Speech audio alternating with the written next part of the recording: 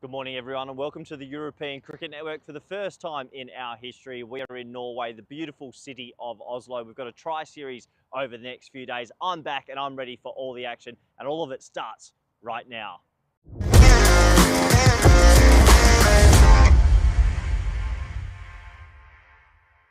This European cricket event is proudly brought to you by HCL Software, Rado and 1xBet. The ECN Tour is hitting the road once more, and this time we're going north as we're bringing you some exciting international action from Norway.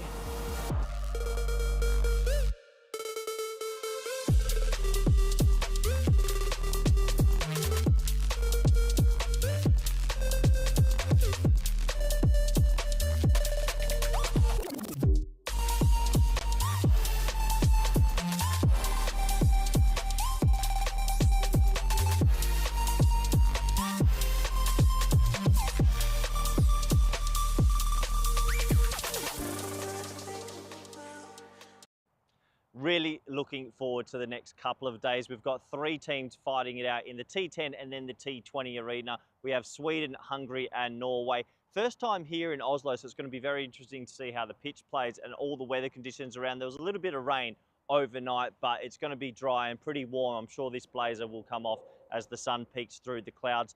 Three teams that have played each other quite a bit in their past, a lot of T10 cricket against each other, but looking forward to the T20s that will come on Sunday. So let's get to all the action. Tyrone Peters is with the two captains for the all-important coin toss. Hungary to call. Heads. Heads is a call. It's a hit. So we'd like to bowl first. Hungary have decided to bowl. Hello and good morning from Norway. Oslo is the city that is hosting us over the next 3 days on what is a little bit of a drizzly sort of morning actually. Since that coin toss about 30 minutes ago, there has been a little bit of more mizzle sort of rain. But thankfully the players are making their way out to the middle for what should be a pretty enthralling 300 overs over the next 3 days. Buckle me up, I'm excited. I'm Corey Ruckers. I'll be bringing you all 300 overs, which is 1,800 balls of action. And if you include the wides, I'm sure we'll touch 2,000 over the next 3 days. Norway taking on Hungary. Hungary winning the toss, electing to have a bowl first. And you see a lot of captains do that at the start of a series. Sometimes just wanting to get the fielders out there and maybe release a few nerves and see how the players will go about their business. We've got 2 days of T10s, and then we'll follow it up with a couple of T20s just to wrap it up on the Sunday. So always exciting when you get to a new country and see the facilities, and I can say it is a lovely little ground out here. Good news is there is an IKEA in stone's throw distance that I'll be eyeing up for lunch break throughout the next 3 days. But really looking forward to seeing the action on the field more than off the field, that's for sure. Teams that have played a lot of T10 cricket now, I think most teams in Europe can say they're pretty experienced in the format. There's no more excuses for poor tactics or poor field settings. Every team should have their T10 sort of squad ready for what the challenges bring of the format. It's obviously another country that's mostly and predominantly played with on a mat. The funny thing about the mats over in Europe, sort of not like the similar ones you get back home in Australia where there'll be concrete underneath. They can do quite a bit early. So we'll have to have a closer look. It looks like Mohandas has got the ball. Ahmed and Sahak out there. First ball of the next 3 days. Well, it's 1,800 balls over the next few days that I'll be commentating. If you add all the wides, this will creep up into that magical 2,000 mark. I think that extras are something that all three teams will need to control.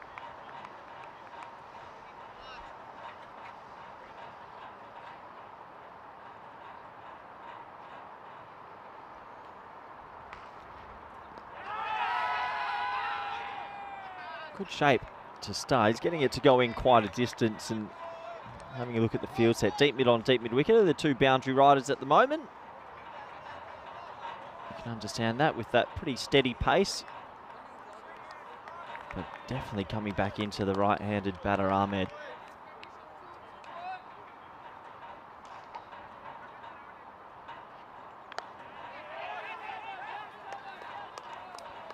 It's great to see some familiar names in the chat to start, and yeah, good morning everyone who might be tuning in. I think we're in Croatia as well at the moment. I think Phil G and Rico full out there, so maybe you've got multi-screen activated. I hope you do.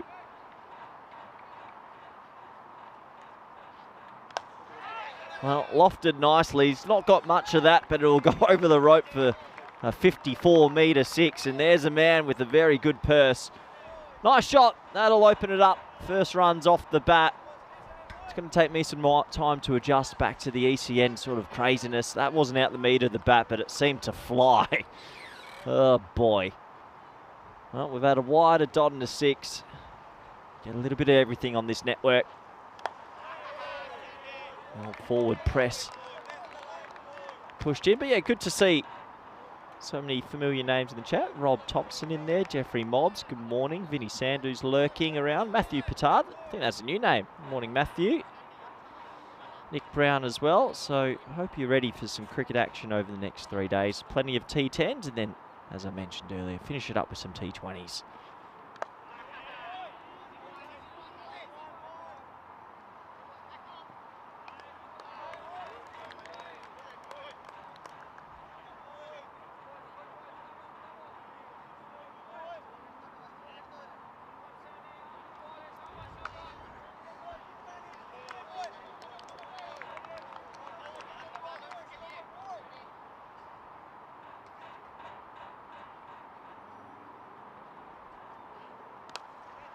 Well, first ball for Sahak's a hit me ball. Pretty loose, to be fair. Slow into the legs. Big fully. Not going to miss out on that. Nice way to start your little weekend of cricket action also. That'll be 14 off the first over.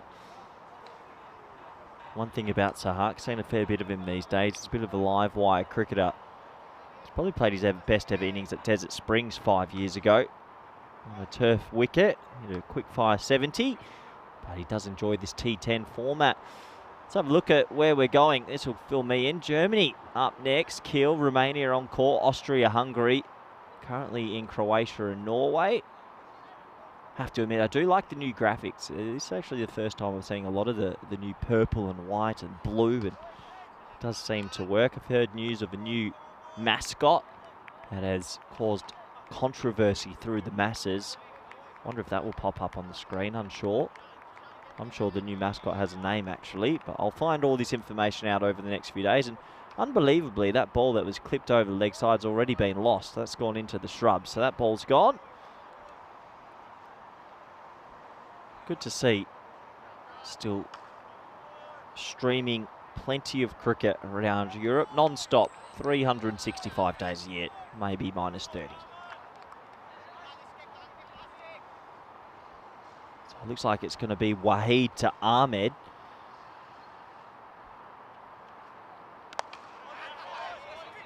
Oh, tight single, better pick up, probably would have been in a bit of trouble, but just fumbles that rolling to him. Yeah, well, he looks like he's got a good burly sort of action there. Got that through at decent enough pace. Deep mid on and deep third are his two boundary riders. Pass score, too difficult to tell just yet. Obviously new surface, new ground, but I think one thing about T10 cricket, especially on ECN with the parameters of 50 metres and the ball being harder than most planets, 150 is a minimum, especially at national level.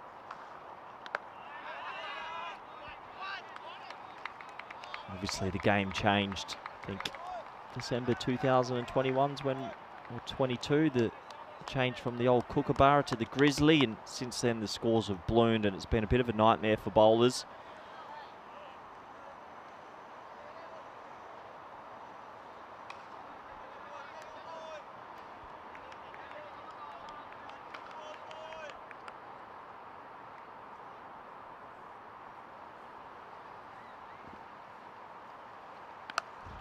That's been bullied. Nice shot. Skits across, almost takes that young man out. That would have been interesting, but good shot. Back of Valanth. This wicket looks pretty flat, to be fair.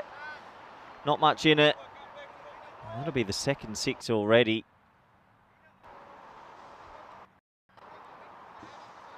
This goes to, if you bowl it anywhere near the stump sort of line and don't get your length right, you usually get put away in most formats of the game.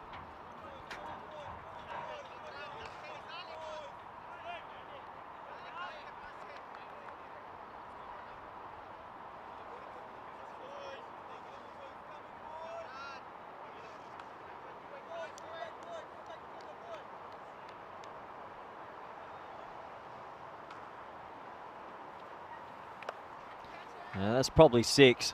Yeah, it is. He gets nothing of it. Top edge, another six. And it's a cruel game sometimes. It's not the worst length that time. Maybe still a little bit too short. Thought his line was a bit better, but you get any bat on this and it will fly away. So another six to the total. And Hungary, who Matthew Pittard says in the chat, looks a little bit like the Bangladesh kit. Fair shout, actually. Not a bad shout at all, Matthew. Does look a little bit like it. But no, this is Hungary national team in the T10 arena. Right now, they're being taken to the sword. Another six, 3 sixes in a row. Yep, 4 sixes in the first 11 balls. Last game I commentated was Netherlands-Italy in T20 cricket, 85-metre boundaries. Scotland and Jersey.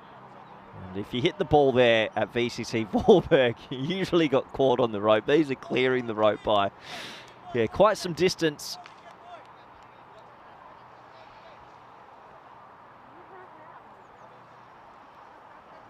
I do wonder if we're getting to the stage where we could take boundaries back a little bit. Just a bit. And by a bit, probably 15 metres. Probably 30% would help, because these are big sixes on a tiny boundary at the moment.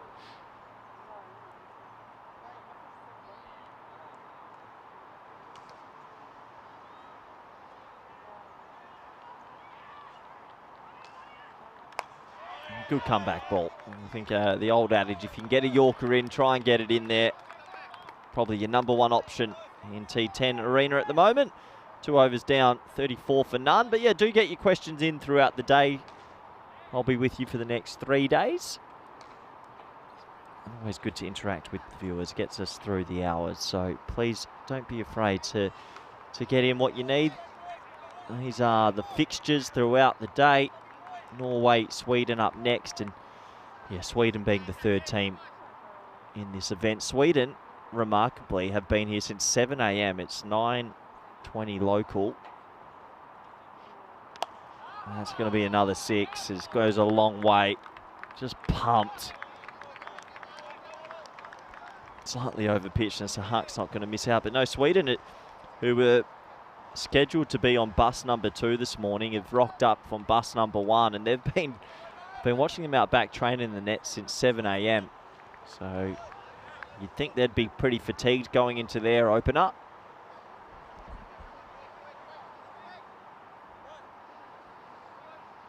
Yeah, good comment from Nick Brown, actually, saying this is like watching cricket at Eden Park. Yeah, Eden Park was always an interesting one to watch the Kiwis play the touring sides, as that is spliced up next to me in the commentary box, and that's going to be another 6. He's got that sort of backspin tail on that, sort of spliced across it.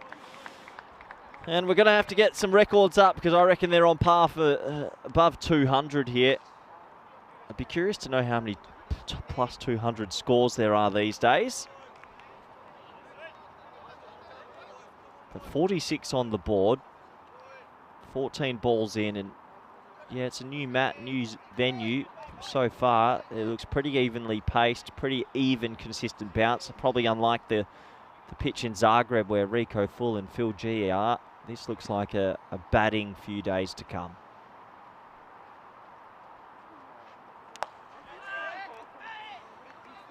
Shouts of catch, but actually does a pretty good job taking that on the half volley there. Saves a couple. Every dot ball like Gold Dust at the moment. That was Cameron Wahid hovering at mid-off.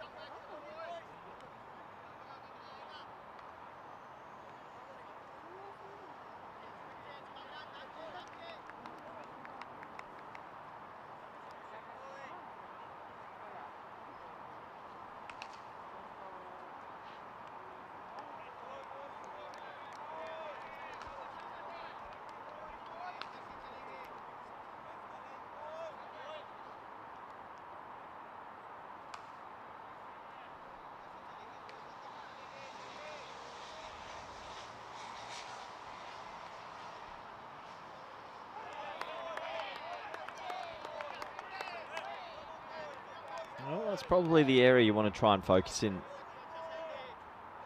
over the T10 leg of this series. Probably the perfect ball, the wide Yorker, especially if you have a deep backward point in place. A low full toss, shouts a catch. It's going to be another 6. So, unfortunately for the Hungarian national team at the moment, as the 50 comes up, too many loose deliveries mixed in with the odd good Yorker.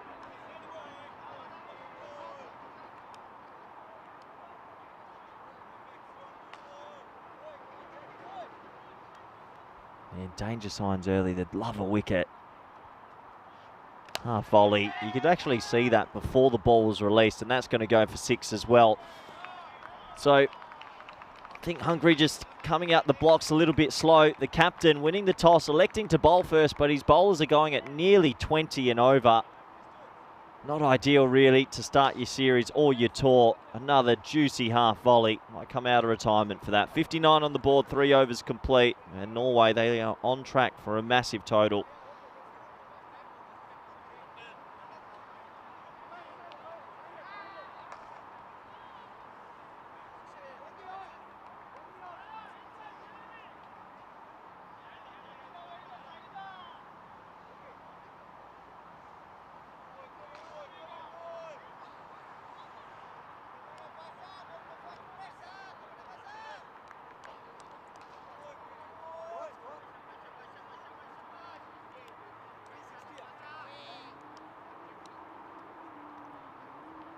So Ghani's going to have the first over outside the power play. He'll have a couple more fielders out for protection, and unfortunately one of them's not there. Good to see the ball retrievers are really well placed. They're going to be busy over the next few days. Bit of hard luck there for Ghani. That one ballooned away off an edge and shoots for 4. He's got a bit of a ring field on the offside. Third's going to go back now, bring fine leg into the ring. 63 already. There's another ballooning sort of shot. This should be caught though, and that'll be the first wicket. Well, It's a half volley, gets away with it. Tries to splice across. Bit of a poor bat arc on the shot, and he'll have to go. So 63 on the board. The first wicket goes down. Well, Hungary, that'll get him in the huddle. A bit of respite for them as they can take a breather. Yeah, looking to hit that 2 square, in fact. Needed to go straight. A good crocodile technique on the catch. Fingers pointing left and right. Holds onto it. 63 for 1. Ahmed goes for a quick fire 30.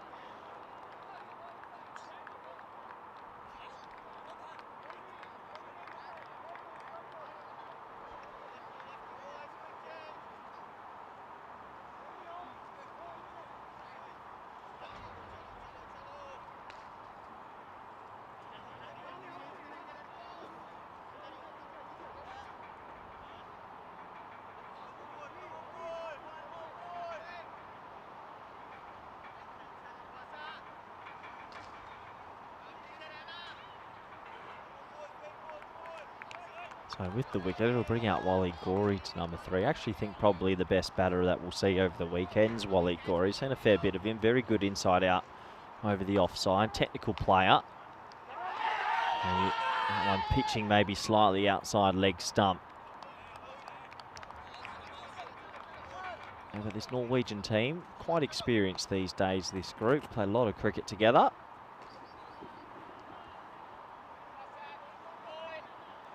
Ghani feeling a bit disappointed. I actually think it's a very good decision. It's pitched outside leg, so can't be out.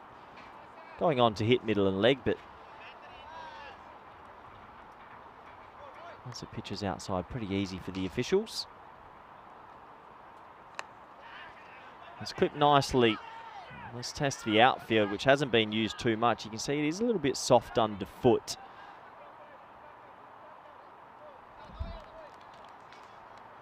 That'll get Ghori off the mark. So if you can keep the ball on the deck, it's not going to run away too quickly just yet. But so far, Norwegian top order just dealing in Maximos.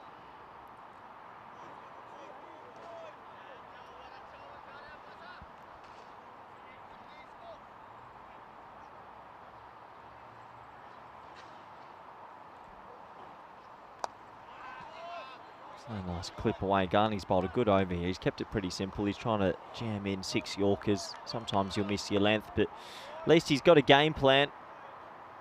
Stems that run rate back into the 17s.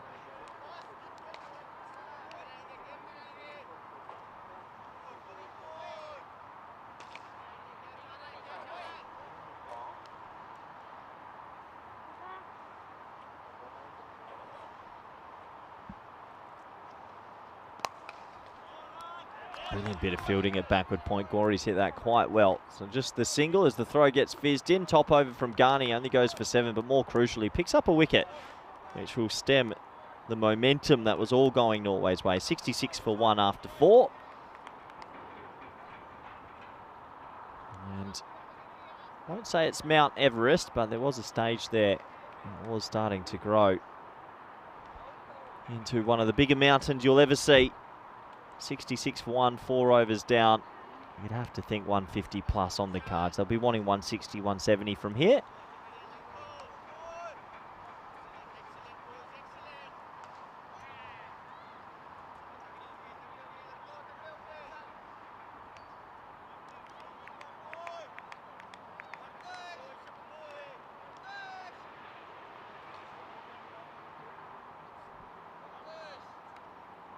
So it looks like it's going to be Gabane with the ball.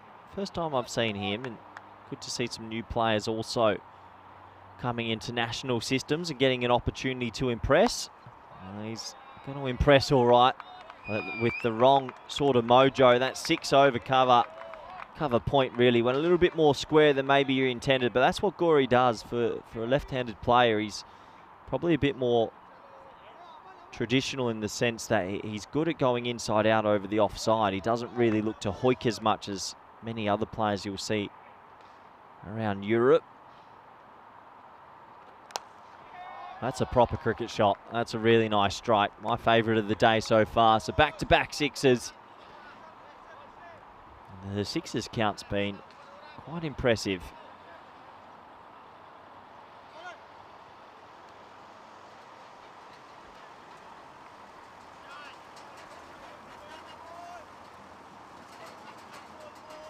Fair bit of pressure on Gabani. You start your spell, you go 6-6. You've got 4 balls to come, and well, you need to recover.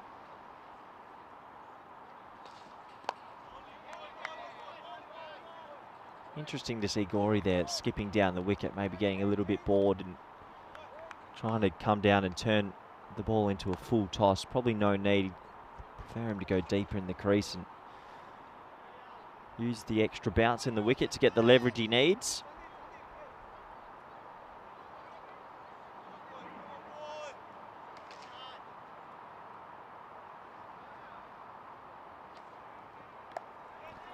That's another one of those ballooning sort of top edge hoiks across the line, and he'll get 6 more. The ball retriever almost tumbles. That would have been good.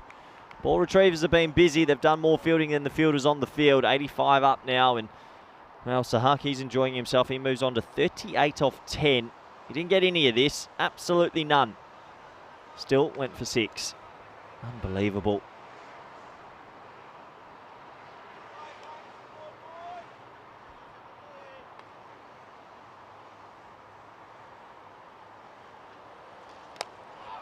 That's a better shot.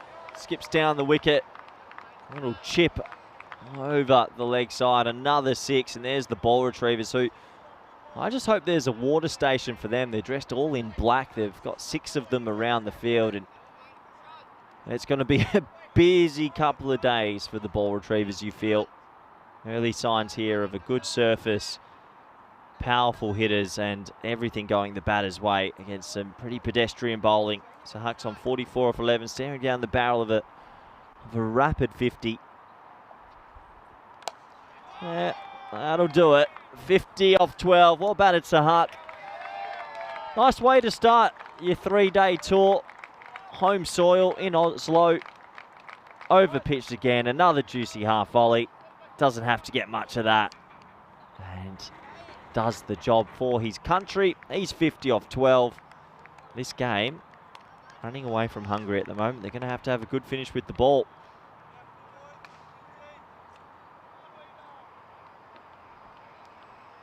Well, there you go. That's new. So I am your commentator of the next few days. It's my first day on the ECN network, so please be kind in the chat.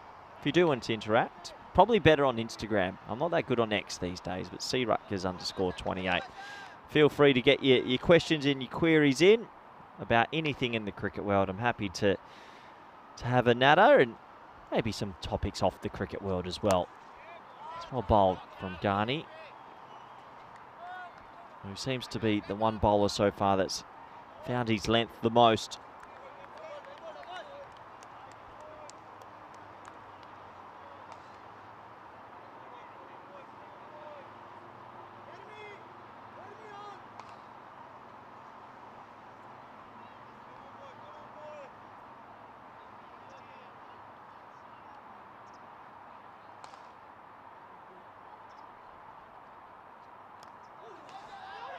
Oh, that's going to be run out, surely. Oh, he's missed. Can you believe it? A throw from probably no more than 0.8 of a metre, and he shanks it. Unfortunately, that's an opportunity you'd have to think that would have been run out. Frustration for the Hungarian fielders. We'll have a closer look from side on, and direct hit's gone. So we'll mark that one down in our little notepad. Fielding wins games of cricket. And the next ball gets hit for 6. Must be close to a no ball as well. It was high. You can see the batters are remonstrating with square leg. They're saying that should be called a no ball. And generally the rule on the ECN network is a bit stricter than most competitions you'll see around the world. So we'll see if we can get side on up quickly, as this one will get looked at.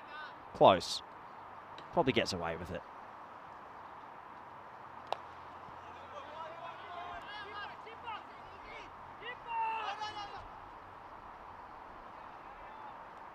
Bit of a statement from Norway's top order, who will be thinking a 200 plus score here sort of sets the tone for their next couple of days.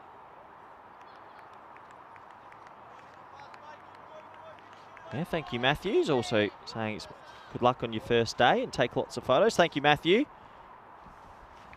I will enjoy my first day. A little bit nervous, obviously, first game, and unsure about the European cricket landscape, so just trying to get my head around it. So that's hammered straight. Just the one. A question from Vinny about the Netherlands and Italy qualifying for the T20 World Cup. Yeah, very exciting, I think, that the Italians made it. It sort of breaks maybe the European mould somewhat. And obviously they've done very well at finding some eligible players, putting them together, training them well, and then producing results. So that's a 7. That's a 7 up. That's a big no ball 6. Gets that one completely wrong. The umpires haven't called it, so I'm going to have to ask for side off, because that is a massive no ball. Ghani's trying to get his hat out the umpire's arms as quickly as possible, which I do appreciate the cheekiness in it, but I can't see he's getting away with that. Yeah, that's a no-y. We'll have to go back and bowl that one again. It's been called, and I think the square leg umpires, give them some time, that they'll figure out that probably in a domestic game or local cricket that's not a no ball. It sort of leans the other way, but on the ECN network, if you hit the waist height, it's going to get called. So Sahak moves to 63. Ghani's will be disappointed. He's actually bowled a really good spell considering the damage going around him, but in a little bit of danger here of the spell being ruined.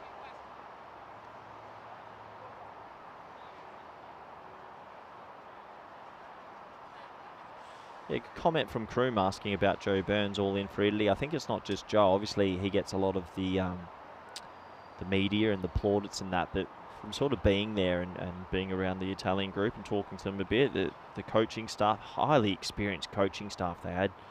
Dougie Watson, John Davidson, Kevin O'Brien, and then the other players, the local Italians that are playing in Italy for certain clubs, mixed in with the pretty special talented first-class players that are recruited in and playing. They've got a plethora of talent, and yeah, sky's the limit, and the funding you get from a World Cup as well can only help for the future of Italian cricket. Good catch off the free hit. So it'll just be a single. Misses out. The 50 partnership came up in the previous ball as well, but credit to Ghani. Ghani's done a decent enough job there under pressure. 114 for 1 after 6. Plenty of batting to come. Look out for Stefan, you could say Pilot or Pillay. Either. He's come in at number 6, I believe, first class experience in the UK, so we'll be eager to see how he adapts to the T10 format. Nick Brown saying in the chat he thinks Sahak's going to hit 100. That's a fair bet. Probably paying $1.90. As Jacob is going to come have a bowl. Is there still room in this format for spin? We're about to find out. Looks like he's setting up for a bit of left arm off spin, if anything. Good luck to him today. Sometimes with spin, especially if they can find their length, I still think there is room in T10 cricket. You've got to be very crafty. You've got to be almost like Ollie Davidson, who played for the British and Irish Knights in the Western Shield. He was a left arm off spinner that I thought cracked a bit of a code, was very good indeed. But it's not easy. And this will be a more difficult matchup, bowling to the left-handed Gori.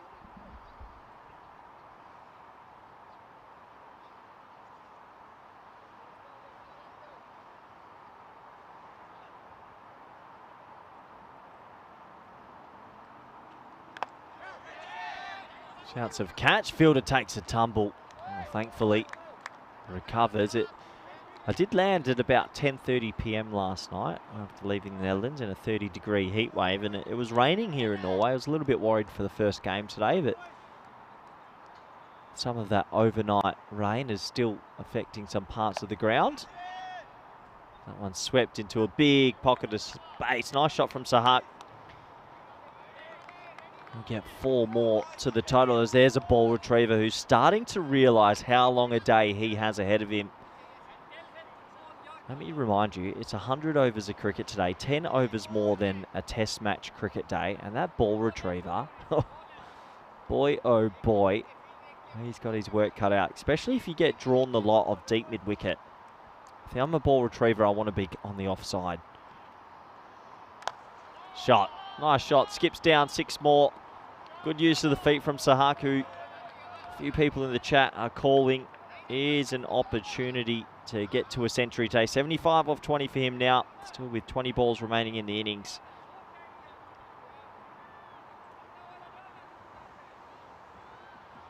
Yeah, a couple people in the chat, Nick and Matthew, talking about potentially some other names, some other countries making the qualifiers. I don't think you'll see a Japan or a Samoa make it just yet, but they're tracking in the right direction. I think the Africa qualifier is going to be interesting. It's not too far away. I think it's in a couple of weeks. Look out for that. Also some women's qualifiers in Europe next week. Germany, Italy, Netherlands and Ireland. That's going to be a catching chance. Yeah, gone. Simple catch. And Jehu gets a little bit of reward. So Huck will have to go for 75. 75 off 21, in fact.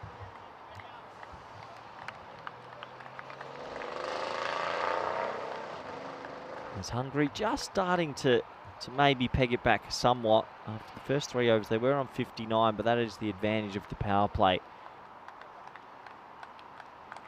being finished, and a top innings, 357 striker, 11 sixes in his 21 deliveries, 1 4, so 12 boundaries. And, well, I said it a few times, when you start a little tournament or you start a little weekend of cricket, you want to start with some runs, and that's exactly what he's done.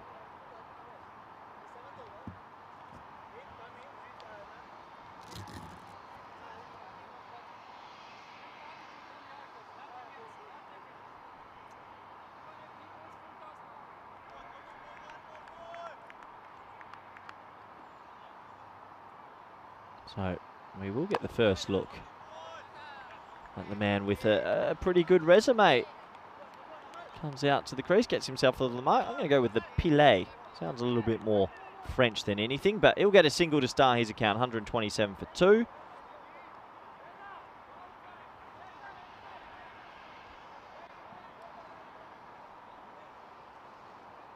Well, if you're not enthralled enough by a team going at 17 and over, you can always flick over to Zagreb, where I guarantee they won't be going at 17 and over. That wicket out there is pretty spicy. Rico Full and Phil G, from all reports, having an outstanding time together.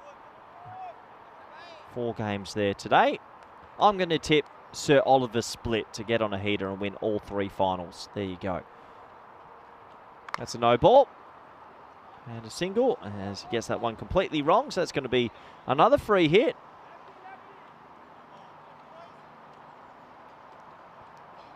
Yeah, Stefan Pillay, 37 years young, 11 first-class games, 42 List A games and 69 T20s. Played his cricket out at Sussex, Warwickshire, and plenty of second 11 cricket as well, Somerset. It's been around the traps and a good find for Norwegian cricket. I think it'll be very handy in the T20 arena, you'd have to think, as the free hits miscued for a single. Maybe the Joe Burns effect. A lot of players around Europe that maybe are in the county system saying, I'm actually holding that second passport and would love to come and play for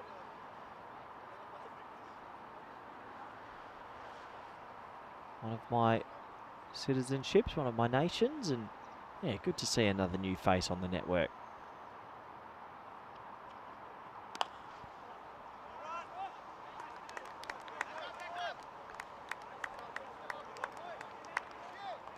Yeah, good to see Rob giving us some updates of the Croatia cricket out there today. Yeah, I'm going for Sir Oliver Split. I've been watching that series closely and taking some notes on it. So they're my tip to get on a heater. 3 wins on the trot. Don't often see it these days from 4th place, but it can happen.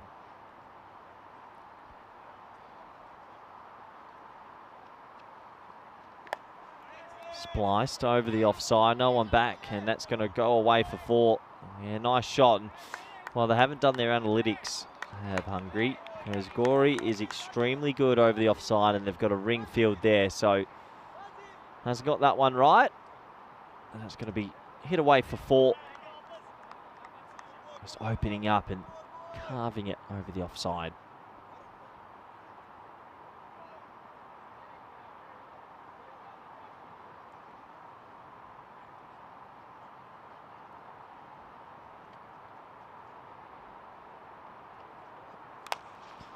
Yeah, another fully. And I reckon they could probably count the fullies on the second hand now. That's probably the 6th. And all full tossers usually get hit with some disdain. Another boundary.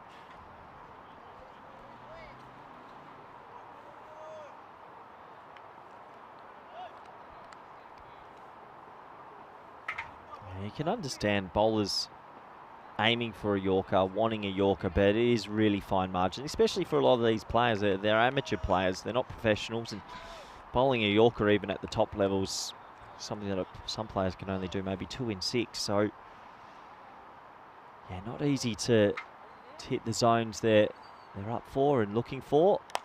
He turns that one into a full toss this time, but it's another good shot from Gorey, who I think is going to be the most aesthetically pleasing batter out of the 3 teams over the next 3 days.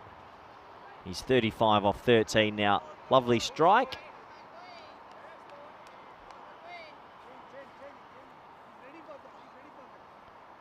You'd have to think Norway with a good finisher looking at 185, 190 here.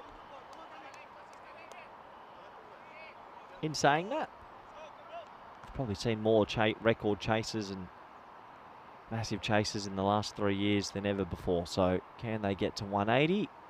Definitely.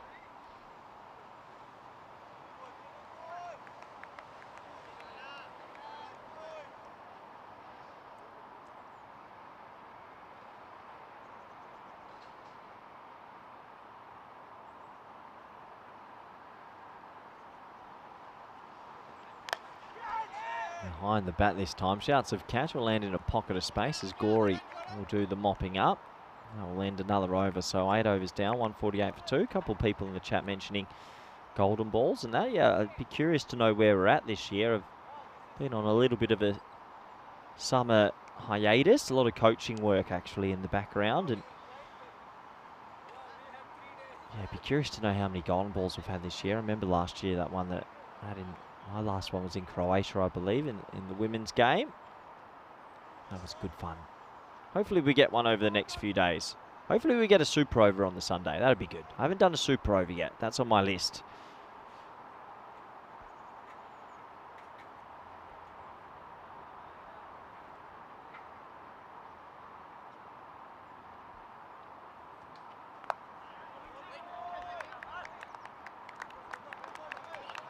Pretty good spell from Jacob so far. Left arm off spinner.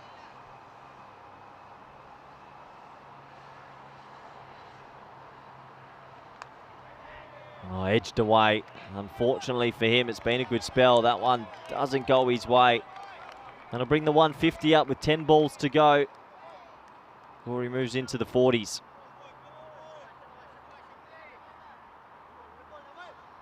Calling him a left arm off spinner, but he's really actually bowling little out swingers to the left-handed batter here. I like the little skip he does at the crease as well. Shot, 6. Thanks for coming. Over pitch this time. Not going to miss out on that. 6 more to the total.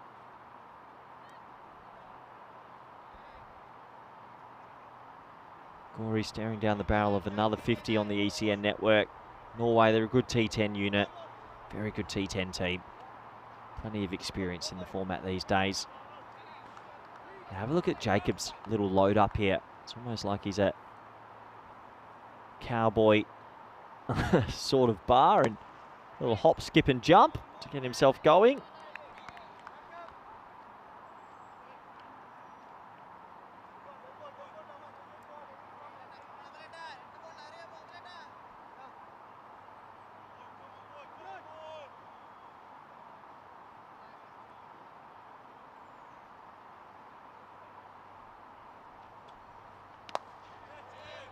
Hit into the offside, and that's the first boundary for the new man.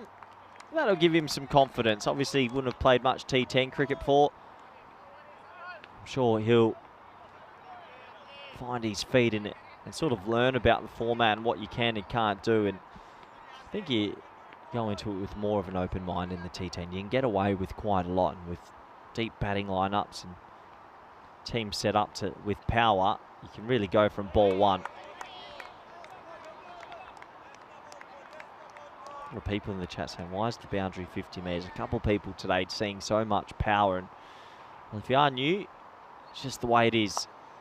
It's really well played, considering that was a jammed in Yorker.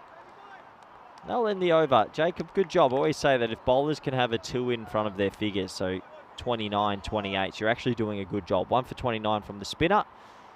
And good to see the directors on with me today. Didn't miss a trick because I mentioned golden balls and there they are. So let's catch up a little bit. I've not been around for a while, but it looks like we've had 14 in total. We had one 13th of August, so that was 2 days ago.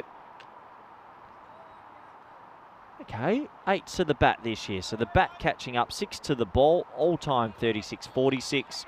Yeah, got to love a golden ball. Always a bit of fun. Will we be blessed of having one maybe this Friday? Last overtime. That's going to be run out. It is run out. I don't think they'll need to use the third umpire. Good work from the keeper. Made good ground and, well, you can understand them scampering through for every single run available, but this time it wasn't there, and Nilesh Jain isn't going to miss the stumps again. 164 for 3.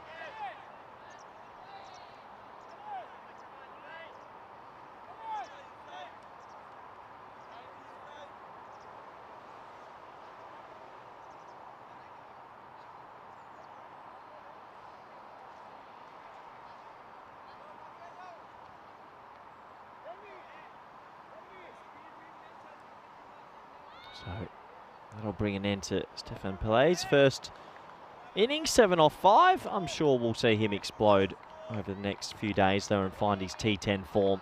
It does take some certain type of players that maybe are a bit more technical, a few hits to find the rhythm of this game. So it's going to be another 6, over pitched, and, well, another nice shot. I'll take them into the 170s as Raza comes down for a bit of a cameo.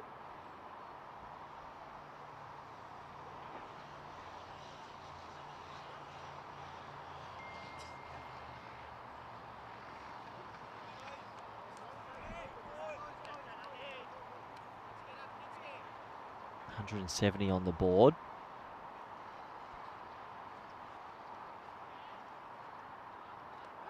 Bowled. Oh, look how pumped up he is. Nawaz is loving life. His team might have 170 against them, going at 18 and over, but that doesn't mean you can't celebrate a cheap wicket. That's exactly what Nawaz does. Takes out the leg stump, and he is thrilled.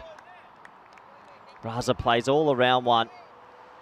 Thickish inside edge actually onto the leg stump. And look at Nawaz. The run rate might be 18, but this means a lot to him. Raza jogs off the field. His day's done. Unless he gets a bit of a trundle. It's a brave option to go the half volley full and straight at the back end, but he gets rewarded. So Rahimi gets an opportunity at a quick cameo now. Oh, Nawaz is going to go ballistic here. 2 in 2. Well, Nawaz is turning the screw here. 2 in 2. He's going to be on a hat trick. Good length that time. I like the length, in between sort of length. Nawaz takes the catch and says, "You can't see me." A big celebration in front of the batter's eyes, just to say, "I'm here." And Nawaz will be telling the captain he deserves 2 overs next time as Rahimi goes for a golden globe. And, well, in this fast-paced nature of the game, you've got to be padded up and ready to go. 60 seconds to get out there. Might self-combust if he gets a hat-trick here. So hat-trick ball, 2 balls remaining in the innings.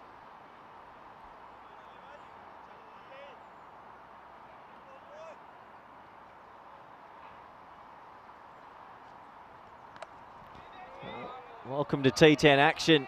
He says hat-trick ball on, almost hits a Swedish player.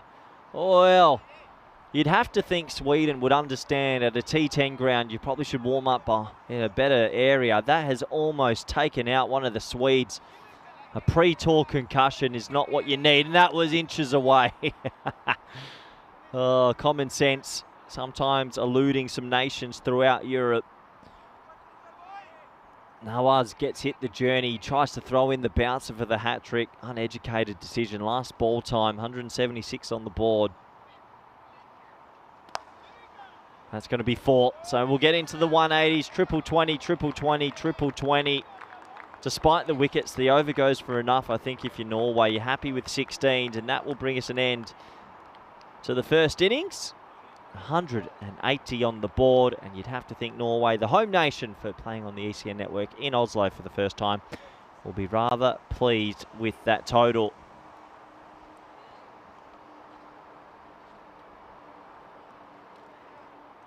So 180 on the board brings us to a close. It was Sahak's 75, followed by Gore's 47, as I'm sure we'll have what I hope is a quick look at the highlights. Started in pretty brutal fashion, to be fair. The openers between them, Keezer Ahmed and Wahidullah Sahak, the household name, they piled on 15 sixes out of the 33 balls they batted together, which is an extraordinary amount. And especially Sahak, 21 balls faced, 12 boundaries in it, 11 of them being over the rope, really shows their skills. And, well, I think for Hungary, they'll be back to the drawing board, especially with their lengths. A lot of half volleys, but mostly a lot of full tosses. And I think at national level, anything that's a full toss, you're going to be expected that's going to get hit over the rope. That was the first wicket, though. Nice catch by Gabane. Corey, he came out. It's exactly what he traditionally does. Hits it to all parts of the ground. A really stylish sort of player to watch. The ball retrievers, they were kept busy, busier than most. But in the end, it was really damage limitation due to the start from Norway. Hungary were always sort of trying to play catch up, and they could never really reel them in. I thought the left arm off spinner was probably the pick of the bowlers for me. Amal Jacob, 1 for 29.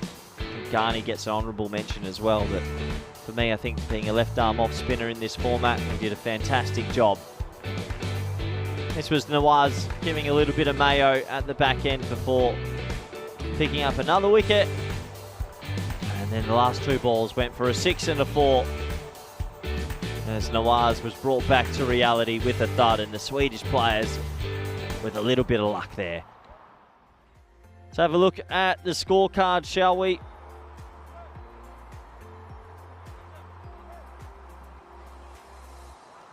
Don't have the score. There they are.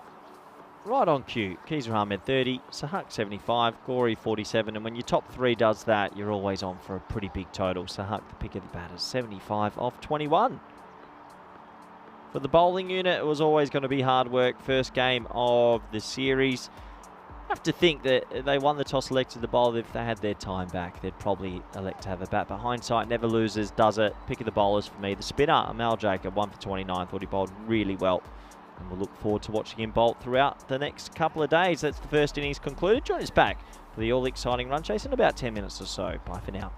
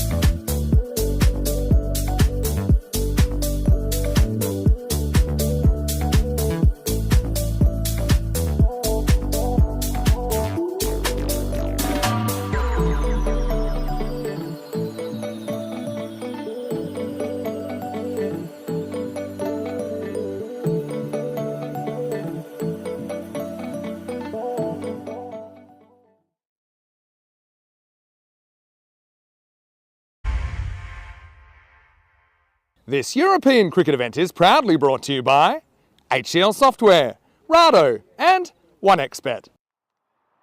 Hello everyone, welcome back to the European Cricket Network. 180 on the board to start our little Norwegian adventure. We're in Oslo for the first time in our history. And from what I've seen of Oslo, not much yet, to be fair. I got in at 10:30 p.m. last night. But from what I've seen of the cricket ground, plenty of action expected over the next couple of days. Pretty flat surface. I've seen some matte wickets around Europe before, and some will have a fair bit in it, like the one in Zagreb, which we are live at right now with Rico Full and Phil G. But this one looks flat, and that's why I think we're going to see a lot of runs over the next couple of days. Bonus point parameters, if you are new to this T10 ECN sort of tables and the way it works with the teams, there is bonus points on offer. If they don't make 126, that would mean Norway take all 4 points. If they chase inside 7 overs, Hungary would win all 4 points. But if it does stay to a close margin, it usually is 3 points to the winner and 1 point to the loser. Hope that clarifies that for you. Good to see the sun sort of peeking out now. It was, I wouldn't say a chilly morning, but there was a fair bit of rain about overnight. But no forecast for rain over the next couple of days, which is fantastic as Europe seems to be taking a bit of a heat wave. And that is always good for cricket fans, as Abaskani and Ravindran are out there in the middle.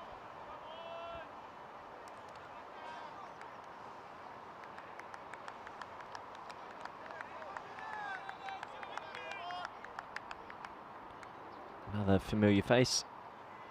Big Ravi with the ball.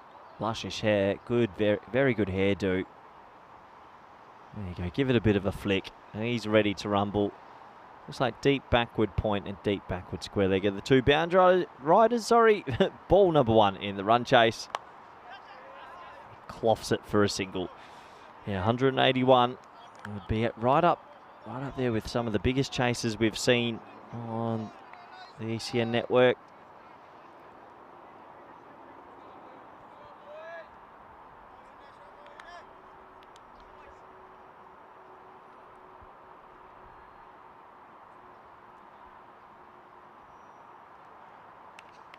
If they are to go close in this chase, you'd have to think one of these two will have to be there by maybe the 8th or 9th over. Both known for their power hitting and have been mainstays in this Hungarian lineup for a while now.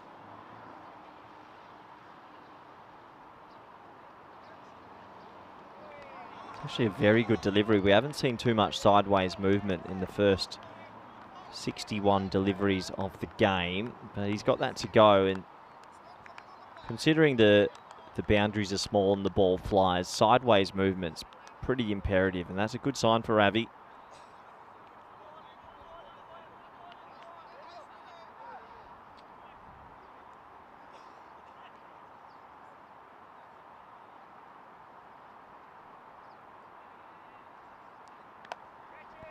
Yeah, shot. Swivel pull. There was a deep backward square. He's going to get enough as the ball retriever does really well. Palms it off to the young man. A little bit of 1-2. Good to see that. And that'll be the first maximum in the run chase.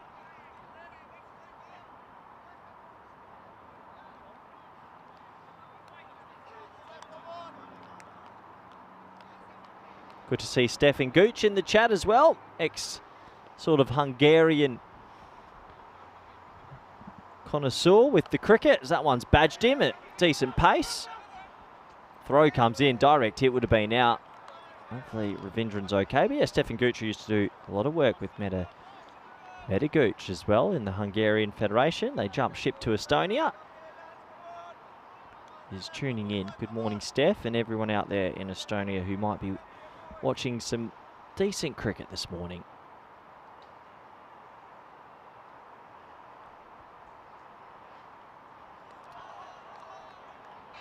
So Ravindran just struggling with a little bit of sideways movement, and good to see some movement. That's something you don't see much with these sort of grizzly balls that are harder than most planets. It really goes straight, but if you can swing it and get it to go, you've got a much better chance of getting out of overs with less damage.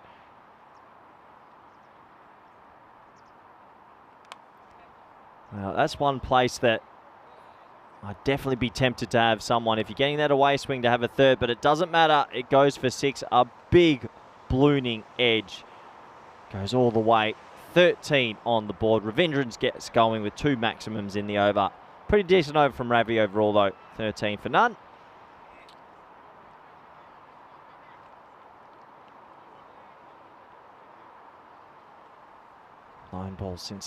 Nine games since our last golden ball.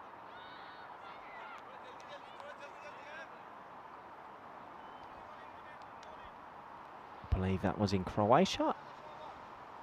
So I'd be wondering, will we get another one soon enough? Maybe this weekend.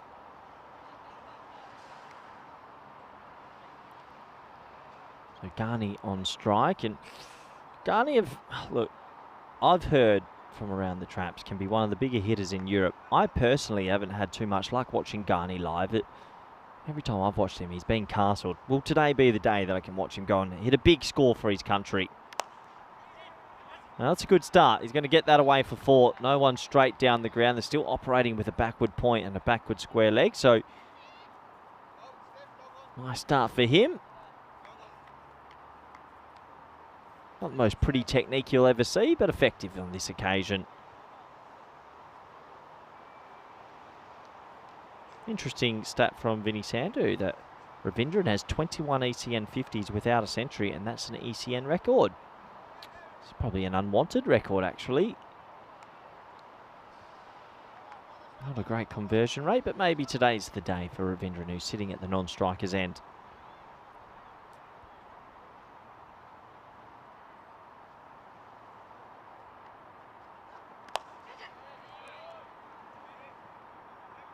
So Shinwari has also played for the Norwegian national team for quite some time now.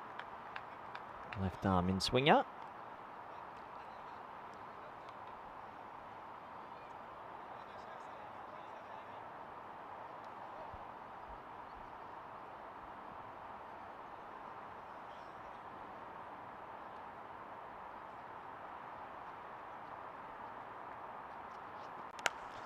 That's high. And 6. Yeah, it's going to have enough in the end. Boy, he got under that. Had some serious hang time on it. There's the ball retriever doing his job. Good work, young man. 6 to the total. The longer these two stay together, 181 is definitely a possibility. Boy, oh boy. Really got under that. More height than distance, but as long as it's over 50 metres, usually good things happen for the batters.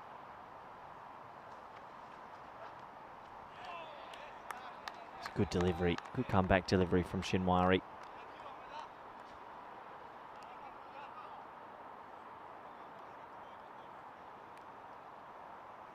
I think that's one thing that left armers definitely have over the right armers in this format, with the wide line being to the bowlers. You can really slant it across and use the angle.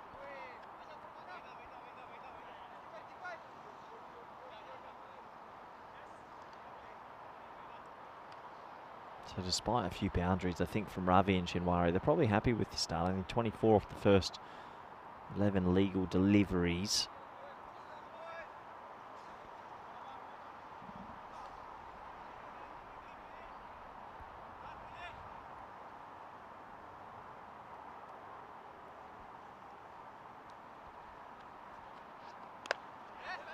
Good over. Very nice from Shinwari. Hit a heavy length more often than not. So Hungary with a pretty sedate start when it comes to T10 standards. 24 off the first 2.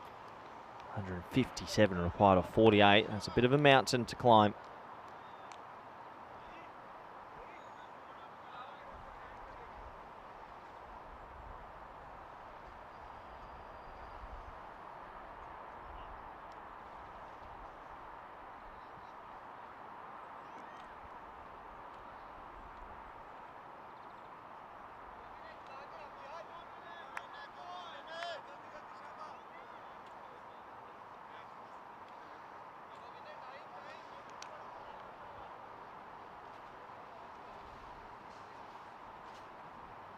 So Ravi entrusted with the second over. Well, should just be the single. Oh, here we go. Go ball. Could be 5 here. Just going to hold up. We'll get buzzards early on a Friday. So 2 singles equals 2. Yeah, I like this decision from the skipper. When your opening bowler bowls a good first, there is sometimes the feeling that you think, I'm going to hold him back. We have a look at the overthrow, which would have been another run out.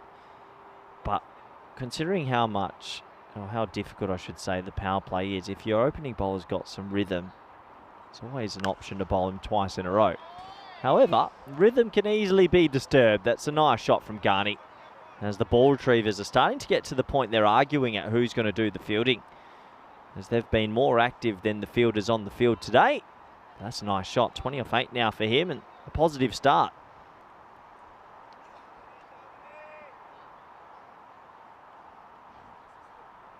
So 32 on the board. They'd love a big finish to this over, would Hungary, and finish the power play with some momentum. Well, that's going to help as well. Back of a length. He's wanting to bowl that heavy sort of length ball, but I think Garney's setting up for it now. And 38 on the board. 26 off 9. Good to see him finding his batting boots early on this Norwegian adventure.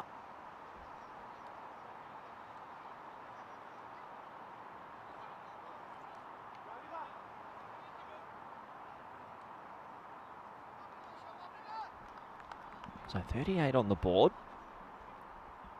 Couple of back-to-back sixes.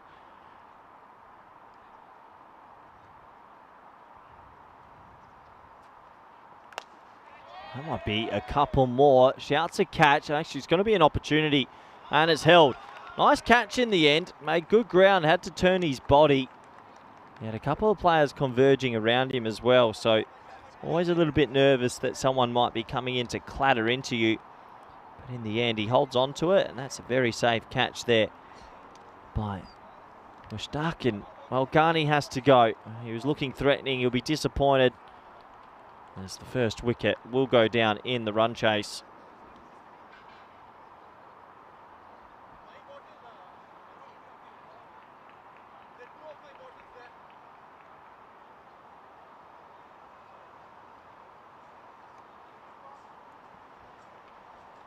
Sort of just hung that delivery a little bit wider there.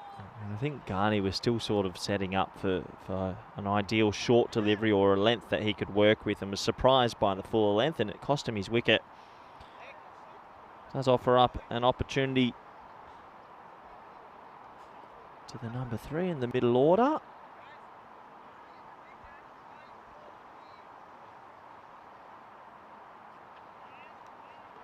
And that's gone. Well, Jane goes for a Golden Globe. Ravi's going to be on a hat-trick, and it's a tough way to start your trip. You get to the ground probably at 8 a.m. You've flown in at midnight. You're all excited. You've told your friends and family you're playing international cricket live on TV, and unless Jane then edges his first ball, and that is the brutal side of cricket.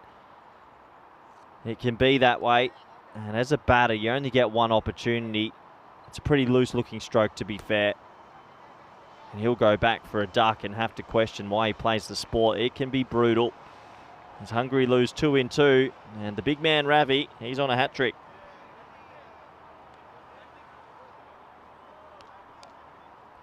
Good delivery again. Didn't get too deterred that he was pulled away for a couple of sixes. He's just bowling that heavy length, as Nawaz will get the honour of facing the hat-trick ball.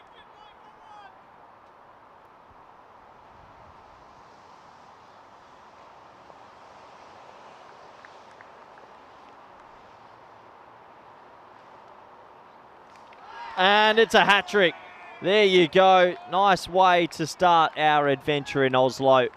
Big man Ravi's going to get 10 hugs here. Let's count them. There's the 7th hug. There's the 8th. There's the 9. A bit of a pat on the back. And it's a hat-trick in his home country, live on the ECN network. Our first trip to Oslo. And that's a special moment for the man that picked me up from the airport last night. Congratulations, Ravi. All-round good guy. And Hungary are in a fair bit of strife. Full straight, and that's a backyard cricket shot if I've ever seen one. He's missed that by a country mile. And Ravi picks up a hattie. Ali Nawaz goes back for a Golden Globe. The man that was giving it a bit of mayo after picking up a wicket in the 10th. And Ravi has justified the captain's decision to get a second. 38 for 3.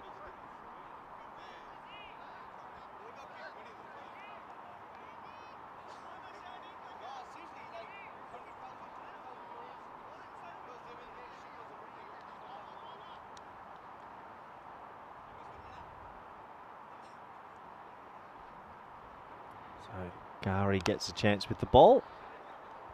Low full toss, not cashed in, just the single.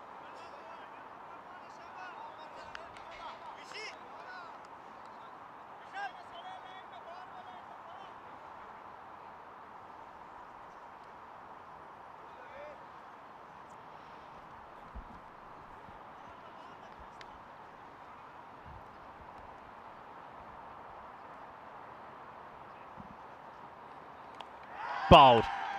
Well, that's 3 golden ducks in the last 5 minutes of cricket. And I tell you what, those 3 players will be sheltering away in the dugout. 3 very poor technical shots with the blade. And, well, Norway on home soil are feeling the mojo right now. Slips that one inside. Good ball, angling in, technically all around it. Foot's not planted at the right time. Still moving at the point of contact. And Keezer Ahmed goes for a golden duck. That's 3 golden ducks. I believe we have a new duck. That's what I'm hearing from the office. I haven't seen it personally on the screen yet, but maybe sometime soon.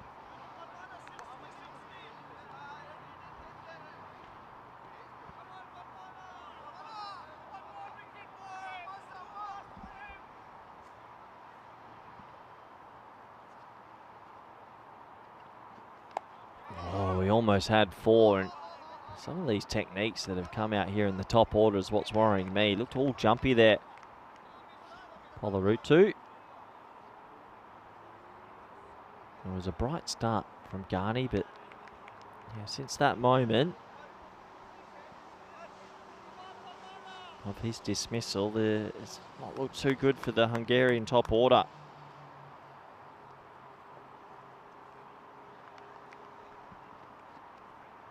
Going to be signalled wide. It's coming very wide of the crease here is Hungary. I like his action.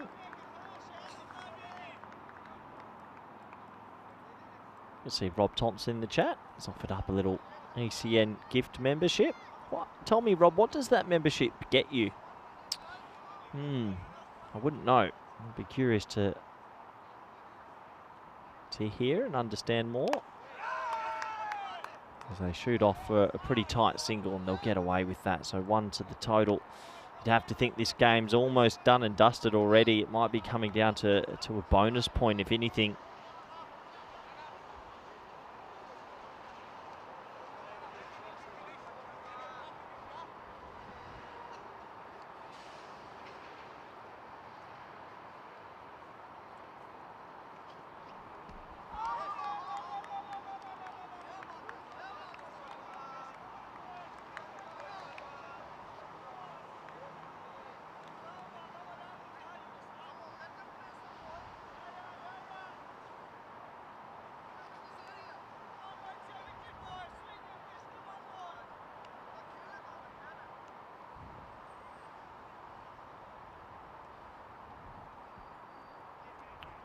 Last ball of the 4th. Shot. That's a nice shot. Gets his hands through the ball. Bit of tape ball in that. It'll be 1 bounce for. So Revenge's still there, and I'm sure he'll be looking to get himself to a massive total over the next few days. Love to break that record that he has. An interesting record of 21 50s on the network, but never going on for the century. So we have a look at the comparative worm, and, well, there was a bright start from Hungary with the bat, but those 3 wickets in an over, followed by another one in the 4th, you'd have to think has made this chase insurmountable. 45 for 4. Would take something magical from here.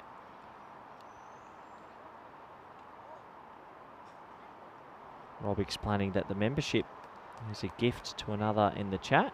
Yeah, I understand it's a gift, Rob, but what does the gift do? What does the membership do? Is there any perks of becoming ECN gift member online? I'm curious. Because if there is, I would like a membership, please. And also maybe people can inform me where's the duck and what's the latest update on Duck World. I saw there was a release the other day online. It looked like a robo duck. It's a bit futuristic, but has it come on the network yet? I'm a little bit behind on news.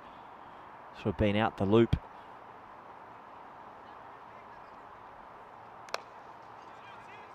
Polarutu, it's pretty edgy so far, not looking too comfortable in his 4 deliveries.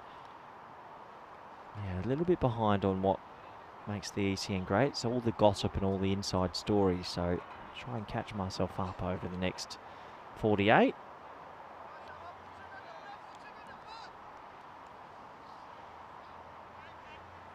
Great to be in another country. Norway, tick that off the list. Oslo city centre, only about 15 minutes away from this ground. Nice shot. Gets his hands through the ball, Ravindran, and just goes to show, there's an old saying in this format, one thing we try and tell some of the Spanish players, any bat is good bat. Doesn't matter. You get some bat on it, this can happen. And it really flies away. So that'll be another 6, and Ravindran's probably, alongside Ghani, got a lot of heavy lifting to do in this team. From what I've seen early, got a sound enough technique to go on and make a substantial score.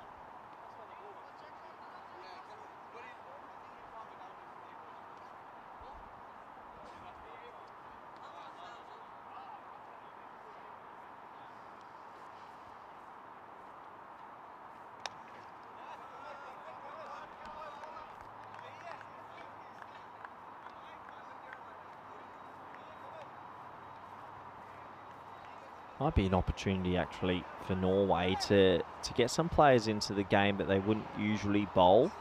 I know it's match number 1 and that might sound a little bit odd, but when you've got so much volume and so much cricket in the next few days, there's absolutely no harm in maybe giving some other players a go and getting their confidence and form up, because you want to have all your options ready for the T20s on Sunday.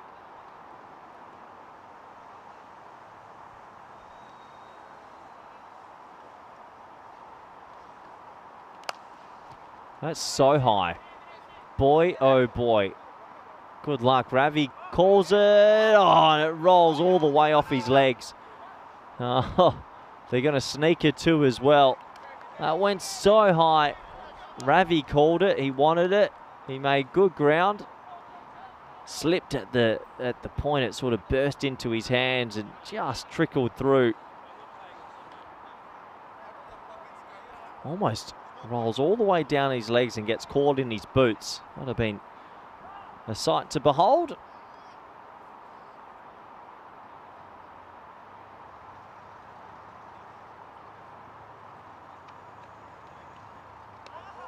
Just a little bit of shape there, and that's the big difference between the two lineups so far. Norway have got this ball to talk somewhat, and that sideways movement has made it a little bit more difficult for the technical aspects of Hungary. 54 for 4 after 5.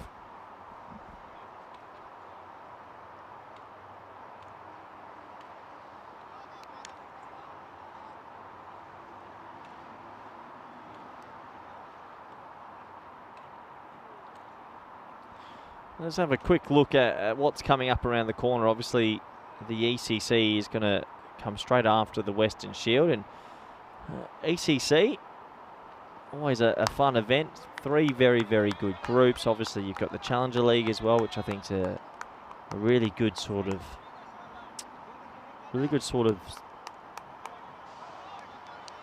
event that sort of offers the, I don't want to say lesser teams, I'd say more developing teams throughout Europe an opportunity to win some silverware, and I think that's important. I think a few years ago at ECC there was some really big wins for teams versus other nations that were maybe a little bit behind in their cricket development. But with the Challenger League now, you've got that opportunity to go and win a trophy.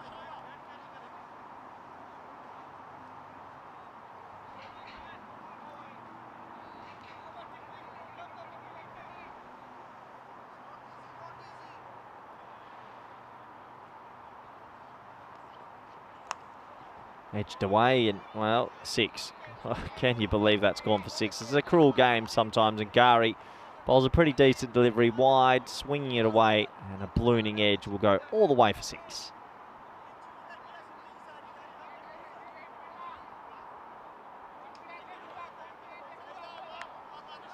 Yeah, these are the groups. Again, this is for the Premier Division, the ECC. Obviously, Greece got promoted from the Challenger League. But yeah, very good groups. England and Netherlands have a short holiday this time. They'll only be around for a couple of days in the Championship week. But yeah, all that action's coming up in not too long time, actually, in about 6 weeks. And straight after the Western Shield, which from what I'm hearing in the background, there's some very big players coming. And look out for some announcements on the socials.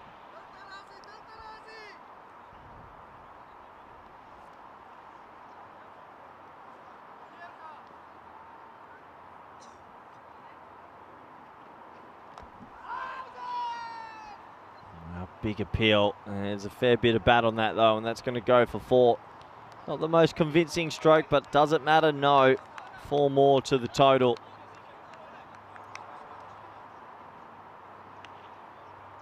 (61 off 25 for a point. That's probably the only thing they'll be able to manage in this game.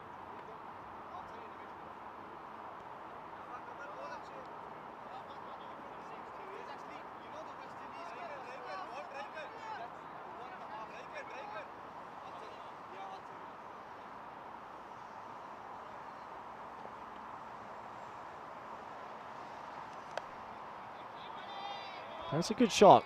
Uses the pace, runs it down to third. Ball retriever does a good job. 4 more to the total.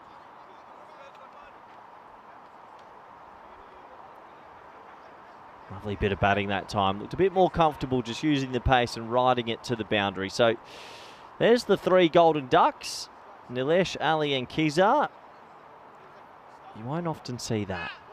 The middle order capitulating. 70 for 4.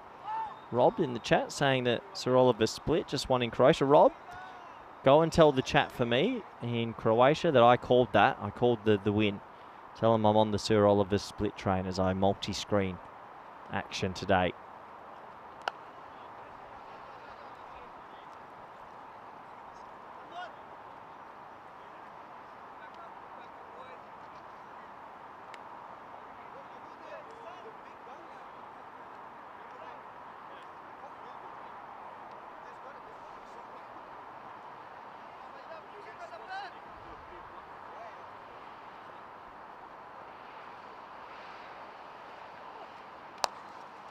Oh, that's a nice looking stroke. A good bit of fielding out there. Wally Gorey doing the mopping up at mid-off. I think that's been the difference in the sides. It's just the little things. The ground fielding's been stronger, obviously, from Norway. The bowling's definitely been a lot stronger. They've not bowled many full tosses. They've kept it pretty controlled, and they've got movement. Hungary, for me, it's a little bit of a worry, this performance to start their tour. A bit mercurial side. They're a very hot and cold nation. Whether they come to ECC and perform or they can capitulate on the other side of the ledger. So surprised to see no Mars Baji in the lineup as well. He's a very good batter. Would have thought he'd make the top 5 from what I've seen. Good acrobatics from the keeper. Nice movement. Keezer Ahmed's got the gloves on and the skipper, so fair bit of responsibility on his shoulders.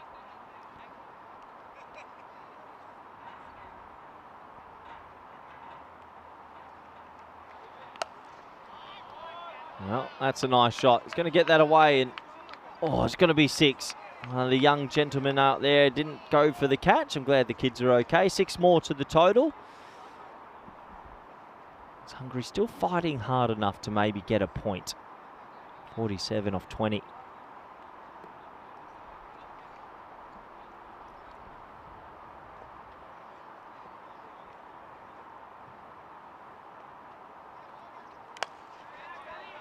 Oh, shouts a catch. This should be caught straight to the fielder, and it is caught.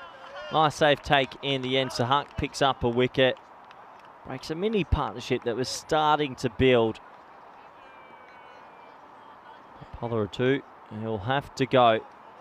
coming charging down the wicket, spliced it away, and a very simple catch in the end.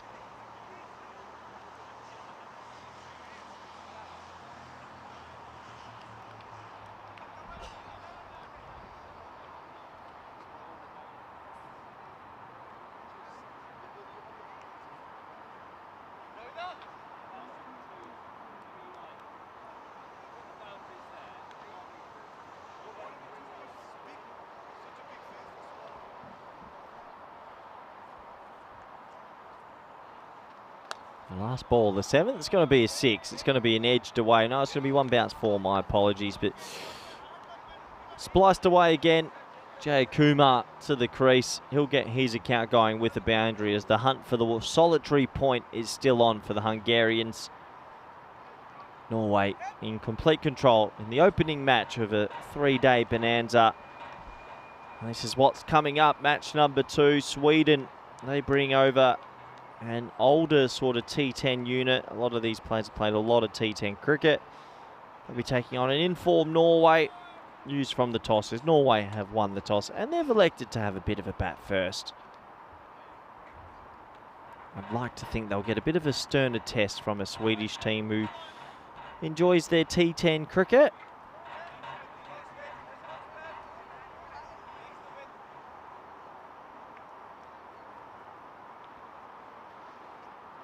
Looks like we have the first look of Pillay, who's going to get his opportunity to bowl. Interesting to see him come around the wicket. Plenty of first-class experience. Was an all-rounder. Welcome to the T10 world, which is very different indeed from what he's been brought up with.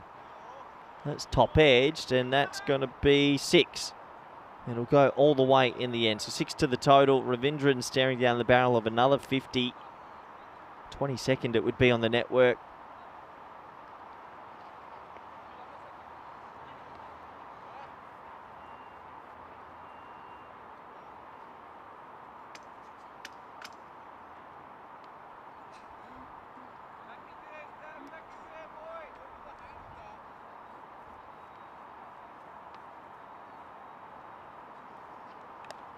That's another one.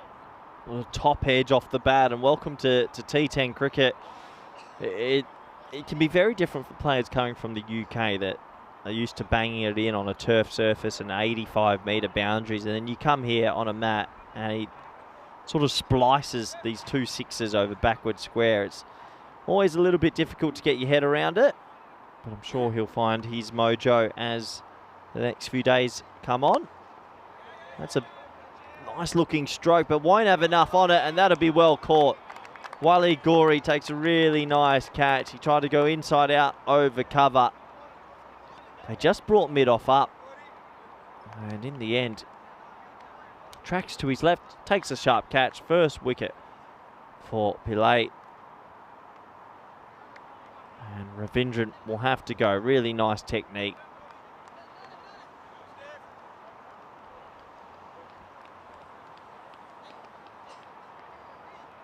.97 for 6.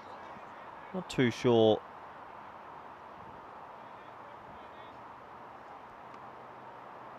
what the hold-up is. Ravindran's really turning around. Maybe a few words were said as he was walking off. Seems to be waiting for something. I think that's okay. Fingers are under the ball. Maybe they were having a look just to make sure it was a nice clean catch, which I definitely think it was.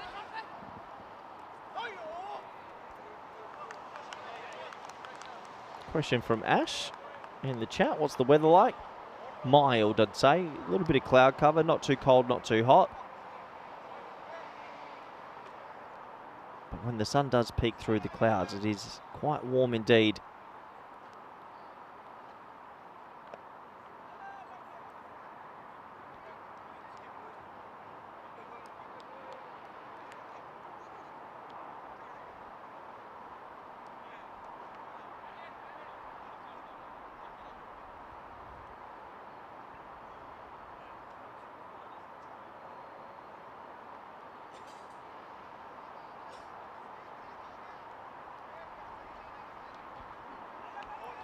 Well bowled. Good comeback. The first two deliveries went for 6 and he ends up with 1 for 14.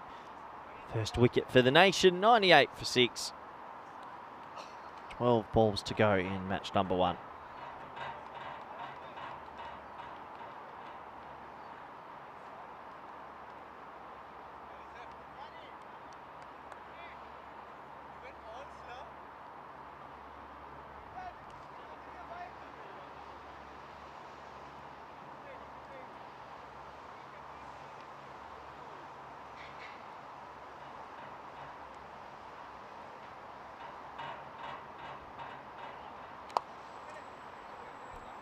So looking at that bonus point parameter, 28 required off 11.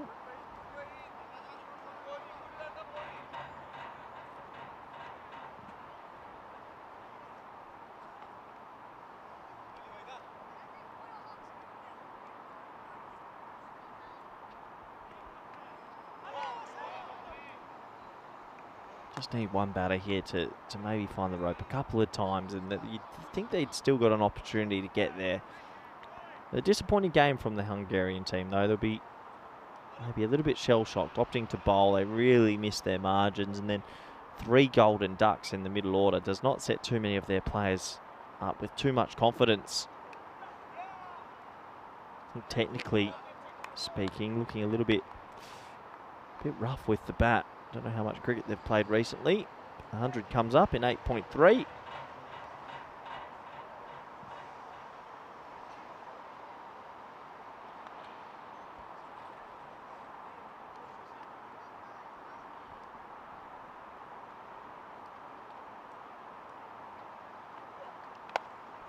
It's a better stroke.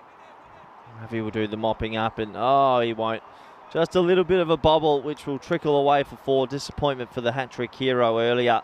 Keeps them alive in the hunt for a point.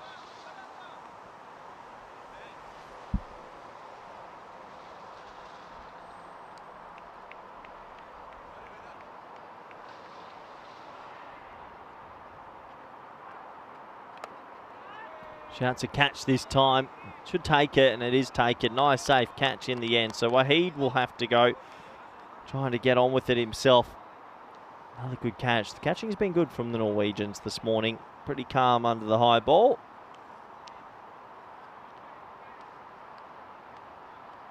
Another top edge. Another safe catch. Norway look like they're on track for a pretty convincing victory.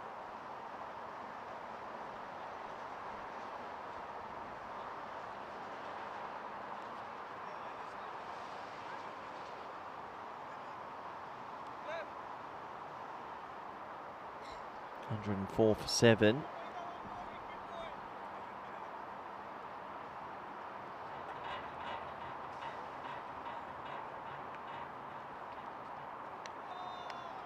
And so Huck's going to finish with very impressive figures of 2 for 20. So good spell from him, only going at 10 and overs in this format. Brilliant, really. And the Norwegians, they've started this home tour extremely well.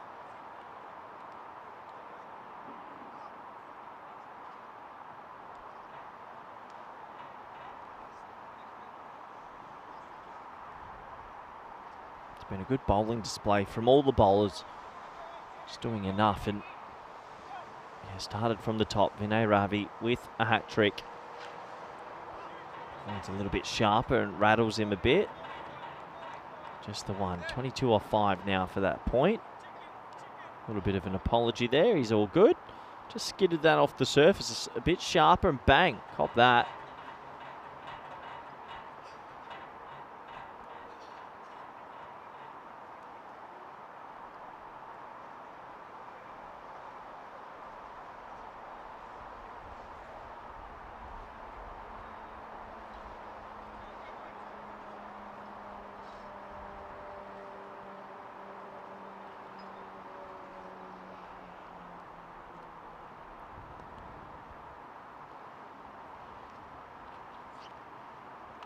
Oh, here comes the pace now. Obviously that first over was just warming up into it, making sure the body's okay. Bends the back, gets that through at decent pace.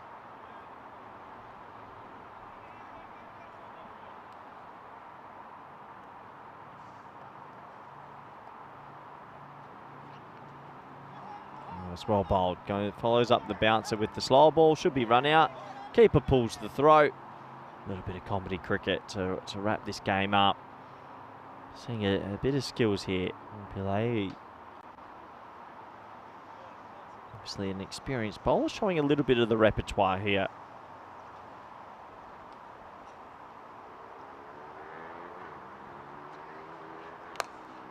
That's high in the air. That's a lovely cricket stroke. Backing away and flat batting it over mid-on for 6. 15 off 2. Unfortunately, they're not going to get a point in this game. And look at that middle order, those 3 golden ducks. But they've obviously got hitting all the way down. They'll be hoping to click a little bit later today when we see them again, the Hungarians.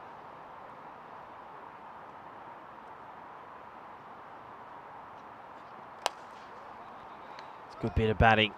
That's a better shot. He followed him, tried to cramp him for room, but he gets that away for 6 as well. It's back-to-back 6s for Jaya Kumar. 18 off 8 for him as we get to the last ball.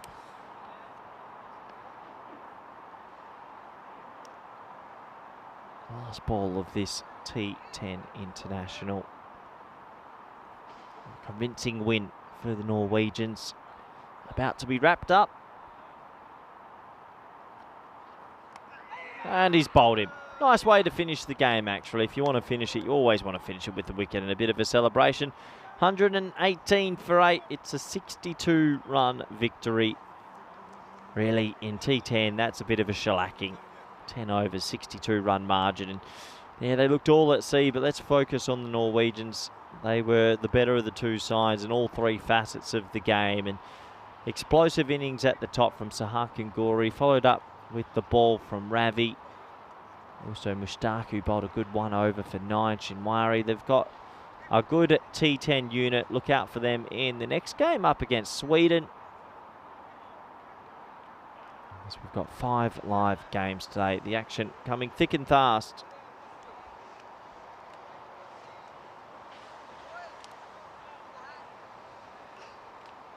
Here's the 2 lineups for match number 2. Sweden's first game on this lovely Friday. Norway winning the toss, electing to bat first. That'll start around 25 minutes time. Have a look at the highlights, and well, at this stage you felt that if Ravindra and Gowrie just had a batted, had a batted 5 to 6 overs together, they were definitely going to be in this game. But unfortunately for them, they were both dismissed without making a 50 today. But that first wicket brought the Golden Duck trio, 3 Golden Ducks. A hat-trick for Ravi. He was ecstatic. That was the 3rd Golden Duck. And yeah, you can look down at the pitch all you want, but it's more technical issues than anything. And overall, a couple of highlights and some bloopers as always. You'll get that on the ECN network. Ravindran was the best batter for Hungary.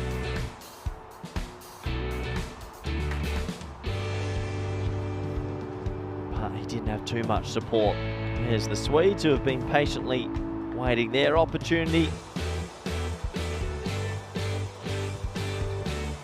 The catch there from Gowrie. He's a bit of a live wire. Ravi, he bowled well, but had a bit more of a difficult time in the field. Overall, though, I actually thought the fielding was quite good from the Norwegians.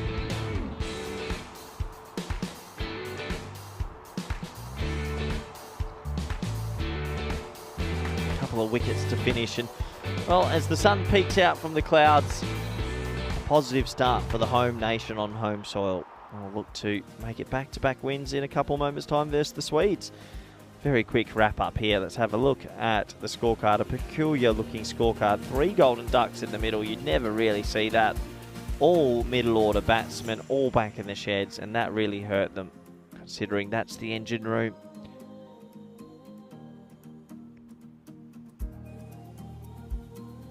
Have a look at the bowling scorecard.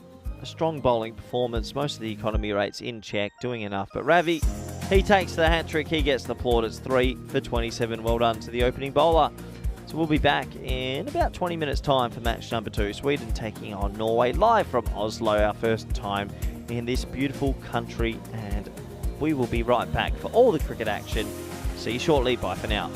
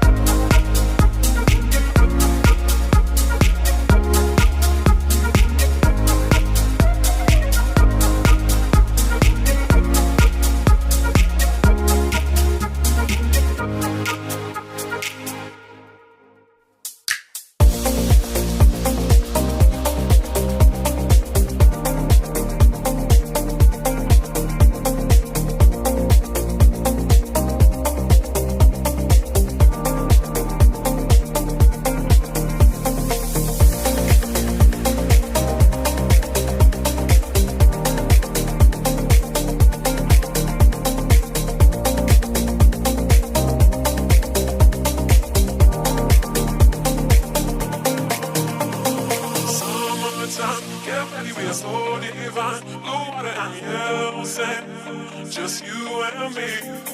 Summertime, get ready, we are so divine. Blue water and yellow sand, let's live our dream. Summertime, get ready, we are so divine. Blue water and yellow sand, just you and me. Summertime, get ready, we are so divine. Blue water and yellow sand, let's live our dream. Summertime.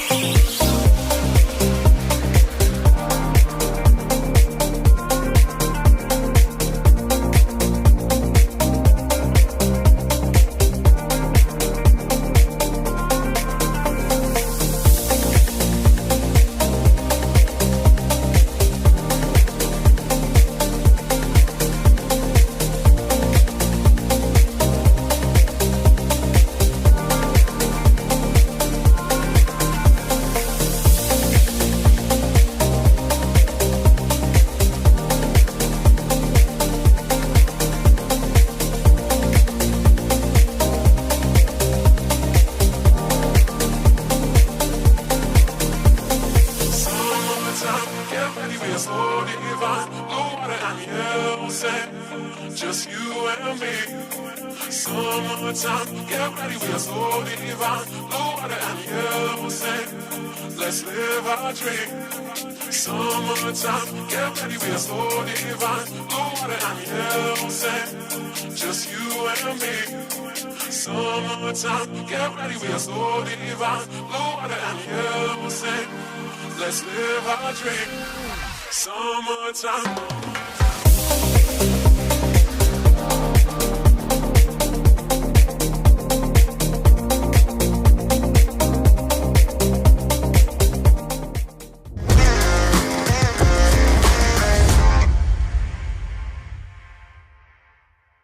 This European cricket event is proudly brought to you by HCL Software, Rado and 1xBet.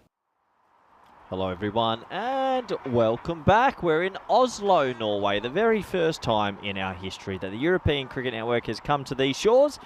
So it's a thrilling time to bring you 3 teams over the next 3 days. But 2 teams are playing in this game, thankfully. It's Sweden taking on Norway. Let's go to Tyrone Peters, the match referee for the all-important coin toss.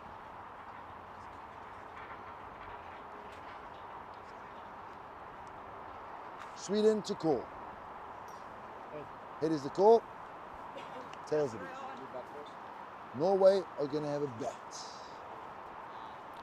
Well, there you go. The rapid coin toss. The Norwegians have won the toss. They've said, you know what, we'll put the pads on, we'll have a hit, and we'll try to take down this very dangerous Swedish lineup. Sweden also are another country that focus a lot on this T10 stuff, and they've brought some power with them. Awais Ahmed, look out for him. You've got Shara Pereira with the ball who can get it through. It's just more about his fitness. If he can stay fit, he can offer them something.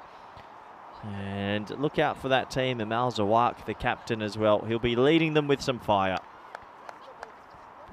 There's Norway, who had a really good win earlier today. Will be edged out on the supercomputer. That's a little bit surprising. I would have thought that the home advantage might give them just that little bit more of a +1. But not today. Thankfully, the sun has started to peek through the clouds a little bit. It was a bit of a murky sort of morning, but no rain forecast for the day or over the 3 days. So plenty of cricket action on the cards. And T10 to start. T10 today, T10 tomorrow. And then T20s on Sunday. And then we're out of here. It's only a small sample piece, but good to get to Norway for the very first time. Welcome back, all the viewers around the world. I hope you're doing well wherever you're watching from. You can see in the chat, John, Stephen, Rob, and a couple of others who probably didn't realise we're in Norway today. Obviously, we're live in Croatia at the same time. It is Peacock Friday. Yes, Rob, I do have my Peacock shirt on. You can inform the gentleman that on my first day back, after covering some ICC events over the summer, I straight into the Peacock wardrobe and made sure it was ready. So please pass on my best wishes to Rico Full and Phil G, who are out there in Croatia. Ball number 1 of this T10 International. Here we go.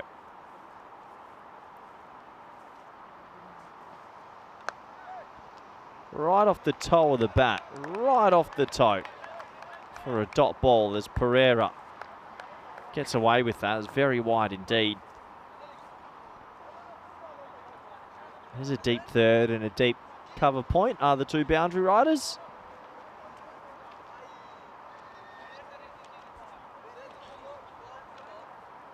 Guess if you're going to have those two as your boundary riders, you're going to want to keep it outside that off stump and not get too straight.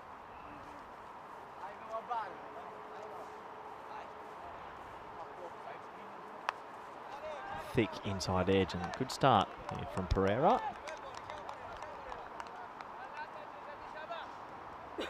Just a dot on the dot, but yeah, I'm flying solo over the next few days, so if you do want to get some questions in the chat or talk about the world of cricket, associate cricket or World Cups, any topic really, happy to interact with you over the next couple of days. Vinny Sandhu said he'd be here, he hasn't rocked up. Oh, that's a nice shot. Backs away a little bit, balloons it over the offside, and that'll be the first boundary in this match. 4 runs to the total. There's Sam Gaffer-Williams, got the pins out. Good bit of fielding from him. That'll be 4 to the total. Just watching Sweden. Sweden's very much the type of team that changed the field every single ball. That's exactly what's happening. So it goes over mid-off. Now mid-off goes back.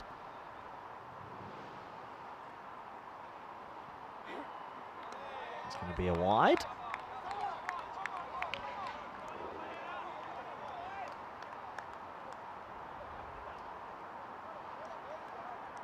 Okay, so our first look at Sweden over the next couple of days.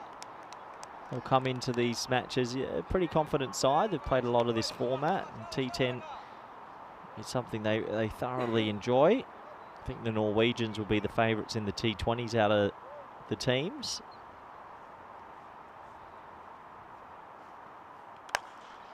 Well, have some of that. That is bombed. 6 runs into the banners out there as one of the ball retrievers will have to make some good ground and pick it up. Nice shot from Ahmed deep in the box and gets that one away.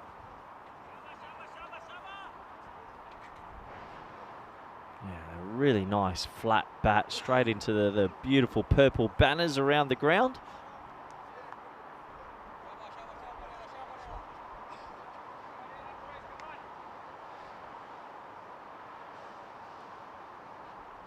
Oh, he gets that one all wrong. That might be close to a no ball. Nonetheless, it's going to be 6 at least. Well caught out there from the 12th man. So that's going to be 6. A big full toss. They'll have a look at the side on, and Pereira has just yipped up here. 17 off 5 now, holding his side. And that's a terrible start from the big man. Probably gets away with it. Pretty close, though. You know, on ECN, I've seen these called before. Not this time. Gets away with it. So last ball the first.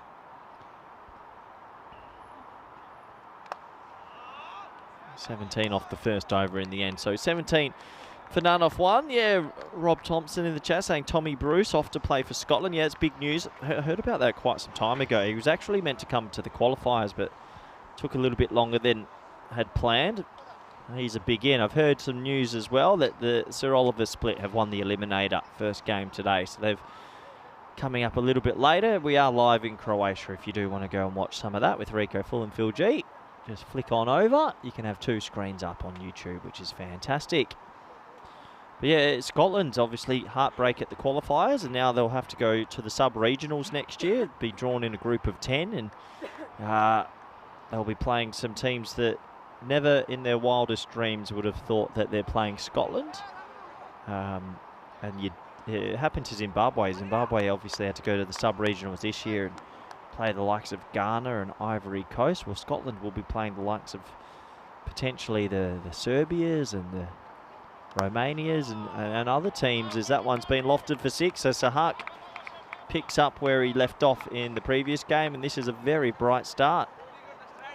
23 off 7 deliveries. Half volley, pumped away for 6.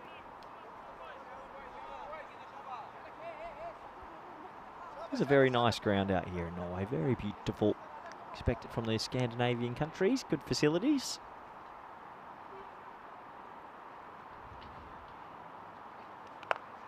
It's a better length that time, just brings the length back a little bit. Not too much pace to start from Zahid, just building into his work.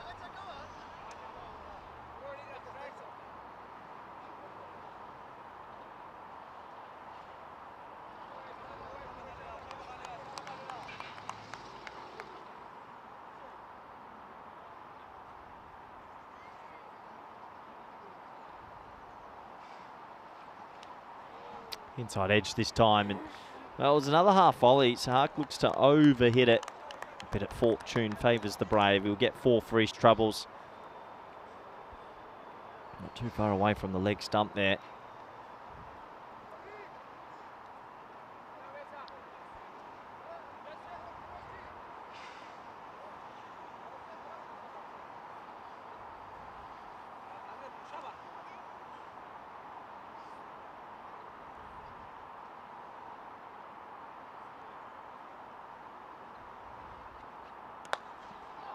A little bit of shape that time, but slightly over pitch. Just goes to show the small margins of this T10 cricket. You miss your margins, you go a little bit over pitch. A half volley, still a half volley, and just leans on that. Different sort of technique, Sahak, but 4 more to the total, and a bright start for Norway.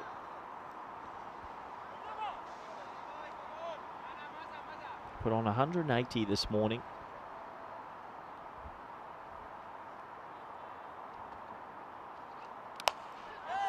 Another nice shot. Shouts a catch. Oh, it's put down. Well, mid-off was back. That's an opportunity. Might have been hit flat, but you've got to take these, especially if you're representing a country. You're expected to catch these more often than not. Yes, it was hit flat with some venom, but he sort of lost his footing at the wrong time. And well, 1 more to the total. Another shouter catch, and we'll have a look. Should be caught. It is caught. So that'll be the first wicket down. It's 32 for 1 on the board. Ahmed playing across one. Zahid picks up a wicket. And you do feel this might be an evenly matched game of T10 cricket.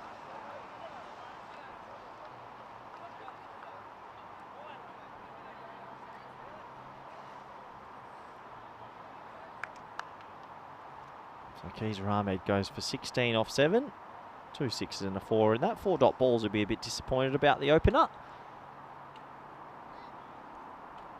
Brings out the very dangerous Waleed Ghori to the crease.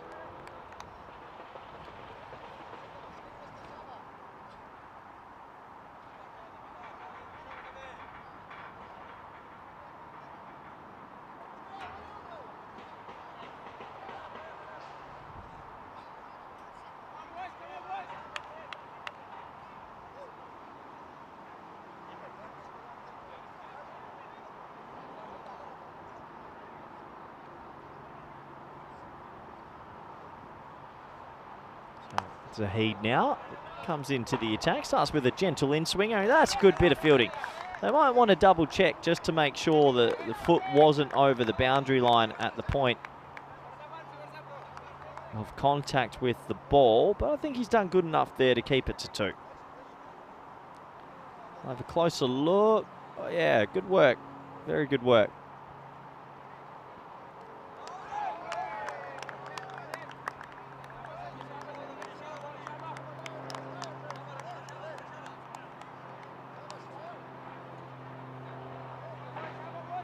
So Zahid bowling the last over of the power play. Norway looking to maybe get that score of plus 48, 49 region at the end of 3.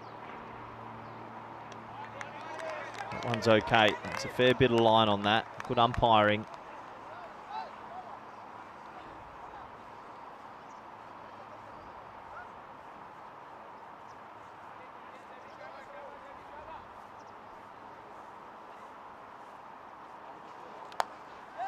Well, shouts of catch. That's going to be 6 though. Over the top, half volley. Good batting from Sahaki. Missed out on a couple. Didn't feel the pinch, didn't feel the nerves. Cashes in on the next one. What good players do. 6 more to the total.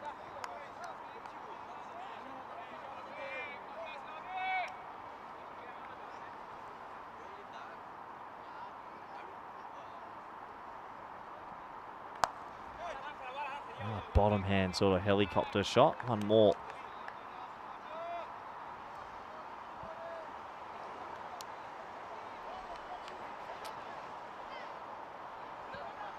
So Gorey comes out at that number 3 position. The very talented left-handed batter made a stylish 40 this morning.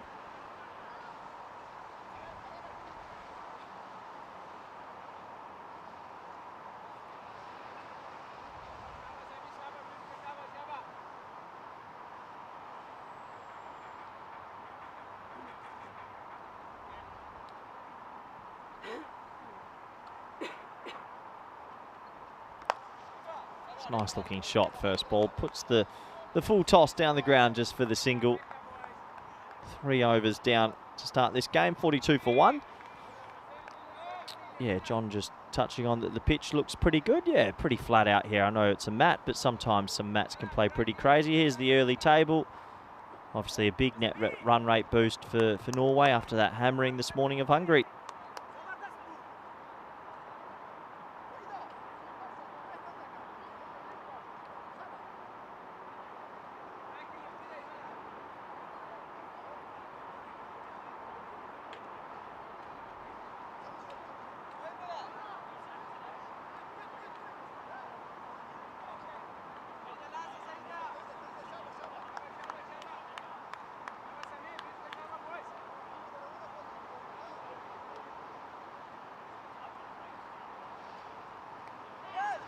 Goes for the reverse sweep, and it's going to cost him his wicket.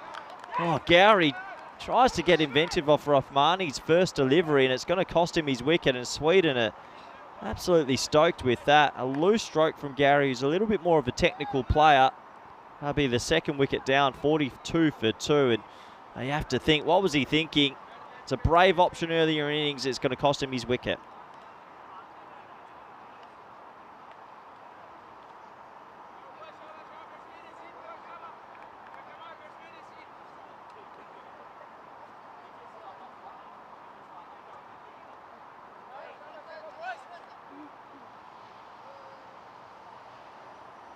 I guess hindsight never loses, but I think if you ask Gorey to have his time back, he wouldn't be opting for that shot. He's too good a player to be getting that funky. In the end, it costs him his wicket. And Rahimi will come out and face Rahmani for those linguists out there.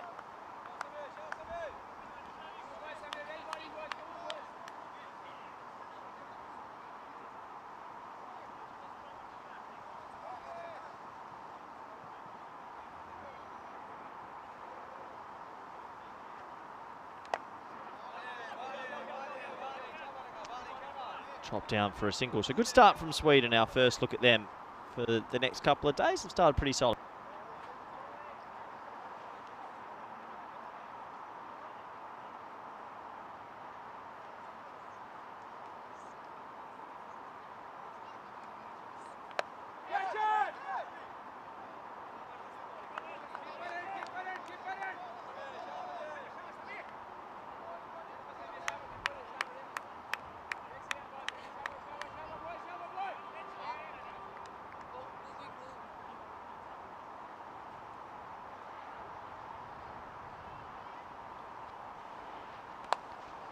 Oh, skewed away, and I say skewed, but it's still a 60-metre 6. Go figure.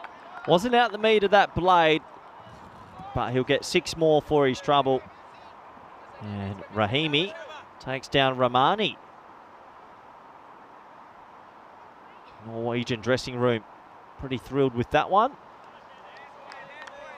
Next delivery is going to be signalled wide. We'll get you those pictures. Just missed that as well. Showing the replay. A lot of swing. Big amount of swing. A couple of people asking, is this a T20? No, it's not a T20. T10. T20s are on Sunday. Another flat bat, shouts a catch, and a good catch out there The young man holds on to it. That's Advart Darby, who takes a very smart catch. Good to see some youngsters on the field. I think it's always important, especially on weekends like this where you've got T10 internationals, which admittedly don't have much weight on them. Get the youngsters out there and see if you unearth some talent for the future. And that was a very good catch. Looks like the cameraman just missed the shot. A little bit late to react, but that doesn't matter. As Norway lose another. And Rahimi, after bombing a 6, he'll have to go for 7 off 3.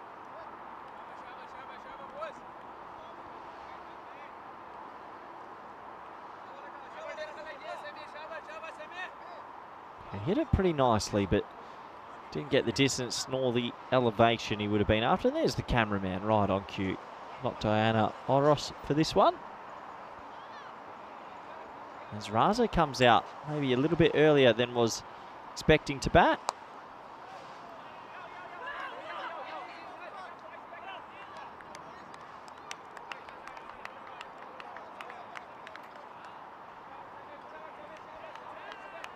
So that'll be the end of the 4th over. 52 for 3. Looks like some of the ball retrievers are also getting a few talking tos about the phones in the pocket. Got to keep them in those pockets, boys. Good last 2 overs, 10 and 10. Good to see so much local help from the Norwegian cricket board, though. The ball retrievers and the sort of volunteers that were down at the ground this morning, making sure everything was set up and ready to go. Pereira, he's going to be asked to come and bowl the 5th. Gets away with that. Big full toss.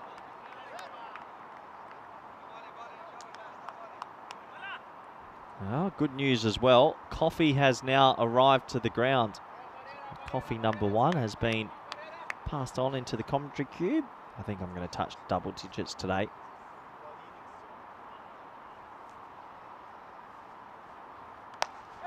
Well, high in the air, shouts a catch. Should be, no. Well, it's actually going to be 4.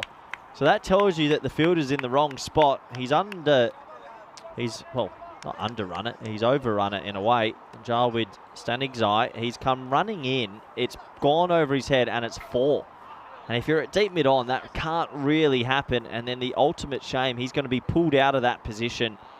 So the captain said, that's not good enough. And Amal Zawak has yanked the young man and put him now at mid-wicket.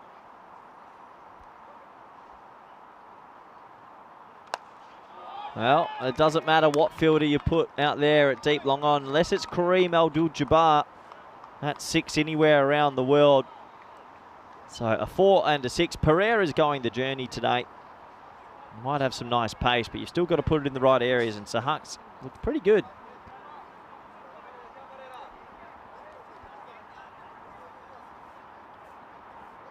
So 63 on the board. Norwegians fighting back after a couple of earlier wickets. There's the old bottom hand helicopter. Good fielding from the man that just made the mistake on the boundary rope. Goes to show you'll always have an opportunity to right your wrongs.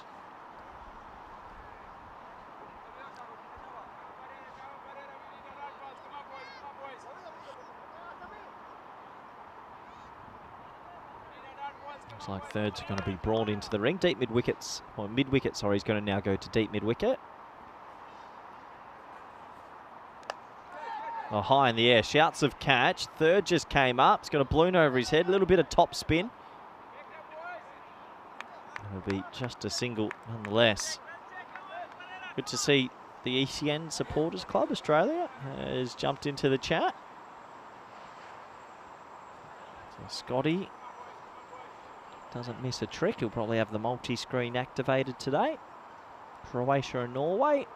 Pretty good way to spend a day or an evening.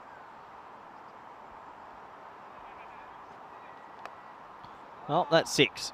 Top edge, Baximo. Doesn't matter how you do it, just do it. 70 up, maybe a little bit under par from where they'd like to be. But plenty of wickets in hand still. Pereira goes for an expensive 35 of his 2 in the score, 70 for 3. Rob Thompson with the useless fact of the day. I am the creator of Peacock Friday. That is one thing I will claim. In-game analysis presented by 1xBet. Well, my analysis is so far, good game of cricket. 5 overs. Pretty even, to be fair. A lot of decent-ish bowling, but also some loose deliveries mixed in there.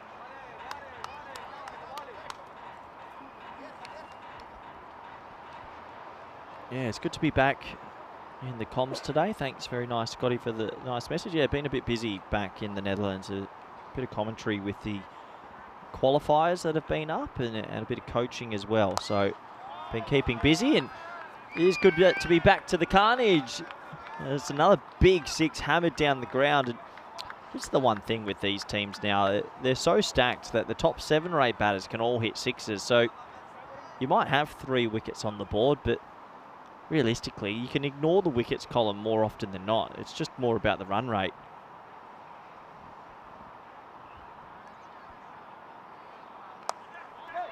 It's a nice shot. Really nice shot. Clipped away as Zahid's going the distance now. 6 and a 4. I know he wants to bowl this Yorker, but maybe can change his line a little bit. Nice shot from Raza.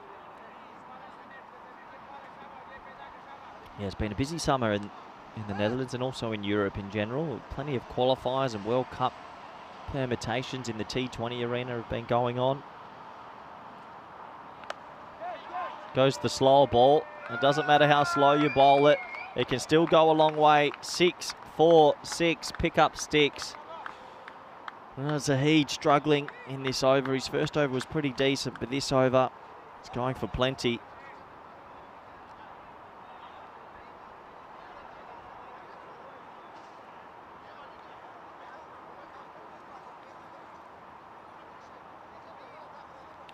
Arkat Koche saying welcome to Norway. See you at the ground this afternoon. No problem. Come say hello. I won't bite straight away. That's a flat bat 6 shot. That's probably shot of the innings. Most technically correct shot of the innings so far. And while Zahid just lacking pace here, it's pretty pedestrian medium pace, and it's just a half volley really. Nice shot. Good swing. Good bat arc. Another 6 to the total. And all of a sudden, the Norwegians have recovered. The partnership's 42 off 12.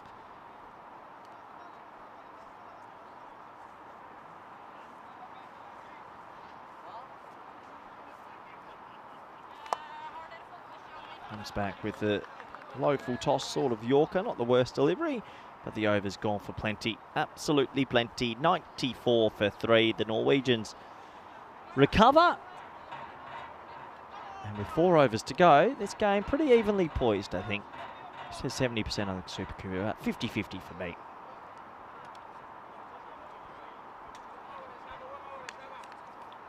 Javed Khan, Stefan Parlet, a new name, played first-class cricket. Kamer Mushtaq, Vinay Ravi, plenty of batting.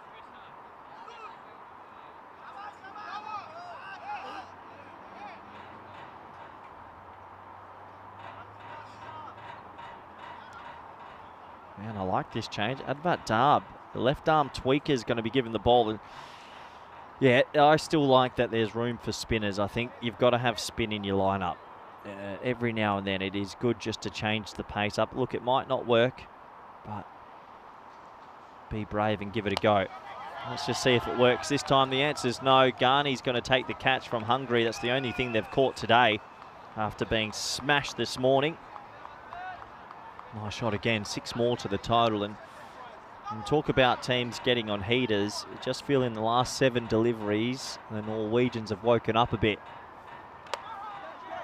He doesn't get any of that, and that is cruel. That is so cruel that that's gone for 6.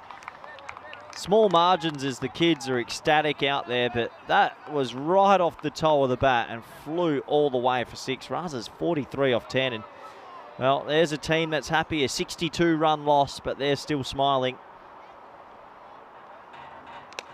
Oh, yeah, I'll have some of that. That is big. 6, 6, 6. That's 6 anywhere. That's the biggest of the day, and the ball retrievers are off. Tell you what, it's a great day to be a ball retriever. You'll do more fielding than the fielders on the field. Got a feel for the young man. It wasn't the worst second delivery, but he towed it for 6, but that's a big hit.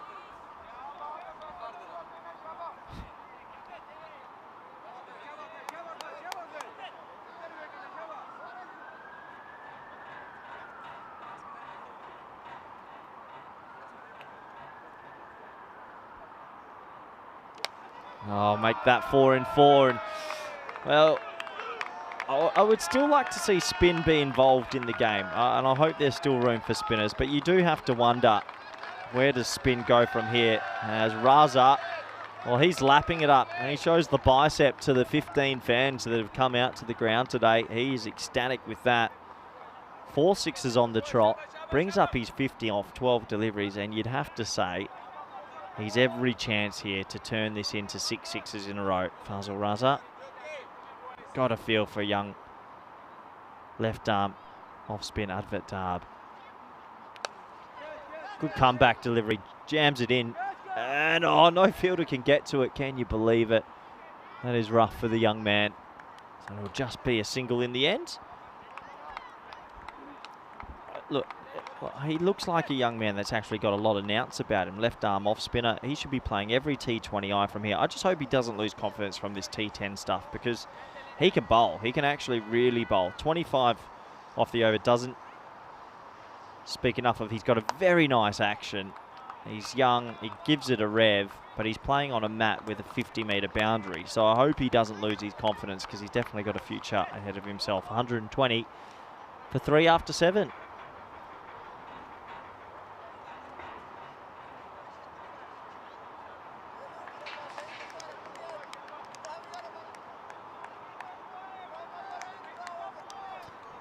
These are our upcoming events. Obviously, we're in progress in Croatia, so you can flick over now and listen to the dulcet tunes of Rico Full and Phil G if you really want to have a good day out, or you can stay here and listen to me. Oh, can you believe it's another Baximo? It's quite a big 6 as well. So Hunk's good at this shot. The old backwards edge for 6, but a brilliant recovery from the Norwegians here. As a bowler, you just sometimes got to hang your head. It is tough.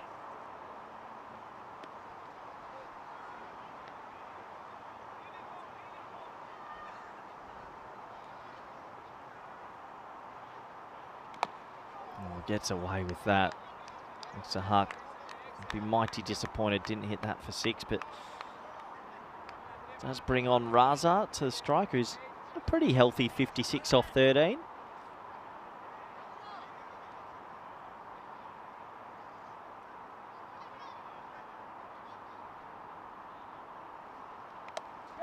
Well, that might be another top edge 6. I reckon that's the 4th of the innings.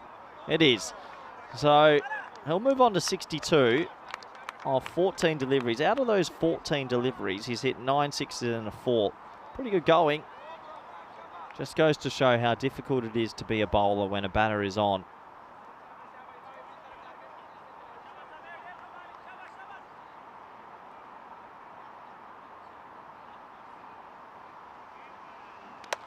Yeah, that's 6. Well, if you're not going to hit the pitch, that's also going to happen. And 68 now. Might be staring at a magical century, but the Norway have raced away here. They've expected scores now near 180. A mighty recovery. Rises on 68. The partnership's 88 of 23. And they are both on a bit of a tear up. Oh, watch out, kids. Good job. Good fielding from the ball retriever. Another 6. Feel like a broken record just talking about the same thing, but he just keeps hitting 6s. 74 of 16. 11 6s out of 16 balls.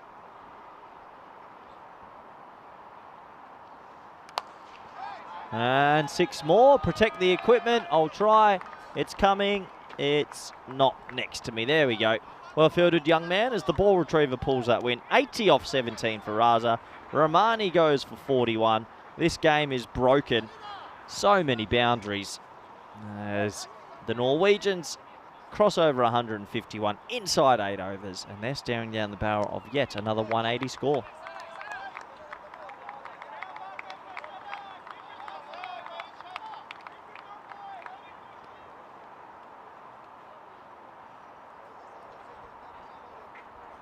Well, who would be a bowler out here in Norway? Flat surface, big power hitters.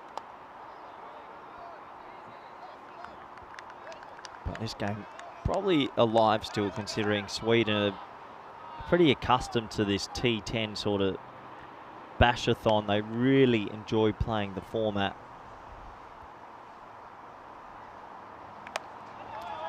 6 more. And another 50 for Sahak. Good catch from the ball retriever, handbag and all. Just goes to show you don't need to take the purse off the hip. He holds on to it, thumbs up to the crowd. Big moment for him, but Sahak will get to another national 50, 51 off 21.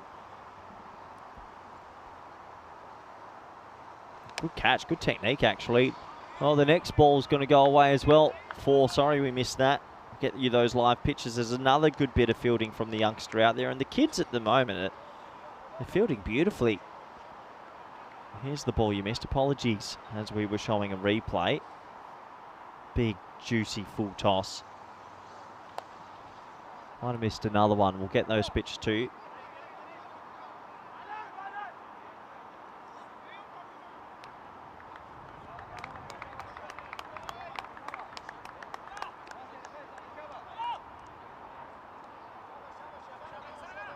That one goes for a quick 2, mistimed. Back to live pictures. Be a 1. Wafa given the honours of bowling over number 9.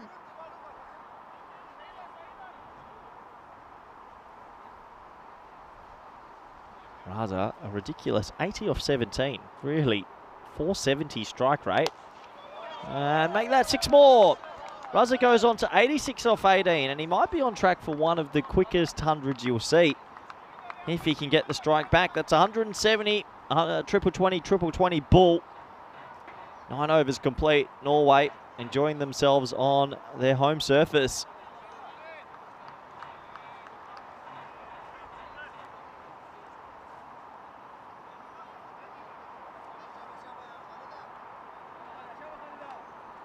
Last overtime.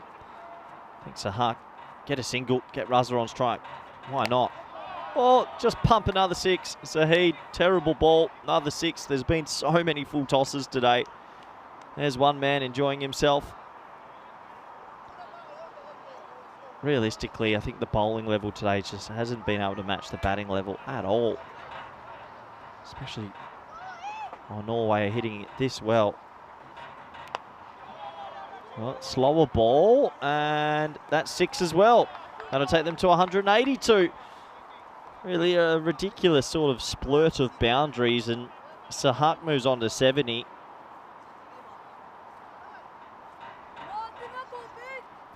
(23rd 6 of the innings, 4 balls to go, 200 on the cards now.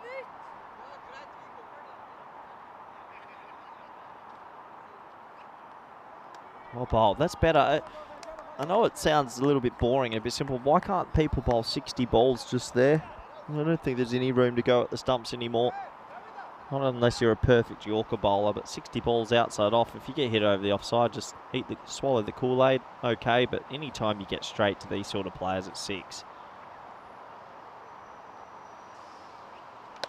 There you go, 2 from 2, 1 run. Partnership 132 or 35. Pretty good 5th wicket partnership. 4th wicket. So Raza can potentially finish 98 not out here off 20. Love a no ball 6. That's a shot. Nice shot. Well, he keeps it outside off and he gets hit over the offside, but that's okay. You'd prefer that. That's a really good cricket shot. 92 off 19. Unfortunately for him, he might be destined to one of the great 50s here without turning it into 3 figures. 92 off 19. Ridiculous strike rate. 14 sixes. Last ball time. No, it's not going to beat. It's dropped. Dropped off the last delivery, so he'll get a well-deserved not out. 93 not out of 20. Brilliant bit of striking from Norway again. An innings that was filled with 24 sixes, in fact. And after a pretty bright start from Sweden, they're going to be chasing his total of 191. Remarkable, really. Norway piled on 180 this morning. And it's 190 this time. Sweden, a little bit maybe shell-shocked, I think, after the first 5 overs. After 4 overs, they had them 51 for 3. And the last 6, they've conceded a massive 139 runs. Let's have a quick look at the highlights, and I'll just sit back and enjoy. A lot of sixes throughout the innings. Some pretty poor bowling. There was a couple of early wickets, and you thought maybe, just maybe, could be Sweden's day. Wally Gorey, if he had his time back, he'd probably put that shot away. And right now, at this stage, the Swedes were pretty confident about their business, but yeah, it was an onslaught, really. Sahak and Raza, 71 and 93 not out. The third wicket went down, but then it was all the bat. 24 sixes in the innings in total, but this man, Raza, 14 to himself alone, with the solitary 4 as well. So 15 boundaries out of his 20 deliveries faced. The big man, the fridge they call him. Oh, the fridge delivered as it always does. Plenty to choose from. Take your pick. Sahak, he's had a good day at the office with the blade. Really well.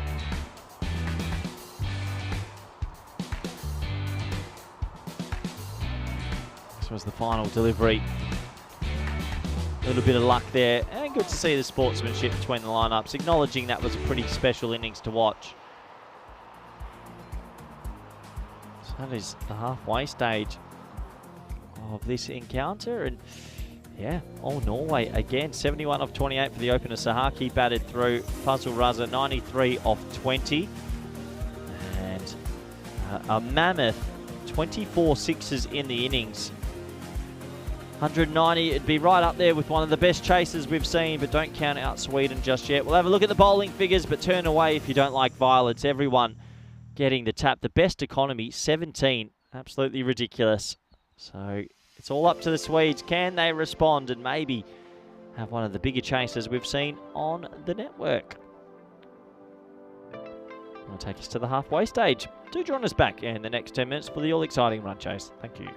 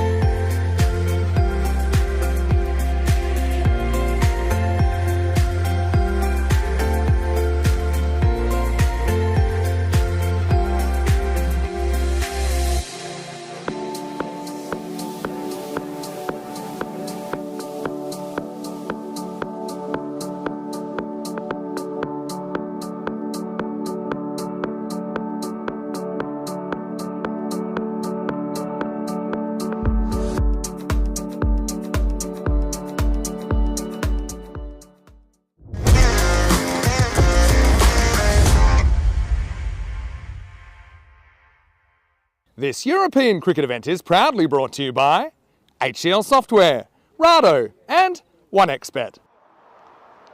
Hello everybody, welcome back. We're at the halfway stage of this T10 encounter, and well, once again we've seen bat dominate ball. A massive total really from the Norwegians, who recovered after the first 4 overs were maybe meandering on a little bit, but it was an innings of substance from the big man Raza. He went on to make a pretty rapid score of 93 not out off 20.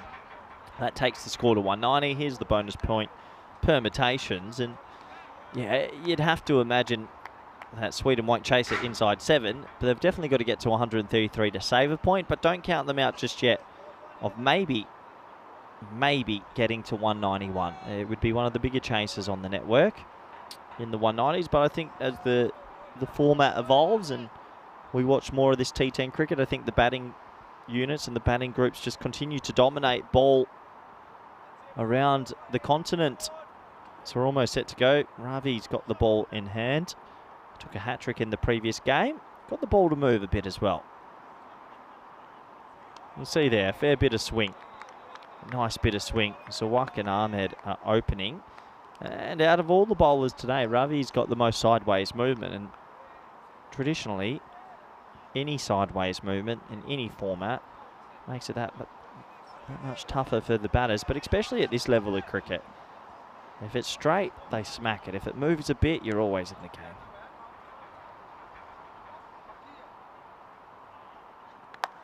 So that one doesn't move at all, and he gets it away to the leg side. So it'll be a wide and a 4. And Sweden, if they're going to go close here, they might need someone to sort of match the innings of Raza.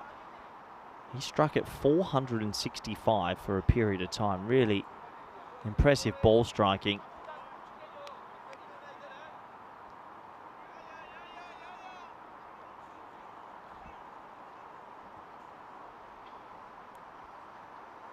There's that movement again, just getting that little bit, and that causes the play and miss, and every dot ball like gold dust. And in Norway, with a very good bowling lineup, you'd have to think that they'll be pretty confident of going 2-0 early this morning, but always work to do.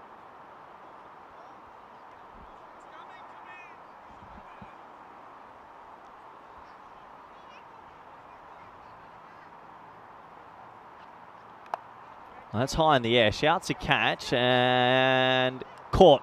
Good safe catch in the end, made really good ground. Holds on to it, and the first wicket will go down. He's having a good game, old Fazal Raza, coming in from 45. Tumbling catch. I thought it was going to balloon into a pocket of space for a while, but nope. Fazal Raza gets there, takes a catch in front of his teammates, gets a good pat on the back and a bit of a bear hug. Nothing better than that on a Friday morning, and Zawak will have to go for 4. And Sweden up against the ropes, 5 for 1.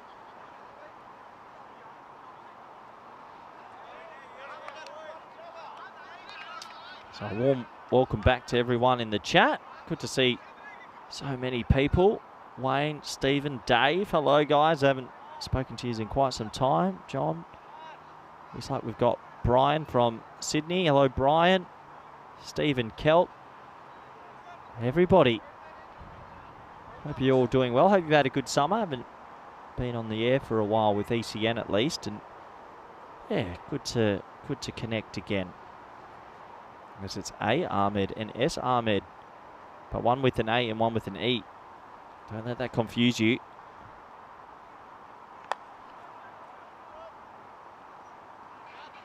So Ravi's having a good day, isn't he, with the new ball, and I expect him to bowl 2 in the power play again. It's a luxury for the Norwegians to have a seam bowler that can bowl 2 in the power play so confidently.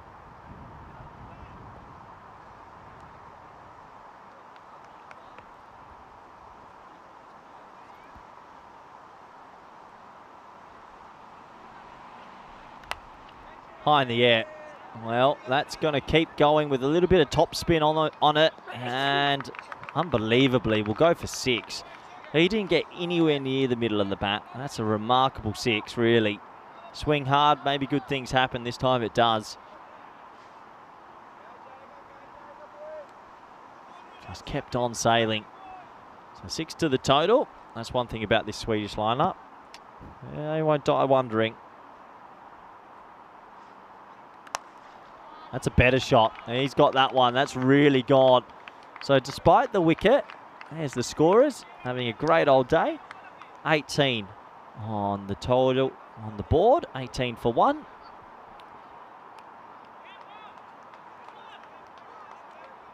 Eight matches since a golden ball.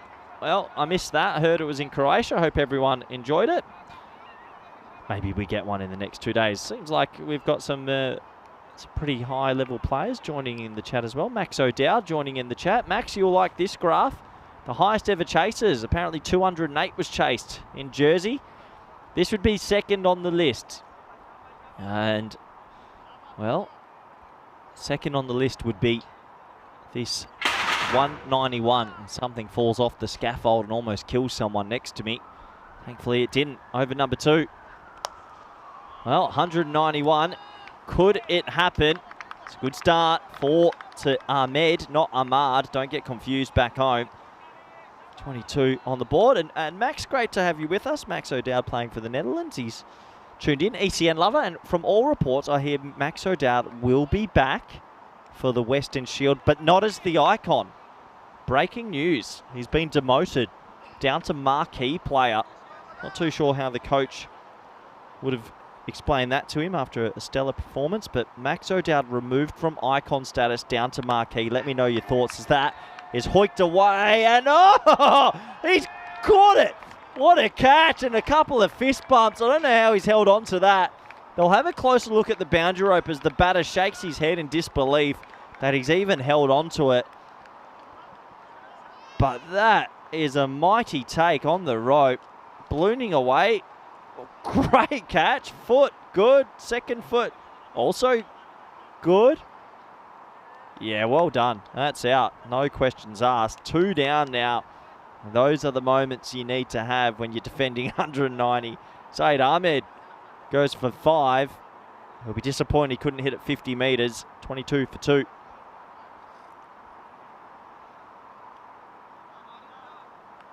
So yeah, a bit high on the back coming down the wicket. And a really good take.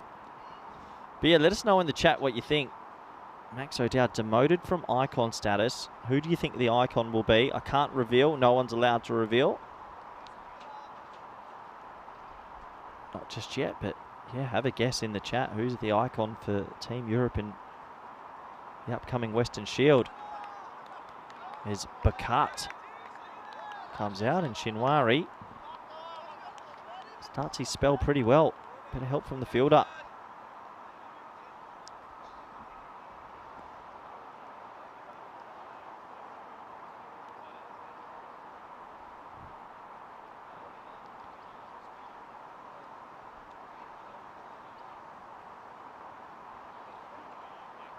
Yeah, well bowled. Shinwari just hitting a heavy length at the moment, proving to be effective.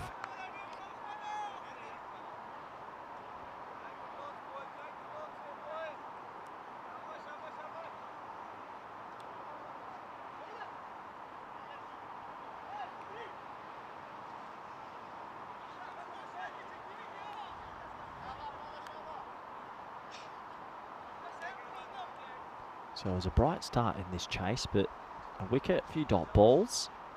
It's a long way to go. Well bowled.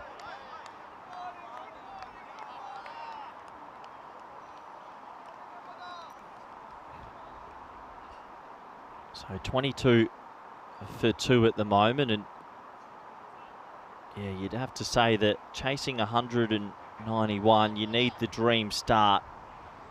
This over really brings things back a bit, doesn't it?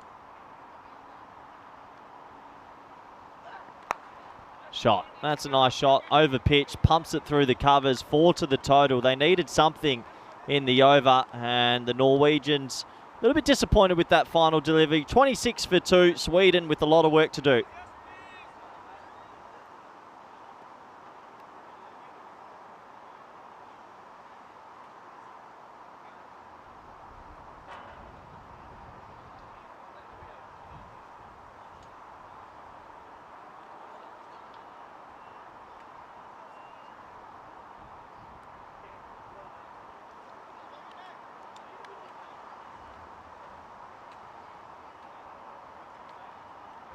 So it looks like Ravi's coming back into the attack. Norway, they're ahead at the moment. They'd love a third, though. 26 for 2 on the board. Oh, thick inside edge. Oh, fortune favours the brave. And that goes into the bleachers. The crowd of 7 who have come in today are absolutely wrapped with that inside edge for 4. As it looks like plenty of talk around the ground. And there's some chat as well about Max O'Dowd's 158 not out. And what I can tell you, he was dropped 3 times in that innings. A lot of the players think it was a pretty cheap 158. And I agree.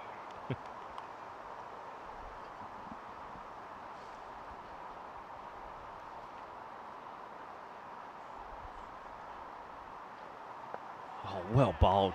Really well bowled. Slow, but good length. Gets the Yorker in. He's been the standout bowler for me, has Big Ravi. Probably the best hairdo you'll see out of the 3 teams as well. It's lush, it's long.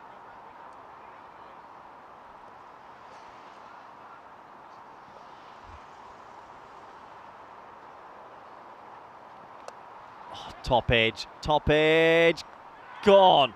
Good catch in the end. Sweden falling in a heap. Ravi picks up another wicket. That's his 5th today. Good safe catch from the captain and the keeper, Keeza Ahmed. And this game fizzling out early. Oh boy, could be a long 7 overs. Another ball dug in. I really like what Ravi does. He doesn't mind if he gets pulled away for a 6. He just keeps banging it in. And Awais Ahmed goes for 16. 30 for 3. Sweden up against the ropes.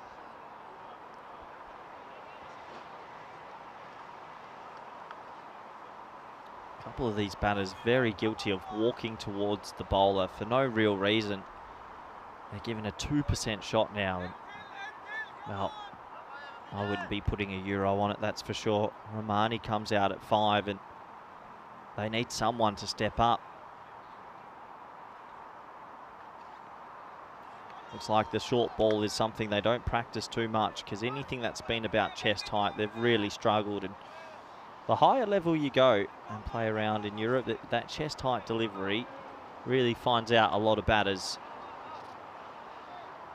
John Gray sums it up pretty well. Sweden in a bit of a pickle, but good news for the Swedes. There's an IKEA about 200 metres away, just off to the right of our camera from this view. So I'm sure they'll get some good lunch in. Feel at home a little bit.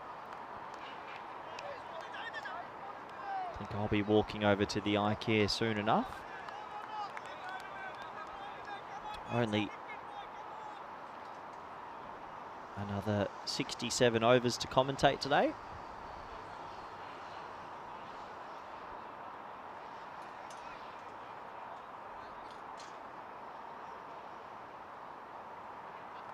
And Ravi is going to finish with fantastic figures of 2 for 22. He's bowled well today. 5 wickets to him, the big man. 5 wickets.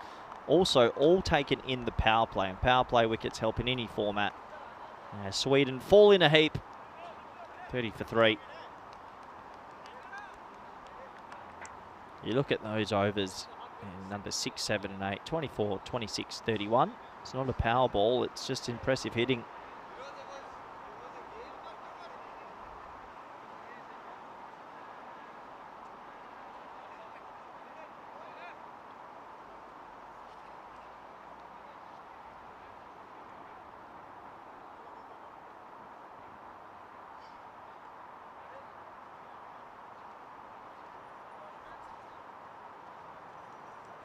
So Shinwari's going to get a second. Didn't bowl 2 in the earlier game. Given the opportunity here, they're going to go bowl the openers out early. Fair enough.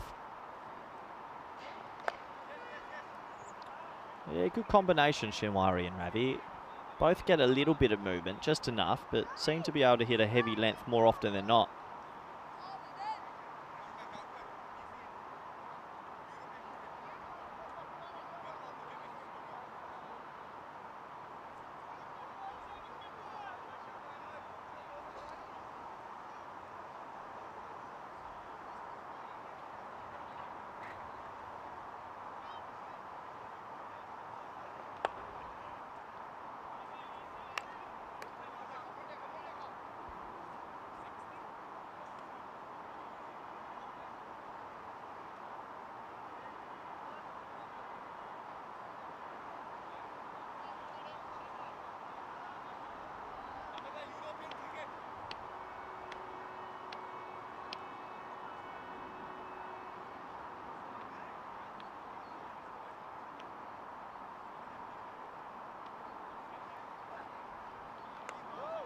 I like the option. Goes for the short ball, just gets a little bit too short that time. Yeah, look, in the chat, if this one starts to fizzle out, I'm going to need some support here. Commentating on my own, as Vinny Sandu promised me he'd be here in Norway, and I got to the airport, was looking for him. Got to the hotel, was looking for him. Got to the ground, was looking for him, but no Vinny Sandu, so I'm going to need you in the chat to get some questions and comments in, and we can talk about absolutely anything. If this one starts to fizzle out, which it feels like it is. A mighty, mighty behind here, Sweden.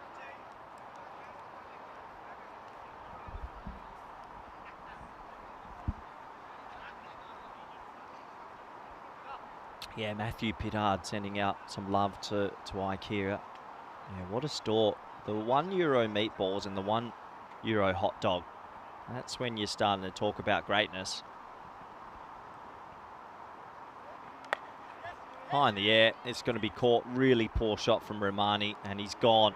Ravi takes a catch, confidence builder for him. Shumari takes two, and Sweden looking a little bit short of a gallop here, if I'm honest. 34 for 4. As Norway, they might be thinking of 4 points. Another short ball, but it's that flat bat where they don't really know where he's looking to hit that. So he'll have to go Romani for 1 off 5. Yeah, no, Vinny did get me. I haven't been around a bit lately, but Vinny asked for a favour and he got me. He said, you've got to go to Norway for 3 days. But I was excited to get back. Never been to Norway. Good opportunity to see another beautiful part of the world. My question to the chat is, if you did go to IKEA and you could have unlimited €1 hot dogs, how many could you get through?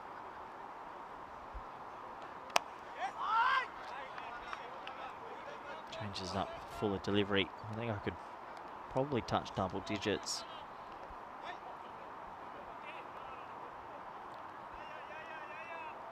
A few people thinking they might be in a rush to get to the IKEA store. I think so as well. Considering it's 17 past 11 in the morning, you'd think that the food would be fresh, the meatballs a bit ready. I'm definitely going for a walk to IKEA each day. Not going to get away with that one. The umpires have been good this morning so far.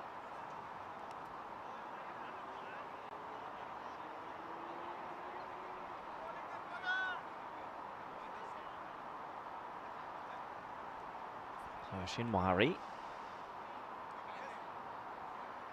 Good figures from the opening bowler as well, and good work from the captain. And he had a feeling, Keezer Ahmed, let's bowl the openers out, and he's been rewarded with 4 wickets.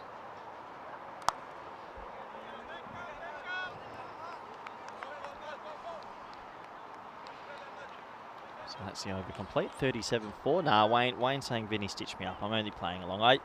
He did inform me I'd be solo. I have to admit, going from ICC commentary to 300 overs solo in 3 days in Norway compared to the other sort of cab is a grounding of the feet, you could say. But I do enjoy it. Good to see the European Cricket Network still growing and showing some continental talent.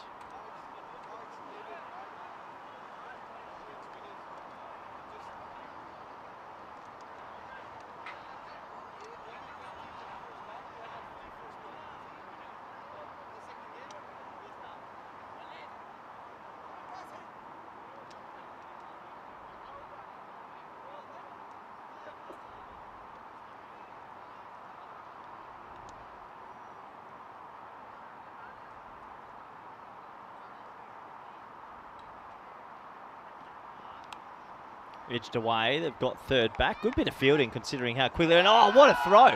Tell you what, that might be one of the better run-outs you'll see from deep third as the umpire shakes his head and says, I'm not even going to go upstairs. I would have liked another look at that from side on, but the umpire, maybe it's a late call for third. It flew to him down there at third. He fizzed a throw in.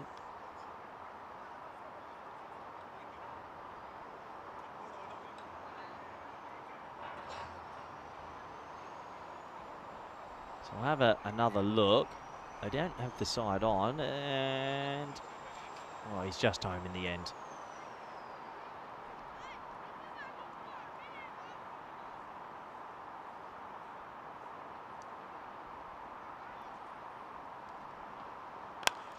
Shot. That's a good shot. 4 runs to the leg side. So 4 to the leg side. Low full toss from Gary. Gets put away. Nice shot from Stanningsi.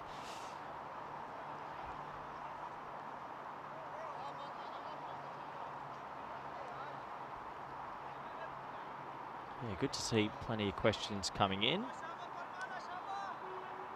Yeah, well, Matthew asking what do I call where I'm commentating from. Traditionally, it's been called the Cube. I think it still has to be called the Cube, but it's a little bit open now. It's almost like a Rubik's Cube.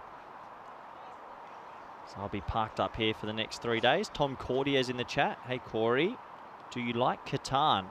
That's a pretty random question, but yes, it is a good board game. Thank you, Tom, for your question. I like Sheep Strat. Go heavy on the Sheep Strat. High in the air. Well, the strategy here is catch the ball, and it's dropped. Well, can you believe it? Wally Gorey drops a goober of a catch, and that's probably the one blight on Norway's day. It was probably a caught and bowl, but Gorey, he came charging in from mid-off. He made good ground and drops a sitter, really. That's disappointing. Norway, they pride themselves on their fielding standards, as it's all the 4s. 44 for 4 off 4.4. Make that 50. Nice shot, comes down the ground. He'll get 6 for his troubles. Big mistake there. A question from Iket Kochi. What am I saying about this ground? Good ground. I like the size of it. I really do. It's quite big. You could really, I hope for the T20s they move the boundaries right back. But it is a nice sized ground. And the wicket here, I know it's a mat and you think it'll be flat, but it is pretty flat. Looks pretty good to be a batter on. So pretty nice facilities up here in Norway. 5 overs down, 51 for 4.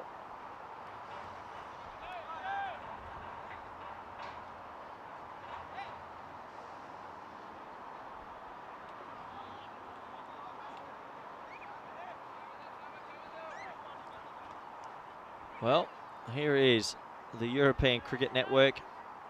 Hindi. Well, if we're going to do it in Hindi, I hope we do it in every other language as well. Let's make sure we're not too biased to certain languages. I hope we put up the Spanish one next and maybe the Italian one and so on. But there you go. Follow it there at European Cricket Network Hindi.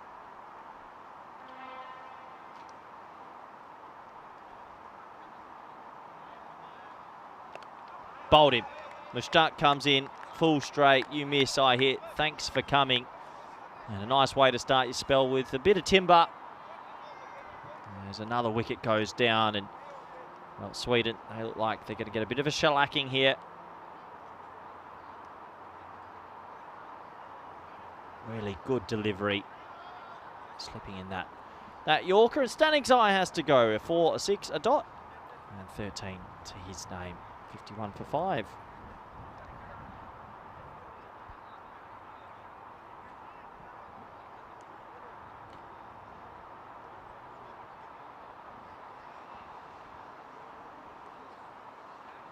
Yeah, Wayne's put in a good link in the chat there. If you want an opportunity, click on that link. There you go. There's the bus. That's Sweden. See you later. Time to get on that bus. They're being pumped out here right now. Don't see any way of them coming back to win the game. Can they muster 134? Oh, still a big ask to even get close to that. They've been below par this morning. A team that was listed as favourites.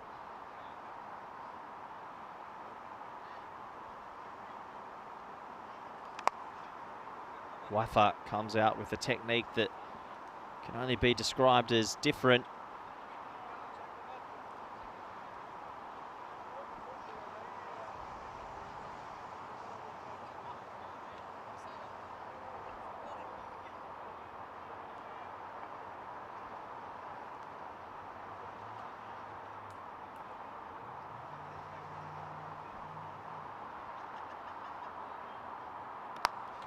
It's well bowled, really good bit of fielding as he sacrifices his right foot.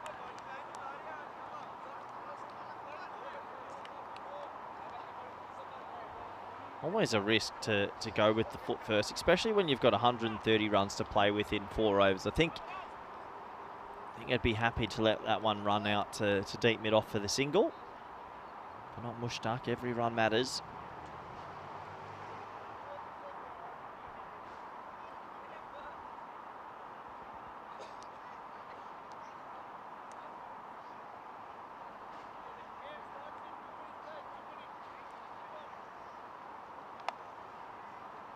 Skewed away through the leg side, but there is protection, so just one more to the total. Norway looking the complete team today, that's for sure. They look like they're on track to take a full 4 points, and that would be 7 from their first 2 games.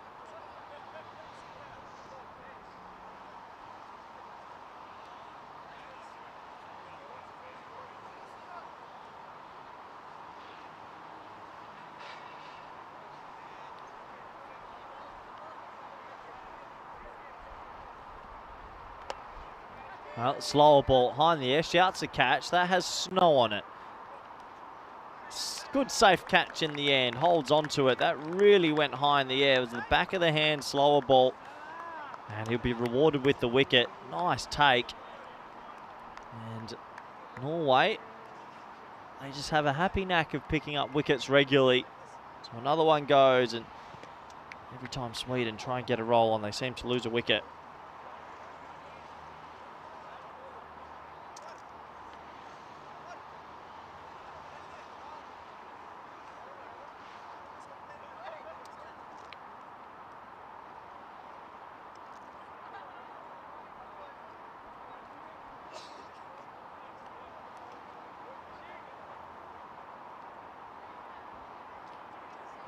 So 53 for 6 now. It does mean the lower order gets some time at the crease. Zahid now comes to have a bit of a gallop.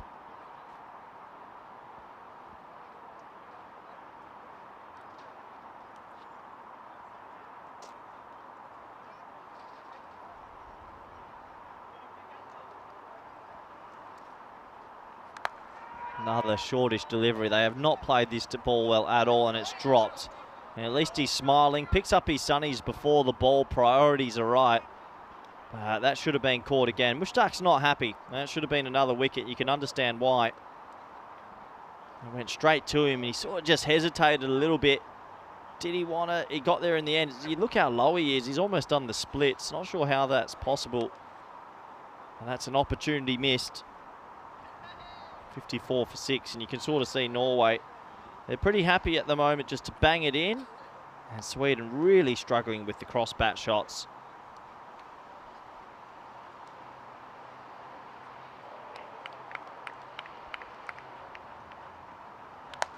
Again, cross bat shot straight to the fielder, gone.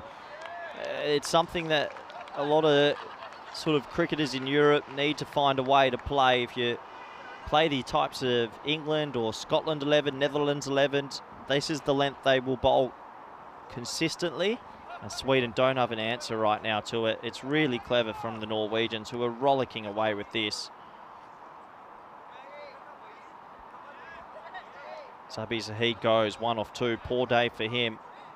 And Sweden, poor day for them as a country. 54 for 7, but the one good thing about ECI cricket, they will get an opportunity to reply soon enough.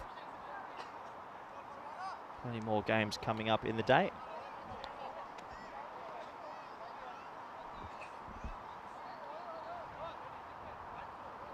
So 54 for 7 now. Another shortish ball, glove this time for 4. So a little bit of luck. Goes his way, but 4 more to the total. There's the supporters out there in the little cabin.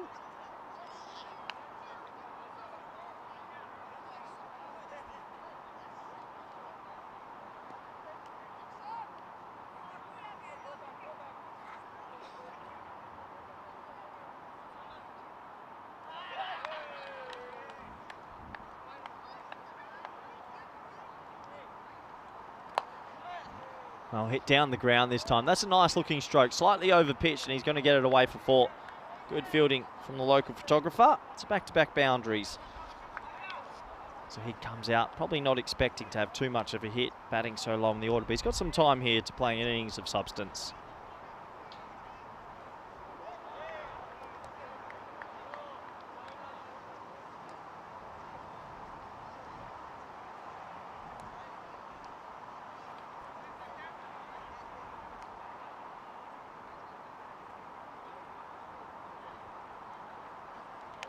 bowled.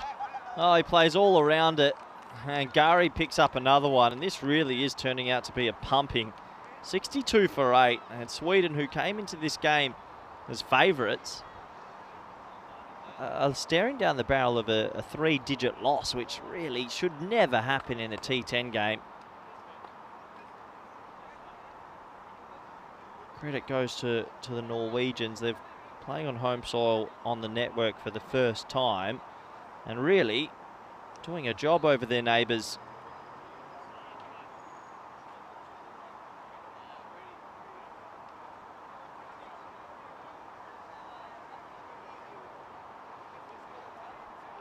So right down to the lower order, and they'll be back to the drawing board for Sweden. They'll have the right of reply later.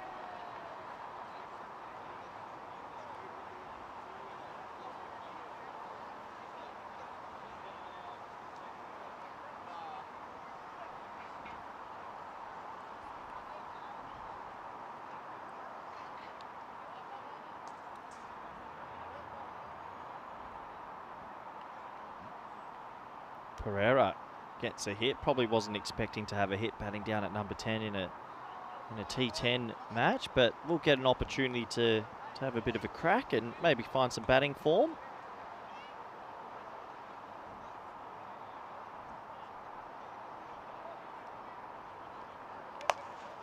Pretty good shot from the number 10, really, on the carpet just for a single.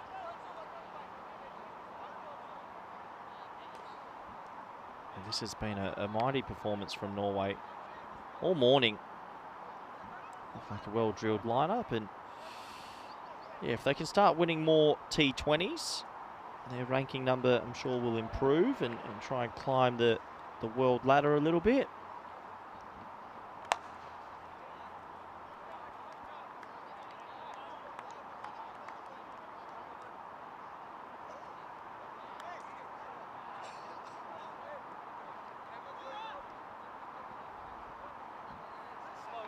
So 7 overs complete, 64 for 8 as this game starts to meander out a little bit. I'm sure they'd love to pick up the last couple of wickets and bring it to a close.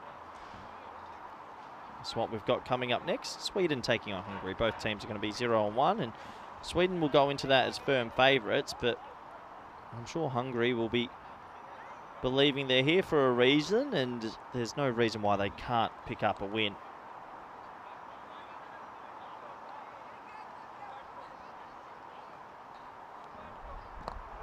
Well bowled, full and straight, going down leg side. Jams in the Yorker.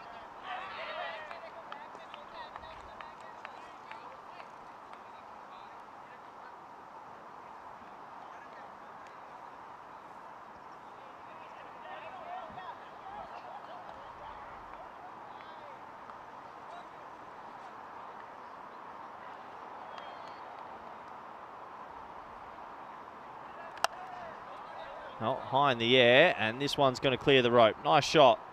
6 to the total. A bit of a confidence booster. They'd love just some sort of partnership to wrap this game up. Maybe get to 3 figures.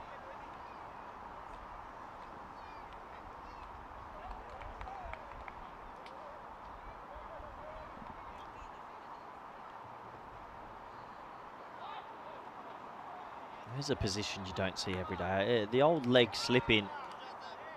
Raza obviously getting a little bit bored at 45. Said, I'm going to creep in and go to a leg slip. Don't think I've seen it in the T10 game so far.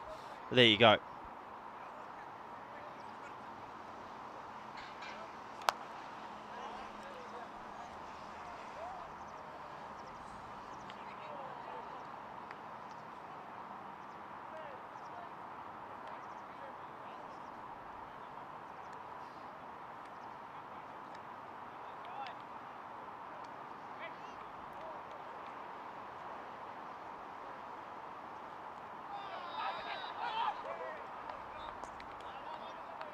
Oh, gets that one completely wrong. That's a big full toss. 4 more to the total, and have to think being called no ball as well. So that's going to be a free hit. Gets that one all wrong.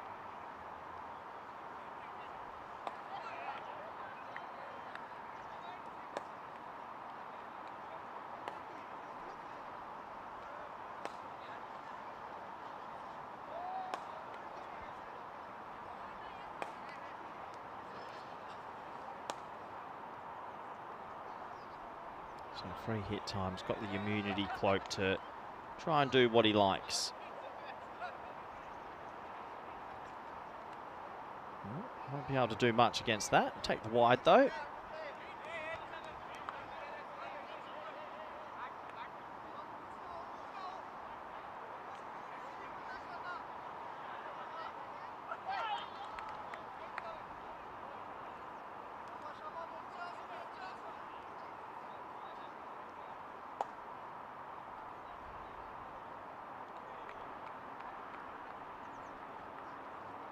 Well bowled from Mushtaq. He's been good today. 2 for 16, gets it through at good enough pace, but really has a happy knack of being able to find the Yorker, which helps.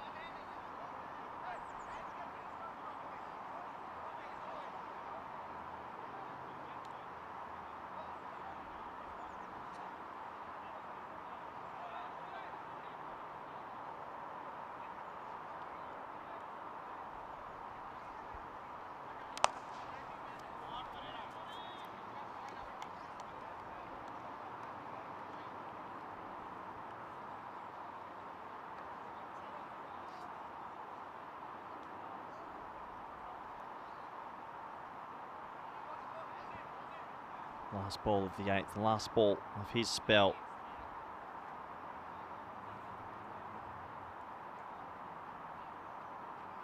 Goes with the slower ball, might have to bowl that one again, and well, run out chance for the keeper if he's accurate enough.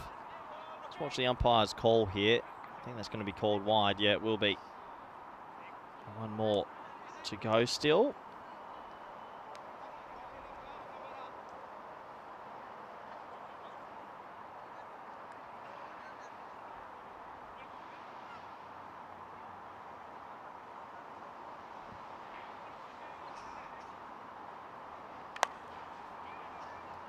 His spell this time. So going to finish with pretty nice figures. 2 for 20, you take that.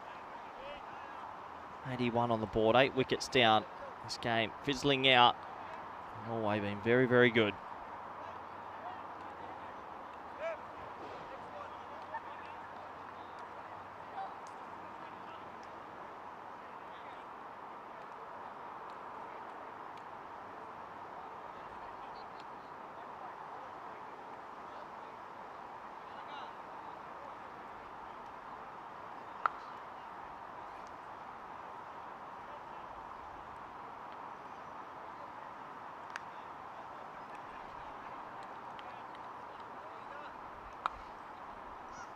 So Sahak comes in for a late bowl. And he's going to get met with a flat bat, just over the head. It was always going to be 6. Gets a hand to it, but don't think he was going to be able to stop the momentum of that shot. It's a late little partnership here from the Swedes to save face a bit. Gets the low full toss away. Nice shot. This time shouts a catch again and caught. Good catch from Wally Guri. He dropped a much more easy one about 30 minutes ago. Takes the more difficult one. Another wicket will go down. Sweden have lost 9 and on the verge of being bowled out. Just miscuing off the bat. A good save catch from Gowrie out there, who is known for his fielding. Makes amends for the dropped catch a little bit earlier. Pereira goes for 13 off 7.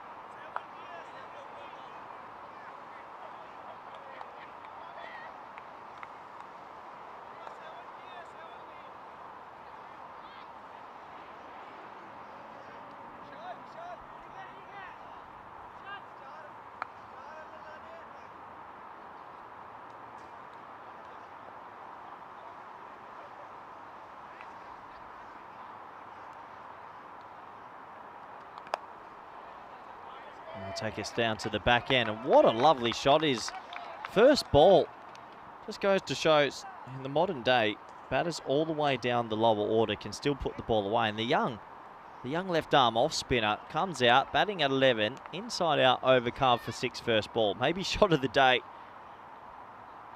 Get the young man up the order.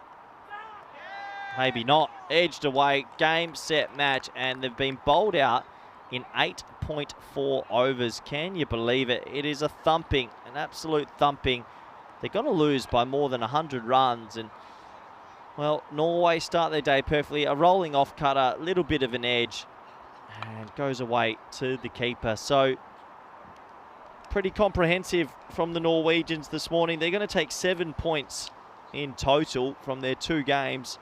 Sweden are on 0. Hungary saved a point earlier. But really, back to the drawing board for the Swedes, who have been completely outplayed from Norway. And that'll be disappointing. These two countries come up against each other pretty often, but really a one-sided affair for match number 2 on this busy weekend of cricket.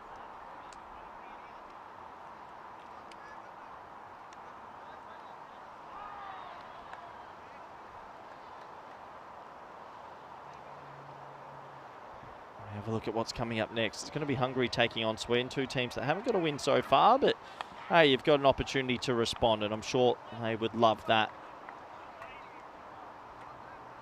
So here, Safi and Ali Farasat coming in, and a couple of changes as well for the Swedes. Sanook, Gadara and Chauhan coming into the lineup. So good luck to those 4 players that get their first crack over the weekend. Let's have a quick look at the highlights, and it was all Norway. We knew it was going to be a massive ask, and that's exactly what it proved to be. Chasing anything in that 190 vicinity, you really need to be perfect. And, well, unfortunately, they lost wickets at the wrong time. This was probably the catch of the innings. Definitely was, not probably. Super catch out there, holding on to it, running to his left. And that really brought about a cluster of wickets.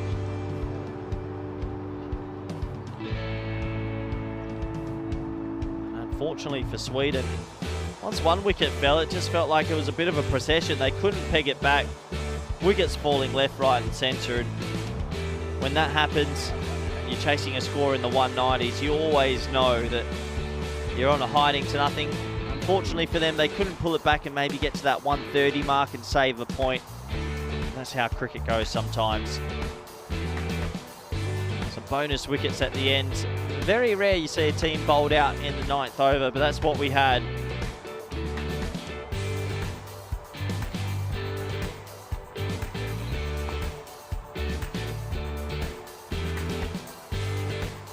Credit to Norway.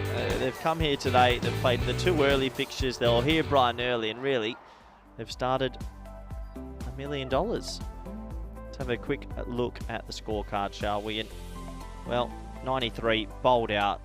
Not a great looking card, that is, especially in a 10 over game. No one really going on for an innings of substance. And yeah, back to the drawing board for that batting unit. They're going to have to figure out a way to play the shorter ball, because anything that was chest high, they really looked like they were struggling.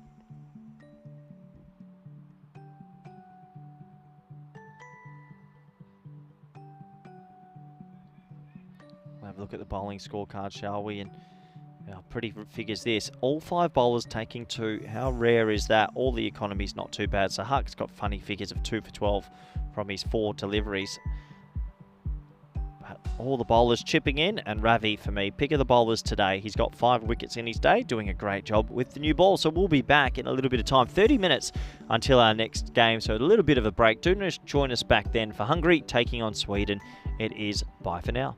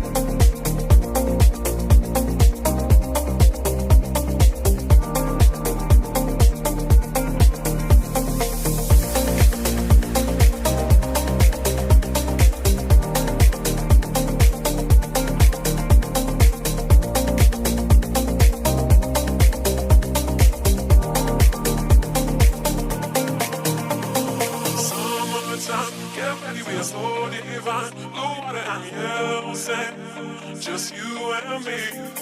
Summertime, get ready, we are so divine. Blue water and yellow sand, let's live our dream.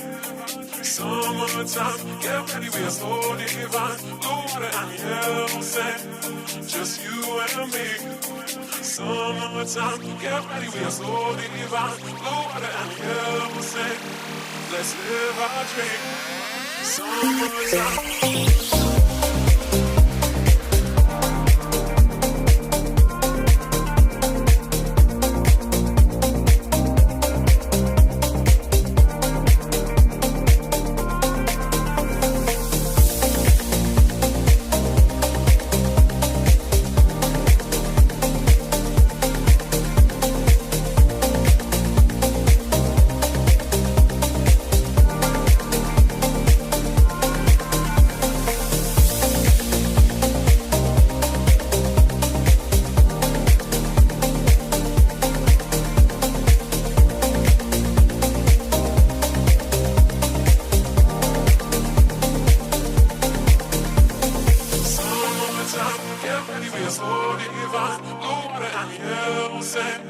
Just you and me. Summertime, get ready, we are so divine. Blue water and yellow sand, let's live our dream. Summertime, get ready, we are so divine. Blue water and yellow sand, just you and me.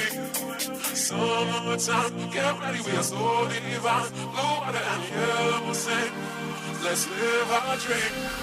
Summertime.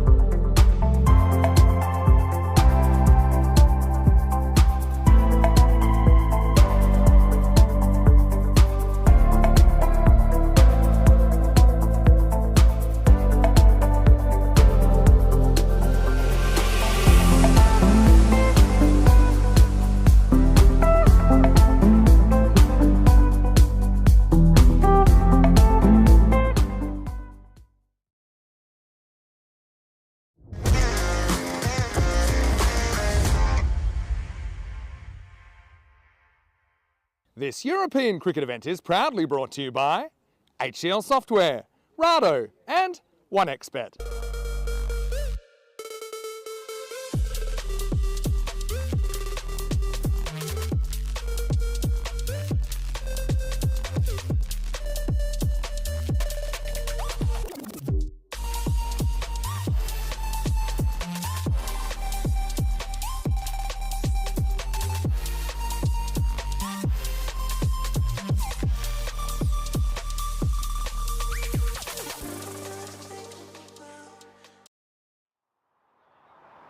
Hello everyone and welcome back to the ECN network. We're in Norway for the first time in our history as a company, and an exciting 3 days of cricket action coming up between Sweden, Hungary and of course the host Norway. But this time it is the two touring teams coming up against each other. Sweden and Hungary facing off. Let's go to Tyrone Peters, the match referee for the all-important coin toss.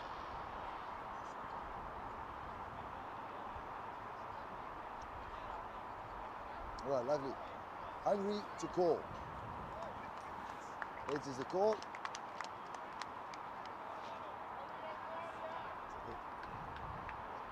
Hungry are going to have a bat.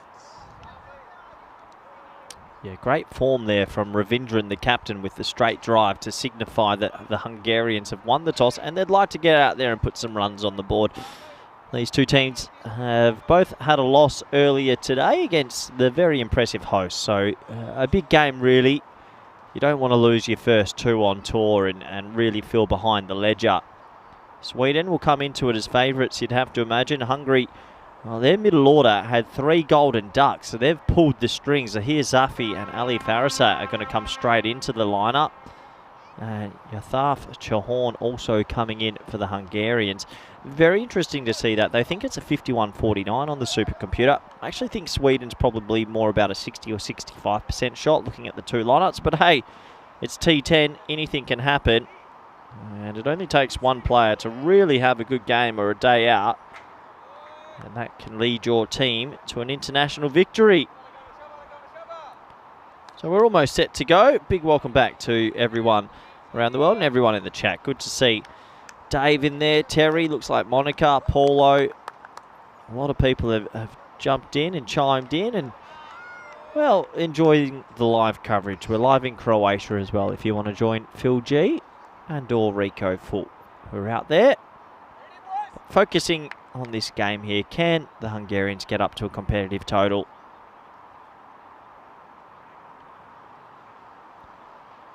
Just waiting for the clock to tick over to 12:15 local time, our third live game today.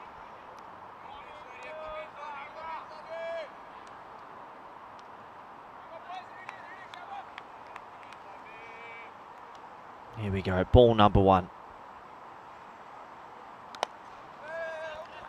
Slower sort of in-swinger from Zahid, and Ghani will get himself off the mark, just the single.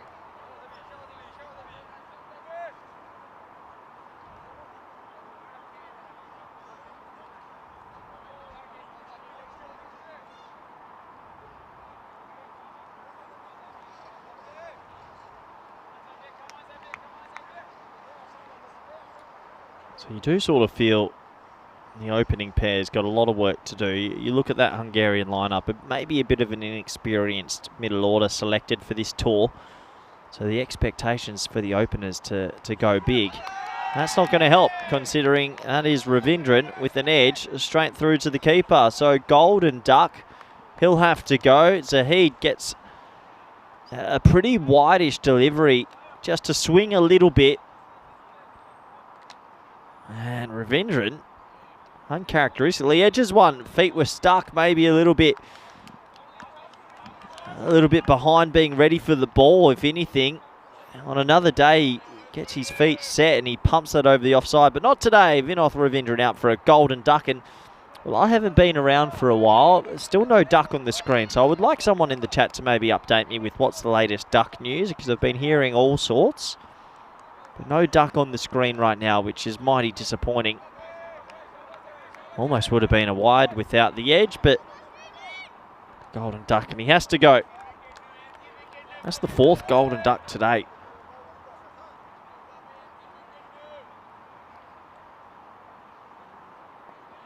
For this Hungarian top order. Safi into the lineup. Just the single. Yeah, look, I know there's quite a few knowledgeable viewers in the chat. Give us the latest duck news. I'm a little bit behind, being a bit busy on some other projects throughout the summer. Good to be back for the ECN just for a small bit for the coming few days.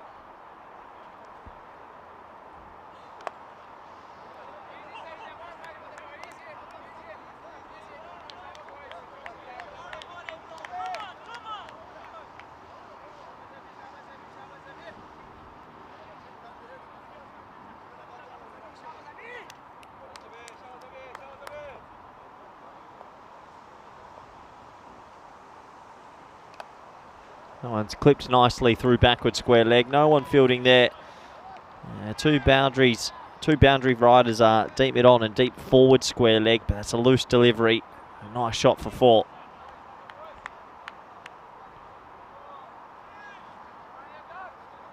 Yeah, clipped away nicely. Matthew Pittard saying Rico does a duck noise. I know that, but he hasn't seen a duck animation since Channel 9 did the cricket. There was a duck animation on this network for about 3 years, so I'm curious to when we're going to get it back. Pretty good over in the end from Zahid Safi. Awkwardly defending the last ball, so that's the over complete. 7 for 1.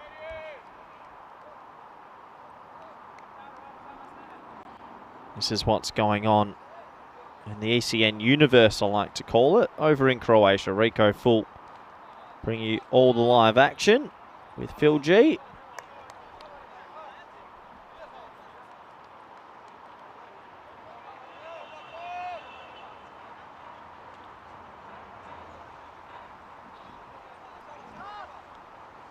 The two good friend commentators are enjoying themselves in the sun of Croatia as we start over number 2. And over number 2, we'll start with a pickup. Nice shot. Just going with the angle a little bit there, Garni, and he gets under it for 6. So 6 to the total. Can hunt the Hungarian team, who might be riding the back of Garni, get up to something competitive. Dave coming in saying they are pushing for a robo-duck. Interesting. Trying to get Derek back. I don't know if Derek's been cooked up and destroyed, but maybe. I'll have to get the inside scoop from someone later. It's going to be edged for 4. Would have been a wide, but catches up with. Didn't carry the rope. They might want to have a cheeky little look at this. It kept on flying.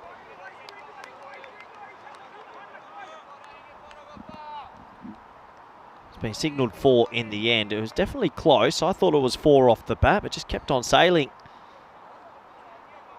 Yeah, 4. Good eyes from the umpires.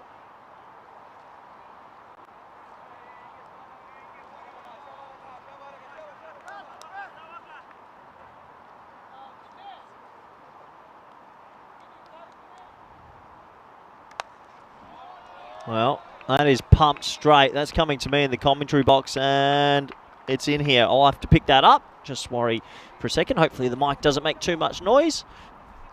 6 more. Good throw from the commentator. Nice shot from Garni. And yeah, dead straight. That's where I'm seated. I'm at deep mid off currently in the little cube. And Garni, you really feel, holds a lot of the tickets to the Hungarian success.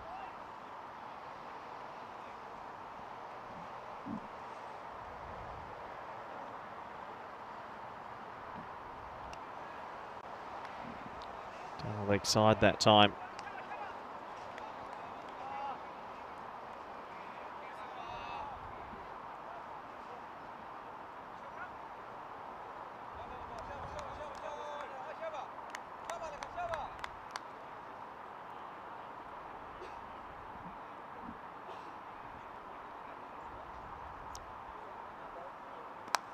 Shot. Yeah, one of the shots of the day from Garni. It's over pitched from Waffa. Not too much pace on the delivery, but just goes to show very small margins out here in Oslo. It's a pretty solid surface. Not too much movement throughout the day, but if you overpitch a half volley and let batters free their arms, this is going to happen. And yeah, Garni does not miss out. He's 24 off 6.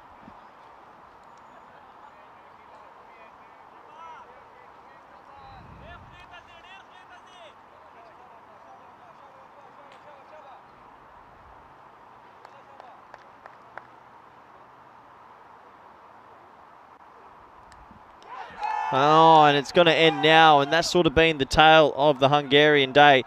Anytime you sort of feel like they're going to get on a bit of a run and things go their way, they seem to lose wickets. That's another big wicket. Ravindran, he edged one, and now Garni.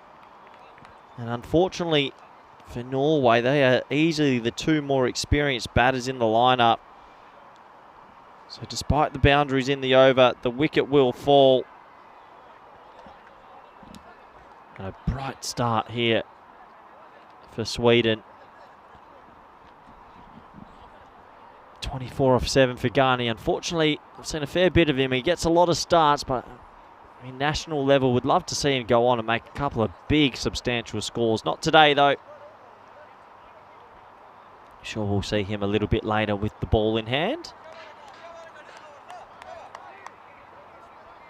So 30 for 2. The rate's okay, but the two big fish in the sheds. Farasat is going to come out at 4.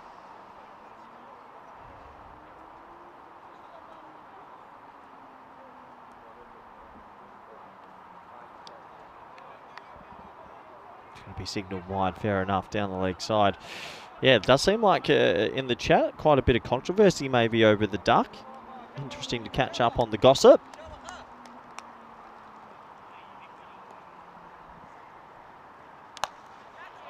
Hit over the top, shouts a catch. It's going to balloon over mid-off and then hold up in the surface. So just the one in the end. Farasat gets away with that. Missed out on a juicy full toss. They'll land a pretty eventful second. 25 runs off it, 1 wicket as well. 32 for 2.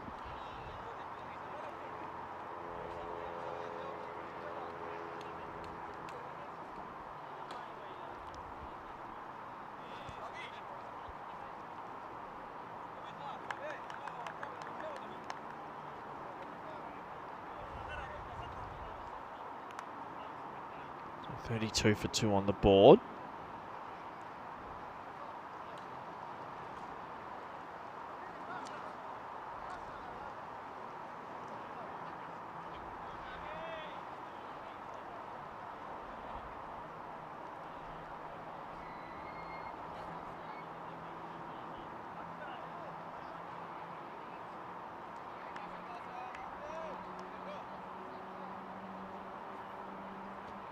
Looks like Zahid is going to have another over here. Just a little bit of a pause in play as some gloves have been run out for Farasat. Obviously didn't like the original pair he's got on.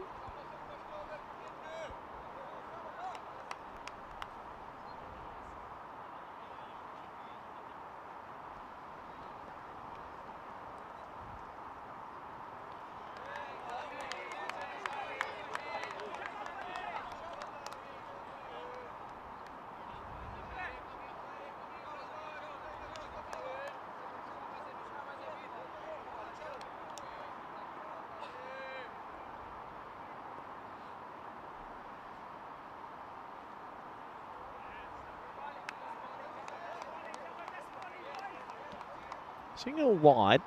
Zahid not too plussed with the call. Still given a wide though, even though he shuffles a little bit.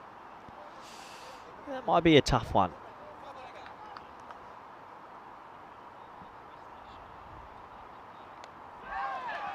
One of the more ugly looking cut shots you'll ever see. Farasat looks like a cat on a hot tin roof. He moved so much at the crease. Just needs to sort of set his base a little bit, maybe go deep in the crease, get his legs ready. Just looks a little bit maybe twitchy, nervy. Oh, that's probably close. That's pretty close. He's going to give it not out. I'd be tempted to give it. He doesn't offer a shot, actually. It's almost like he's just left an in-swinger. Have a look at this. He's cat on a hot tin roof, doesn't know what to do with the ball. It's probably bouncing over in the end, but really, Farasat's looking all at sea here, and this is the national number 4. Not good signs for the Hungarians. He's 1 off 5 now, and just needs to take a breath. Dave in chat saying, have I heard about the road trip? I haven't, Dave. I really have had a bit of a break. Been very busy with some other projects, so fill me in. Happy to hear about what's been going on and sort of catch up a little bit. Oh, that is cricket. Zahid getting that one all wrong.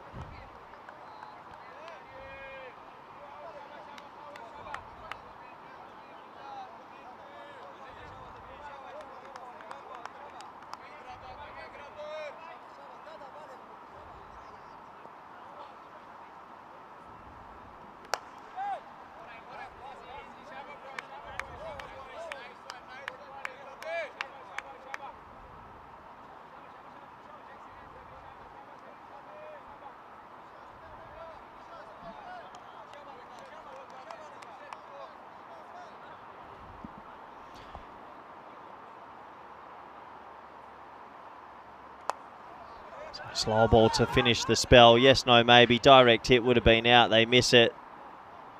A little bit of twitchy cricket this from the Hungarians. Zahid finishes with good figures. 1 for 11. And 36 for 2. So I've heard whispers. Well, there he is. That's the new duck. There's a little QR code. What should our new European cricket friend be named? Tell you what, that duck, that looks like a duck of nightmares. That scares me a little bit, that duck, to be fair. Those eyes are a little bit too big, but go on, scan the QR code. Let us know what you think of the, I think there might be 4 choices for a name. It's a futuristic looking duck.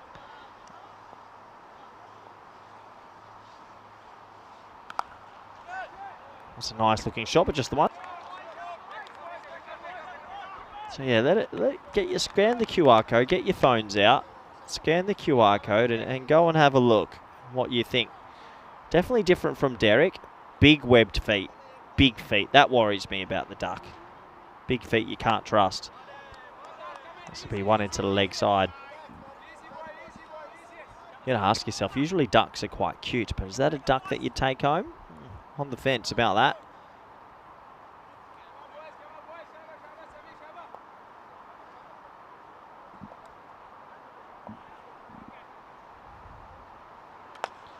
Well, that's better. Over-pitched, half volley, and he gets it. So 6 to the total. And, well, they needed that. They've just been sort of floundering at the moment. Not really going anywhere. We've seen Norway post scores of 180, 190 batting first. I don't think Hungary will necessarily require a score in that vicinity, but they'd love a 150, that's for sure.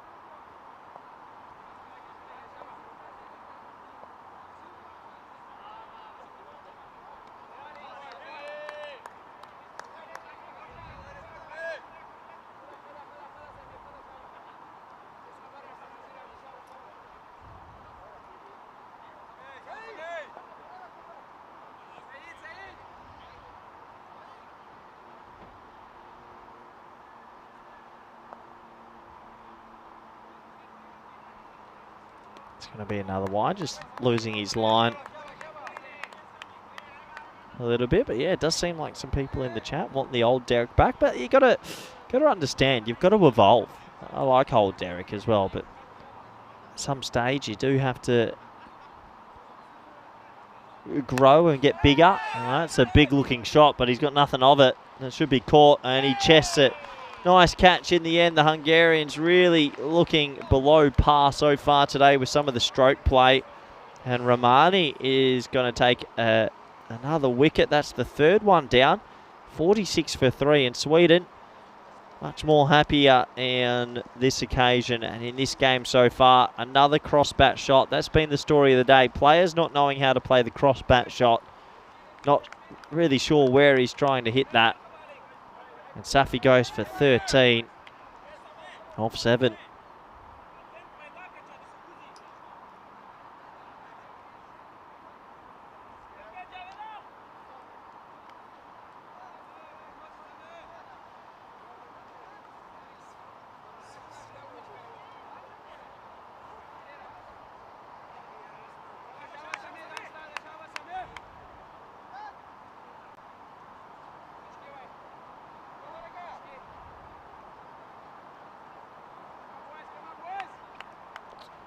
So Nawaz comes out at number 5. Got a golden duck earlier today. It's a nice looking stroke. He'll get off the mark, which will build him some confidence.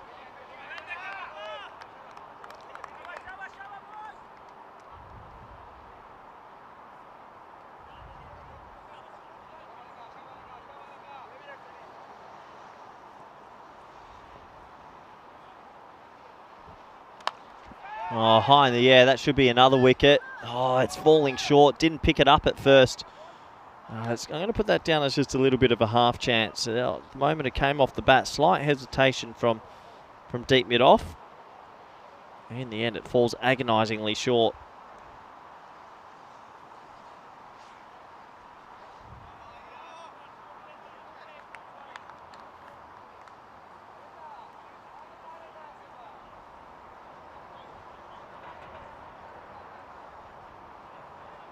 Another over complete, 48 for 3. Going at 12 and over, the wickets will be a worry. Sort of funny, I think 4 years ago, you say 12 and over, you're on track for 120, you take that. But in this day and age of T10 cricket, with the evolution of the ball and certain other parameters, 12 and over just doesn't seem to cut it anymore.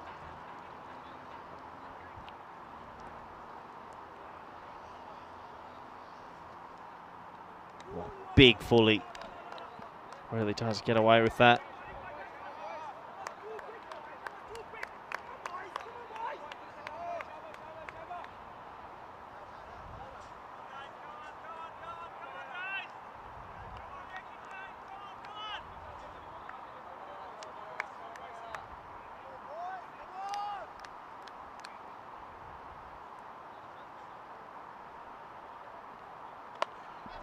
Toe of the bat, dropped. Straight to him, dropped, throws the ball in viciously, misses the stumps by about 3 metres. Probably a throw more out of frustration to dropping the catch.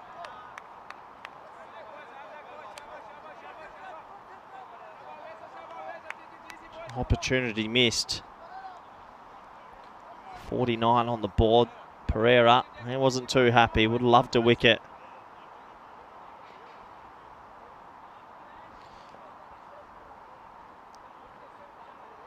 Oh, good ball. Cuts Nawaz in half. Yeah, question from Dave if I'm bowing to the system. Actually, Dave, I don't have an opinion. Because I've been away a little bit and a bit busy on some other projects, I haven't had time to form my full opinion on the duck situation. But I'll come by Cardamar. I'm sure I would have formed one by then.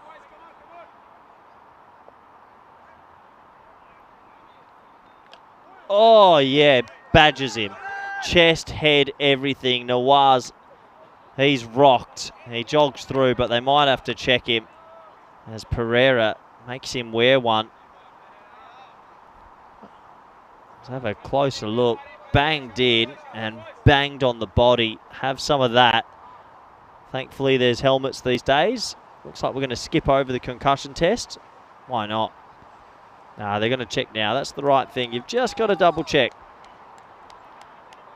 to make sure he's okay. Question from Akat to Coach A. There's 5 matches today. This is match number 3. So we're not even through halfway of the day. Go figure. So 5 live games here in Oslo. Oh, that's another back of a length delivery.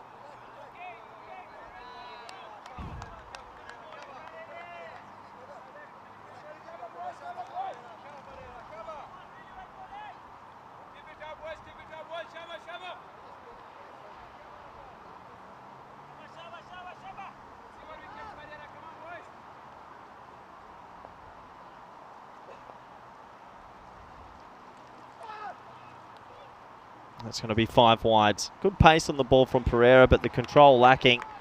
It's going to fly away for a boundary and handy runs. And you don't need to get bad on them. Too quick for the keeper, who was late on it as well as it bangs into the bleachers. 5 bonus runs.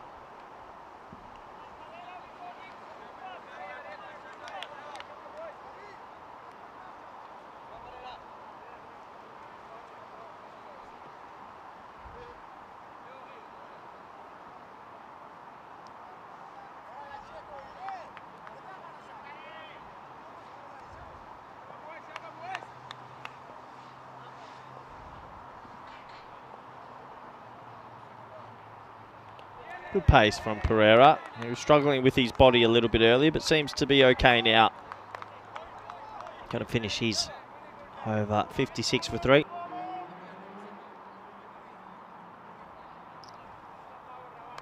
Yeah, so once again, obviously, if you do want to have a bit of a vote and you want to contribute, do scan the QR code. And yeah, look. Looks like the duck's got the ball in the left hand, so left arm off spinner is the duck.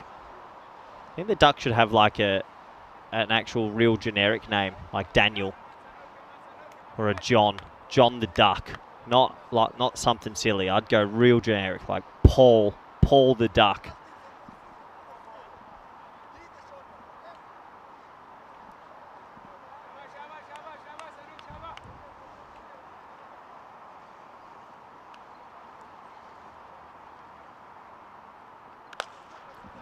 Back of a length delivery, and Farasat wakes up. He was 6 off 11, taking his time. He gets that one out the middle. That'll take him to 10 off 12. A much needed boundary for him.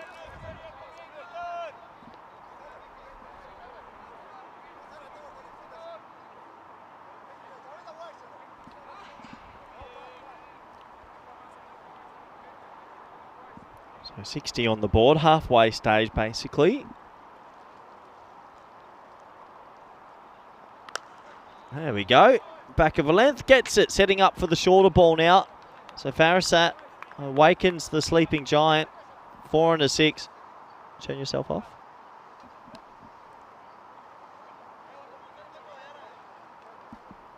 So a 4 and a 6 from Farasat. This goes to show that he does have the ability, after looking, must be said, a little bit rusty. The first 10 deliveries, he's gone a 4 and a 6.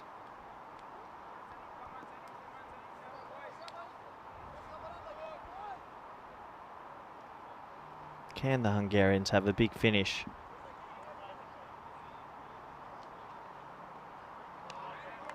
Well, that's a free delivery. That's disappointing. You got to throw your hands at those. Any bat's good bat. Can't make runs if you leave it.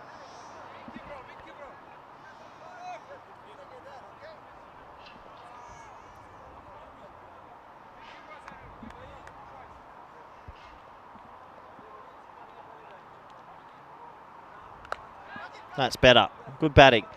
Any bat's good bat. You get a little bit of width, no deep backward point in operation. The ball retrievers have been good so far. 4 more to the total. And Farasat just seems to have found his timing a little bit in the last couple of moments. 4-6-4. Well played. Wouldn't say he's the most aesthetically pleasing batter, but it's okay to make ugly runs as well.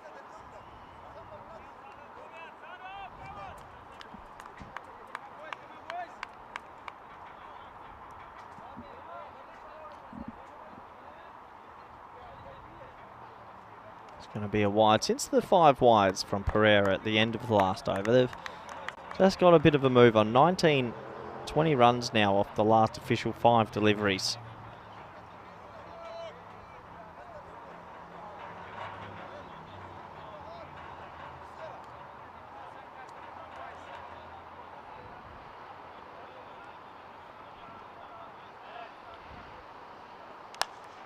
Well, that's high, and that's 6, so they are getting a wiggle on. Much better hitting, much better striking from Farasat. 26 off 16 now. Really looked like he was below the level not many moments ago, but just starting to click.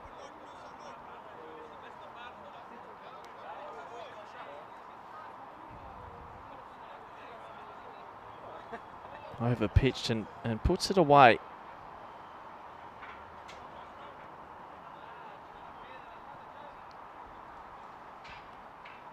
Oh, what are you doing, Farasat? I'll tell you what, I just don't understand why you wouldn't have a swing at that. There's no deep backward point either. That's a coach killer if I've ever seen one. 6 overs down, 77 for 3.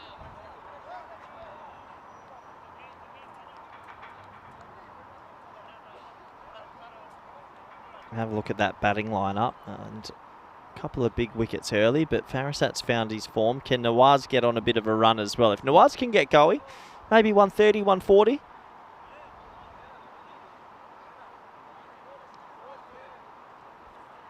Yeah, good call from Johnny. I wouldn't call a duck Corey. Corey doesn't match duck.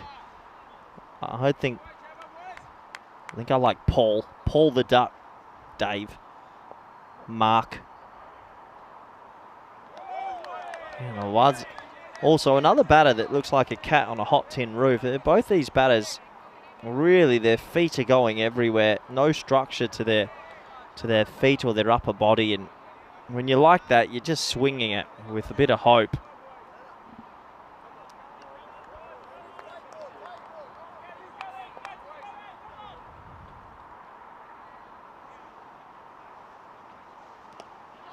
Oh, that's a box crusher. Ball gets rolled in for no reason at all. They could have got an extra run there, but I don't think he wants it. Nawaz, who, yeah, maybe this level up the order just a bit too much for him. That's right in the ghoulies. Hopefully he's okay. Not too sure who said it before, but the Hungarian national team are a dead ringer for Bangladesh cricket kit right now.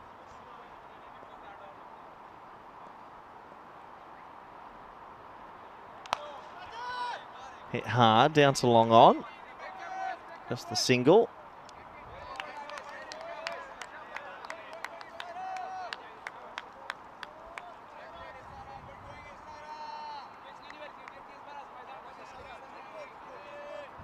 Bit of a crossroads here, the Hungarians, trying their best to step it up, but being met by a pretty disciplined bowling performance so far from the Swedes. It's almost killed him, almost killed the keeper also. Might be 2 byes here if they're quick. No, doesn't want it. It's Pereira.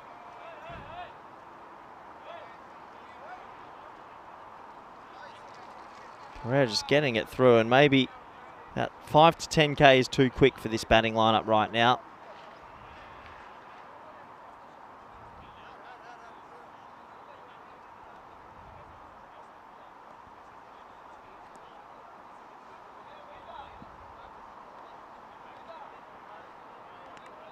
Guess that one all wrong.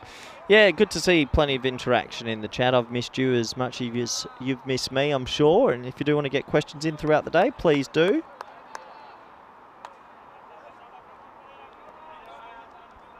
Happy to try get around to as many questions as possible. And yeah, it's been a very busy summer. Nice to squeeze in this trip. I was glad I had a couple of days free to be able to get out to Norway and watch cricket like that as Pereira lands arguably the best ball you can bowl in T10 cricket. The perfect Yorker, honing in on the stumps, and Farasat's awkward time at the crease will come to an end. He'll go, Sweden in control, perfect delivery, awful looking shot. And another wicket goes down, 81 for 4.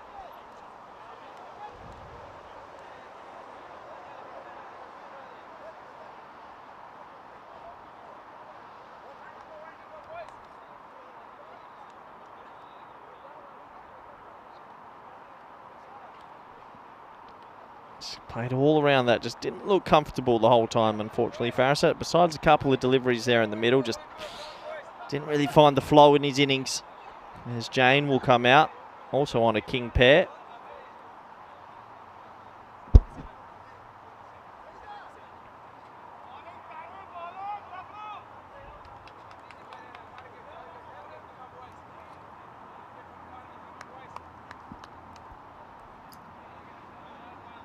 Last ball of the 7th. Well bowled. Good spell, Pereira. He's got some pace about him. Looking good. So 81 on the board. 7 overs complete. Question from Johnny. Yeah, I'll be at Cardamom. My schedule's a little bit hectic at the moment back home in Netherlands, but I'll be at Cardamom. I'm commentating a bit of the women's and then coaching Team Europe, which is up around the corner for the Western Shield. There you go. Perfect timing. So I'll be coaching Team Europe at the Western Shield. We've got Max O'Dowd as our marquee. We have an icon that hasn't been released yet, but a very big icon for Team Europe, which is exciting. And then obviously I'll be doing a little bit of Spanish stuff. I think we're in Group B. And then I think I'll be hanging around and doing a few days of commentary as well. So it won't be all commentary, but it'll be a bit of a mix, coaching, commentary, and yeah, and maybe meeting the new duck. So bits and pieces, Johnny. Bits and pieces. Busy period throughout this summer so far as Nawaz skips inside one for a wide. Yeah, so it'll be good. Always nice to get out to Cardamom. Well, good to catch up with a lot of good people and see all the teams. And the Western Shield was a lot of fun the first time. And just high-level cricketers doing what they do best, whacking the ball and bowling good Yorkers and taking wickets. So that'll be good. And yeah, Team Europe, we've got a good team. And I think we've made 5 changes since last year as the 2 batters hesitate. 5 changes since February. I don't think I'm allowed to say anything else yet, but there's 5 changes from the team we took in Feb, and a different icon is one of those 5 changes so far. So you can have a guess who the icon might be, but I'm not allowed to reveal just yet. Well, Nawaz hits one high. Extremely high. 6. It's gone about 52 metres. An unbelievable strike. He's hit it almost straight up and it just kept on soaring. I think if I'm a fielder, I wouldn't want to catch that. It really got snow on it. And Nawaz moves to 8 off 9 with that strike.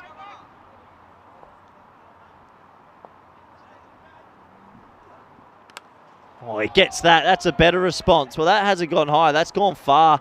6 more to Nawaz. And, yeah, another batter that was looking twitchy gets 2 out the meat. And all of a sudden, he's in the more positive zone. 14 off 10.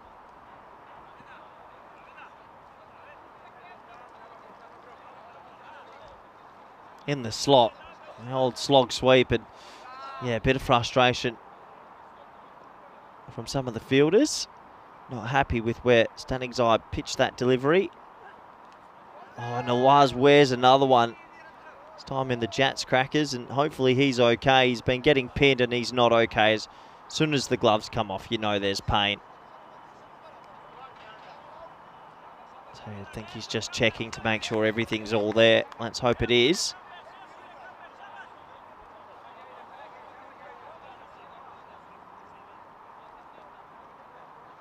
Good little response from the Hungarians. A good last 2 overs. You can maybe get to 135, 140. That definitely plays. You have to bowl well, though.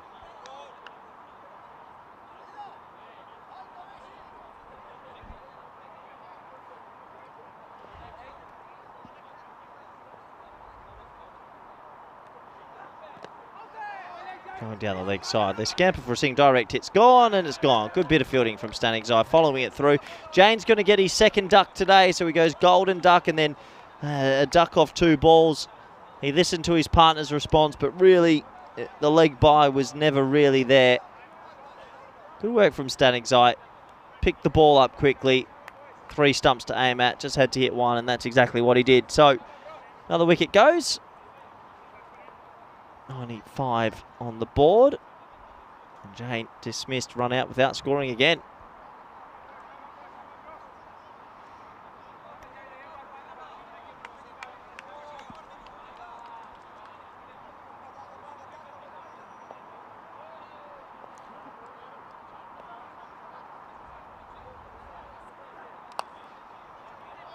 Hit hard, just be the 1. So Stanning's Eye, it's not about over. 14's okay.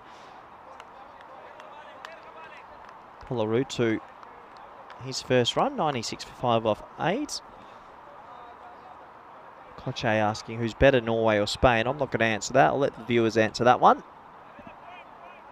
Everyone can have their own opinion. Just kept losing wickets throughout this innings and struggled to have back-to-back overs with some substance, I'm trying to say. Seems like every time they've got on with a few boundaries, they've then had a few dots.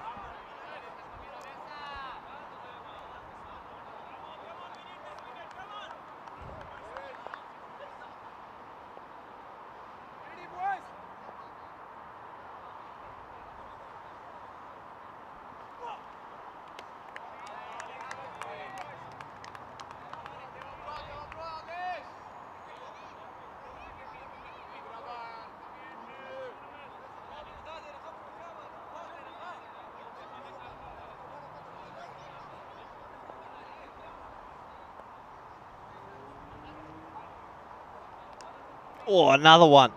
Well, Nawaz has spent more time being punched by the grizzly ball than hitting the grizzly ball. That's the 3rd or 4th time he's been pinned. Good to see him get on with it, but yeah, taking his eye off the ball, and boy, oh boy, he's been riding a few.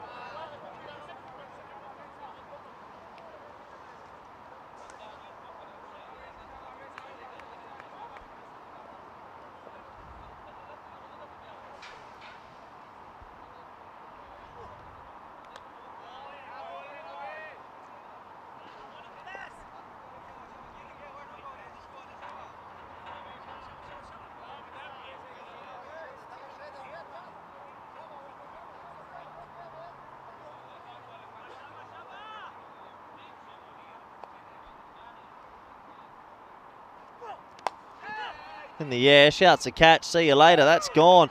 Another duck. Bowler 2 goes for a golden. That's the 6th golden today for the Hungarians, and it sort of sums up the day they're having with the blade. Can't get a wriggle on, can't get some momentum, and well, Sweden, good response from them. They'll be hoping for a good finish here, and to try and chase this inside 7, definitely a possibility.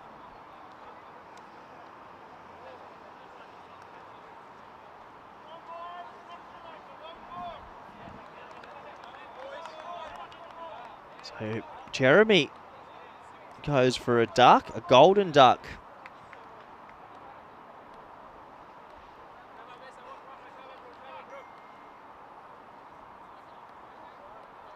$29 for 6. Jay Kumar comes to the crease. Ahmed's picked up one, and yeah, the Hungarians just stuck all day. That's been the length of the day. Anything back of a length, a lot of players have really struggled. There's good carry in this wicket, bit of pace.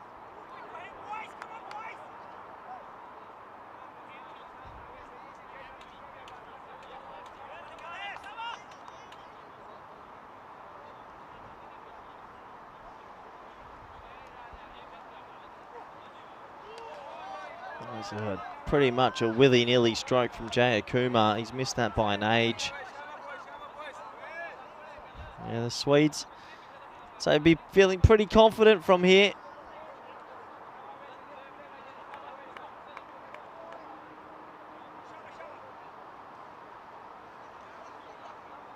I think the batting order will be trying to hunt this down inside 7 overs, you'd have to fancy. Jay Kumar looks like a genuine lower order player. That pace is just too much for him. I think the worry for Sweden, though, to get away with it in a game like this, but their pace and their all right arm bowlers are very similar. I think in T10, like what you saw with Norway, good to have the left arm seamer and a bit of variety. Got to have as many bowling options as possible.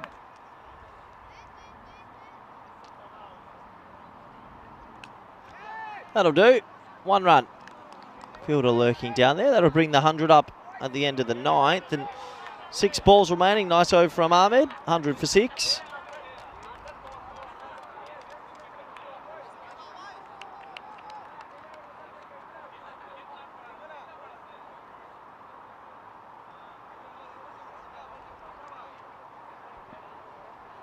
Yeah, impressive looking bowling card. Pereira probably pick of the bowlers with his 1 for 10 and raw pace.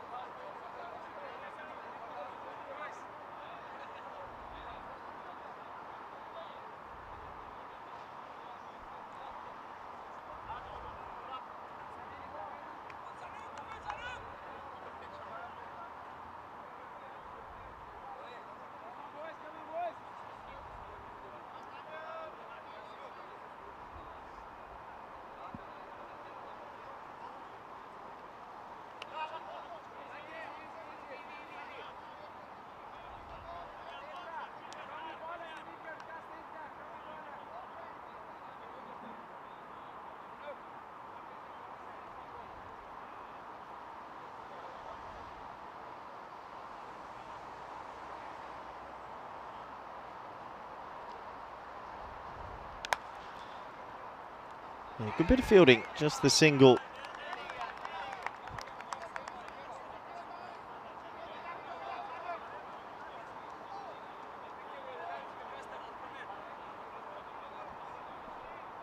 So Nawaz back on strike, been there for a while now.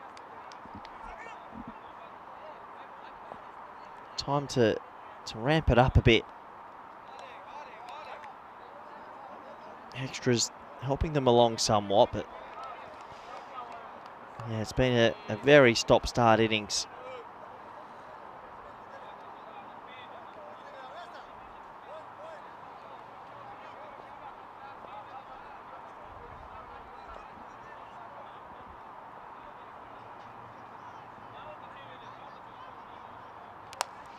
Well, it's high in the air and he's got that. That's good enough from Nawaz. Swings hard and swings well. He'll get 6 for his trouble as it carries over the rope. Much needed boundary for the Hungarians and for Nawaz personally.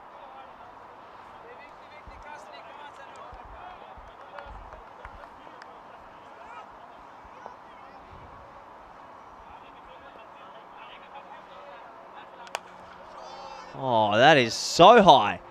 Boy, oh boy, still in the air, landed now. Some of these shots will be a lot more aerial than with distance, but nonetheless at 6, and Nawaz, he needed to click. It was a bit of a stop-start innings, but just 2 boundaries in a row make it look a lot more pretty. That really went high.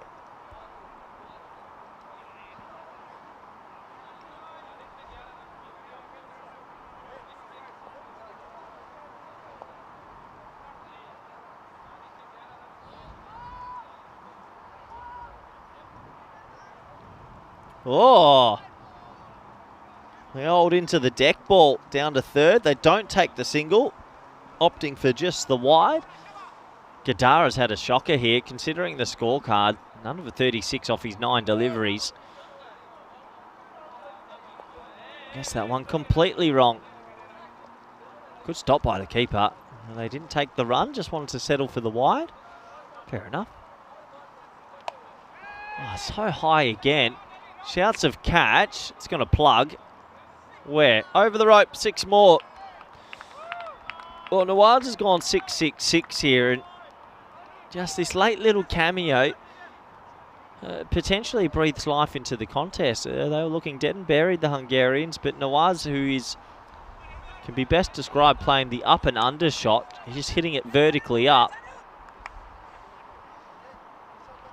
He moves on to 34 off 16 and 2 balls remaining.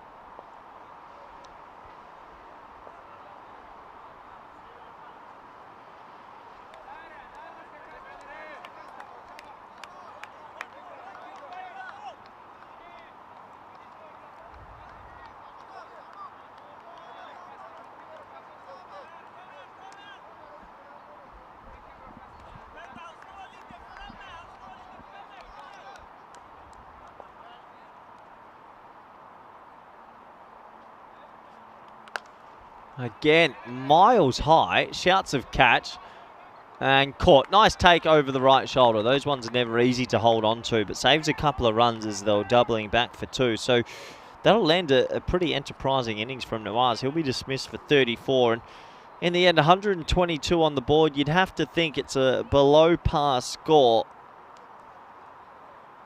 Very good catch over the right shoulder. You'd have to think it's a below par score, but is this something that they maybe are able to defend? They'll need some early wickets. But Sweden, you'd have to think, will go into the halfway stage the happier of the 2 teams. 1-2-2 for 7.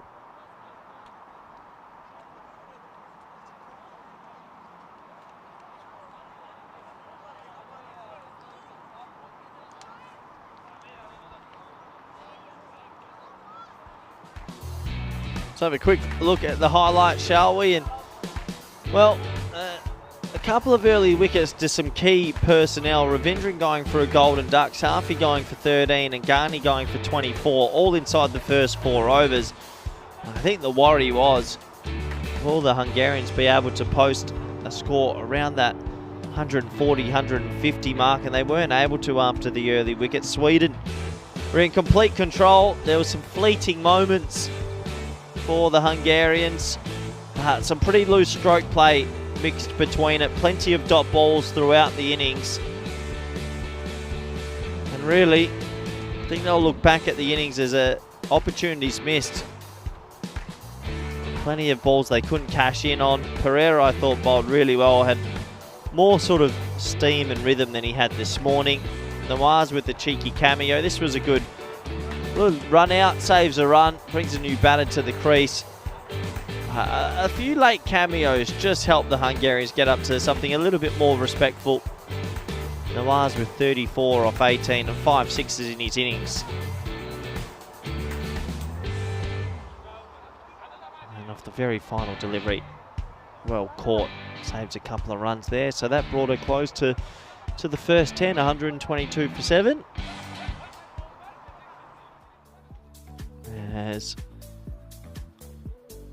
we have a look at the scorecards quickly, and yeah, it was an interesting sort of batting innings. You see a couple of scores there in the 30s and the 20s, but it's the amount of balls it took for them to get to those scores from Farasat and Nawaz.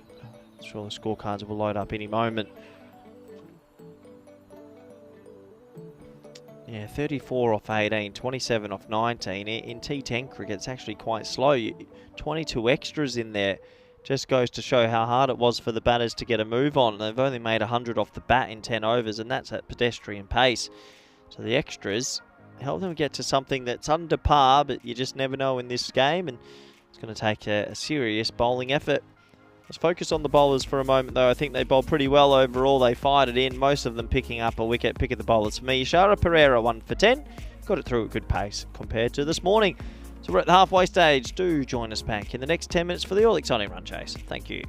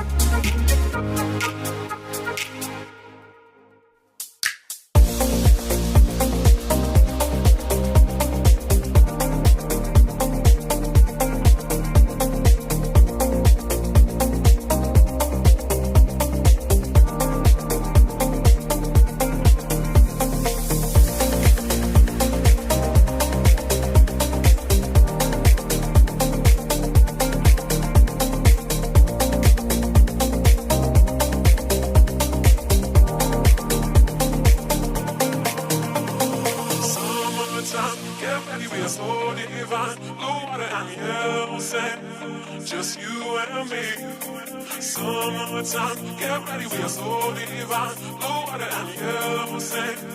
Let's live our dream. Summertime, get ready, we are so divine. Blue water and yellow sand. Just you and me. Summertime, get ready, we are so divine. Blue water and yellow sand. Let's live our dream. Summertime.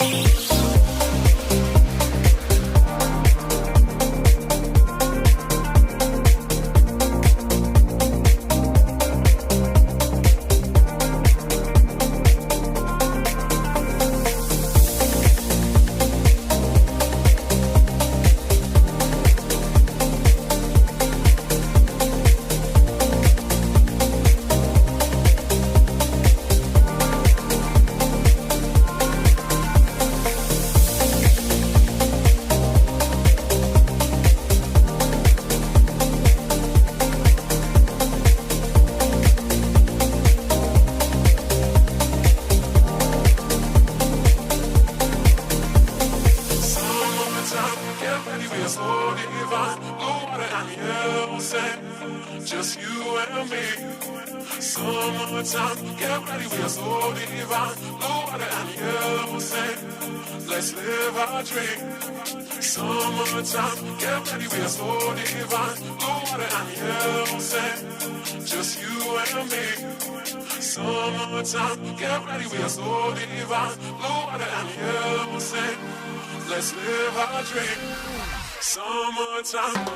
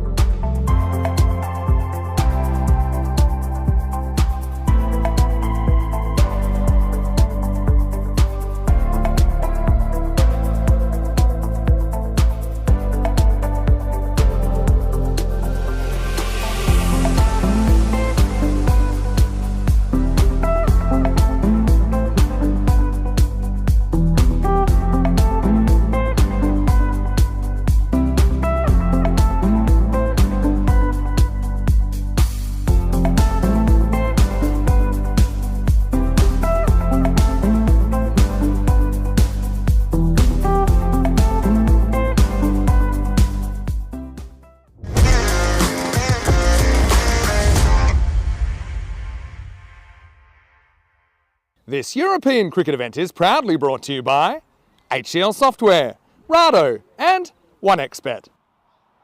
Hello everyone, welcome back. We're at the T10 cricket action here in Norway. First time we've ever been here. It surprises me it's taken us this long to get out to this lovely part of the world, but we're finally here. It'll be good to watch all the cricket action as it unfolds over the next 3 days. So we're at the halfway stage of this match. 122 was scored in the very first innings, and well, maybe a couple of years ago that would be competitive. In this day and age, 120s are under par. You really feel under par. 2 boundaries and over get you there pretty comfortably. But old mother cricket always has a few surprises, and maybe today we'll have a surprise. Can the Hungarians pick up a couple of early wickets and make a game of this? I think if I'm Sweden, I'm telling the guys, let's just bat the way we play, and if we get in a position after 4 or 5 to go and hunt down a 7-over win, let's try get all 4 points. So we're almost set to go. Ball number 1.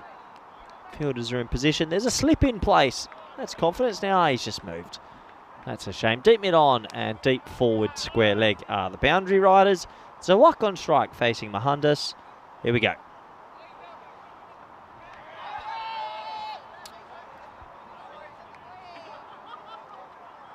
Starts with a dot ball, maybe gets away with that one.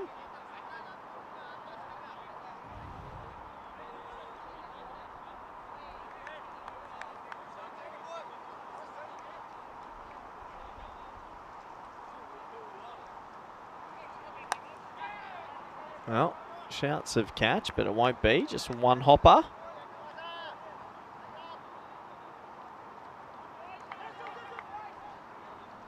A little bit of an overthrow, but it won't result in another run. Yeah, the Hungarians didn't bowl too well to Norway earlier today. A lot of full tosser. I think they just keep their metrics simple. Keep it outside off, bowl a good length. Don't try anything too funky. They don't have the pace in the lineup.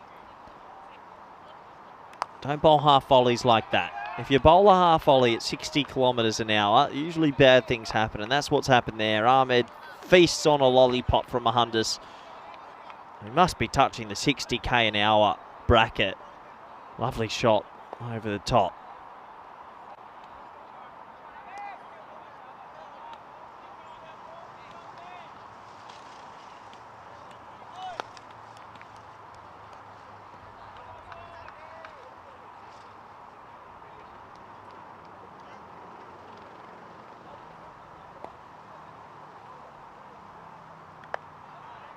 Well bowled, a little bit slower that time, and better length. Length's everything.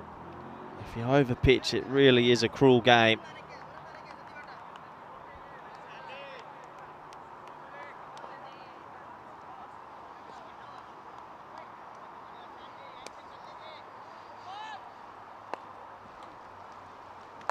Oh, he comes charging down the ground and flat bats it for another 6.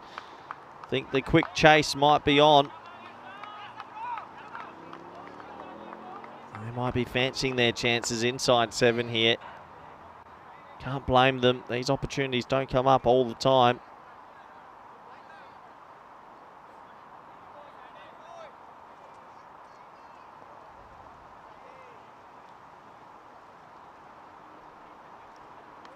And again, this time jumps outside the off stump. Unfortunately, Mahundis doesn't have the pace to challenge with the new ball, really. I think he'd be much more advised to maybe bowl outside the power play. As the runs are flying early, 19 on the board. Real danger signs for this Hungarian team. 9 matches since our last golden ball, I've been told this morning, so obviously that must have happened in Croatia.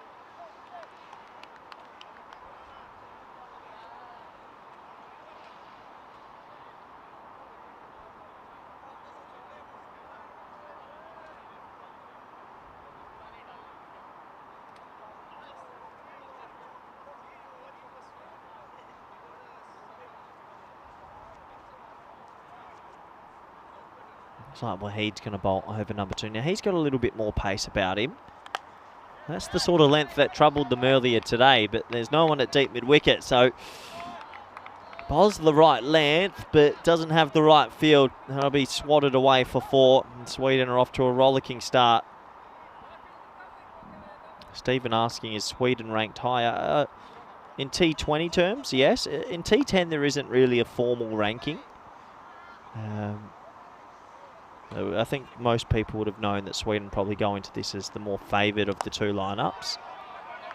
Nice cover drive that time. Tries to stop it with his feet. Ill-advised. 2 runs. Yeah, I think that obviously these are T10 matches, but no formal rankings for T10s, unfortunately.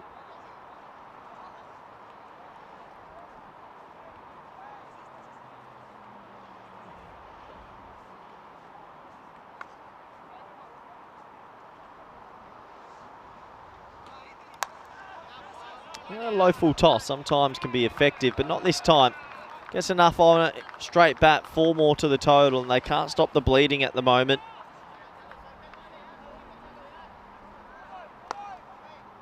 Yeah, not easy. It really isn't when you've got 2 openers that are full of confidence.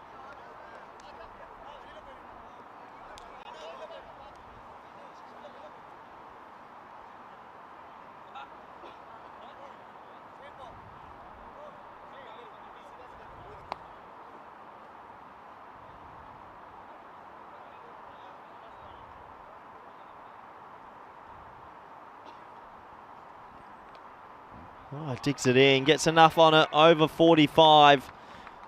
they just put mid-on back before that ball, and these are the small things. If you're going to put mid-on back and then you bowl a bouncer, and just wrong field settings from the Hungarians, maybe a lack of communication between captain and bowler. It's a good directed bouncer as well, it really is, but not going to be rewarded. 4 more to the total.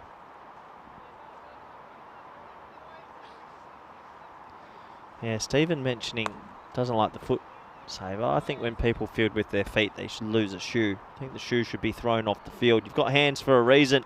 It's a 50-metre boundary, T10 cricket. Get your hands down and throw your body around. Help the bowlers as much as possible.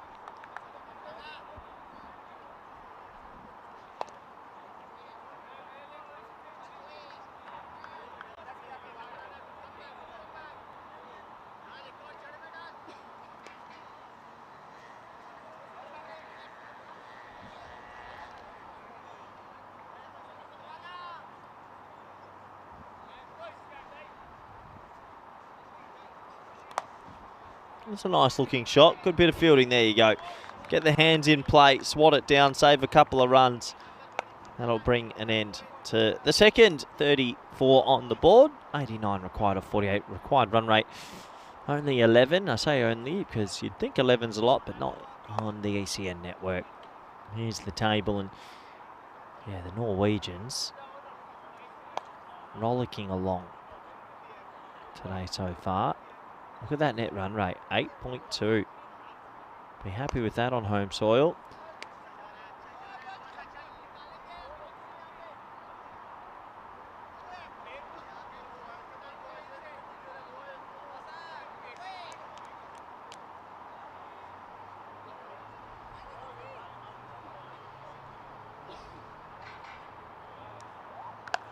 Oh yeah, shot. Every piece of that hit into the bleachers. Another ball to work with, easy length, and yeah, Sweden are, when they're on song, a power-packed T10 team, and boy, that is mullered, really mullered. Sounds like a cannon off the bat, those grizzly balls. Harder than the planet Mercury, that's for sure.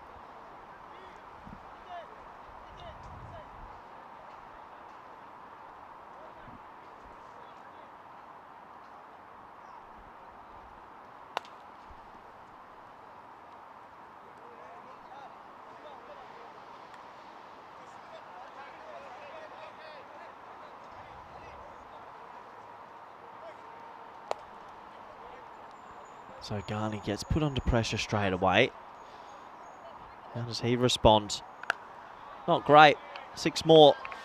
Well, dropped by the ball officials out there who have had more work to do than the fielders on field today. And I mean that. If you're a ball retriever and you get put on the leg side, you're going to be involved more often than not. This one was dropped out there. As Ghani goes for back-to-back sixes, and you'd have to think Sweden eyeing up a 4-pointer.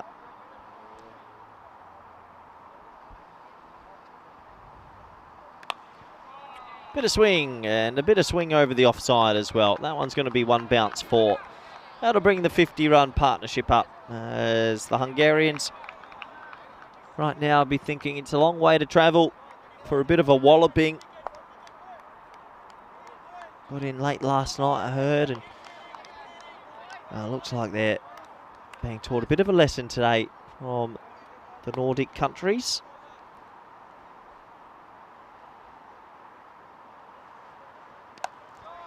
Yep. And if you don't use the facilities, it usually gets a little bit harder as well. An easy full toss, 6 more, and 67 or 44 required. This one's almost done already. Stephen thinks that ECN T10 should go international with Afghanistan, Bangladesh, India, Pakistan, Sri Lanka. I like the idea, ACN World Cup, but you have to, if you did that, you'd have to move the boundaries back a bit and use a different ball if you brought in the likes of those teams. But sure, I'm all for it. The ECN World Cup, European Cricket Network World Cup, could you imagine?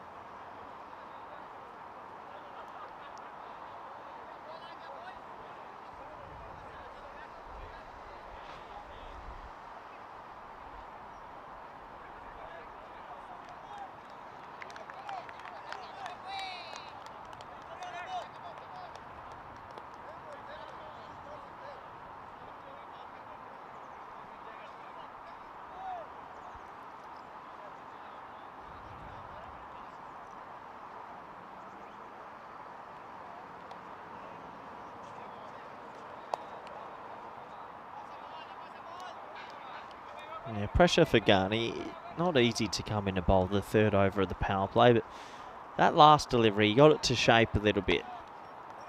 Just going to see if he can get a little bit more swing here and bowl a heavy length.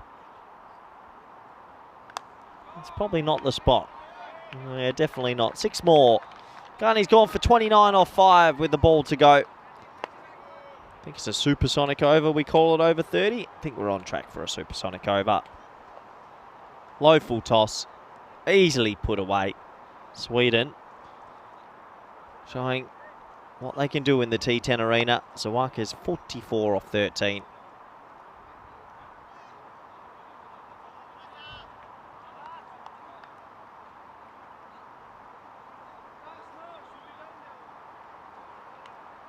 That will turn it into the supersonic over. 30 up.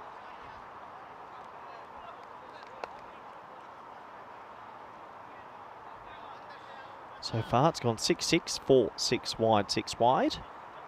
One more ball. It'd be an unconventional way of getting 36 off the over, but you'd have to imagine Zawak wants it. Won't get it. Gets that one wrong, and Ghani is on the ground. That's when the back spasms start to happen, when the over goes for 31, that's for sure. You have to think, why do people put their body on the line so much just for a bit of T10 bowling? It's 3 overs complete, 65 for none. Look at the comparative Manhattan graph, and yeah, a lot of single-digit overs there for the Hungarians, and 3 magical overs. Really odd sort of first innings, but they've been counterfeited. Sweden have come out the blocks like a bullet from a gun and killed this run chase almost immediately.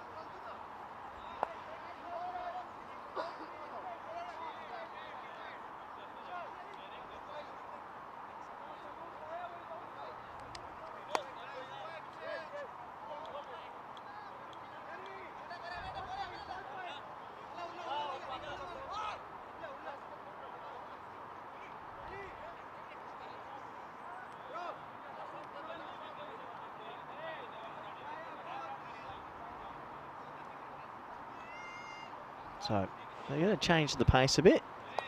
Jacob's going to come and have a trundle. There you go. That little bit of change of pace just makes it a bit hard for Zawak to line up.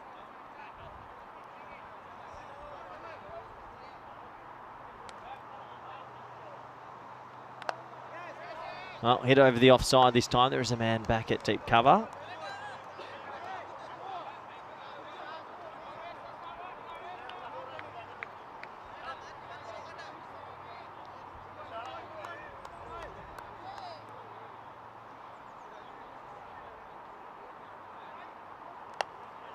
Well bowled, little arm ball into the legs, just jarred out for a single from Ahmed, who's must been a bit of quiet at the other end, watching his opening partner smack it to all parts.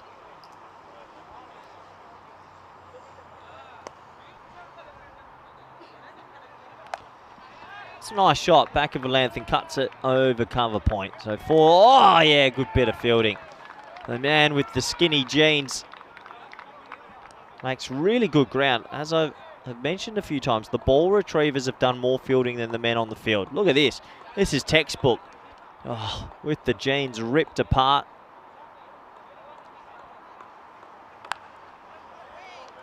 That was Zawak's 50, by the way. 50 coming up off 17 deliveries for him.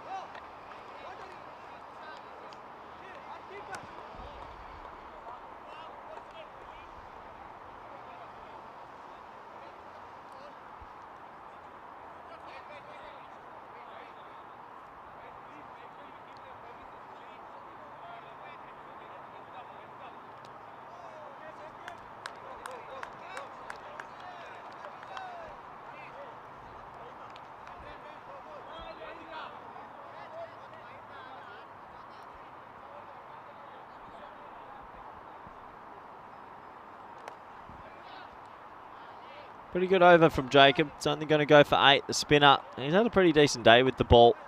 A shining light for the Hungarian team, who's really been put to the sword a few times.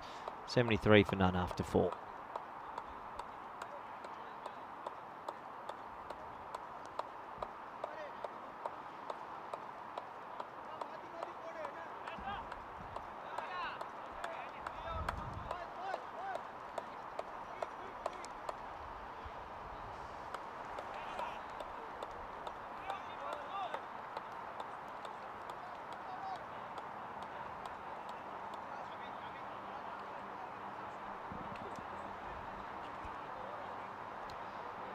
So Jay Kumar has been thrown the pill and been given an opportunity here. So it looks like they're going to go with more pace off. Sort of maybe thinking that it might be the one thing to bring them back into the game. And so far, from the 7 balls of pace off they've bowled, they've looked a lot more effective.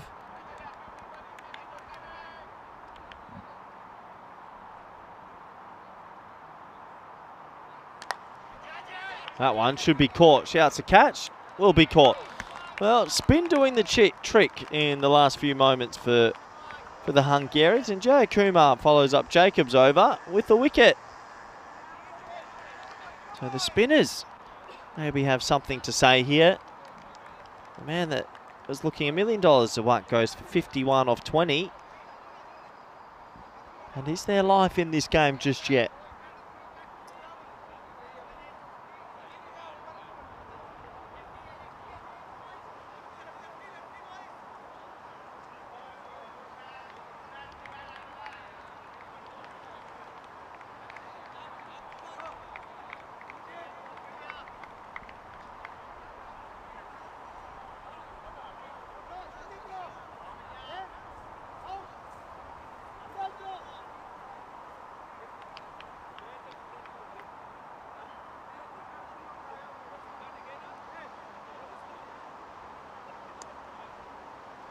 So new man to the crease is Ahmed. He'll join Ahmad. Don't get too confused. Ahmed's the left-hander. Ahmed could be out. Skies it. Should be caught. And caught. 2 and 2 for Yaya Kumar, who's got 2 for none. He's on a hattie. And Sweden, just all of a sudden, in the last 9 deliveries, have really struggled against spin. Shorter ball thrown in. And a nice safe catch in the end. So can Hungary turn the tail of the tape and bring this game right back. Difficult day for Ahmed, Saeed Ahmed. Would have been harbouring hopes of a big innings here, but he'll go for a Golden Globe. 73 for 2.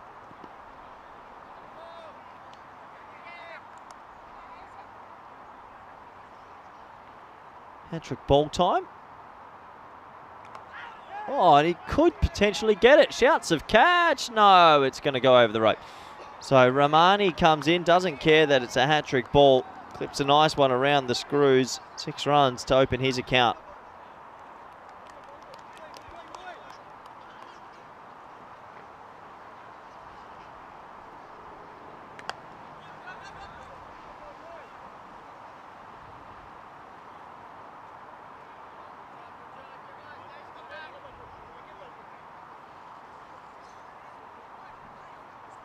Last ball of what's been a really good over from Jay Kumar. I'd love to end with another wicket. Unfortunately, there's enough on that. It's going to go for 6. Sweden just respond a little bit after a mini wobble. 86 for 2 after 5.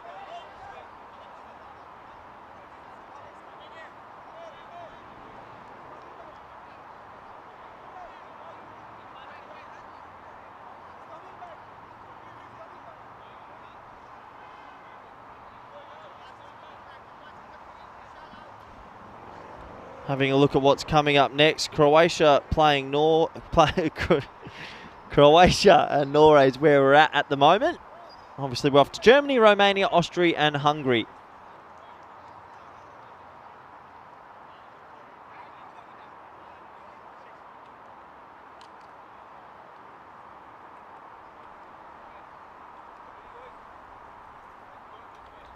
Jacob given another one.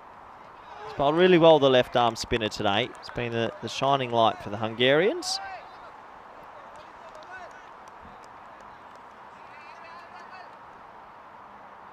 Oh, not far away indeed.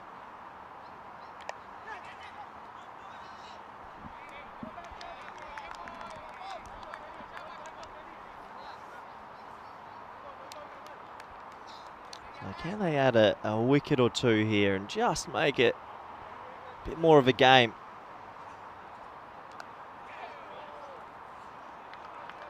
Edged away. Heartbreak for Jacob. He's bowled really well. Of course, no slip in at this stage. You can understand that. 33 now required.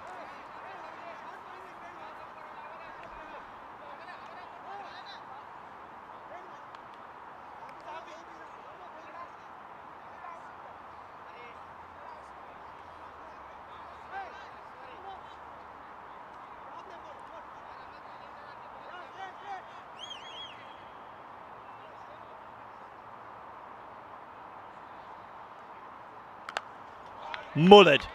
Shot, and there's Norway warming up. They're not paying attention. Almost takes a few of them out. Lovely shot for 6 from Romani.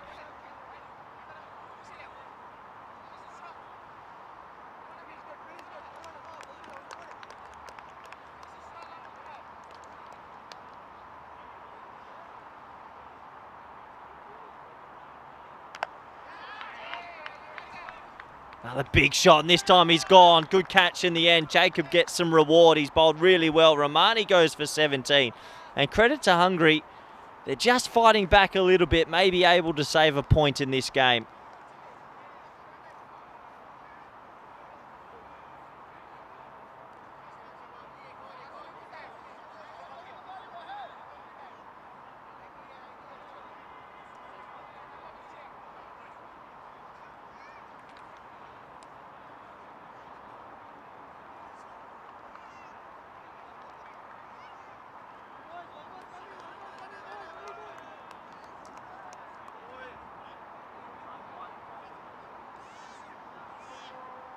So Jacob picked up one. Stanningsy's come out next, and still a few runs to get here. The spinners have really bowled well for Hungary here. They've got 3 wickets between them, an economy of about 10 or 11, so good going. Oh, 1 for 20 from Jacob. You take that on a 50-metre boundary from the left arm tweaker. 6 overs down, 98 for 3.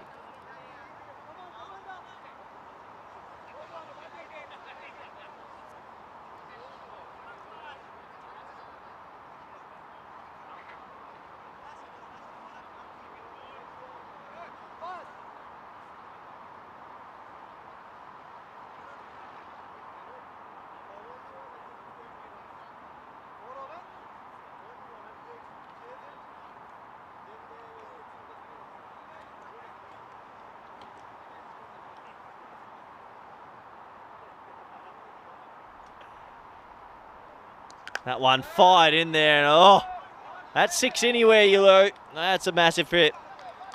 Every time the Hungarians have thought they're back in the contest, a big boundary's come. That brings up the 100 of 6.1 overs.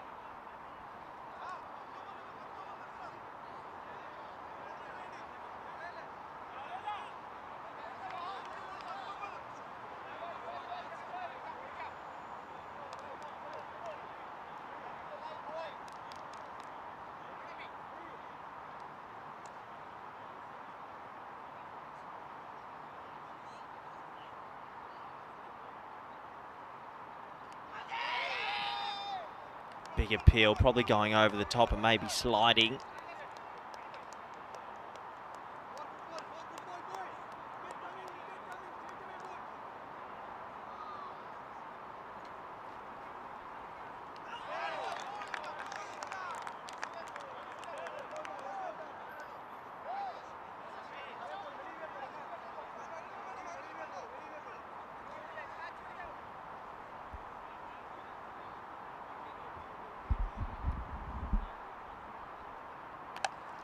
Shorter ball. That ruins a pretty decent start to this over from Jay Kumar.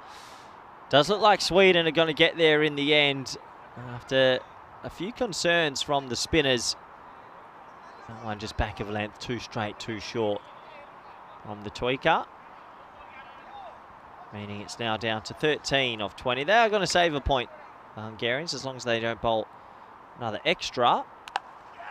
That's 6 more. Lovely shot. Looks long slog sweep out to the Norwegians again. And that will really bring the margin right down to 7. That's the one thing sometimes the wicket column, you get fixated on it, but in T10, more often than not, you don't even have to worry about the wickets column. As long as he doesn't bowl this ball for a wide or a no ball, they'll at least save a point, and that's important. You never know what can happen tomorrow or in the remaining games.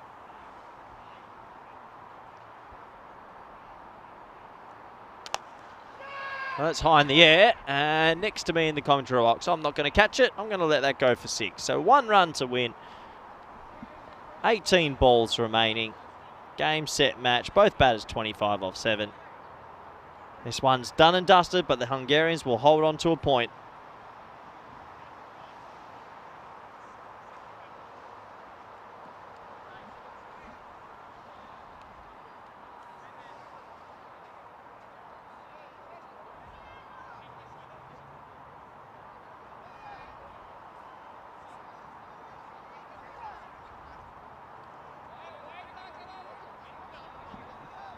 So coming up next, no respite for the Hungarians. They're going to take on Norway, which is a really tough game when you've gone 0-2 and you're versing the team 2-0. You'd have to fancy the Norwegians to win, but I think it's more about the style of performance for the Hungarians. They'd want to put up a fight, and that's what's been lacking so far in their 2 fixtures. Will this be the last ball of the game? For some reasons, it's not. Ahmad decides to block it.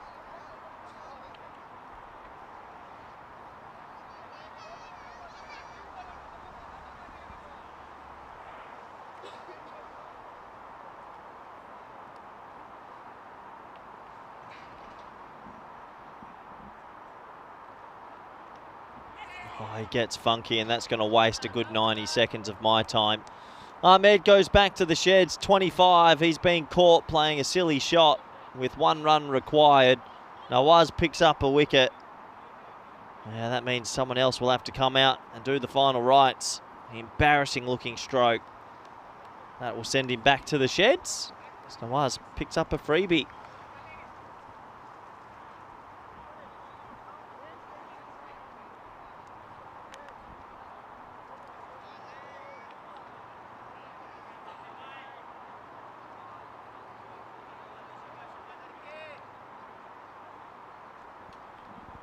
So new player makes their way out. They get the opportunity, Wafa, to be the player to hit the winning runs. Looks like he's got his hands the wrong way round. They call that cack-handed.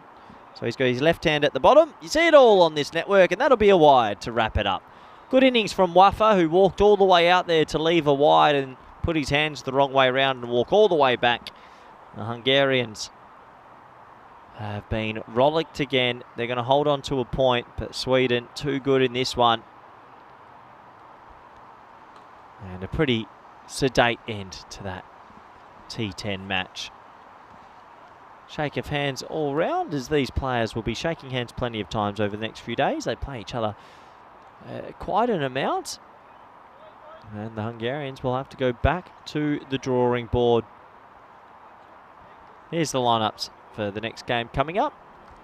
Ankit Gupta and Say Gutham coming in to the lineups for their respected countries. And yeah, that game will start in a little over 30 minutes time. So do join us back for that one. Let's have a quick look at the highlights. Obviously chasing a pretty sedate score of 122. It was a dream start for the openers. Getting some pretty loose bowling, but it was Zawak 4 sixes, 5 fours, 51 off 20. And Ahmad 4 sixes in his 25. And that really broke the back of the run chase as Sweden responded from an earlier loss to the Norwegians.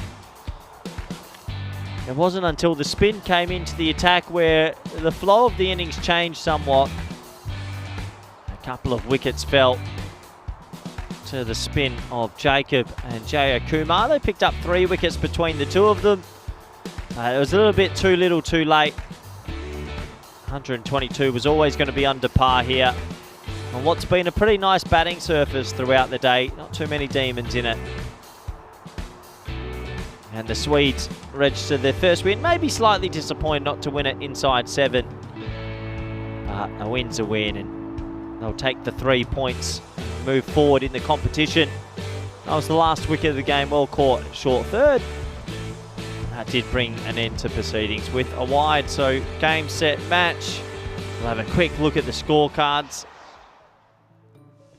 was the opening pair that did all the damage. Zawak and Ahmed, 51-25. Good little cameos from Romani.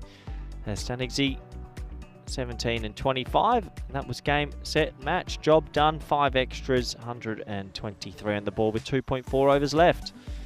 We'll have a very quick look at the bowling figures, shall we? And yeah, 2 players that I want to single out were some of the wicket takers, Jay Akuma and Jacob. Obviously picking up 3 wickets between them. Never easy to bowl spin in this format with such small boundaries, but they picked up 3 wickets. Game, set, match. And that will conclude another game on the ECN network. So 31 minutes until we are back live. Do join us back then for the following game. Norway taking on Hungary. Match number 3 of this quick little weekend here in Oslo. Bye for now.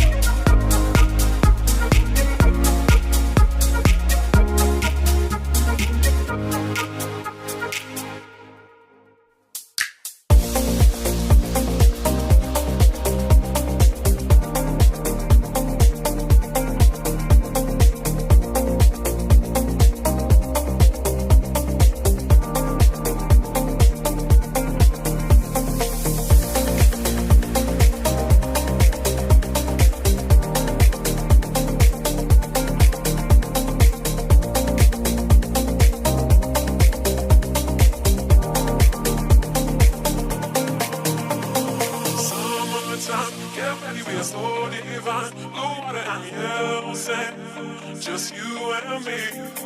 Summertime, get ready, we are so divine. Blue water and yellow sand, let's live our dream. Summertime, get ready, we are so divine. Blue water and yellow sand, just you and me. Summertime, get ready, we are so divine. Blue water and yellow sand, let's live our dream.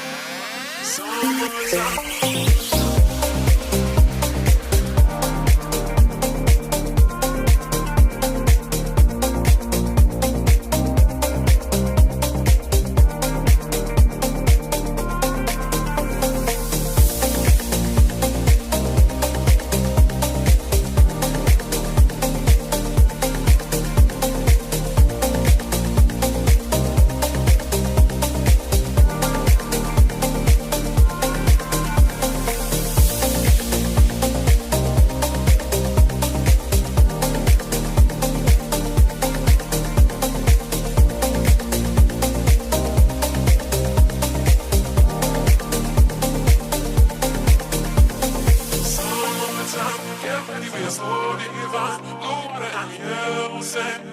Just you and me. Summertime, get ready, we are so divine. Blue water and yellow sand, let's live our dream. Summertime, get ready, we are so divine. Blue water and yellow sand, just you and me. Summertime, get ready, we are so divine. Blue water and yellow sand, let's live our dream. Summertime.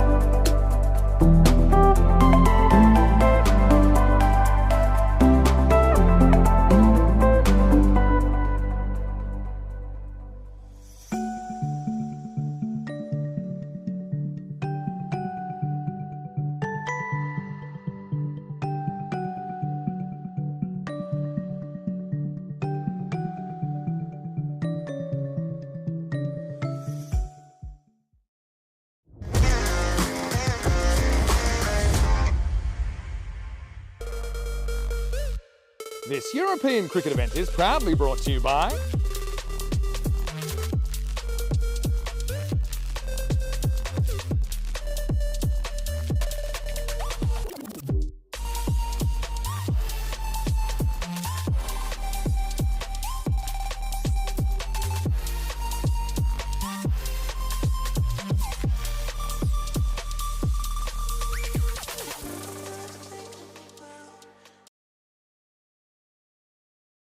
Hello everyone, welcome back. If you like T10 action, you've come to the right place. Game 4 today. Can you believe we're already up to number 4?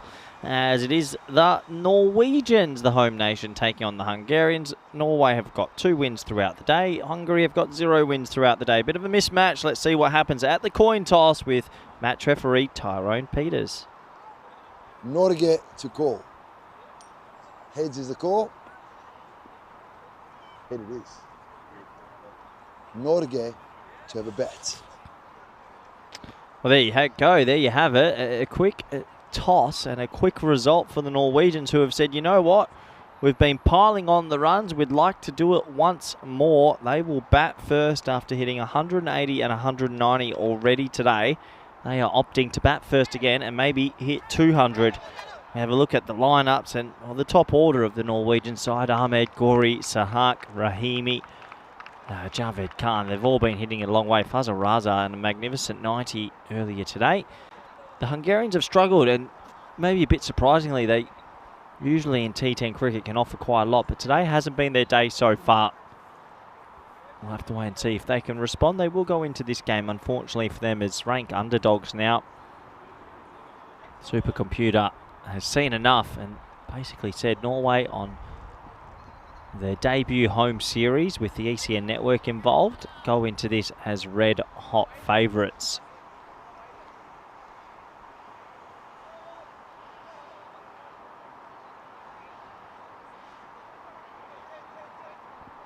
So we're almost set to go. Big warm welcome back to everyone in the chat. Good to interact with you throughout this afternoon and throughout the day. 5 live games today, just be on my own. Vinny Sandhu never made it to the airport apparently, which is a little bit of a shame. He was meant to be here, but just couldn't make it in the end, so he's left me to my own devices. Always risky. Deep mid on, deep square leg.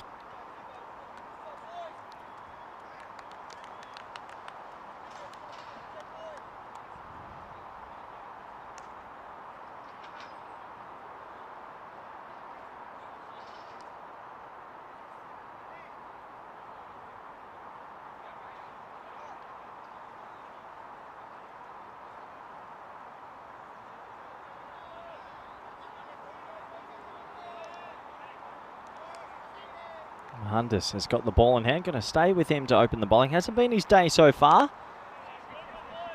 Respectfully played first ball. Just dropped into the leg side for a single. Yeah, he's been taken to a bit so far, Mahandis, but I guess one good thing about having so much T10 cricket in a day, you always get a chance to respond, a right of reply.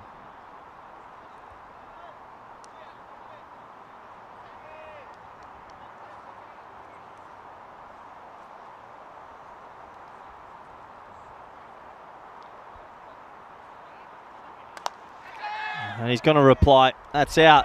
There you go. That's much better for him. Sahak goes for a golden duck. Got absolutely nothing of that. Really loose stroke, and the Hungarians take a big wicket early. That will just breathe some confidence into that team, who have been smashed twice.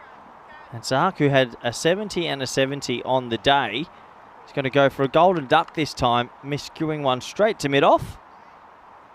And the score, 1 for 1.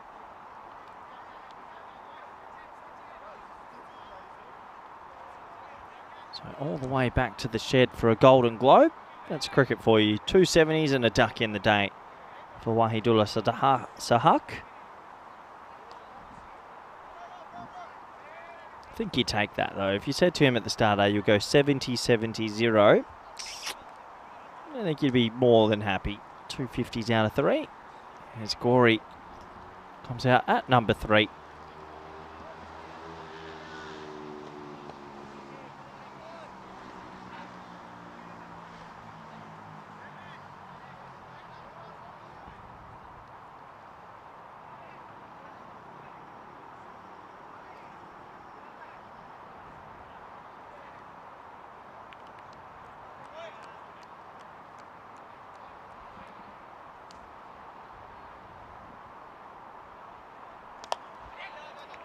Respectfully played into the offside as Gorey will get himself off the mark with a single. And Norway do have a tendency to push it around every now and then really explode with a cluster of boundaries. We saw it in the previous game. They shot up from 40 off 4 overs to 190 off 10.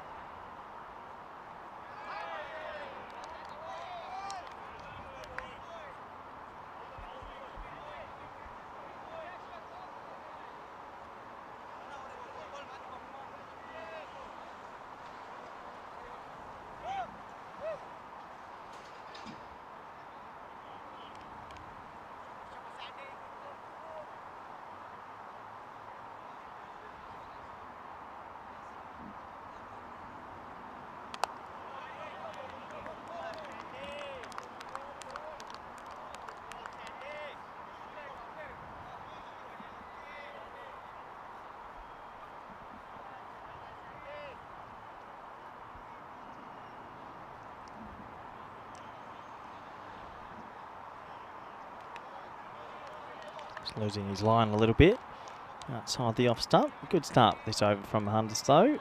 Good response from him after the first 2 games today for the national team. It'll give him a lot of confidence going forward into Saturday and Sunday.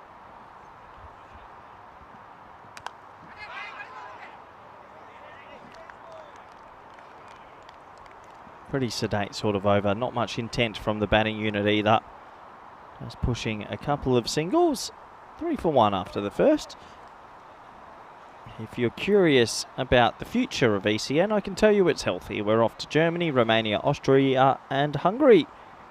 Plenty of mixed cricket as well. You've got ECS, ECI, T20I. A plethora of matches, any type you like. All brought to you live on Fancode or YouTube, however you like to watch around the globe. So do feel free to tune in and support us. Subscribe if you're on YouTube. Always good to get more subscribers. Full toss this time, just pushed to point. Slow start for Norway, but it sort of feels like you're just waiting for them to start opening the shoulders.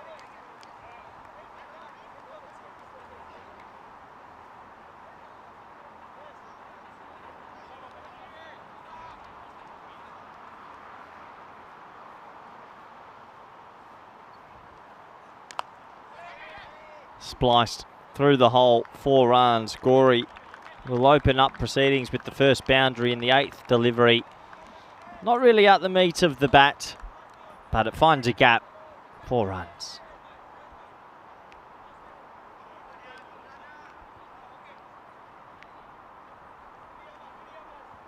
Okay, walking down the wicket, turned it into a full toss.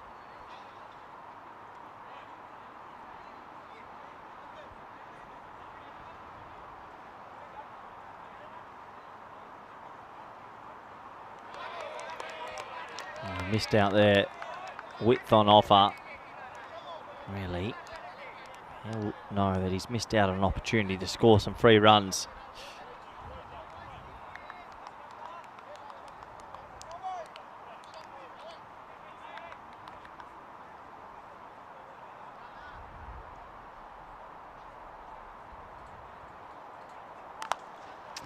Yeah, there's that shot over cover. He's very good at that as it almost takes out the Swedish supporter walking around with his phone in his hand. Gorey smacks one for 6.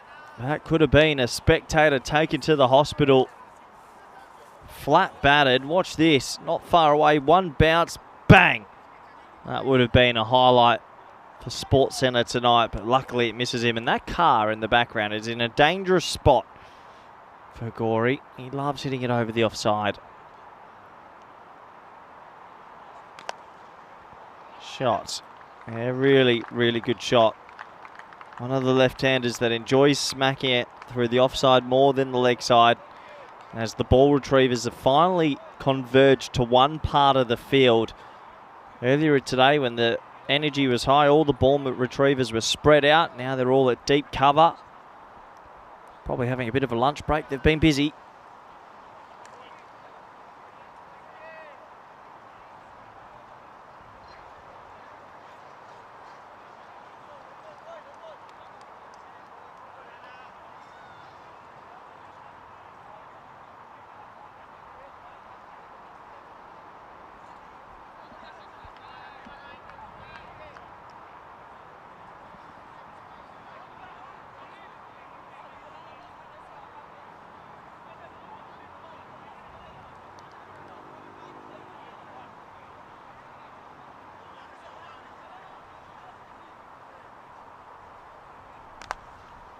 Hit away. Good bit of fielding. Hesitation between the crease. Oh, and a good throw in. Well, I think he's in trouble here. They're going to have a look at the third umpire. But Wale Gori has started walking off. A brilliant throw from Ravindran. I think this is run out. It was hesitation.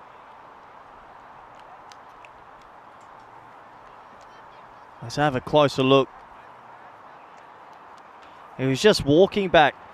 And yeah, he's out by a mile. Unbelievable. He just spent time watching the fielder. Wasn't sure on the single. Didn't think a throw would come in.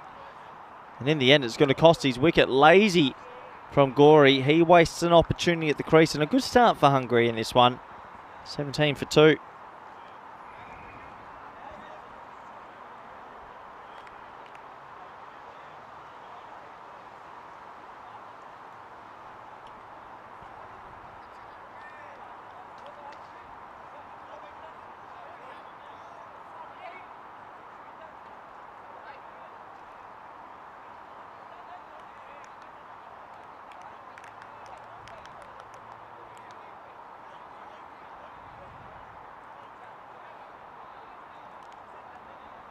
So 17 for 2.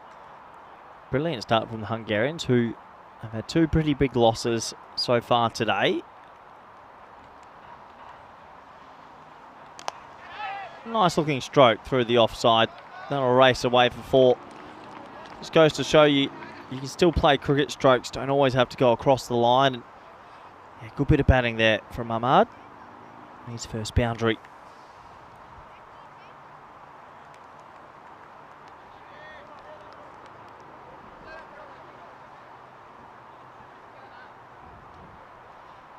Looks like the keeper said he's had enough. He's going to come up to the stumps.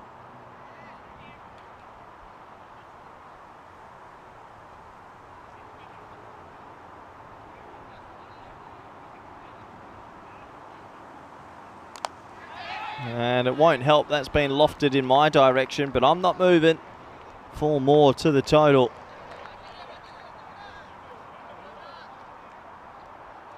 Over pitched again. Doesn't get the elevation I think he would have liked, but it was enough. Here comes the fielding changes. This is called following the ball captaincy. Ball gets hit through cover. They put cover back. The ball goes over mid-off. They put mid-off back. Just got to stay a bit patient. Wouldn't surprise me if this goes over the leg side now. Steps inside it. And there it goes. Exactly where that fielder was. Poor cricket IQ from the Hungarians. I wonder if they'll put a mid-wicket back now. Don't chase the ball. Good batting from Ahmad. Keep a close eye on the field. They'll probably change it again.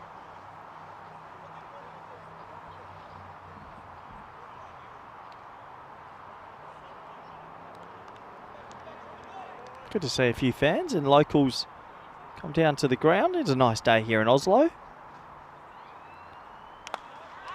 Slow ball, 6 runs. There's some ball retrievers with the high vis. Good pick up, young man. Back down on your seat now. Take a break. Have a rest. Now, this is the Norwegian response to a couple of early wickets.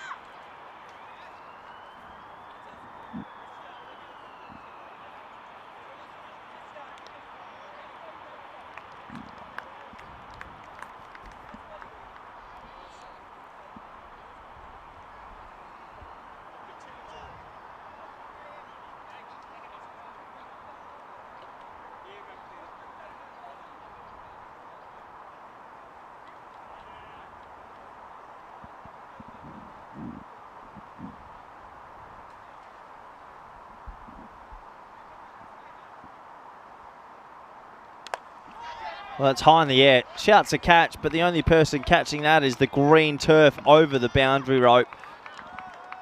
Ahanav asking in the chat, what size is the boundary? 50 metres and not big enough for the Hungarians. Another 6.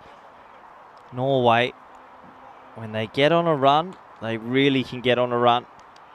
Come back over here.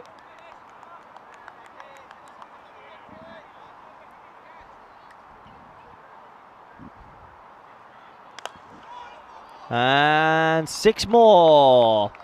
Well, if you're going to bowl half volleys, that's what can happen. Mohandas in the end goes for 34, 17 and over again for him. And a good response from Norway. They're now back on track, 16 and over. Power play concluded, 48 for 2. Have a look at the table so far.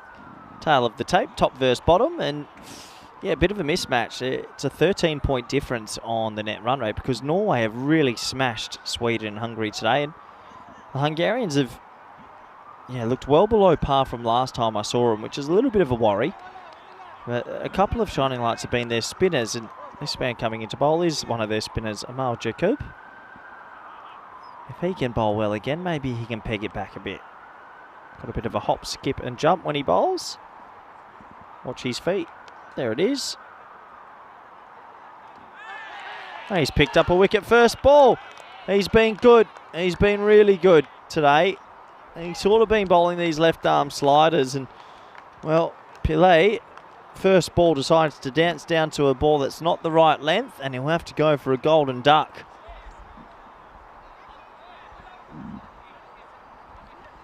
Used his feet, wanted to get down to the ball and play a drive, but didn't get the length to work with. Clever bowling from Jacob, and well rewarded. He's really bowled well today. 48 for 3.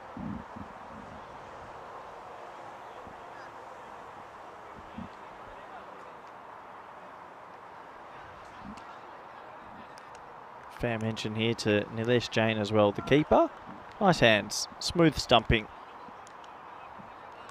Should be taking those, but always need to be clean.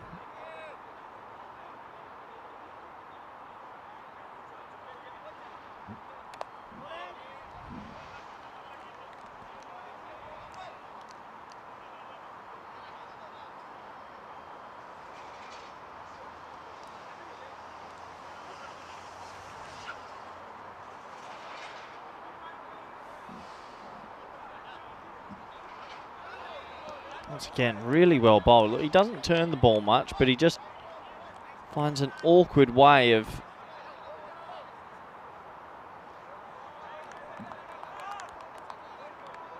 tying batsmen up. He's been really impressive, Jacob, with his little hop, skip, jump.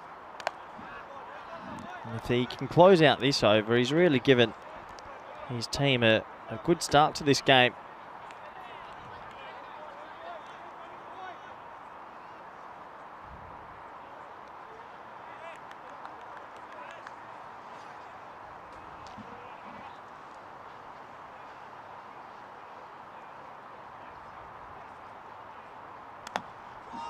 Well, high in the air, and he won't be able to get out the over.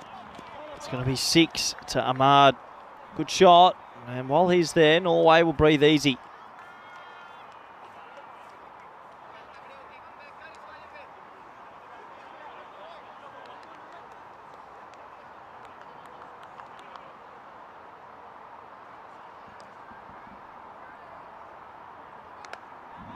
Oh, that should be out.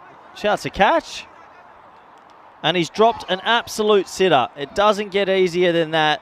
Sai Gutham drops the undroppable. It went to him at snail's pace. Jacob should have 2 in the over, and Ahmad gets a life. Ridiculous, really. Don't know how you drop that. It hits the hands hard, and considering it was nowhere near the meat of the bat, that's a big letdown for Hungary. That would have been 54 for 4. New batter to the crease and a big wicket.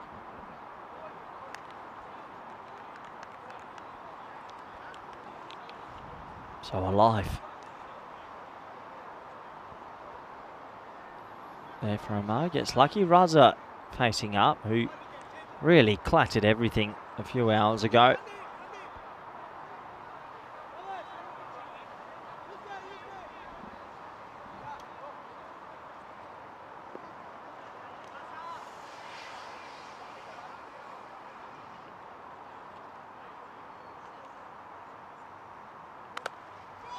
Well, he's going to continue where he left off not long ago, Raza. That's a lovely shot for 6.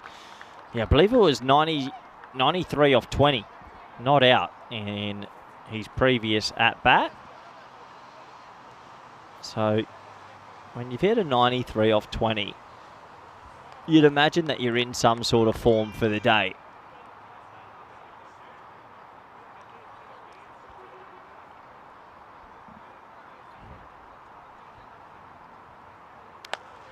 And that sort of form would usually mean that if you get given a full toss, you're going to cash in. And Raza, who in that 93 off 20 hit a remarkable amount of sixes, has gone bang bang here. I'll go double check that scorecard while we're talking about it, just to clarify how many sixes he hit. But it really was a brutal sort of innings. 93 of 20 with 14 sixes and 1 4. So 15 boundaries out of his 20 balls. It's going to be a wide. Just goes to show that he has some serious brute power.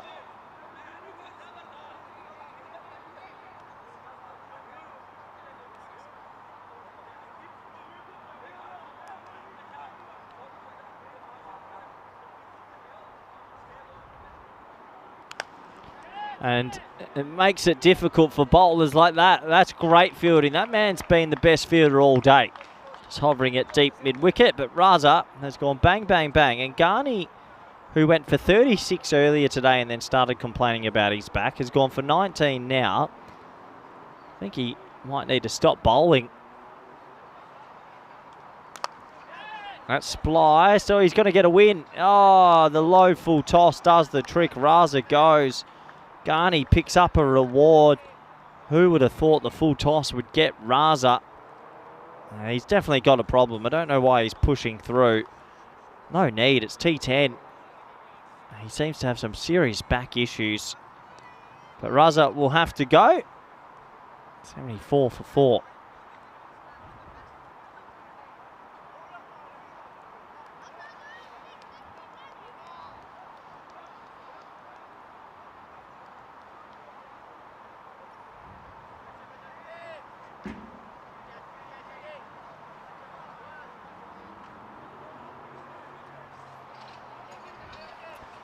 So with that wicket means another opportunity for a bit more of the lower order of Norway, who we've not seen today. Javed Khan comes out at 6. Javed Khan is very lucky indeed. And Ghani, he's got obviously some chronic back pain, and as soon as he went up to appeal, he realised he does have pain still. Just needs to take it a bit easy.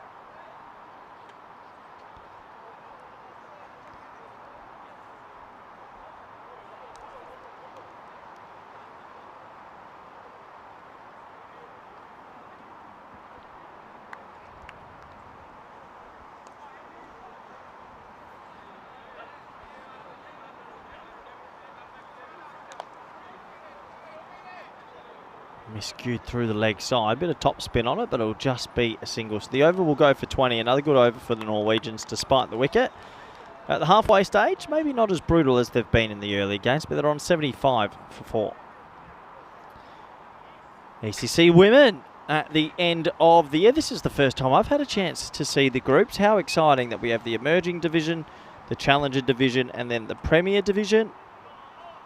Italy, Germany, Spain, Austria, Cyprus in the challenger, in the emerging Czechia, Malta, Greece, Croatia, Sweden, and then the premier, the big teams, England, Scotland, Ireland, Netherlands, and Jersey.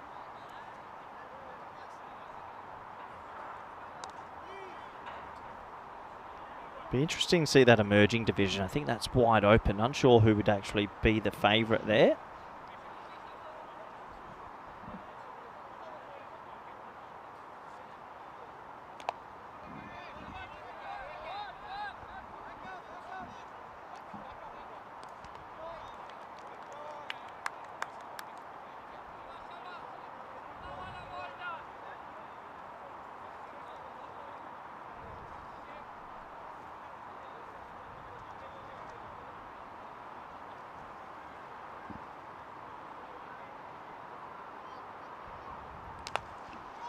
Launched 6.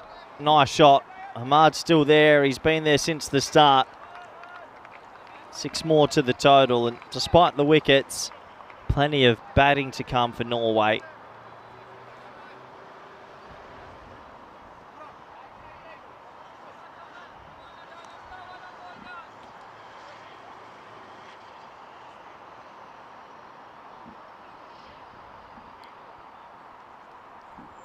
He gets that one skewed away the corner. And there's Garney. That crippling back pain takes full effect. I don't know why he started running after it. He really has to be careful about his body. It's obviously in a lot of pain.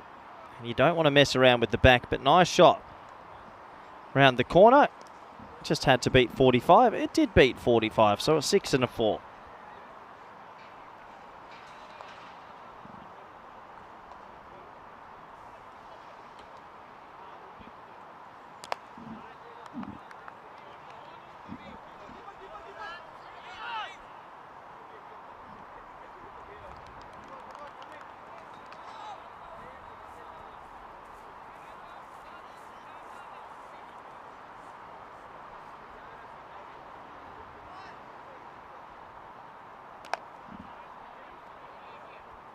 Good comeback from Jacob. Last 2 deliveries, a couple of singles.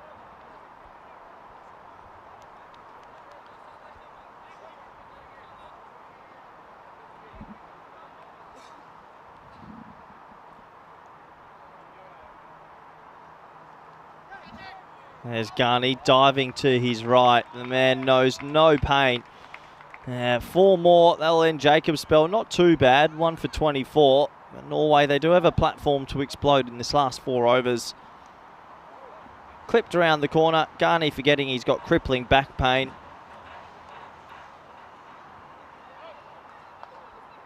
And the score now 92 for 4. Ahmad, that boundary brought him to 50. Good innings from the skip and the keeper of this nation.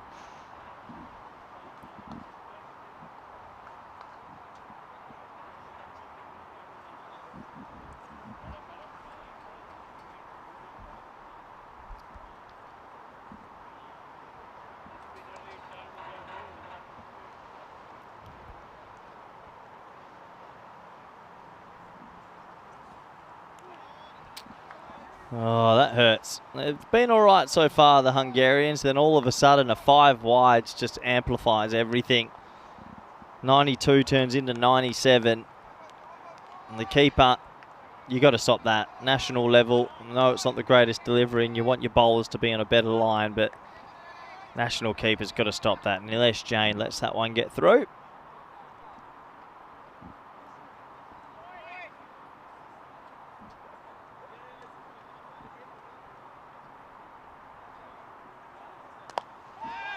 Oh, hits it hard down the ground, and Garney takes a catch with his crippling back pain.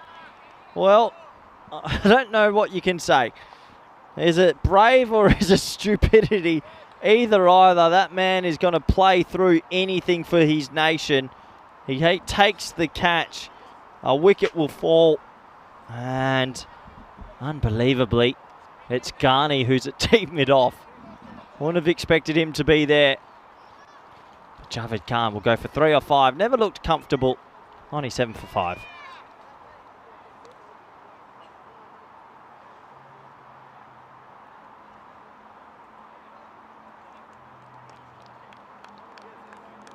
It's a good low catch, that, because it was just dying on him.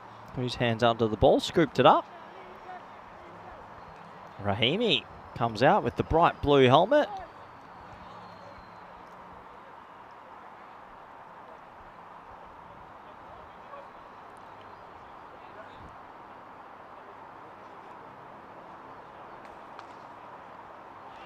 Better from Wahid. It's a good line, and I'd say out of the game so far that the Hungarians have played, they've been able to find the length a little bit better in this one. Maybe 1 or 2 full tosses that have been a little bit too high, but overall, pretty good so far.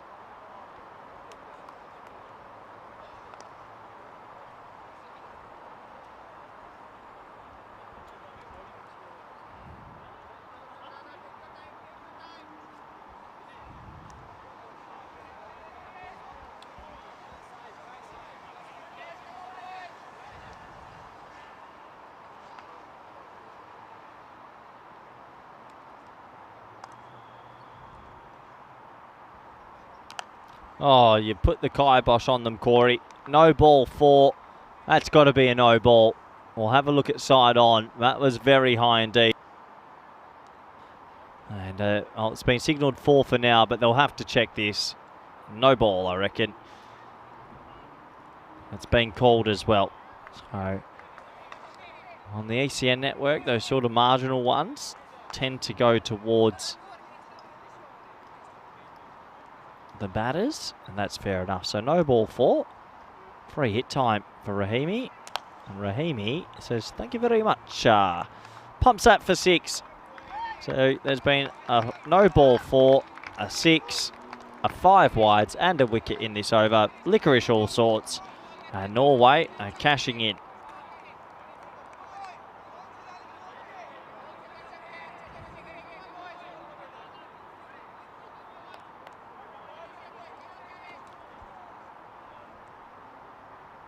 Still on track, actually, for a score in the 160s, which is quite remarkable with how slow their start was.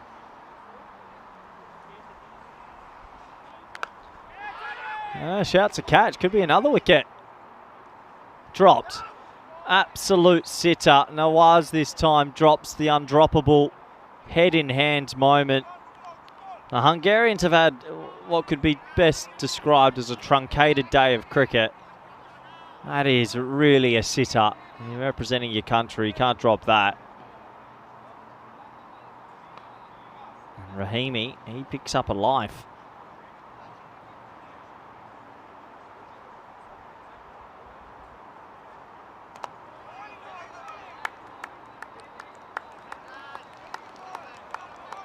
Yeah, unfortunately for Hungary, this is probably the best they've bowled out of the 3 games, but then the fielding's let them down.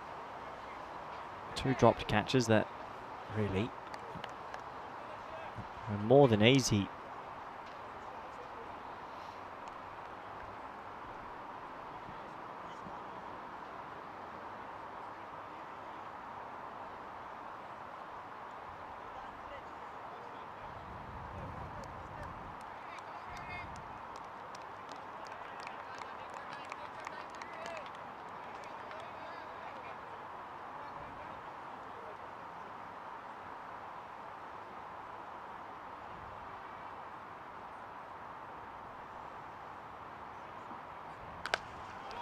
Big. Yeah, real big. Ahmad gets that. He's been there the whole time. He's on song.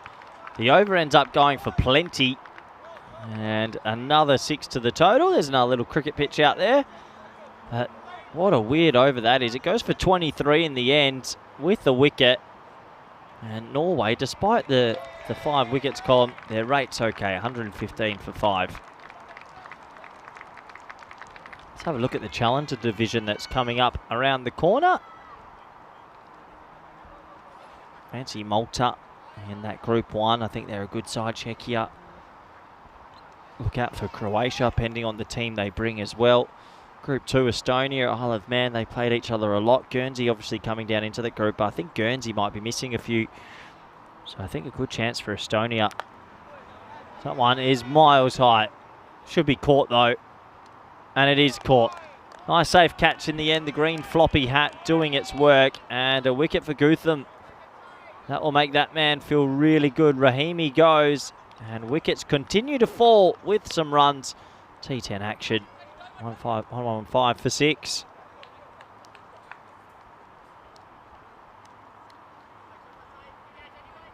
How would you describe the technique?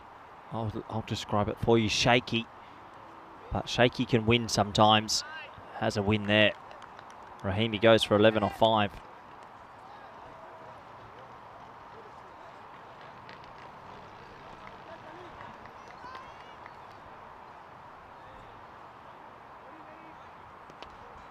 So Gupta gets an opportunity today. It's a nice shot. Nice shot. Just pushed into the gap. Will only be 1, but gets himself going.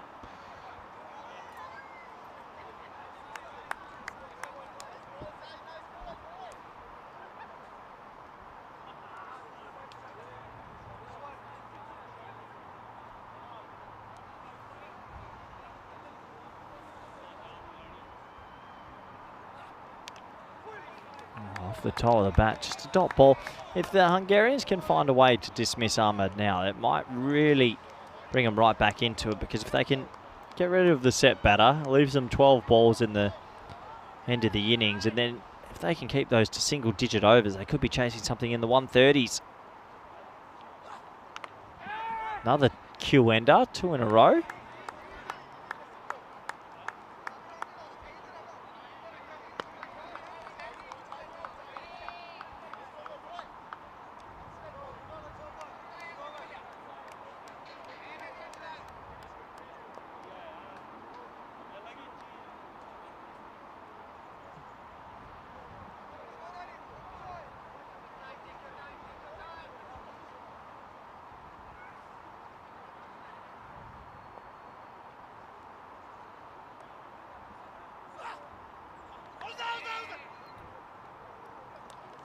Bit of an appeal there from Gutham. He must have heard something, but not for the umpire. Shake of the head, which means it's a wide.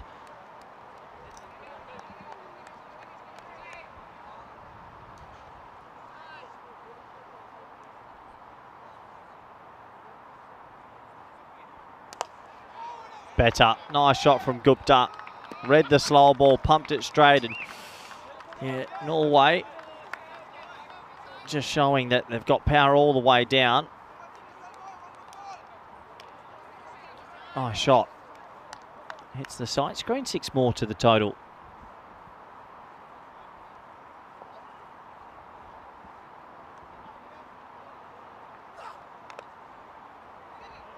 Awkward looking shot, and that'll just be a 1. So a pretty good over from Gutham, who's probably going to bowl the last as well. 8 overs complete, 125 for 6.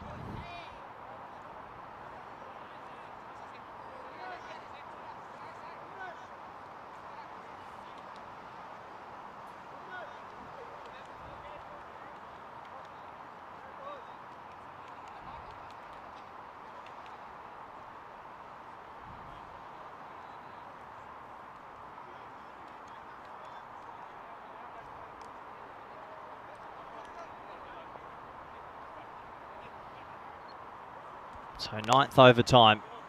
Ghani, despite all the noise from the doctors and back surgeons around the world, has opted to continue bowling here. And look at him. He's hobbling along. He can barely stand. It's a remarkable bit of bravery or a remarkable bit of stupidity. Let me know what you think. But he's got serious problems. You can see he's in agony. I saw him before the game and he was in a lot of strife. Could be a slipped disc. It's well bowled. Oh, he hobbles away. I think the thing is there's plenty of cricket to come. But surely someone else could have bowled the 10th over. He's really pushing through the pain barrier.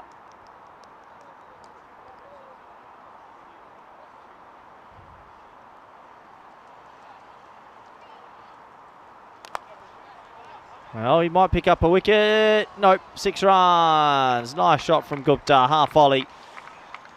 51 metres is all that we ask of the batters, and that's exactly what he does. 51 metre 6.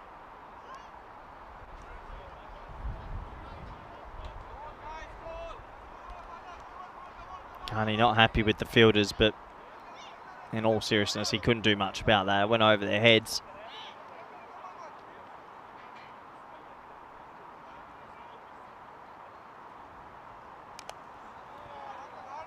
Doesn't matter if you're brave. Sometimes luck though. Ghani's on the ground. He's gone. Back is shot.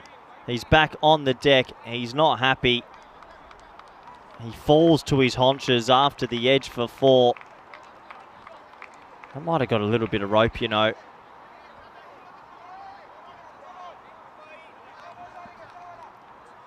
But Norway, despite the wickets, will be pretty happy. 16 and over. You're on track for that 160.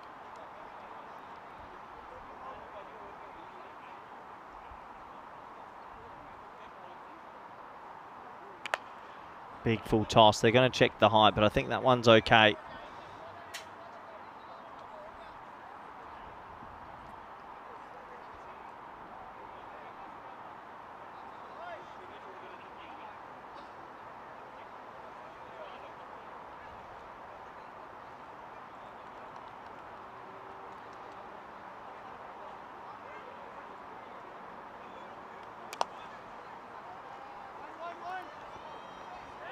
Get away through to the offside. They'll actually get a genuine 2. It's good running.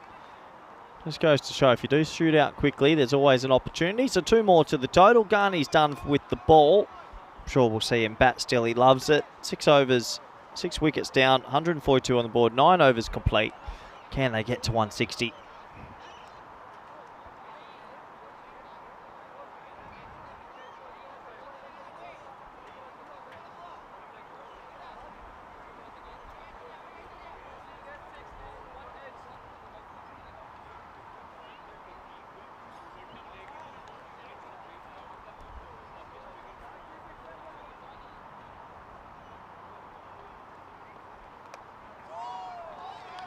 Well, the runs are flowing still. Gutham gets the chance to bowl the last, and it's going to start with the maximum.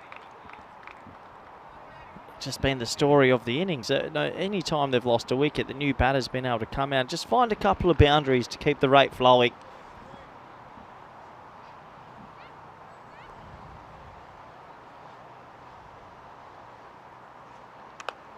Shot. Nice shot. Cut shot. That should go. No, well fielded. Just the one.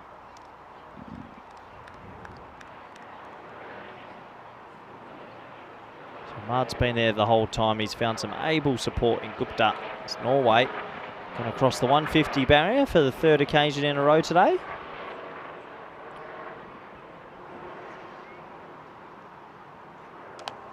Six. Nice shot inside out over cover. Using that ball on those meaty bats. And the 150 does come up with 3 to go.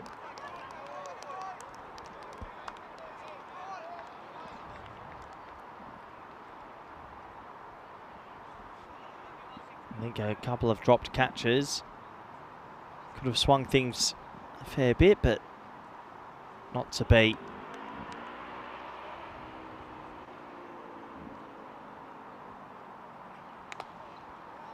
Sort of top edge, ballooning top edge, shouts of catch, not going to be a catch, shouts of single, not going to be a single. It'll go for 4. So Ahmad cashing in at the back end, 159. They are going to get to that 160 region. Probably out on most cricket fields with the right field, but not today.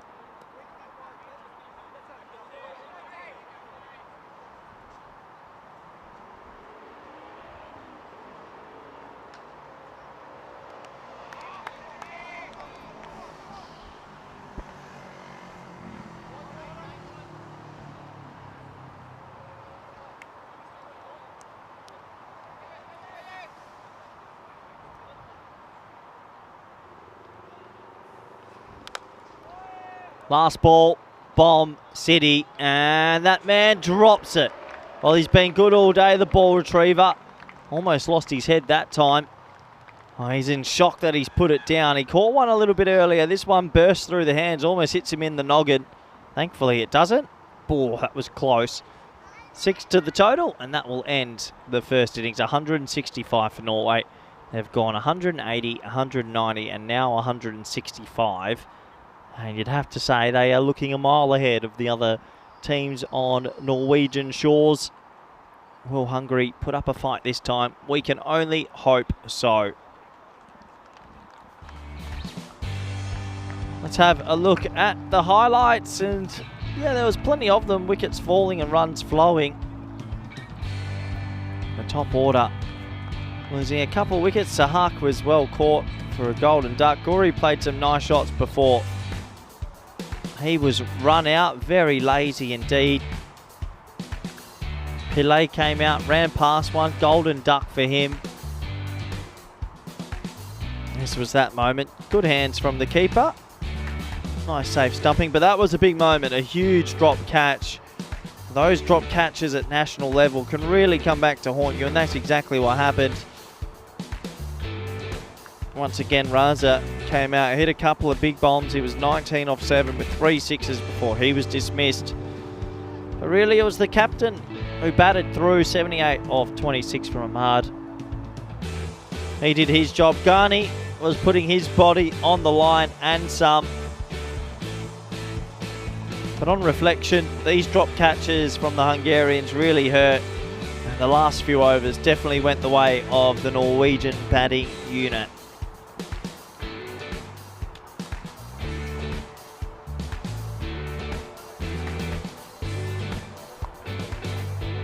Couple late boundaries to Gupta, 29 off 9 for him.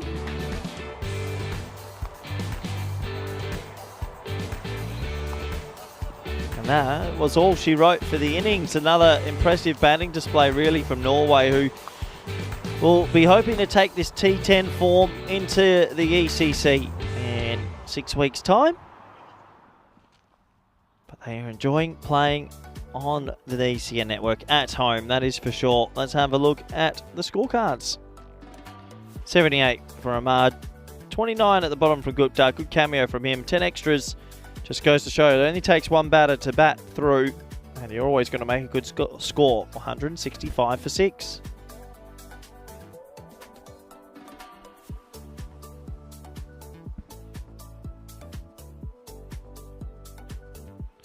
Let's have a look at the bowling scorecard. Every bowler had the honour of picking up 1 wicket. That's quite rare, but you look at those economies. Once again, it was the left-arm off-spinner of Jakub. He really stood out, but for everyone else, those economies a little bit too high, and that's the main disappointment for them.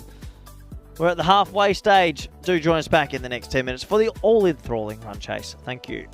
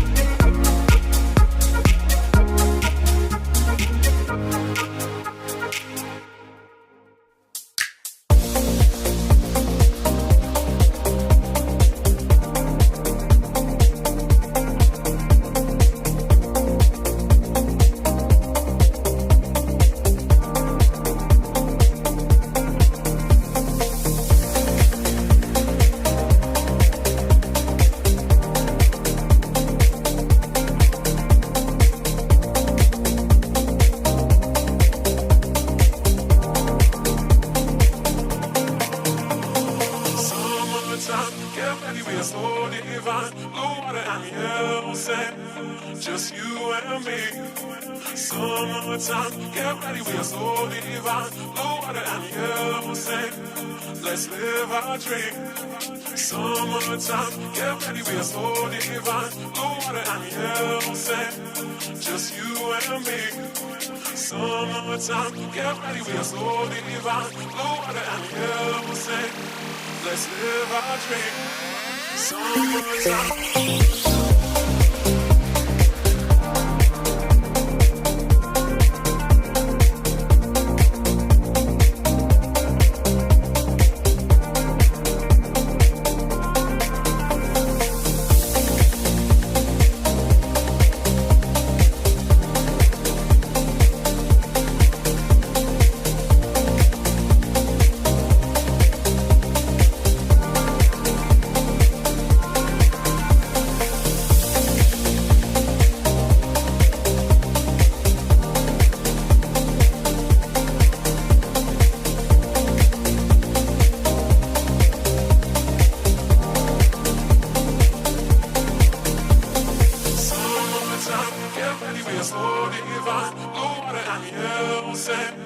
Just you and me. Summertime, get ready, we are so divine. Blue water and yellow sand, let's live our dream. Summertime, get ready, we are so divine. Blue water and yellow sand, just you.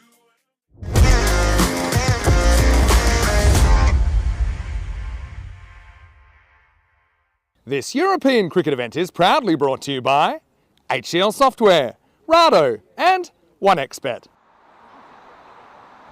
Hello everyone, welcome back. We're at the halfway stage of our fourth T10 game today and looking forward to seeing if the Hungarians can sort of find some batting form and maybe push themselves to get to 166. It's a big ask because the batters for them haven't been firing so much in the first two games, but the good thing is about T10 cricket, it only takes about 15 to 20 minutes and you might be able to find a little bit of form.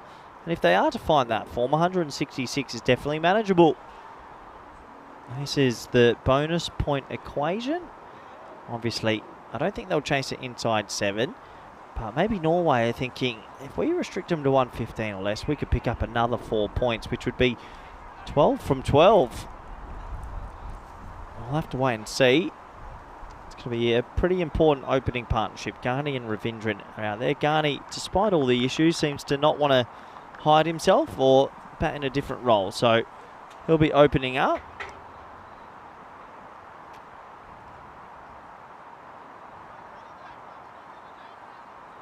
Shinwari will take the new ball. No Ravi in the lineup this time for the Norwegians, so he might bowl 2 in the power play. And we're all set for the chase. Here we go.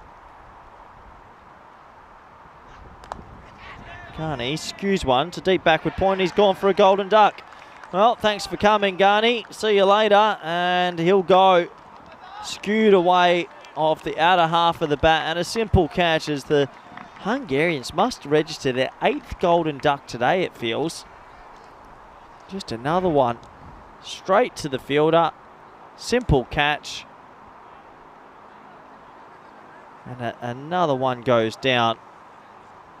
So frustration for Ghani,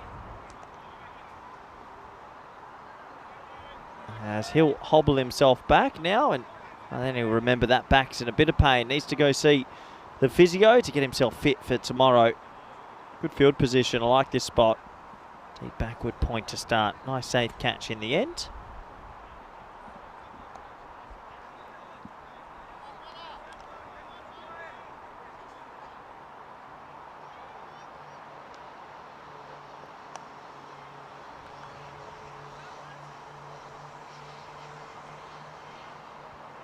Safi comes out at 3. Who's going to be the player to step up for this Hungarian batting lineup? It's really been a tough day with the blade for the team, and Ravindran obviously stands out, but I think he's going to need some support.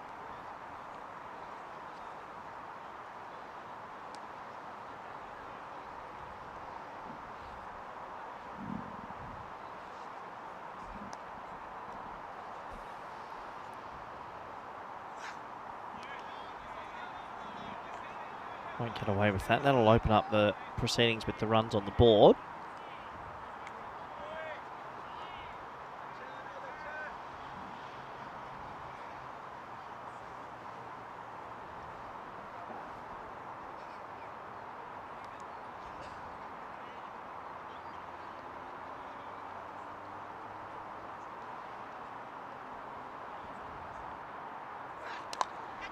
Oh, another shout's a catch. Not this time. It's going to fall short, just the one run.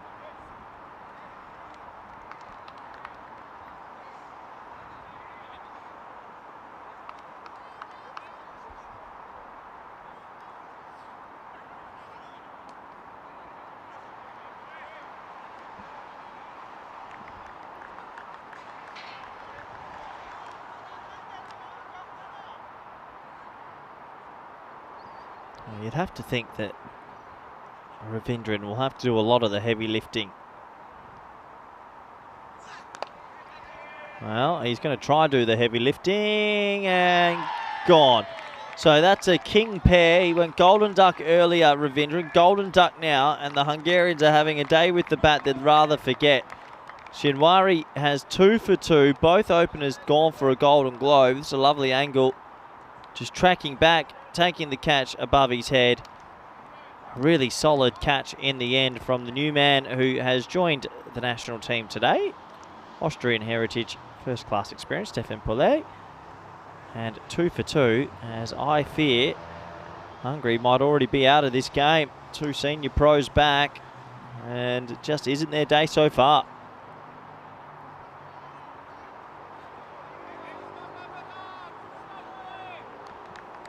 Sort of checked his shot just a little bit there. Wasn't too sure about how to go about it.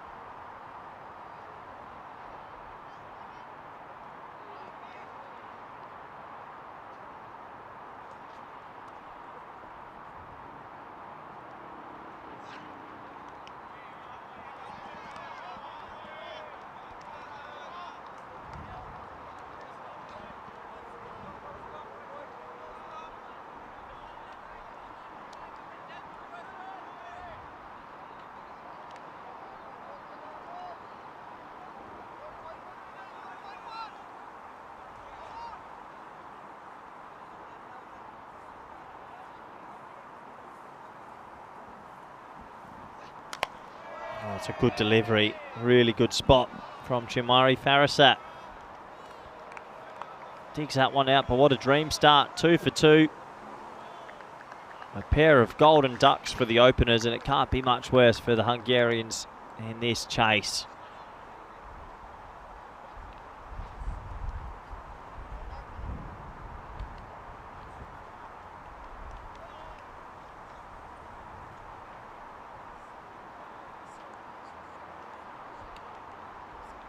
Matches since a golden ball. It'll take a mighty effort to get there in this one, but let's see if we do get one for our first event in Oslo.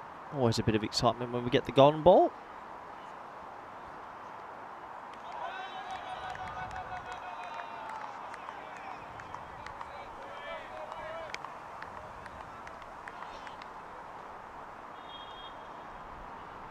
I think the one thing about this Norwegian team today, they've just picked up wickets early, and getting through the main batters. Usually teams are top loaded, heavy loaded at the top.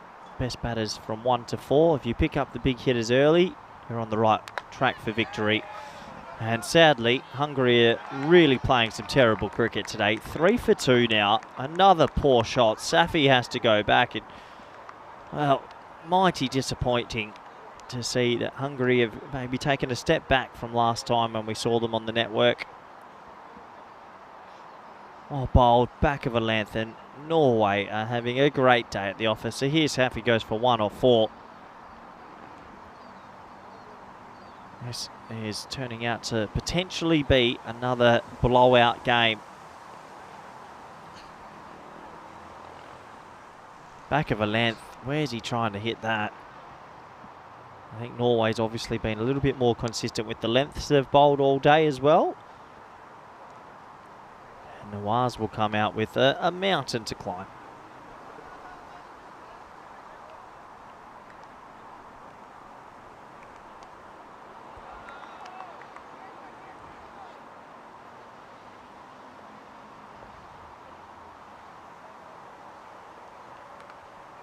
Oh, he gets it off the top edge of the bat, and a little bit of luck this time. Well, you need luck when you're chasing a score in the 160s and you're 3 for 2. Right off the top edge. Could have ballooned up to the keeper. Instead, it'll go for 4.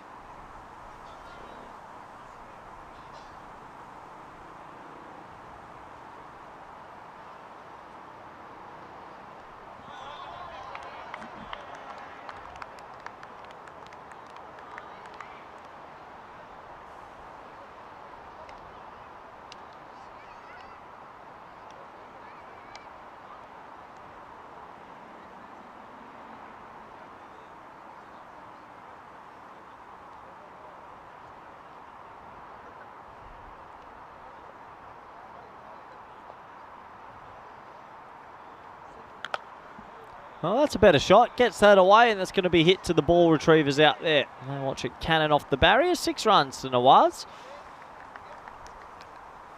Back of a length and hits it well over the rope. Maybe a sign of things to come.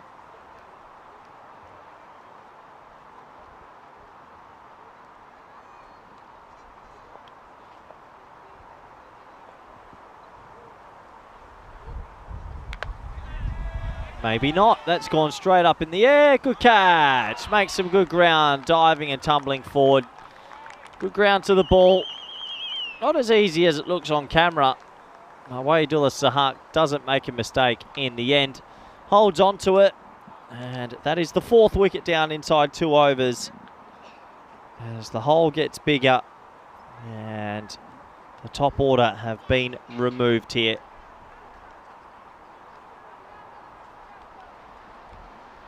Nawaz goes for 10 off 4. This game feels like it is a long way away for the Hungarian national team.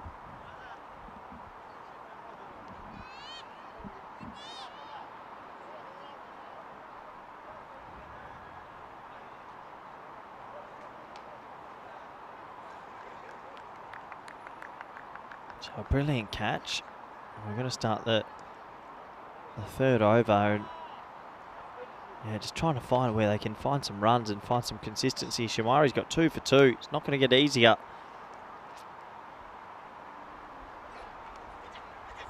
That's a nice shot. Clipped around the corner. That'll be 4. There's a man with a clipboard. You know he's doing something serious. Nice shot from Farasat. That's a much needed boundary for him. Almost the leg slip coming into play.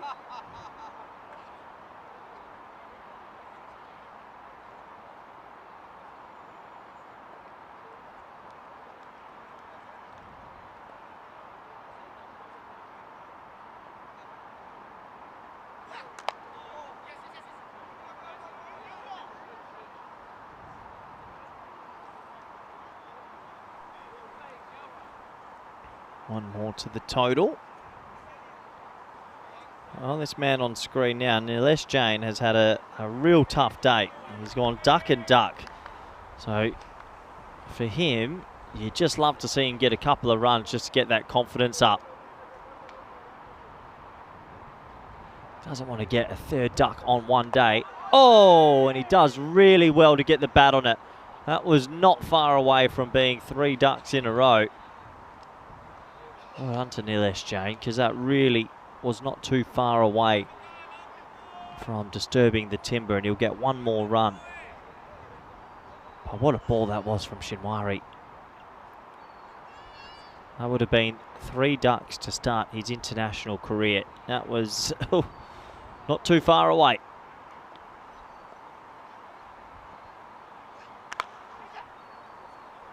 That's Farasat.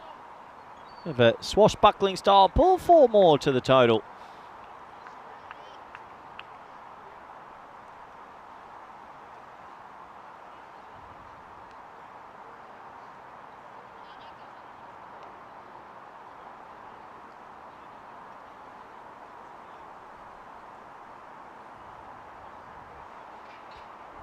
What is Farasat? The type of player that can get on a heater for an extended period. Oh, bowled. Shimwari's really bowled well today. Looks like he's landing his Yorker at will and getting that ball to shape still.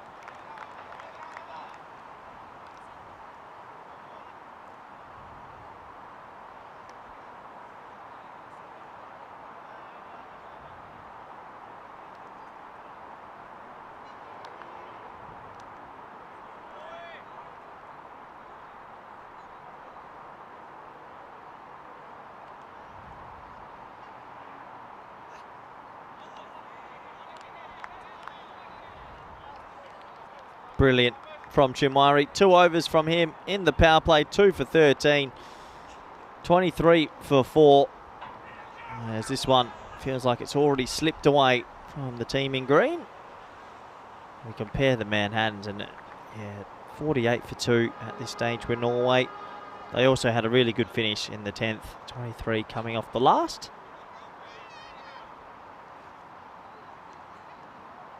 I'd be interested to see if the Norwegians see this game as an opportunity to maybe try and choose maybe some fringe bowlers and see if there's some hidden talent that they could use, or give a few guys a go.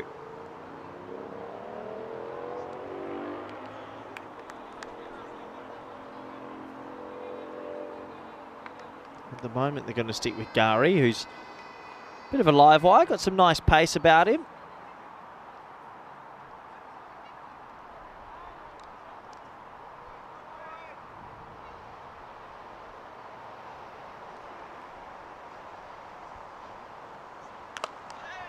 It's pulled away.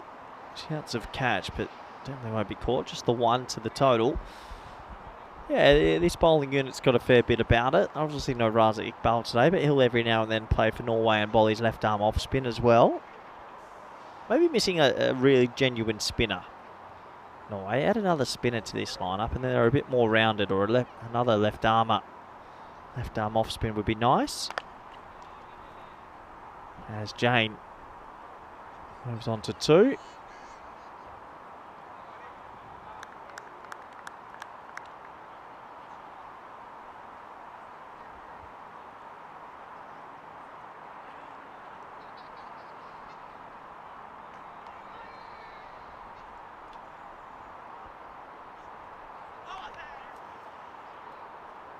Going to get away with that. Signal to wide. And the umpires have been really good today. Consistent. Going about their business. Haven't made any decisions that you would question.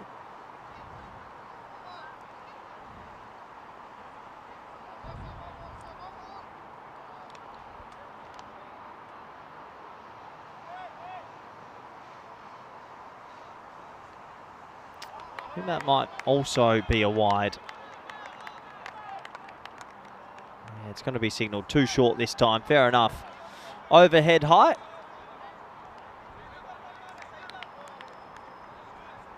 That'll also be the 1 bouncer for the over.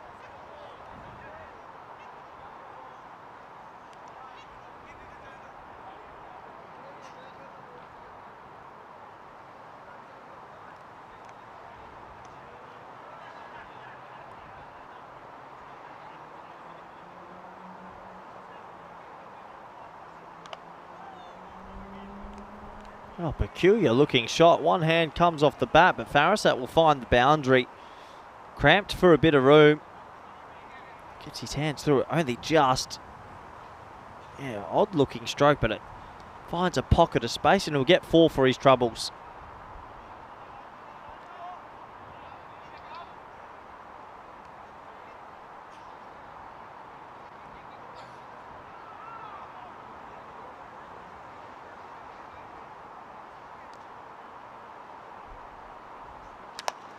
Hit hard down the ground, and that will be just 1 bounce 4, I believe. They're going to want to check this. It was close, but I'm pretty sure it was just 4. I'll have a closer look, but only just. Not out the meat of the bat. Fielder came round. Yeah, good call from the umpire. Just 4 in the end.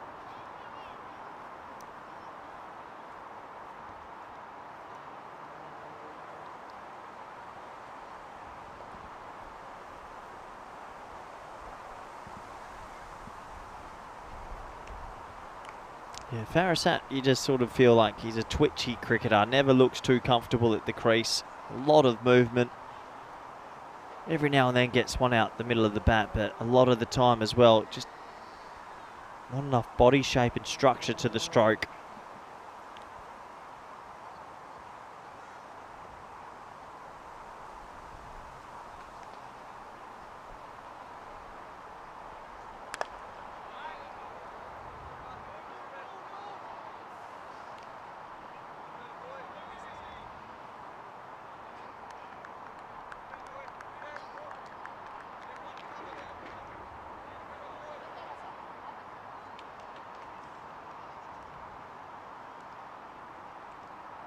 So that'll conclude another over. Unfortunately, it does feel like this game is sort of fizzling out early. 37 for 4. Wickets in aplenty and just not catching up on that worm.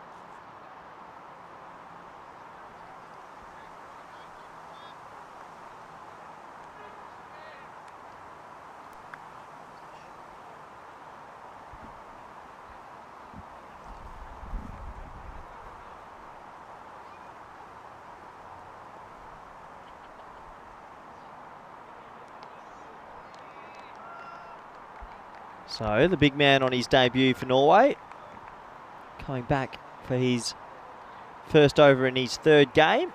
Hasn't ticked with the bat today, but been impressed with the ball.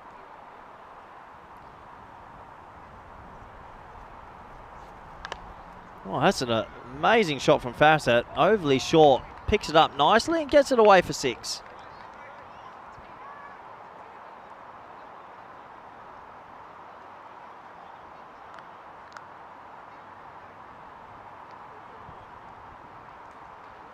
Yeah, it's an amazing shot from Farasat. Overly short, above his head, but sort of gets his bottom hand through the ball. Those kids have been busy on the right side of your screen.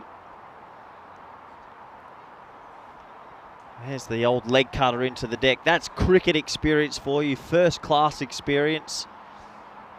It's a good percentage ball, actually. Don't see enough of it, slower balls into the deck. Especially with batters trying to shape up and whack nearly everything over the leg side. They prefer the pace on. Farasat is honestly a bit of a lottery. You don't know what you're going to see with him.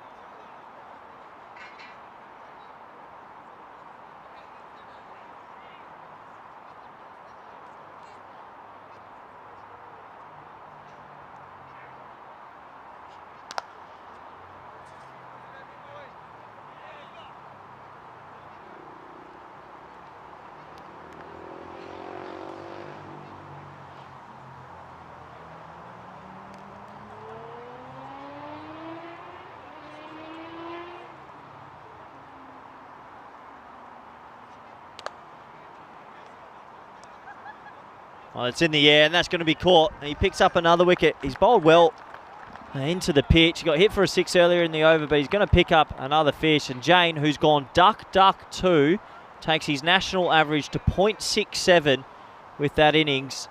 And he'll have to go. Selectors beware. Just not his day at all. Really loose shot. Some of his helmet's fallen off in the pull stroke as well.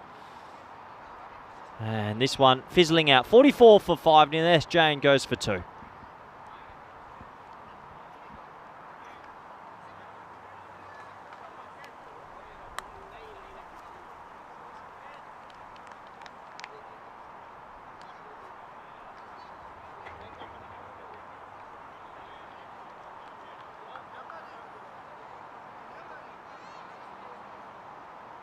Well, if you want to get in contact for this riveting game of cricket, do message in to @CRutgers_28. I'll be checking my Instagram and more than ready to answer all your questions.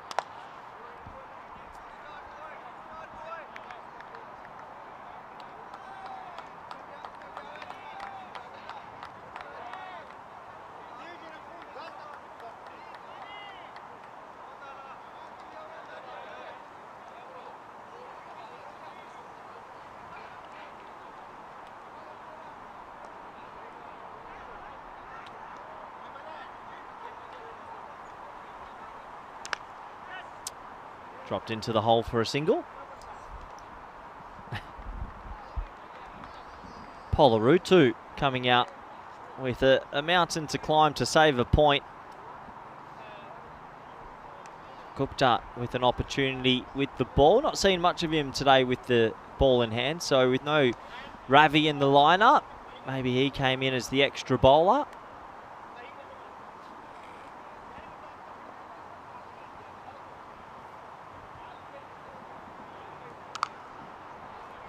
That's a nice cricket stroke. Farasat pulls out his bag of tricks short wide and cuts it along the deck for 4. Still moving those feet around a lot, but that's a nice shot. Gets out the middle of the bat, keeps it along the carpet. That will bring the 50 up for the Hungarians.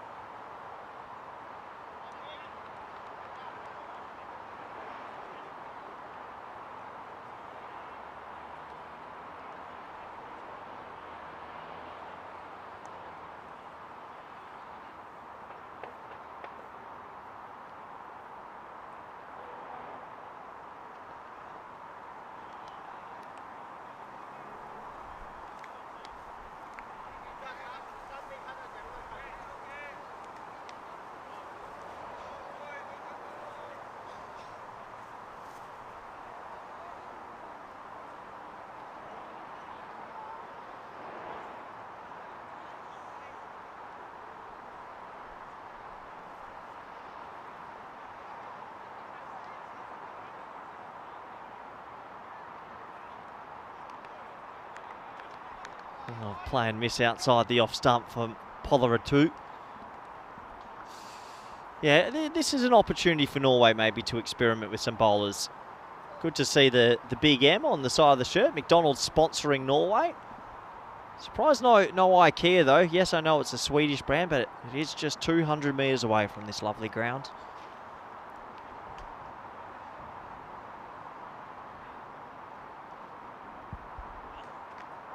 Oh, big appeal. He looks down at his bat to signify he might have got a bit of an inside edge. Give a nod out, and that will complete another over. Hungary needs 64 to save a point. We'll take a closer look. It's good umpiring again. I don't think he's actually hit it, but it's definitely sliding down leg side. The umpires have been good today. Very solid. We'll have a look at that scorecard. Ghani, golden. Ravindra, golden. Safi, 1. Jain, 2. Nawaz, 10. Not too pretty reading for the Hungarians.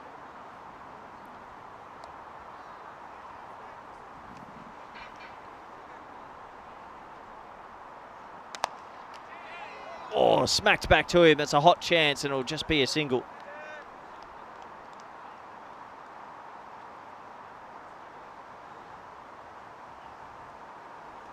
Bursting through Pilot's hands there.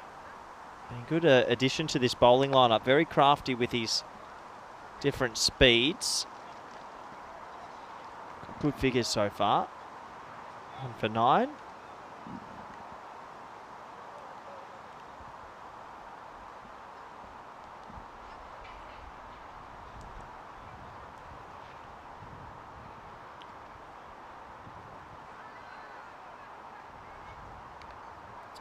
Edged away, that's going to be 4. A little bit of top spin on it. No third back, and that's that rolling leg cutter. It's a good ball to have in the locker. Landed it on a good length, loose shot. And it'll balloon away with a bit of top spin on it. We'll take it away to the boundary rope. 3 bounces for 4.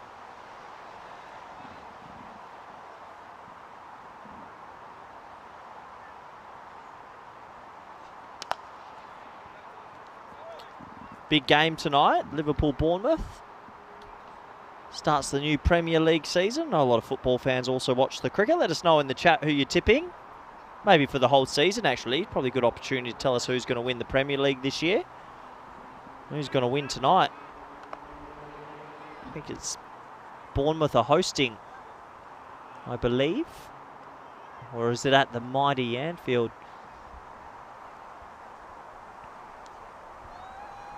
So good to World Sport coming back around. The one thing with ECM, we don't really have seasons because it's all season. That one's charged out to deep mid on, just the one. 61 off 7, 3 overs to go.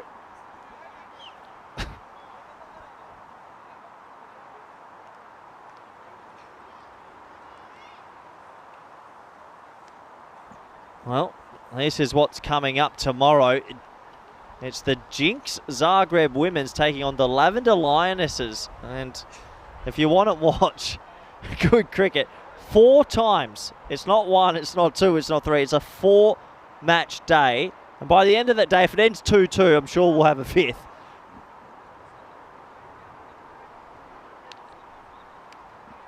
And that might be the opener to the Sunday. So an 8-match series, a blockbuster series. Be ready to watch all the cricket action out in Croatia.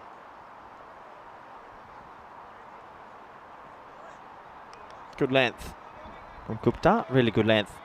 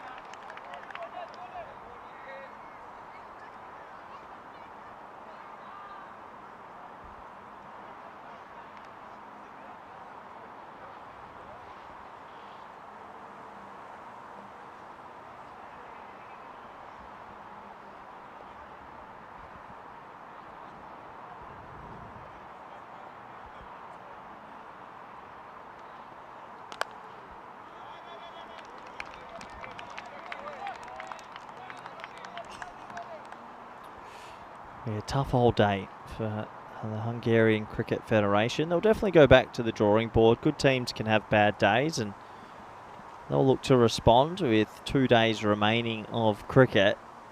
And the only way is up. That's what you've got to maybe reflect on as a team, that you can only improve bit by bit.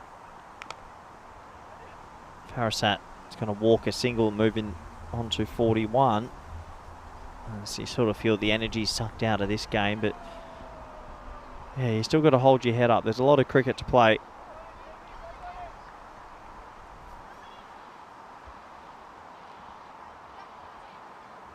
Looking forward to the next one. Sweden get a right of reply versus the Norwegians, and I'm sure they'll be looking for a mighty response.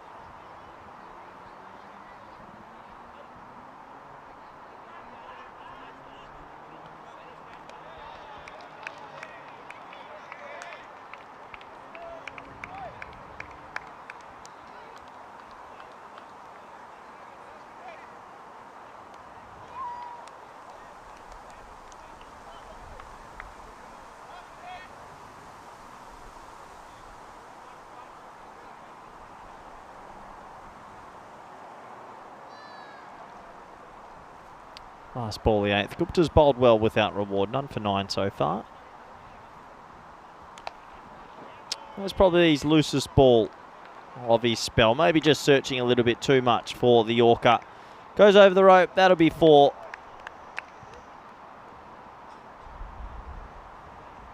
Extra boundary there, and that will bring an end to his spell. That was definitely under waist height, so they'll move on, you'd have to think.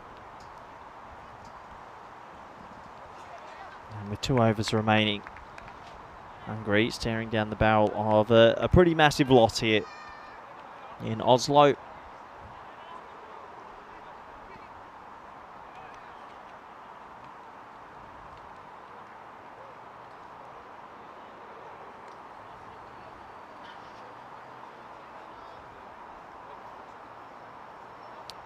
Good work from the Swedish team, who've just seen one of the barriers fall. Great work from them to get that fixed up. A little bit breezy now in the evening. Bit of wind coming across the field. It's been pretty pleasant conditions though. Slightly overcast all day, but not cold. Mushtaq gets his first over, coming in and bowling over number 9.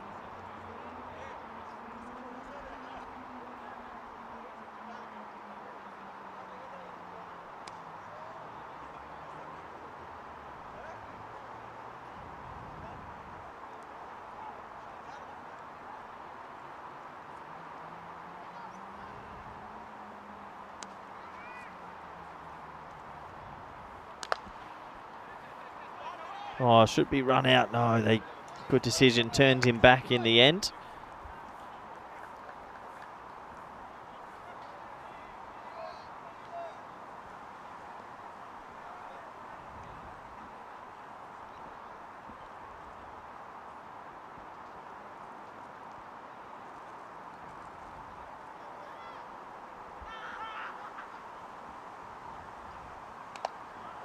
Clever slow ball, back of the hand, and they'll shoot through for a quick single. Direct hit would have been interesting. In the end, it will just be 1 to the total. It's a crafty bowler, Mushtaq.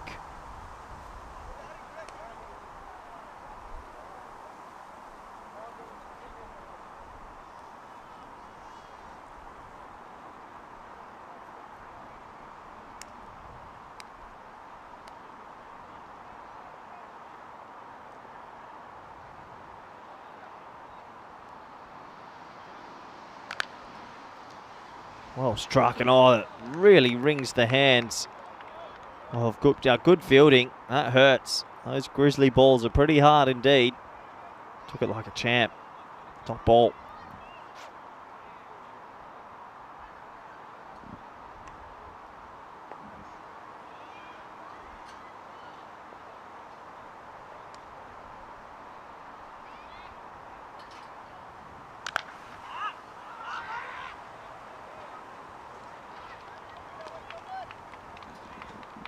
So brilliant over this from Mushtaq. It's going to protect the figures. I'm sure he'd love a wicket. Maybe get one a little bit straighter to finish his over.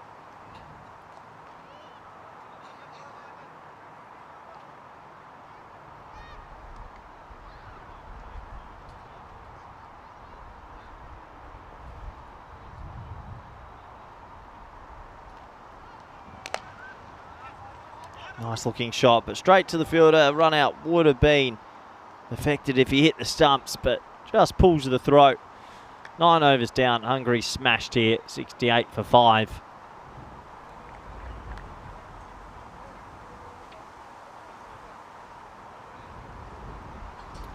Still good to see some supporters that have come down to the ground today to watch some of the cricket and cheer on their national team.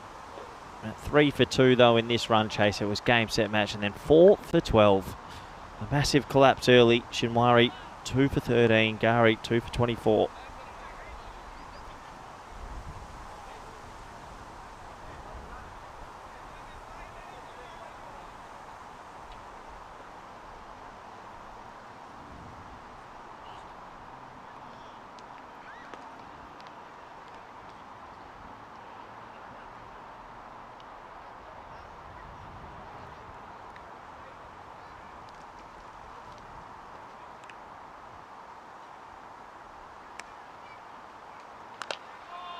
Well, that's big. Out of nowhere, he gets it. Hasn't just been meandering along, but gets that one out the screws. And nice 6 just to give him something to look up a little bit later with the highlights. Sort of goes with the breeze. That's where the direction of the breeze is going now, over deep mid-wicket.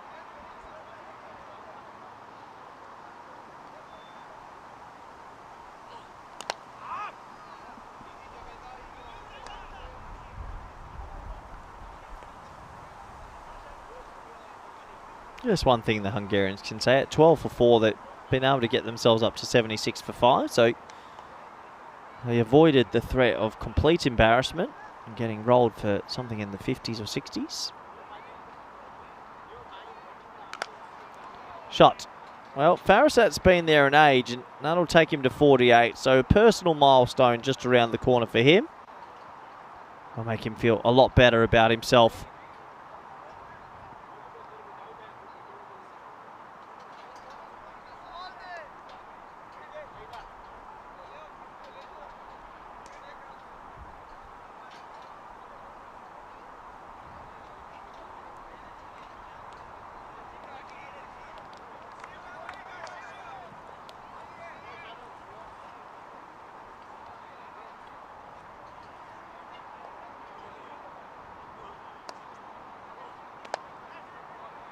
Well, that won't be the 50. It might be his last chance to get it. Just the single.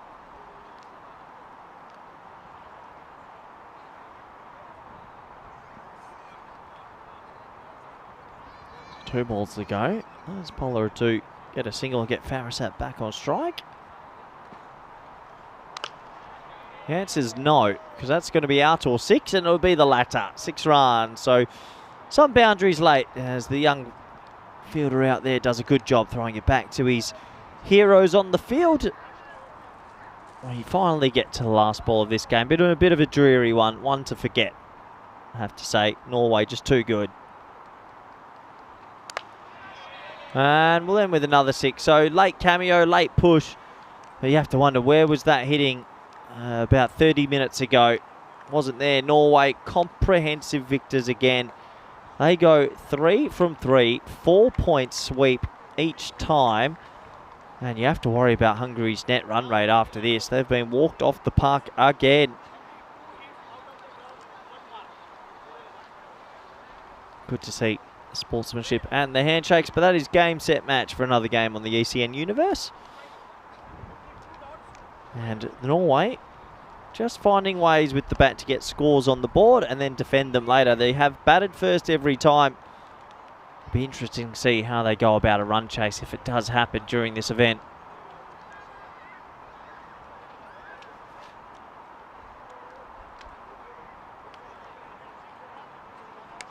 Let's have a look at what is going on in that last game. Sweden have won the toss, elected to have a bat first, so it will be a chase instead of setting the total for the Norwegians. Khalid Zahid comes in, and Vinay Ravi, who's been magnificent with the ball, will come in for Norway. That match due to start in around 20 minutes time, about 18 minutes time. Looking forward to that. Let's have a quick look at the highlights. It was, the birds were flying, but not the way the Hungarians would have liked. Some really big wickets went early, and when those wickets fell, it was a disaster for the run chase and for the spectacle, because you sort of knew from that moment on there was no real chance of them coming back into the game. 4 wickets for 12 runs right at the start. After that, it was all about trying to play catch up, and catch up they couldn't. Another wicket fell here, 5 wickets down. I guess the one thing is they didn't get bowled out cheaply. They ended up batting the innings, which is a positive they can take, but a tough day at the office for Hungary cricket, and I'm sure they'll find a way to come back stronger over the next 48 hours. And some signs maybe that a few of their batters in that middle to lower order are finding some form. If they could put together some partnerships at the top order, there's no reason they can't find a couple of results on the Saturday and Sunday of this event.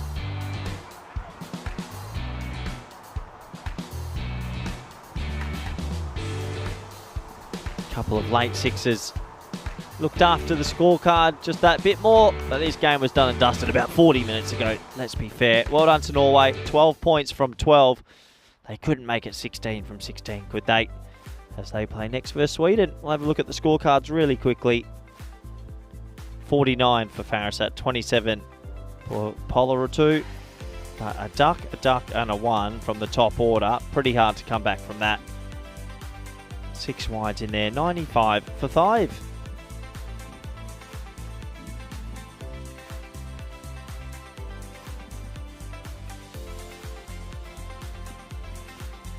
Have a look at the bowling figures. Pretty reading for the openers, Shumari and Gari, 2 apiece. An economy of 2 for Mushtaq. Job done. Norway, they take all the points. We'll be back in around about 17 minutes for the final game today on this Friday from Oslo. Bye for now.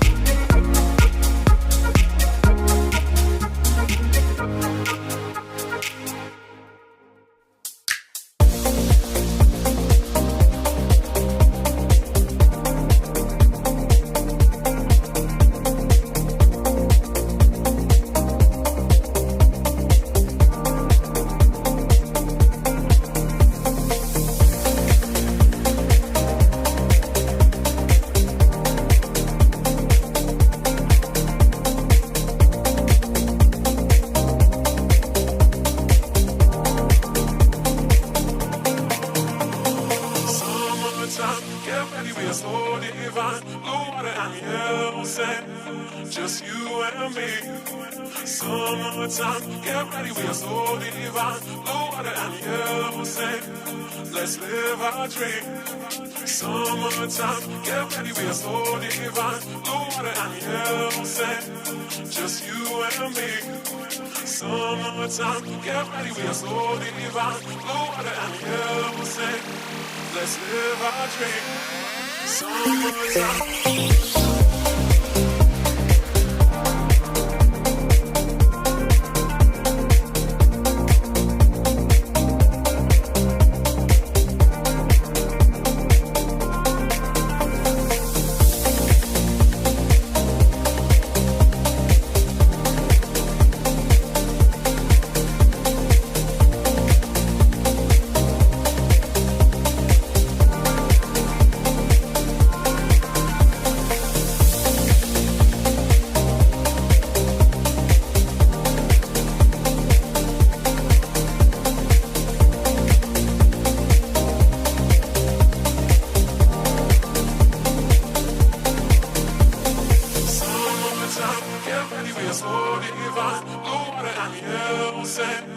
Just you and me.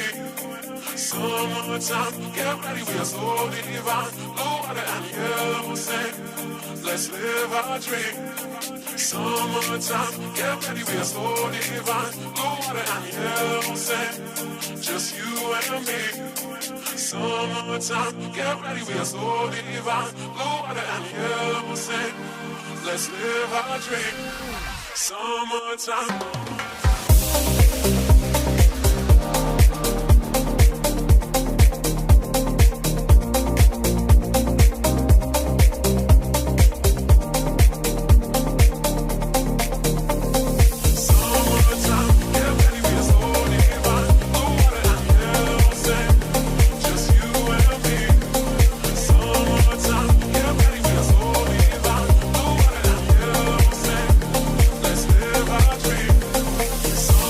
Time.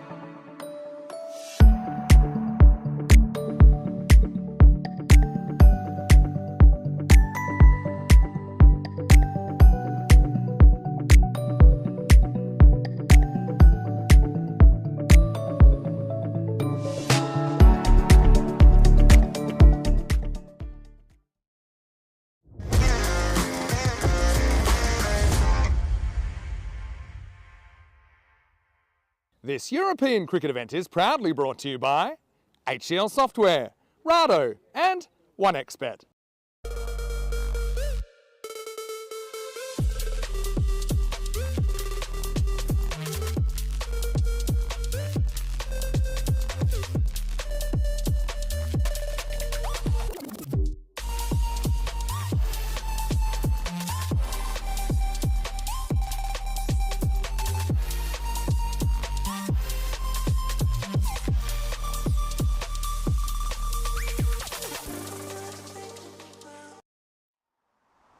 Hello everyone, welcome back. It's our final game today. We've had 4 live matches already. It's our final match between Norway and Sweden. Norway have been fantastic so far, 12 points from 3 games. Can they make it 16 on home soil? We're going to find out shortly with our match referee Tyrone Peters, who was with the captains a little bit earlier for the coin toss.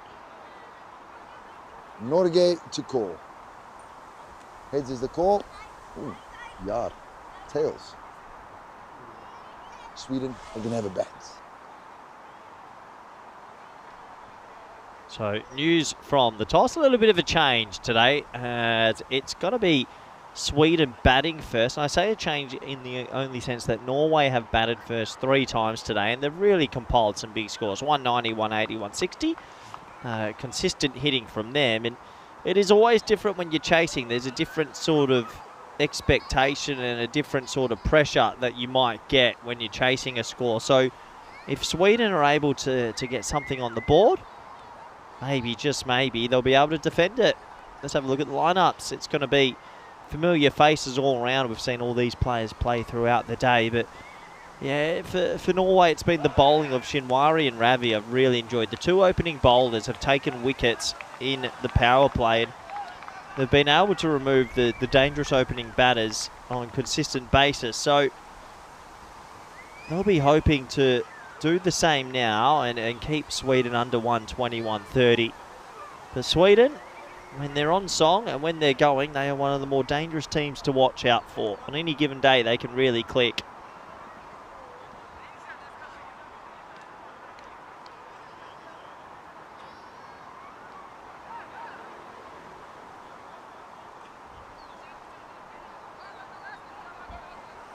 So Sweden, 31% on the supercomputer. Norway, the home team, on 69%. The breeze has really picked up in the evening sort of fixture. It's 4:14 p.m. local time. Sorry, I might be ahead of the clock. Let me double check the clock. Is it 4:14? 5:14. I'm an hour behind.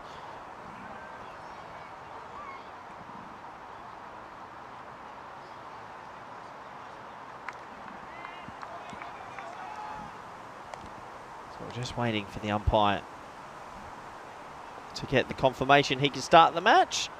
Let's hope we get a goodie. There's been a few blowouts today. It'd be nice to maybe end the day with a really close encounter.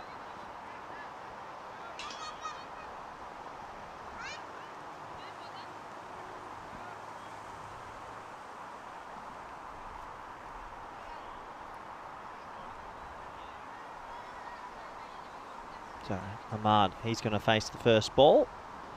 Ravi's got the ball in hand after being rested in the last game. Gets his opportunity now. He's got a hat-trick today as well.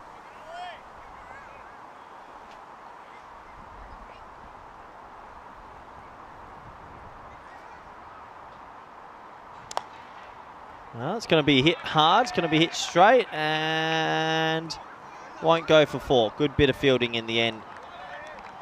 As that one is reined in for a 2. Don't start too many games with a 2. Javed Khan doing the mopping up. Good signs of intent from Ahmad, walking down the crease and looking to play the big shot straight away.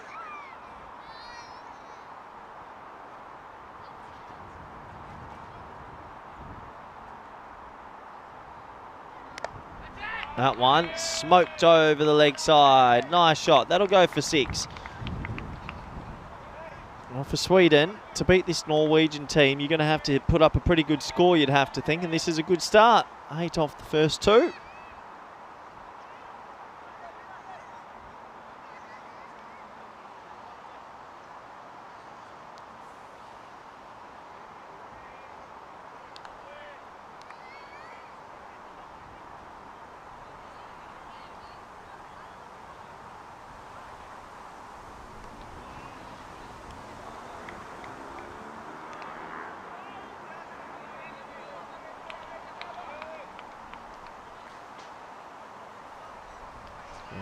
Norway looking for quite a rare feat, which would be 4 clean sweep wins in a row. And end the day on 16 points. It would have to take a mighty chase for them to achieve that. This is a bad start, their worst start today by quite some distance. That is a beautiful shot near the hockey goals out there. So Ahmad's 14 off 3. Just goes to show, doesn't take much to maybe swing the tide your way. If they can have a good power play, I'm sure Norway will feel the pinch a little bit.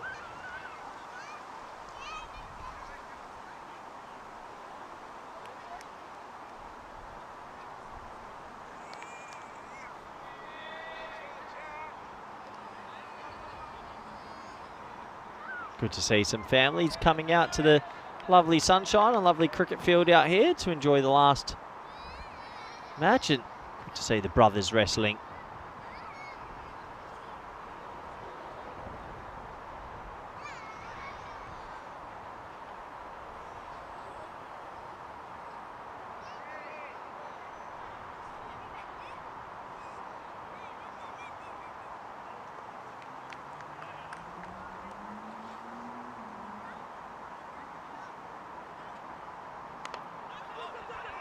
Bit more conventionally played that time. They'll scamper through for a single.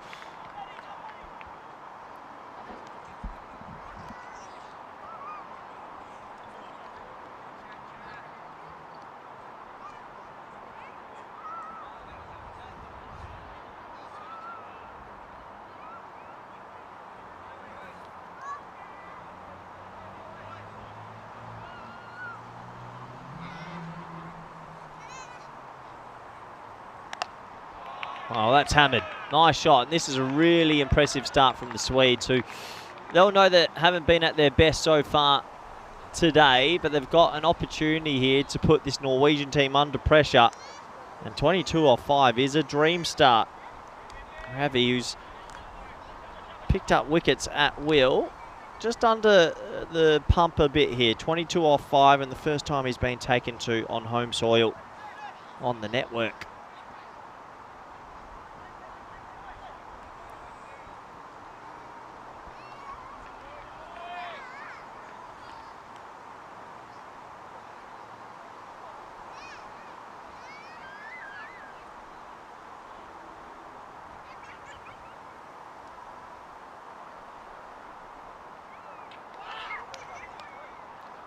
Wild looking shot to finish the over. That's the sort of line and length they want to be at more often than not.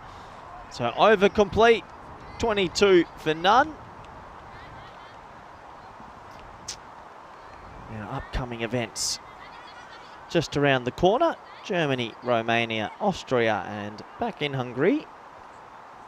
A mix of ECIs, ECSs and some T20 internationals as well.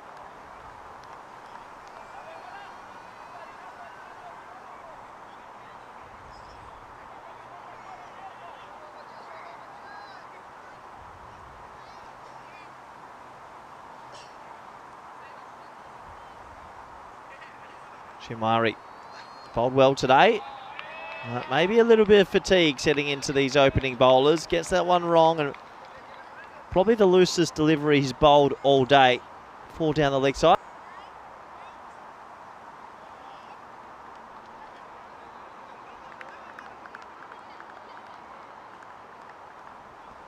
So Hamad started really well here. He's 19 off 5. Shimari got that ball to shape, just started it down the wrong line.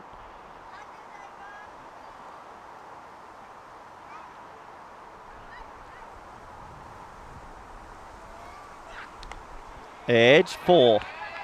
Sometimes things seem to go your way when you're being brave, and just a few things going their way at the moment. Good to see the kids out in full force, enjoying the action.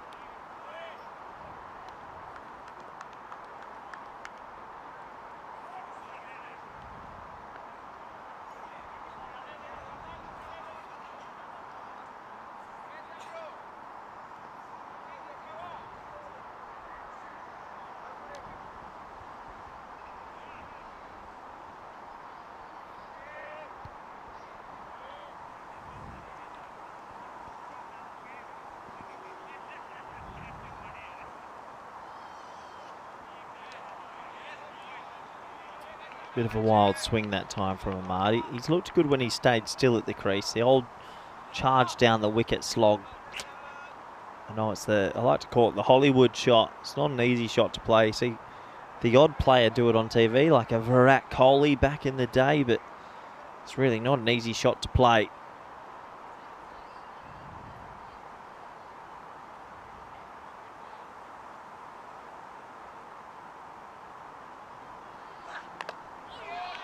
Well, that's big. He gets every piece. He picks it up beautifully, and another 6, and well, right on top of the hockey goals.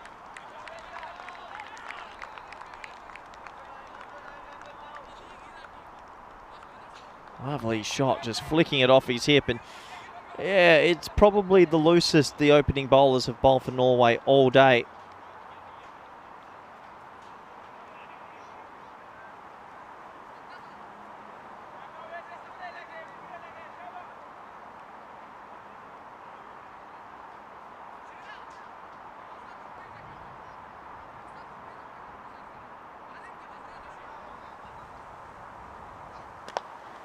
And caught. Well, that will bring it back somewhat. Shinwari gets one on a better line, and Ahmad feels like he misses out. Very disappointed with himself to hit it straight to mid-off. It's a good little cameo though, 29 off 9. But a big wicket you have to feel for Norway, who just want to get a new face out there to the middle. And the first wicket will fall, 36 for 1.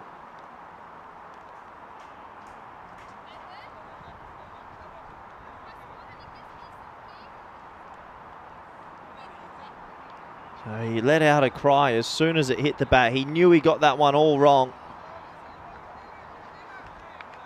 He's going to pay his price. And well, it's a good cameo though. No wasting time. Awakes Ahmed. 29 off 9. Gets a little high five from his teammate.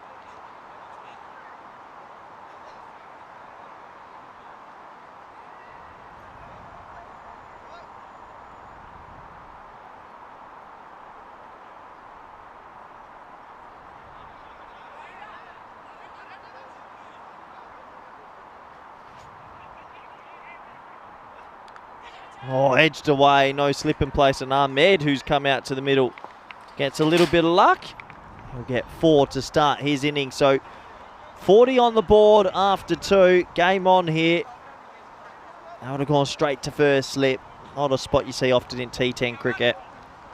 And here's the table. It has been a day all about Norway.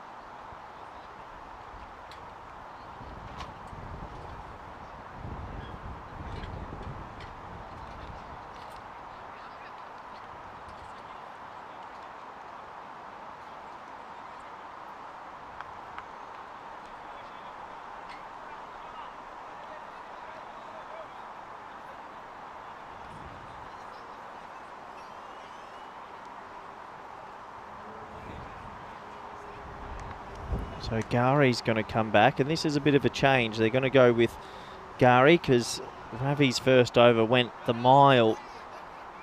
Went a bit of a journey. He's been bowling 2 in the power play throughout the day, so this is a change of tactics from the Norwegians. And it might pay off straight away. It will. Gary picks up a wicket. He's got the second one of this game. Zawak has to go.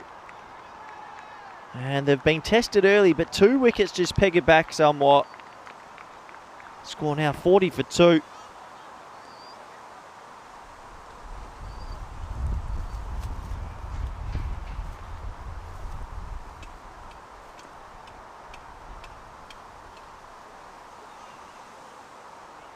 Big disappointment for Himal Zawak. Has not really found his batting boots today.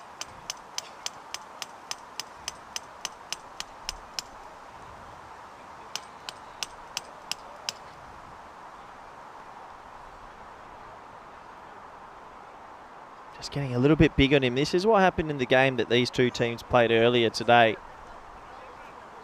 They bowled a lot of balls into the pitch, back of a length, and the cross-bat shot was just something the Swedes weren't too good at playing at. That sort of length there, really well bowled, hammering into the body.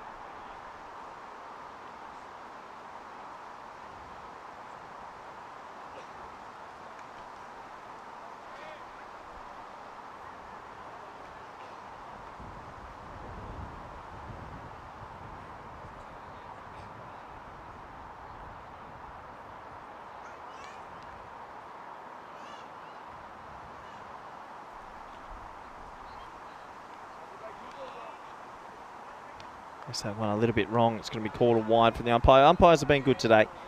Solid throughout the day. It's 100 overs of cricket. I know there's a few here to rotate, but it is a big day of action. I think they've been very consistent in their decision making.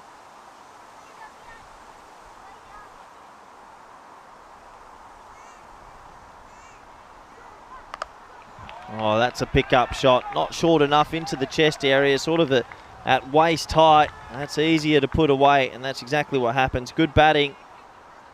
So despite the 2 wickets, still trending the right way are the Swedes.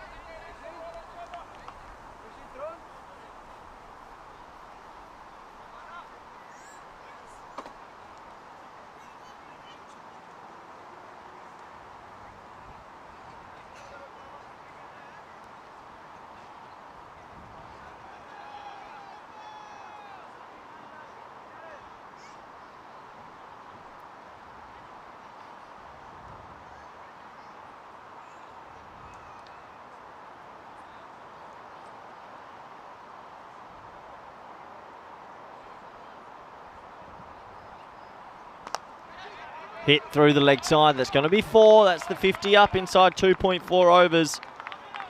This is better from Sweden. It's putting the Norwegians under a bit of pressure.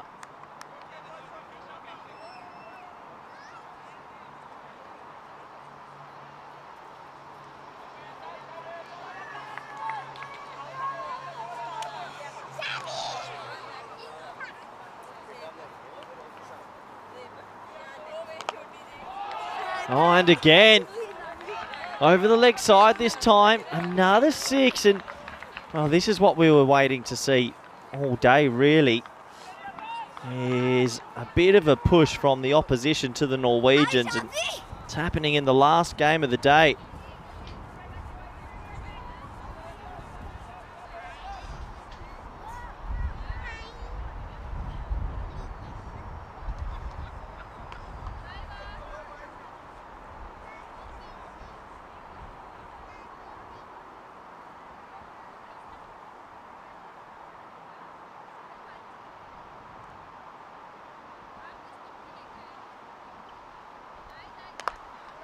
Hit away again, and it's still inside the power play, so there's a big pocket of space out there as Chauhan has got motoring to start his day.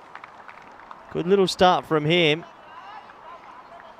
And realistically, probably for the first time in all the matches, Norway, they're behind.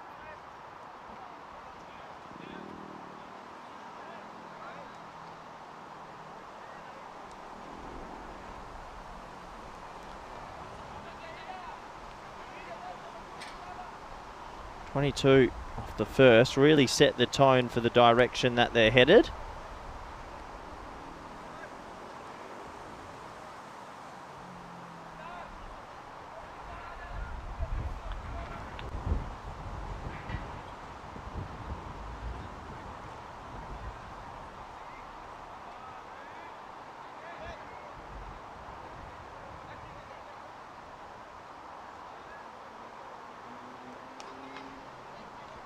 Now that the power play is concluded, you can always have a couple more boundary riders, and doesn't mean the batter has to time it, can't cloth it to the men on the boundary and lose his wicket.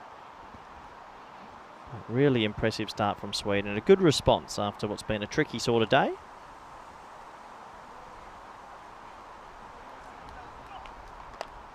That's a shot. That's a nice shot. There's a little pickup from Ahmed, and 67 off 3.1.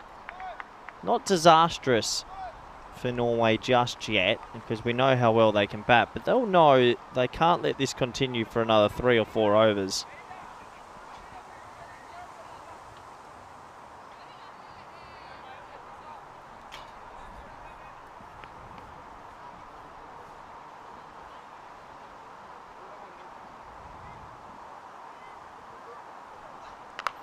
There's that length. That length works against this team. Oh, Gorey doesn't go for the catch at the end. Slight hesitation maybe.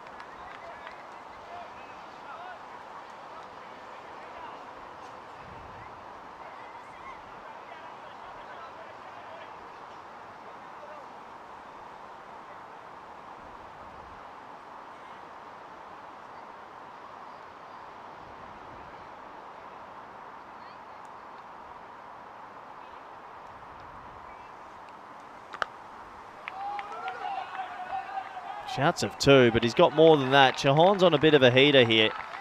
He's just backing himself to clear the front leg and smack it through the leg side, and that's exactly what he's doing.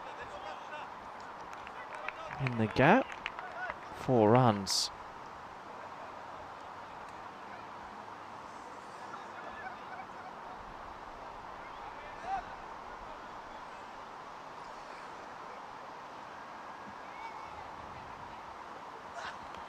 Oh, when you have a little bit of luck, things seem to go your way.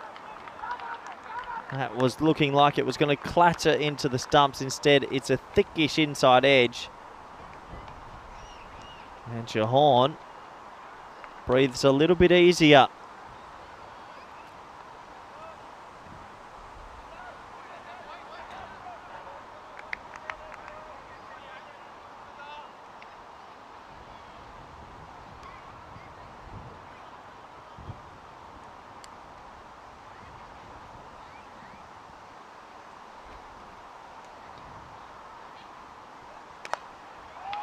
And hit in the air, Gorey's a good fielder. Not this time, he spills it. That probably could have been caught. Chauhan will find the rope once more. He moves on to 32. That time dropped over the rope. Have to say that's a life for Chauhan. It's already got 5 4s and 2 6s in this inning, so dealing in boundaries, but yeah, bursting through Gorey's hands.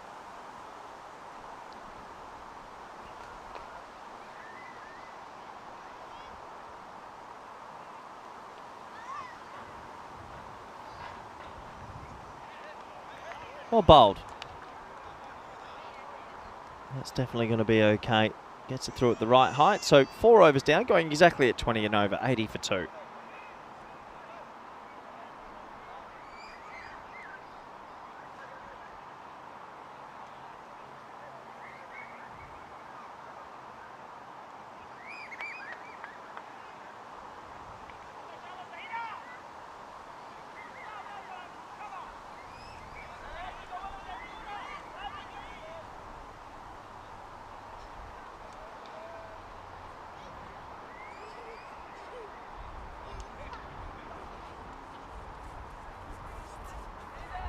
So pressure on the Norwegian bowlers, as we've said a couple of times, first time today. So they're coming up with different plans. Mushtaq, who's been bowling more at the death, has now been asked to come and bowl over number 5.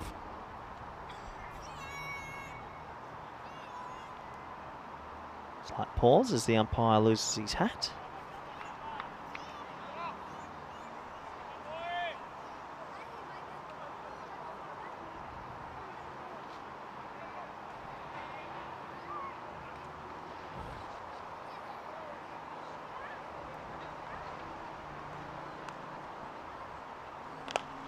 Shot.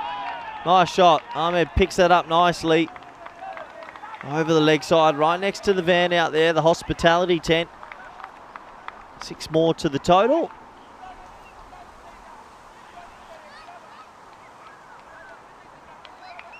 And Sweden may be saving their best for last today.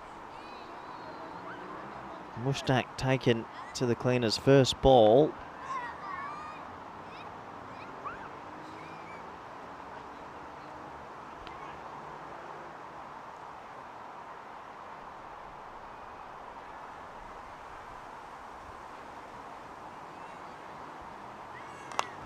Oh, that's hammered. Really nice. That's 4. Good stop from the ball retriever.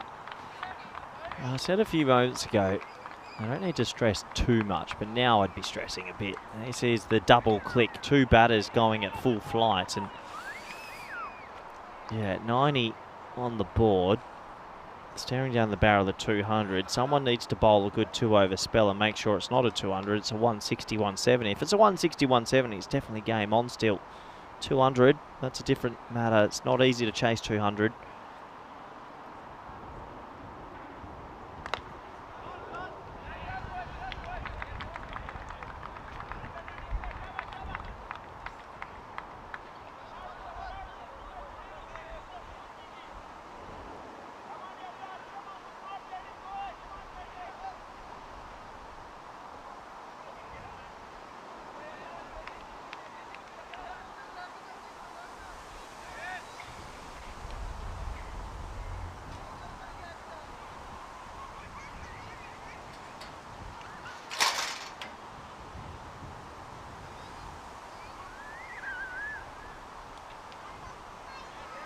It's really well bowled from Mushtaq. That's out the back of the hand, and I don't think Chauhan picked it at all. Really clever bowling that.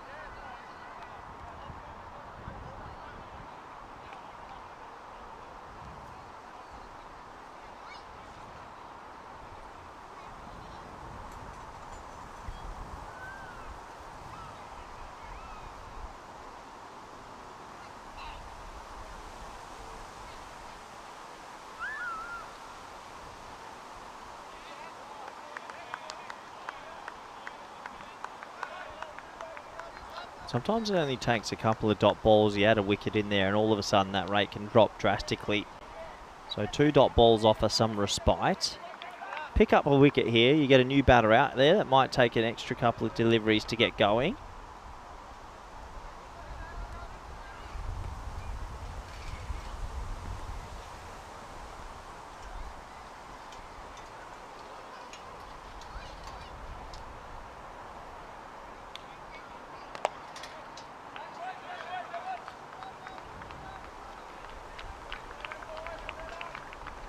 Pretty good comeback from Mushtaq. He got hit for a 6 and a 4 to start the over, but it only goes for 12. I say that's a win for Norway there. 5 overs complete. 92 for 2. Tomorrow, if you love women's cricket, you've come to the right place, and it's a quadruple header between the Lynx Zagreb women versus the Lavender Lionesses women. That is a physical day for the ladies out there. Plenty of cricket, stop, start, T10 action in hot conditions. Good luck to all the players. And I hope you enjoy the coverage. That'll be Rico Full and Phil G, who will bring you all the live shots from Croatia.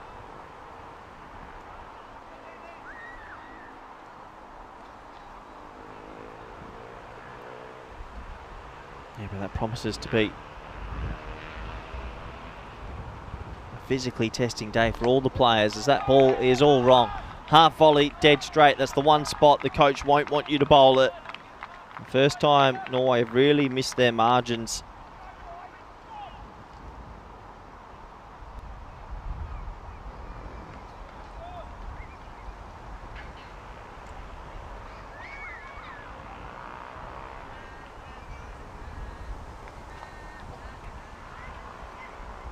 You can just see how blustery it is in the background. The flag's really blowing now.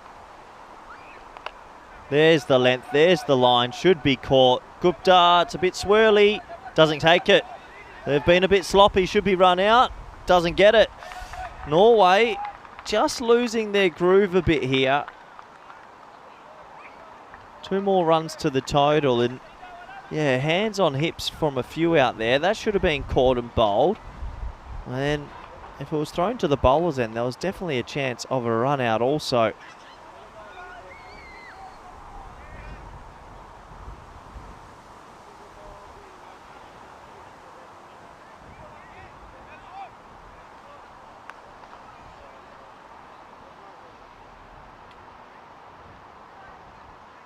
And again, another loose delivery down the leg side. The 100 came up with that drop, and now it's 104. And yeah, you can see the captain with the gloves on. He's remonstrating with the bowler. He's not happy with the line here, and it's a really bad ball. I get he wants to follow him, but if you want to follow him, you can actually have fine leg back and bring mid off up.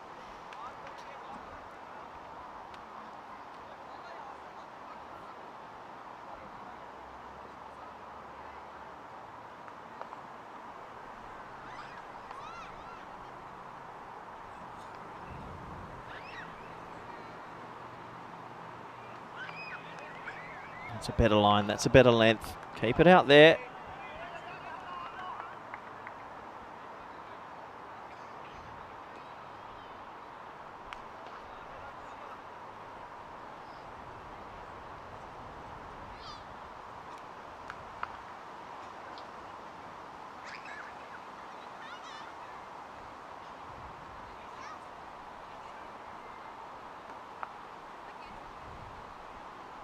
Oh, the old edge of the pitch job. Now that's going to be called a no ball.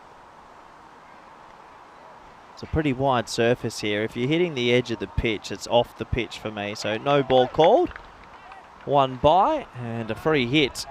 Tough bye on the keeper.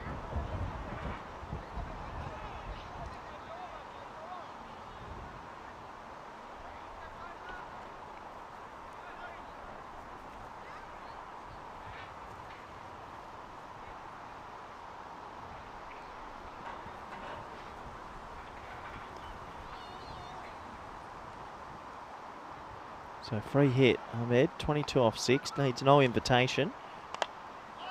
Doesn't matter that he miscues it. Unbelievably, it's going to sail for 6. That's with the breeze. So with the breeze going straight down the ground, maybe that adds 10 to 15 runs to the equation. That is nowhere near the middle of the bat. That is shanked, completely shanked. Doesn't matter. It's sailed over the rope comfortably.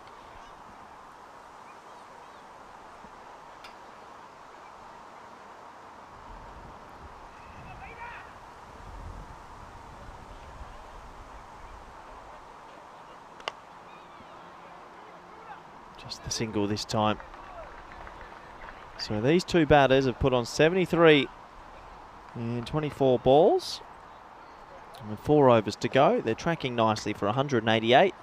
And boy, that would set us up for a really interesting last innings of the day.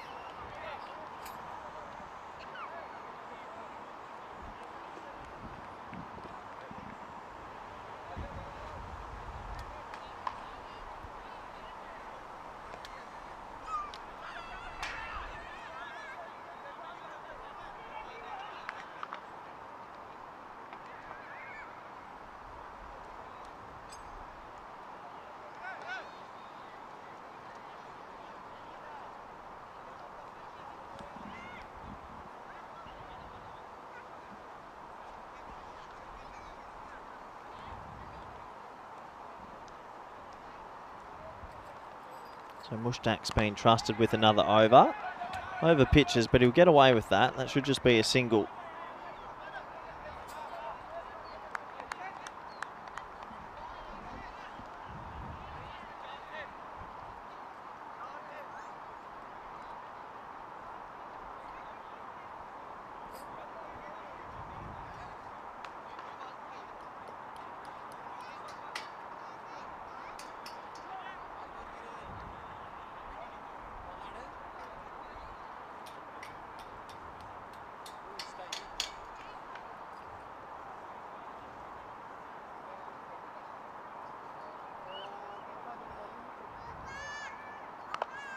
Oh, slow ball out the back of the hand. Should be another single. Mushtaq's proven to be tricky, and they're going to try and go for an adventurous 2. Well, that was never on. There was never 2 there. Ahmed's filthy with himself. Not too sure on who called, but really hard to get a 2 on such a small boundary. Let's watch the running between the wickets. They set off for the 1. Ahmed slows right down and then hesitates, and, well, they've gifted a wicket there. Disappointing for Sweden. Glee for the Norwegians. Frustration. But a good little innings. 30 off 9. You take that. All the 3s. And he's complaining, but run the first one hard and you won't be in that situation. Look at him ball watching. Hesitate. Walking. See you later. So Rahmani comes out, Chauhan on 46.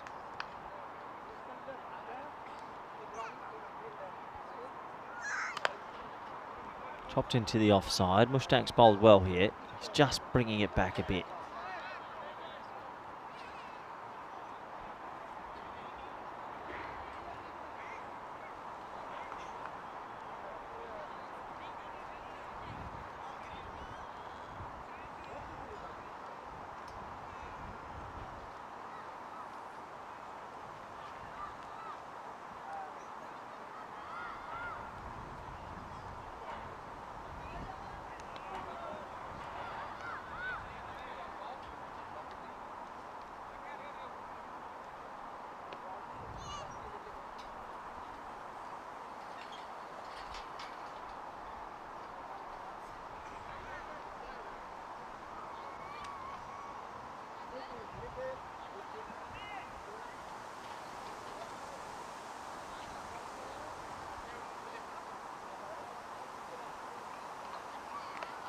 Another good delivery, back of the hand, slower ball, which will result in a single. And you look at the expected score, it was only, say, about 10 minutes ago, it was saying 200. And it just goes to show a good over and a little bit. All of a sudden it drops drastically, and now they're on par. The expected score is 172, and that really is a 50-50 game looking at Norway's batting lineup.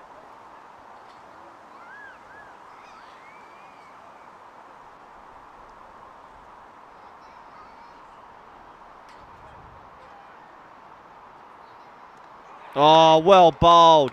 Chauhan offers the stumps and he hits the base of leg stump. Mushtaq's spell has really brought this back for Norway. A senseless run out earlier in the over, but this is a bit of class. Shows the stumps, doesn't follow him, says, if you're going to show me that much, I'm going to hit leg, and that's exactly what he does. Chauhan goes for a quick fire, 47. We get a good game on our hands. 118 for 4.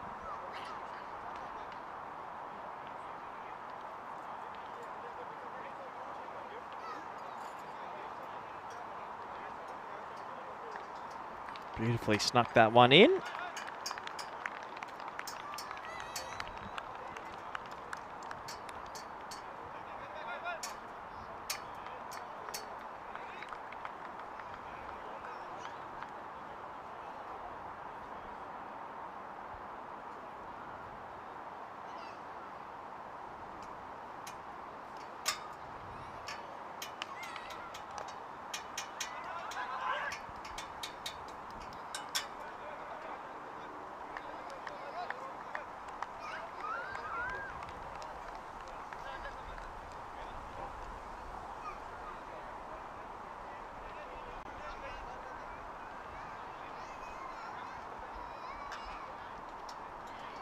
So this is what's coming up tomorrow. Obviously 4 games, not 5. We've had 5 today. Sweden-Hungary will kick us off. Hungary-Norway, Norway-Sweden, then Hungary-Sweden. By the end of the day, we'll be able to know who's topped the table and who are claiming their victory on the T10 arena. Big appeal, nod of the head. Thanks for coming, Romani. That is plum. So Huck gets one in the right spot, and Sweden losing a little bit of momentum here at a crucial time in the innings. They've been sticking to their guns, the Norwegians, and they're starting to stem the tide. Turn the tide, I should say. Been a long day for me. But Romani goes 118 for 5, and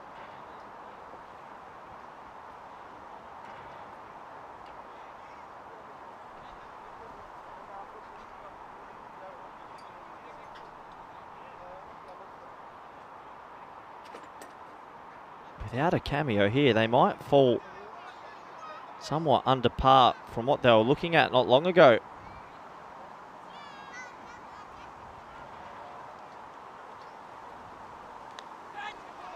Oh, edged. Little bit of luck. Balloons over. The keeper. That'll go for 4.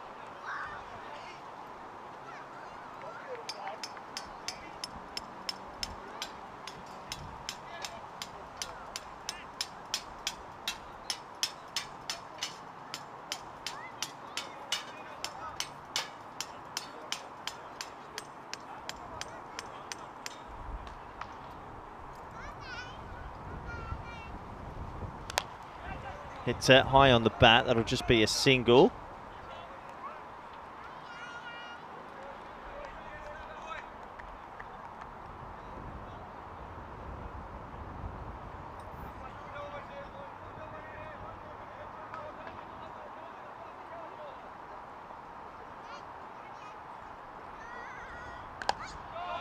Shot. Nice shot, as long as he gets it. And he'll get 6 for his troubles. I want to have a quick look at the fielders. It does look like they had 4 in the circle, though. I think there was a few questions whether they had the 4th person single in the circle, but they do.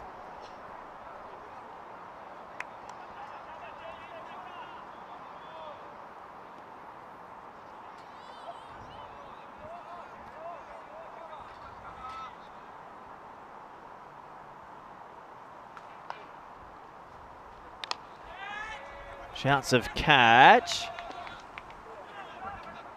Oh, good bit of fielding. Balloons over the top and end up just being a couple of runs. They run really hard though. That's good from Sweden. They understand every run is massive.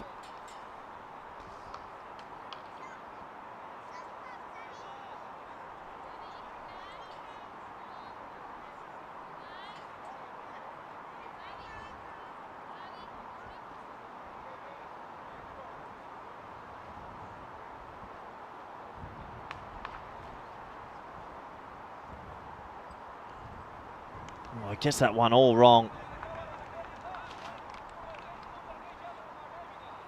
So at 133, Norway should be proud of how they've come back into this, but they'd want to close the job here. Anything under 160 and they'd feel like they've done a really good job. On the other side of the ledger, if Sweden can have a good finish and get it to 175, I still think they'll feel happy considering they're versing a team in form. And shots like that are only going to help. Half volley, 6 runs to Wafa, 139 for 5.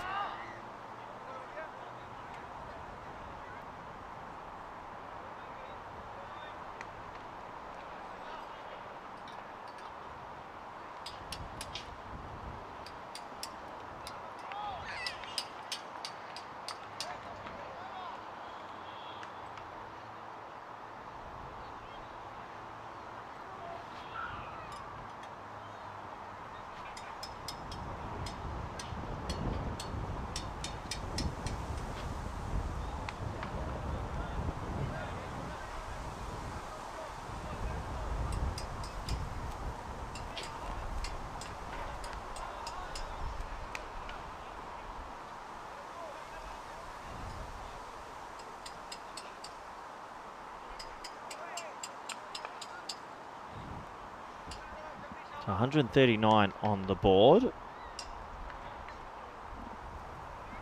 Still plenty of batting left in these two. Gupta gets away with that. Didn't find his Yorker, but it'll just be the one. Oh, he gets it on the foot. Ouch, that hurts.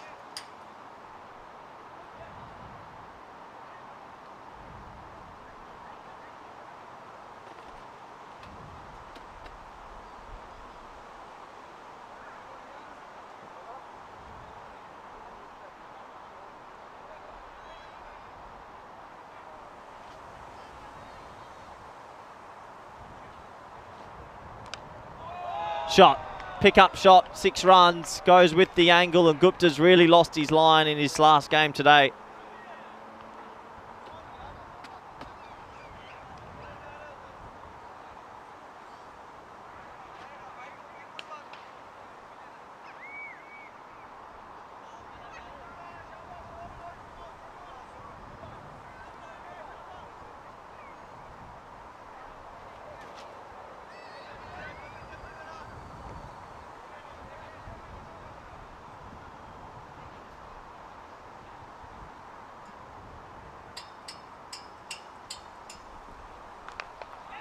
Thickest inside edge into the body. Just the one.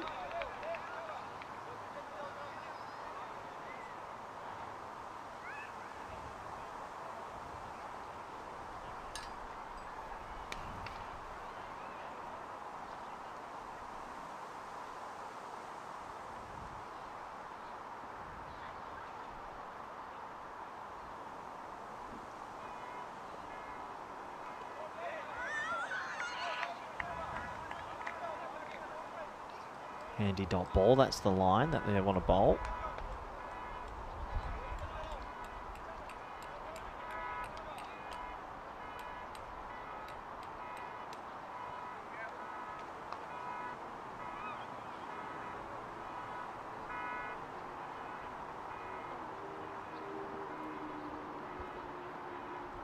Well bowled, really well bowled. Oh, they're going to sneak it by. The keeper's not paying attention. Well, the keeper, the captain, falls asleep. Cheeky running.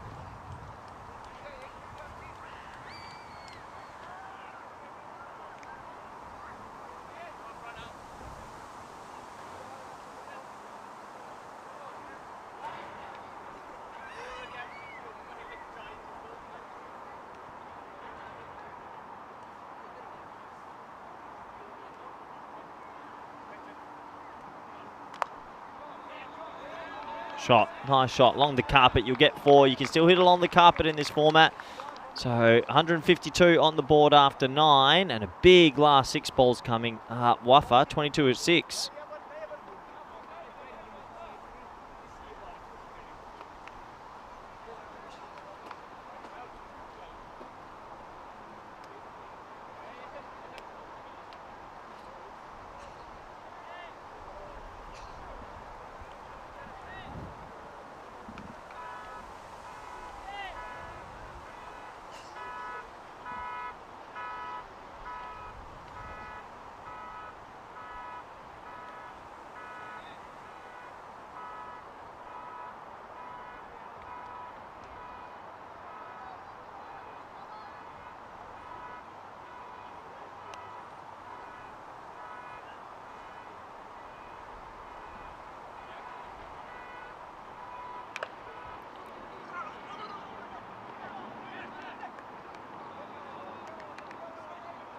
So Ravi's been asked to bowl the last ball, gets away with a single.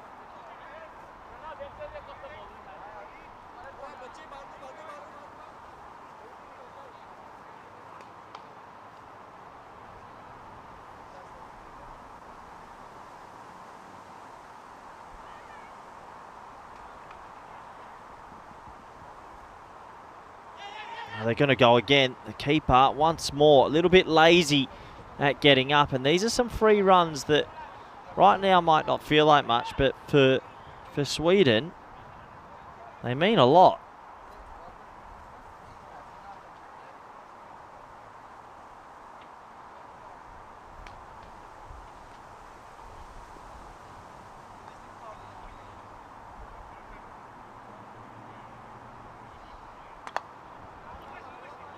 Hit into the leg side. They'll go through for a 1. They'll think about 2. Aggressive running again. This time it will cost them a wicket. Well, can understand that, but maybe not so much. Wafa, who ends up staying at the non-strikers end, is 22 off 6. I'm not too sure you need the sacrificial run out. Maybe if it's the last ball or second last ball, but if I'm Wafa there, I'm 22 off 6. I think I'm happy to face.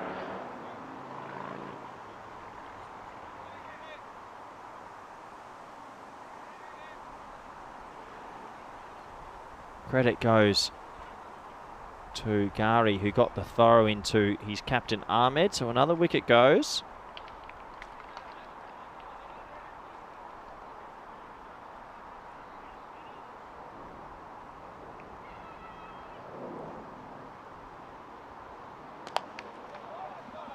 Yeah, nice shot that time from Zahid. And Sweden just showing they bat all the way down. So a 4 to start his inning.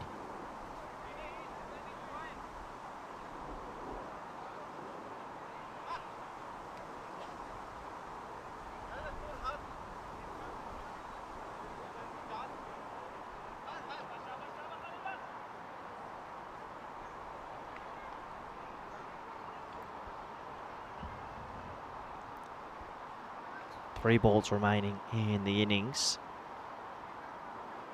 Well bowled, Ravi. Really well bowled. 1 run. So Wafa won't do the sacrificial run out. He'll stay on trike for the last 2. 161 for 6. I think no matter what they end up with here, this game's 50-50. Norway have shown today how good their batting can be, but any chase in that 160-170 region can go either way.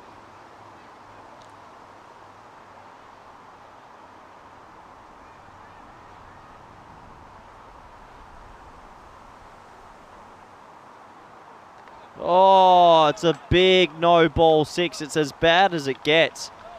Ravi couldn't get a more disgraceful ball to bowl at the back end. He's been so good today, but maybe the pressure gets to him. And that does change things a little bit. You think of a score in the 160s and you think, yeah, okay, 50-50, but you add 7 to the board with 2 to go. If you turn that into a score near the 180s, that slightly edges it for me back to Sweden. You can see the supercomputer agrees, 57% now.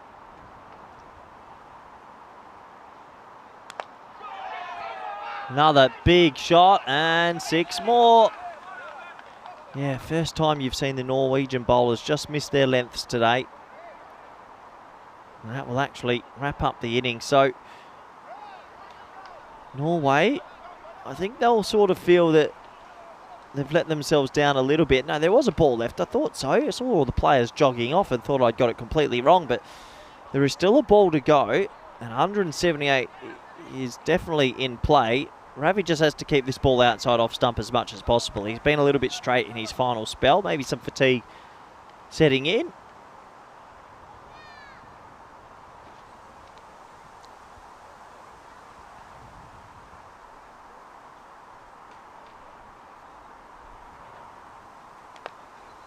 Top edge, no third. Where will this land? Inside the rope. Got to save the boundary. Does.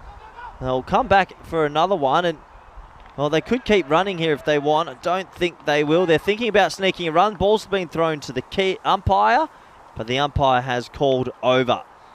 So that will do it. That is the end of the innings. I think that was a 3 off the last. It was. 175. We have an interesting game on our hands to finish an enthralling Friday in Oslo.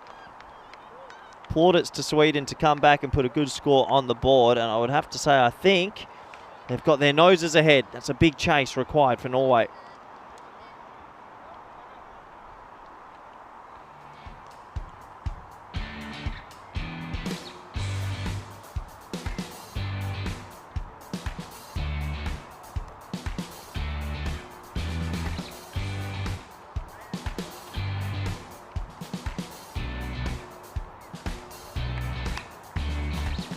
So having a quick look at the highlights, and well, it was a bit of a batting display, wasn't it? And overall, I think Norway will be a little bit disappointed with how they went with the ball. Mushtaq pulled it back in the middle, but a lot of leg side deliveries this innings compared to the morning games where they were able to keep the ball outside off and bowl a better length. Credit to the Swedish batters. They did what they had to do and they put away some helpful bowling. And a couple of cameos, 30 off 9 for Ahmed, Chauhan 47 off 20, and 35 off 9 for Waffer at the back end. Really impressive.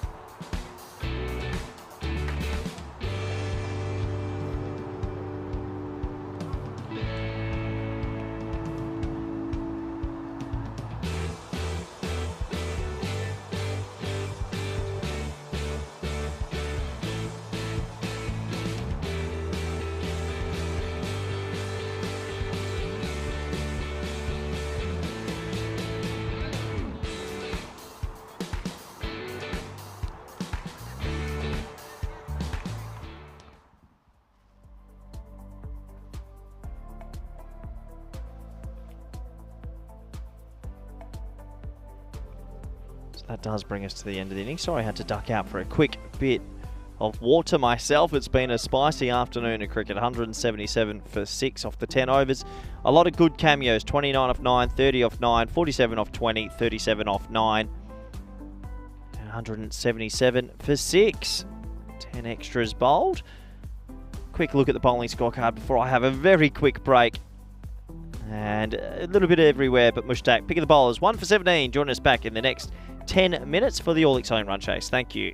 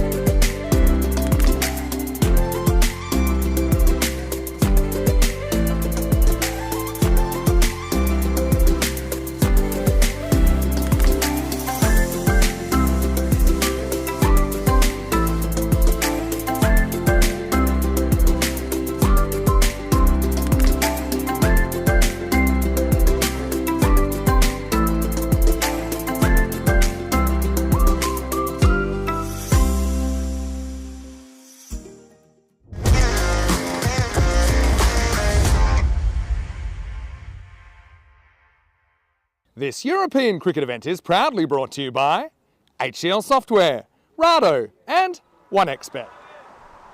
Hello everybody and welcome back. You've got 10 overs left in what has been a pretty nice first day in Oslo. The weather has cleared, the sun is shining, the runs are flowing. The lunch was pretty good, and this is the permutations for the last one today, a 123 or less for a bonus point for Sweden. And they're not going to chase 177 in 7 overs, otherwise I'll eat my shirt. So I think we've just got a genuine good game of cricket, and 178 against this Norwegian team. I think it's a little bit over par, but watching how Norway's batted today 3 times, it's very much game on. Very much game on. Hopefully we have a really close encounter to wrap up the day. Ahmad and Sahak facing Zahid. Some very traditional names there. We'll kickstart this second innings.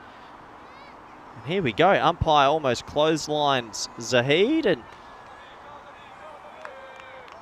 that would have been an exciting start for everybody. 10 overs left. A 4-game day tomorrow. Holy dooly.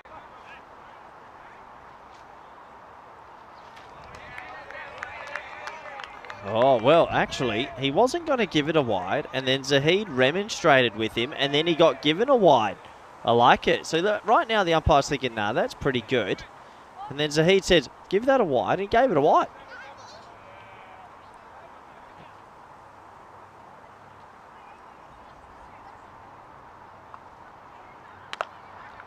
Bit hard. The boundary run is a deep mid-off and deep mid-wicket.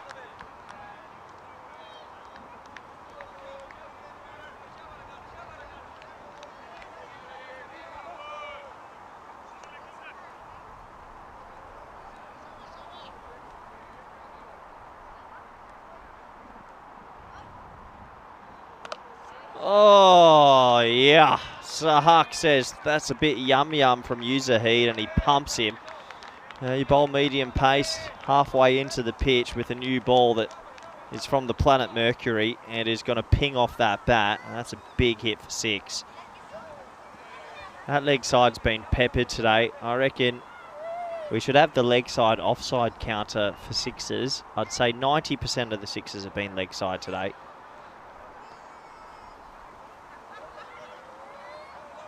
A big power play is what's required from the Norwegians. Oh, another false start. Zahid's not too happy. Neither's the umpire. There's a bit of tension, a bit of niggle in this game. Zahid you don't want to run into in a dark alley, nor a cricket field.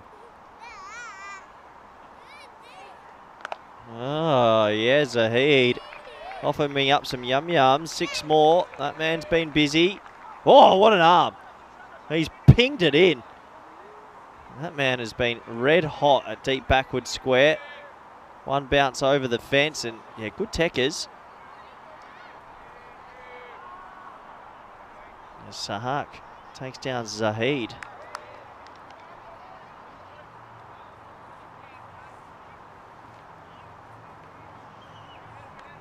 So Norway, an early punch here in the boxing ring. Oh, yeah, the old loopy, slower ball outside off. Clever change of trajectory from the wily fox, Zahid. I think if you can bowl that again, I'd actually go for that again. Nice, big, loopy, slower ball outside off. Hear the kids around the effects mic. Just an exciting day at the cricket.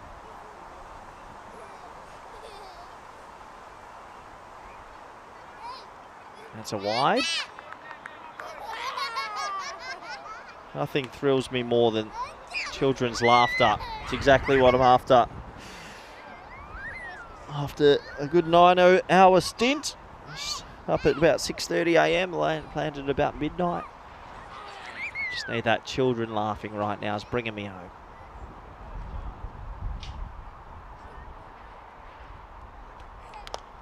Yeah, well, loopy in the slot. Look out, kids. Oh, only one can hope. That's gone for 6.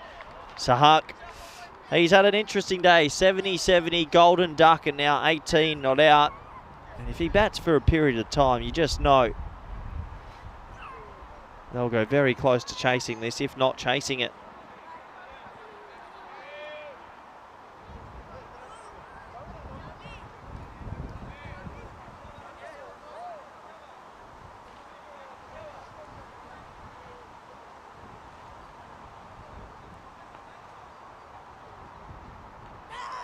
So 21 off 5. Last ball from Zahid.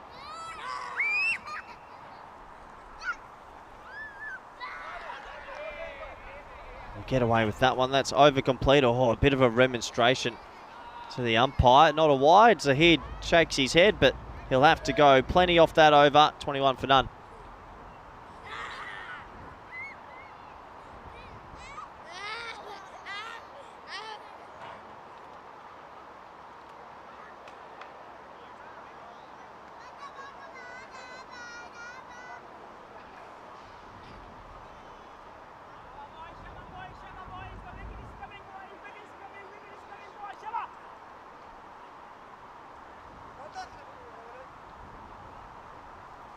So 13 matches since our last golden ball.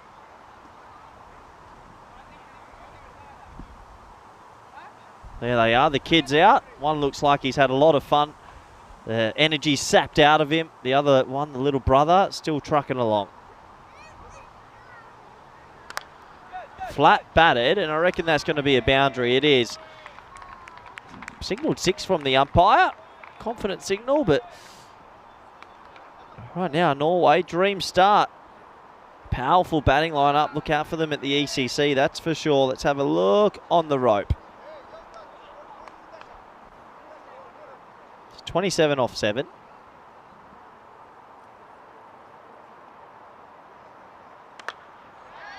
Spliced and spliced for 6. Oh, really motoring. 33 off 8. Look out for Norway at the ECC. They were robbed last year when it rained out versus the Dutch in the final. They never got a crack. But they've got a good T10 team. A lot of power. Decent enough bowling.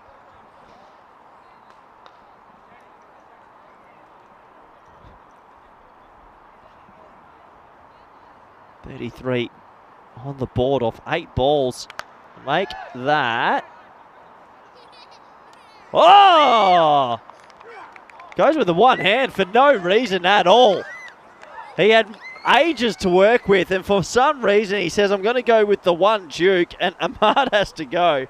That's a proper 5 p.m. catch.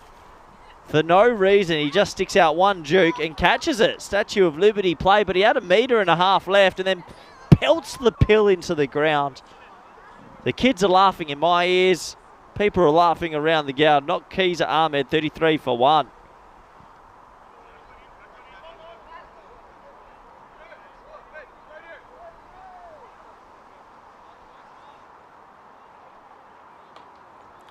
What a catch in the end. Probably catch of the day.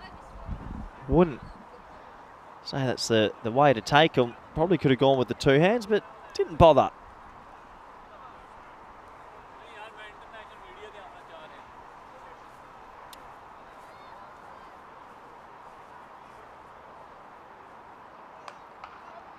So Wally Gorey comes to the crease. Stylish player. Better on the offside than the leg side. Had a mixed day. He batted well this morning. Failed in another game. Had a sort of start in the other. He'd like to probably play an innings of substance here.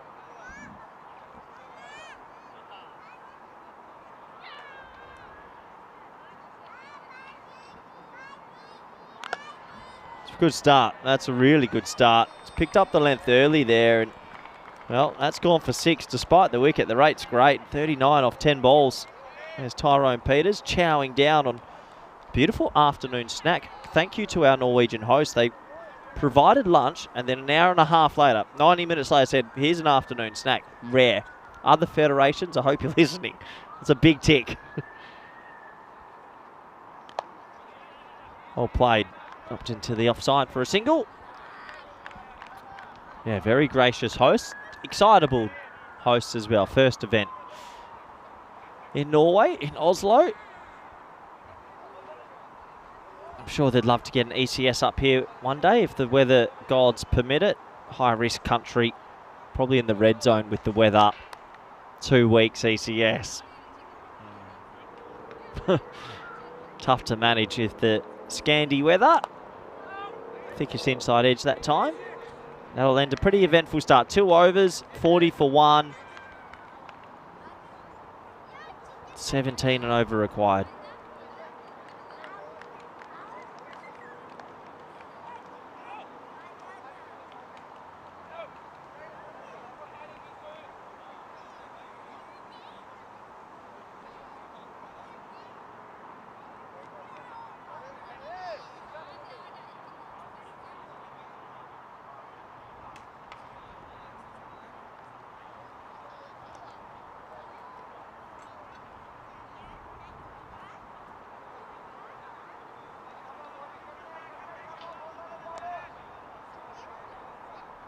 So bowling change. Pereira, who definitely can get through at good clicks. It depends how his body pulls up. This morning looked sore and rusty. Then the second game he played, he actually got it through with decent clicks. So what Pereira will rock up this time. Gory's a good player though. Any bat on this, it's going to fly. Third and final leg in the ring. It's going to be a leg side wide.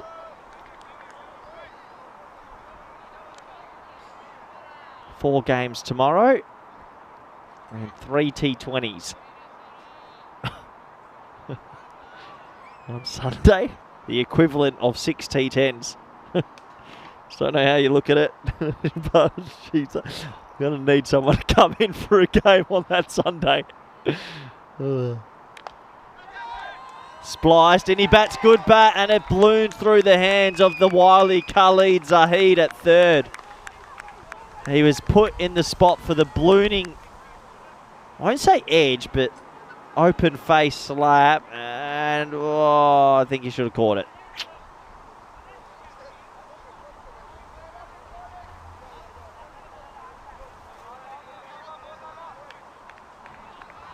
.47 on the board. The rate's good.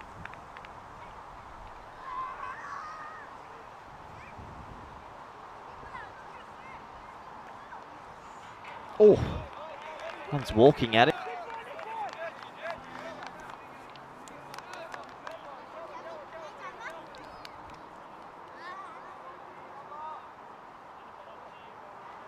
Almost out of shot, but yeah, that ball dipping in the end. Rory, I think with this pace, does not need to advance. Just stay deep, use the pace to your advantage.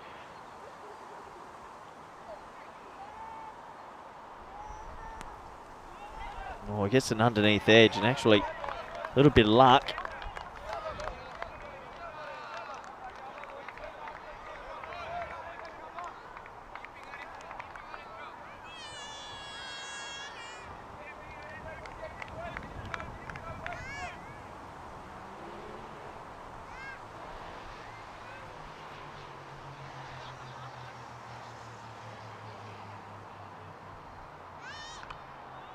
He gets that one. Missed out on the previous short ball, but not this time.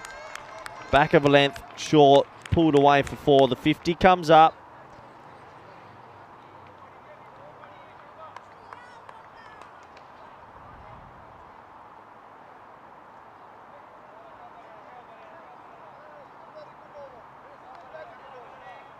So 50 up in 2.4 overs. It's one of those games where that rate, 17, you're always going to feel like you're in it if you're Sweden, if you bowl one good over or a couple of dot balls. And Norway, a couple of boundaries will always feel they're in the hunt. So once again, he charges that. Not sure why, and he should be run out, but he isn't. Just the single. I just don't think walking at Pereira is the right option. Disappointment there for that man on your screen. Big shake of the head, had a stump and a half to aim at, just shanked the throat. That was Wafa, who batted well earlier.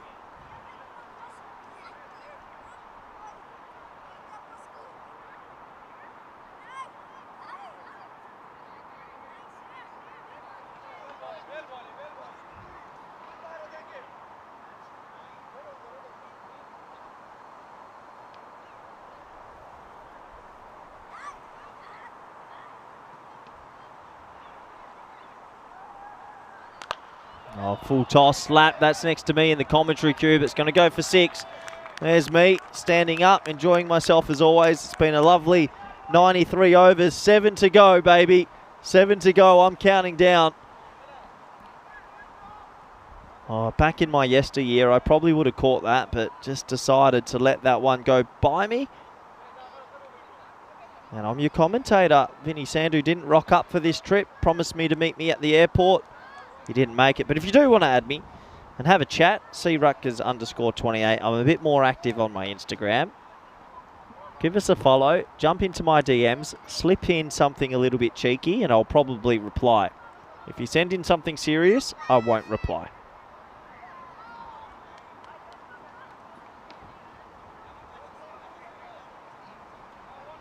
So game on in Oslo.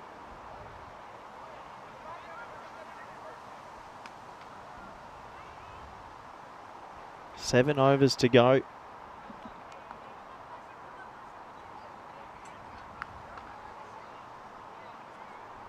Ahmad given the ball. Good start for Norway, but keeping this tempo is never easy. We saw Sweden fizzle out a little bit. Oh, another false start.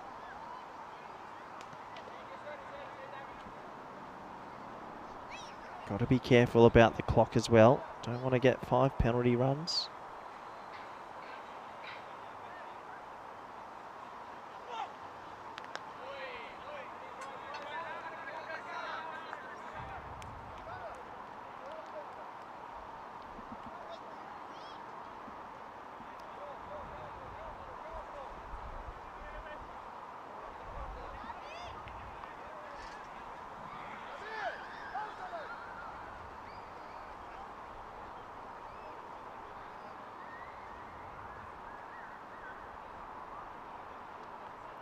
Oh, I guess that one wildly wrong as well.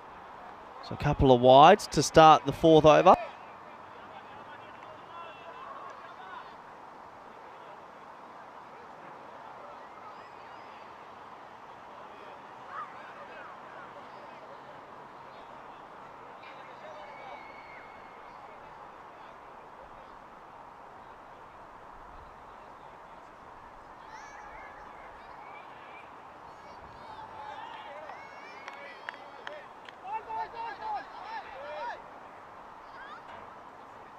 Well, that wouldn't have hit a second pitch. That's a huge no-y. Was it past the stump? Bounced. Yeah, it's probably past the stump, so it's a wide, but you have to question some of the bowling in this over. That's 3 gigantic wides. He is trying to hiff it down there, so I'll give him that. When you try bowl 180k an hour, pretty hard to control it. 4 off. Now, let's judge this ball, though. I'll pass judgment after this ball. Maybe he's just trying to bowl too quick.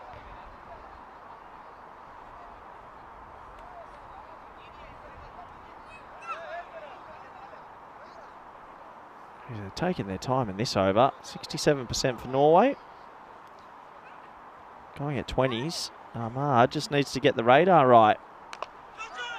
Well, shouts a catch. They want to make sure it's dropped and it's going to roll for 4. So it's going to go for 4 as well. There's already 1 in the over. He's just got to be careful with his lengths here.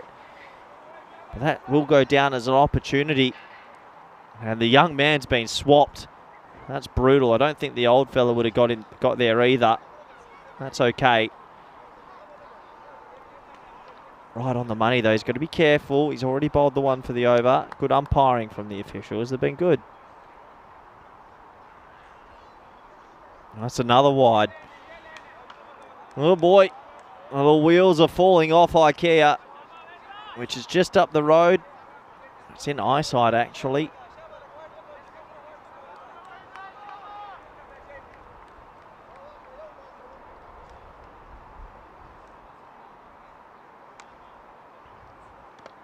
Oh, what a leave. Believe in the leave. And there's the splits from backward square, who was charging in off a dead ball. Well, you see it all when it gets to game 5 on a 10-hour day.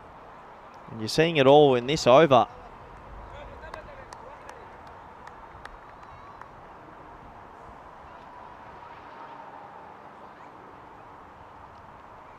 That's going to be a no ball.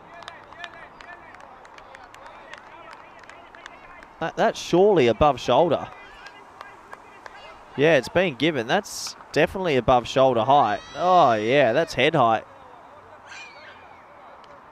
So that should be a free hit now. Yeah.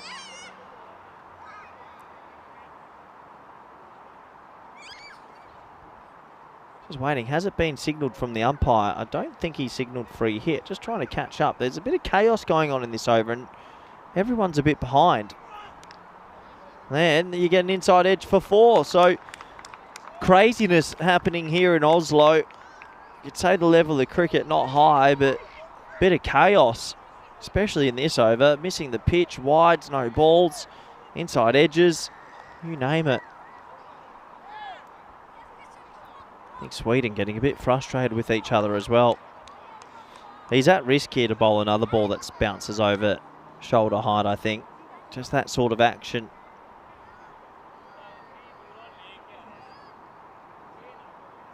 Not that time. I think he's trying to bowl maybe that a little bit slower. The first few he's running in viciously.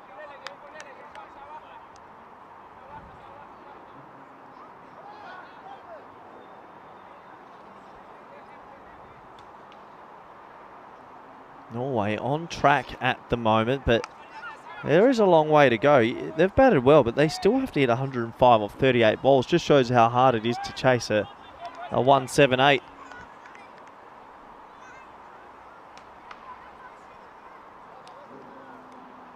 And the clock is ticking. If this over has taken a long time. And 6 runs. Ding, ding, ding, ding, ding. Gorey gets one to work with, and he just whips it round the corner. 79 on the board. They're going at 20s. Great start. Norway in control at the moment, but one over can shift this game pretty quickly.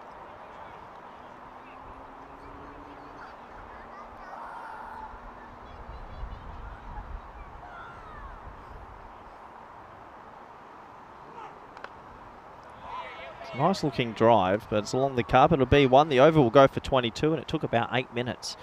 Really did take a long time. So 16 minutes left to bowl 5 overs. They'll sneak that in still. Teams are pretty good these days, but plenty of drama going on around the ground.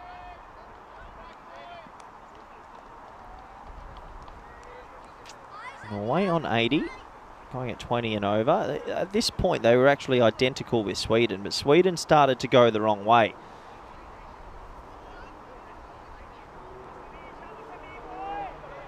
The one thing going for Norway here is they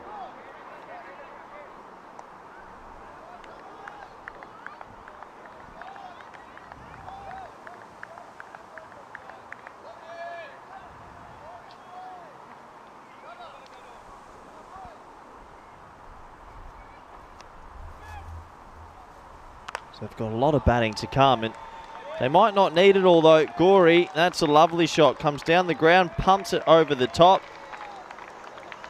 Just confident stroke, really confident stroke.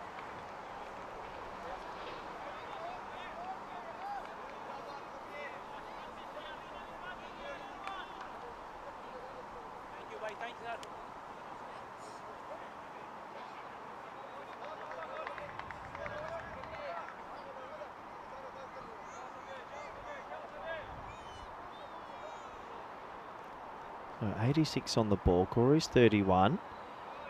Sahak 33. And oh, has he miscued that? He has. It should be caught. It is caught. That was a loose ball, and Corey somehow gets a ballooning leading edge. And that means he's gone. He'll be super disappointed. On another day, he clips that for an easy 6. 86 for 2. I think we might have a good game on our hands brewing here.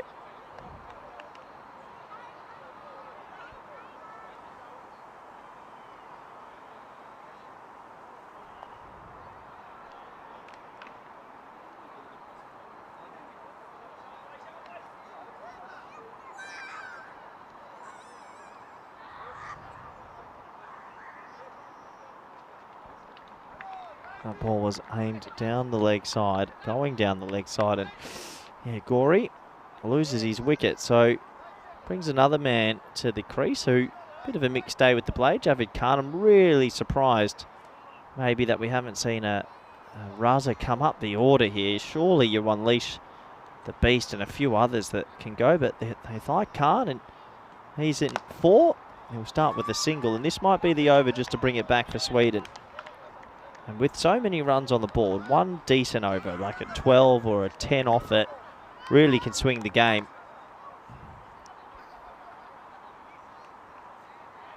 Well bowled. That'll do. We'll scamper through for a single.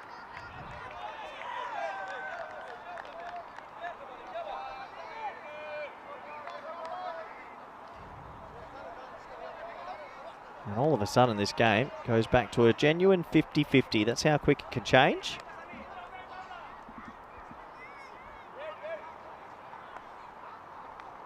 I think he's broken his bat. So Huck on that delivery. So we might get an opportunity to change his bat.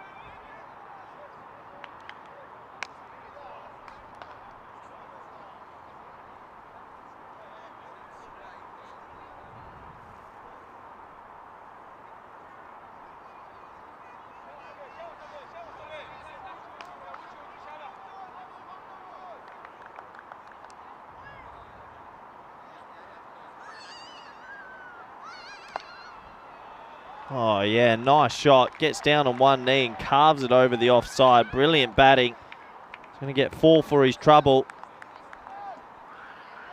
A good game of cricket, sort of cat and mouse at the moment, going back and forth.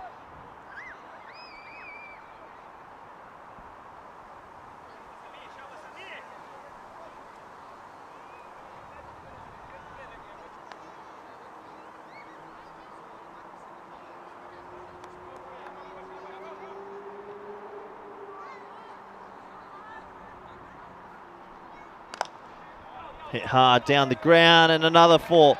Well, that one burst through. So despite the wicket, a couple of late boundaries in the over take them to 96. They're still on track. This one feels like it's going to go right down to the wire.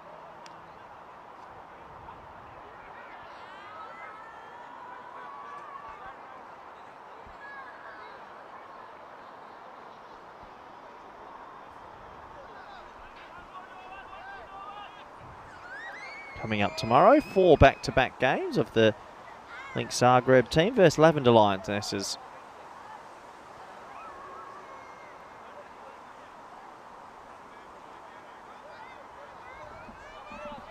Be an interesting day of cricket, that one. That'll be physically tough, actually, for those players. Back-to-back games in the Croatia heat. Big overtime. It looks like they're going to go to Pereira. He's probably got the most bowling experience. Oh, shot. Yeah, the old helicopter. There goes the young fella. Pretty good pickup. This game very much on, and Norway bring up the 100 of 5.1.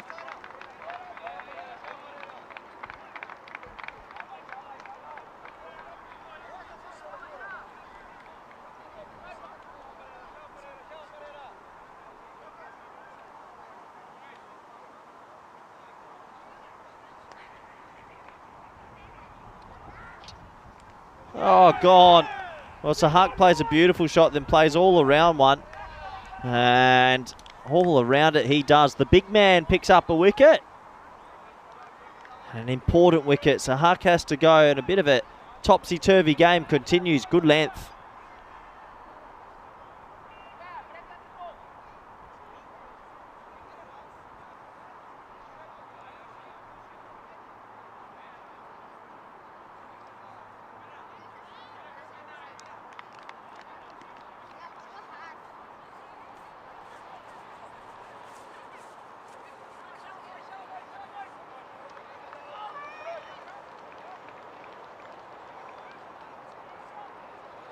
So a big wicket falls, and we have a 50-50 on the screens. Sounds about right to me. Really, this game could go either way.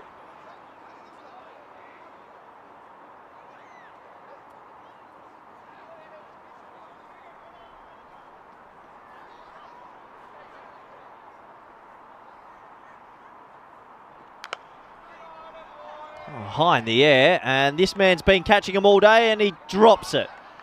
Straight to him. Unfortunately, the ball retriever's had a day out. He's been busy, and he blames the big ball of hydrogen. But we need that to live, so don't blame the sun. 6 for Raza, who's really a swashbuckling style of player. Can hit it a long, long way.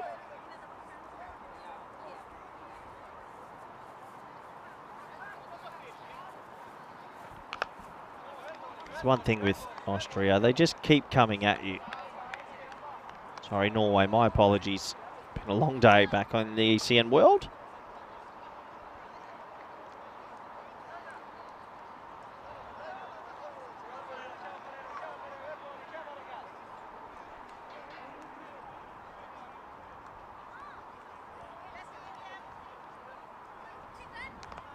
Well, that hurries him up a little bit high on the bat. That'll be a dot ball. It's been an interesting over from Pereira.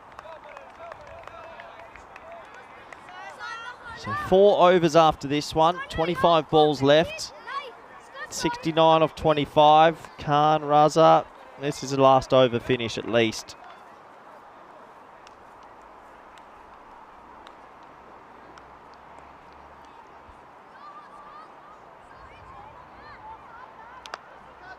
Spliced and caught on the rope, right to the man. And Khan goes. So 2 wickets in the over. Pereira delivers. And maybe Sweden just get their noses back ahead with 2 big wickets. 109 for 4. 24 balls left in the day and 17 and over required.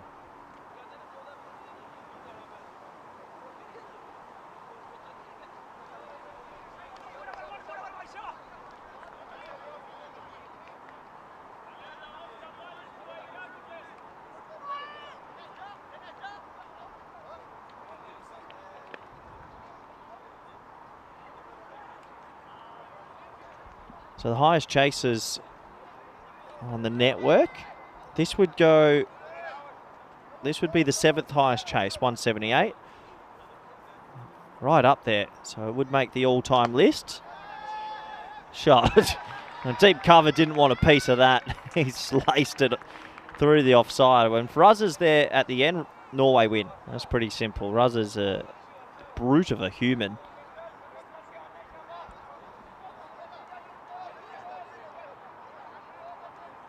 Low full toss and he mullers it through the offside. 65 off 23 now.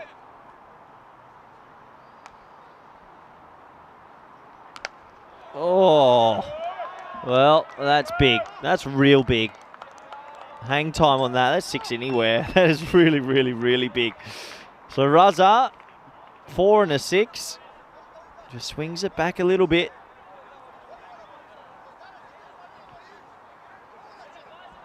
Love to know what it'd be like that to be that big and hit a ball that hard. But yeah, this would be right up there. 178 chase. 6th overall. 208 the record. That is ridiculous. Oh, Raza. Raza me this. He's just on. He's had a big day with the bat. He hit 93 off 20 this morning. How old's Raza?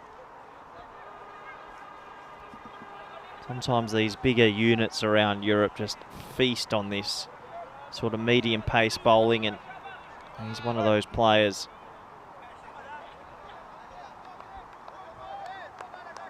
Nice to have come out at number 5 and number 6.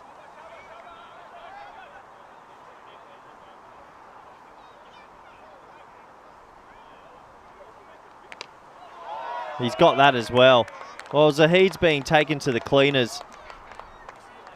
For a 41-year-old, this is actually very impressive striking. As 2 Hungarians walk straight through the sight screen. Good to see the Hungarian team hang around and do some training, actually. Fair play to them after a long day. But, yeah, young 41-year-old Raza is turning it on here. He's now 29 off 6. If he's there, they will win. Zahid under the pump.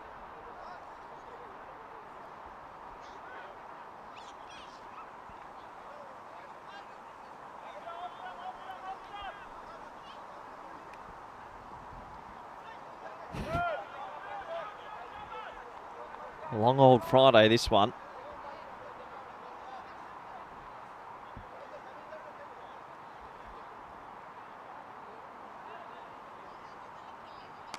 Well bowled. Pretty good comeback ball, jarred out. And good enough from the fielders. Tight to Russ's a big man. He doesn't want the 2. He's happy to sit back. He's done his job off the over. 46-19. Rahimi's first ball.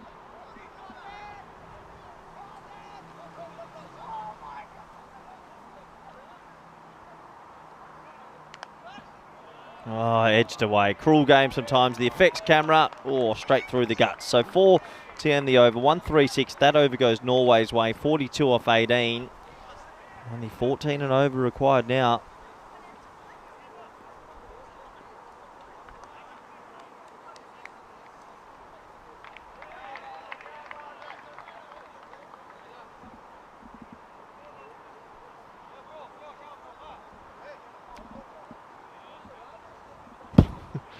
coming up tomorrow, 4-game day. Sweden-Hungary will kickstart us, and Sweden-Hungary will end the day also. Norway are locked in the middle. And by the end of it, no finals. It's just top of the table recognition, probably an ECN trophy that's locked away somewhere here, and a shake of the hands. No post-match presentation because it's T20 cricket the next day, and we'll be back for 120 overs on the Sunday. Straight into it. Oh, they've gone to the spray gun. It's a brave call, and he might produce. This has to be caught. Oh, it's 6. It didn't matter. It just kept going.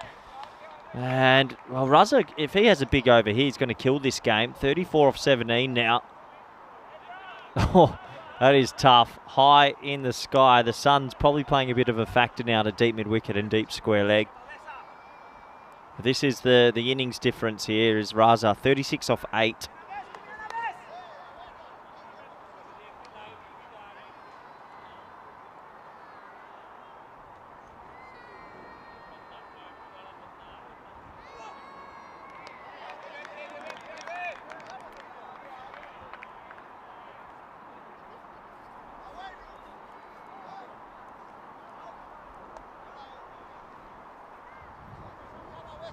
.95% chance on the supercomputer.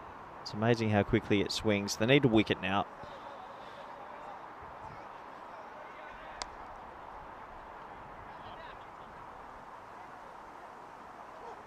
Oh, he's missed the pitch. That's going to be a no-y. Old spray gun's back. Oh, and he argues, why is it a no ball? And the umpire says because it hit the black tar next to the pitch, which means no ball. I mean, it's a pretty wide surface here. It's hard to miss that. But that's the second of the innings. Free hit time.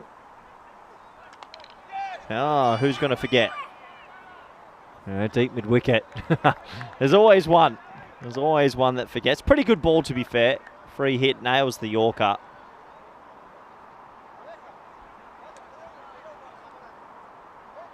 Sort of remonstrates with himself. That's where he wants to put every delivery, but it's not easy.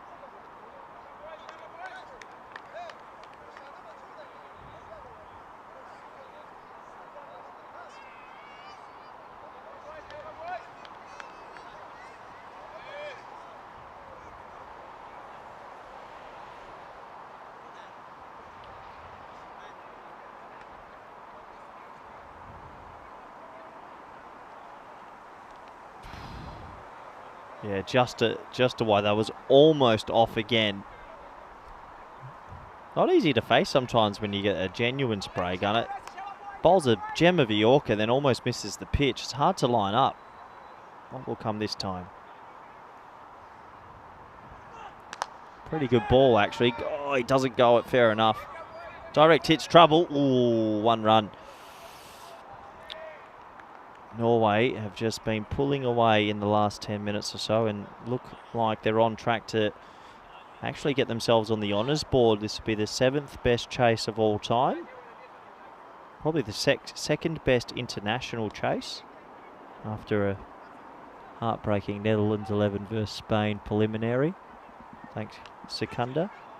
4 runs. Rahimi, a little bit of luck that time, but 150 comes up, 26 off 14.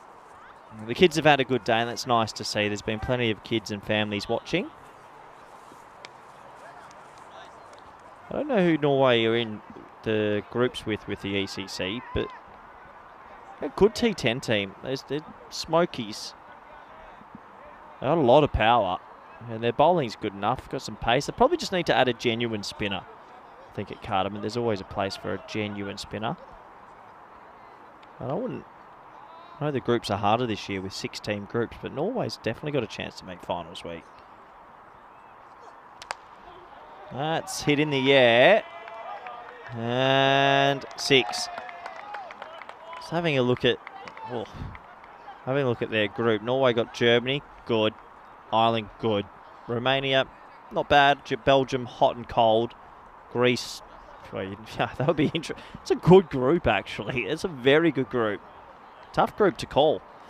They'll have a chance, though. You'd have to fancy Ireland and Germany are favourites, and then Belgium and Norway probably knocking at the door. Greece are the maverick. You don't know what Greece will rock up, as that is high. This will have snow on it. Good luck, boys. Oh, he's dropped it. He might have twisted his ankle as well.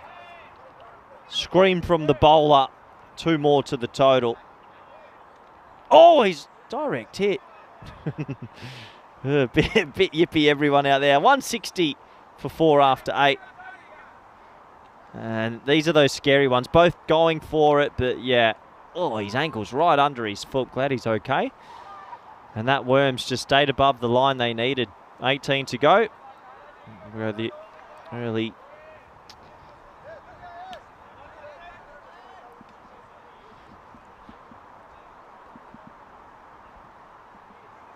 $18 to go, 12 balls left.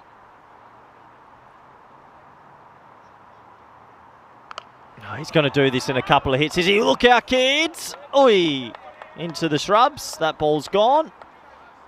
Well, we said if Raz is there, he'll do it in the last. He's actually going to do it quicker. I think he wraps it up in this over with the way he's going. Just watch the stumps here. Didn't trot any stumps. The bail blew off from the wind.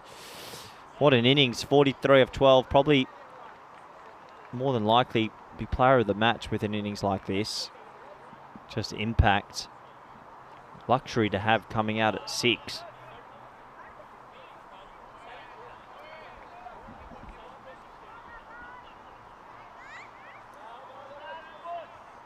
Good hairdo from the ump as well. The wind picking up. Takes his opportunity. Will he do it in the next 2 balls? He's been on that sort of form all day. Good ball. Oh, it's a brutal game sometimes. Jars in a Yorker, inside edge over 45. He tells his friends he picked up a grizzly ball. They're smiling. Oh, that's so rough. It's a brutal game to be a bowler sometimes.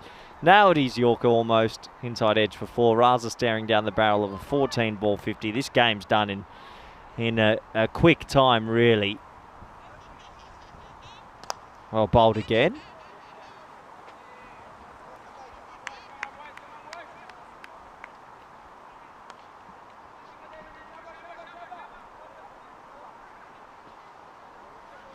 Also, don't forget Rahimi's innings here. 18 off 4. Impact. He's had to watch a fair bit, but he's done his job. That's going to more than likely be another 4 as the supporters out there let it run past. So 4 more, 3 runs to get. This day is almost done and dusted. Norway are going to clean sweep the day. Pretty remarkable. 4 points, 4 points, 4 points, 3 points. And that's a long way to catch up tomorrow with 2 games to go. I can't imagine them not winning it. I'll have to check the numbers later, but wow, what a good day for the home nation. I'm sure their supporters are really proud. Not into the ground. 2 to get. It may be fitting that Raza does it with a boundary. So last 2 runs of today, you'd think.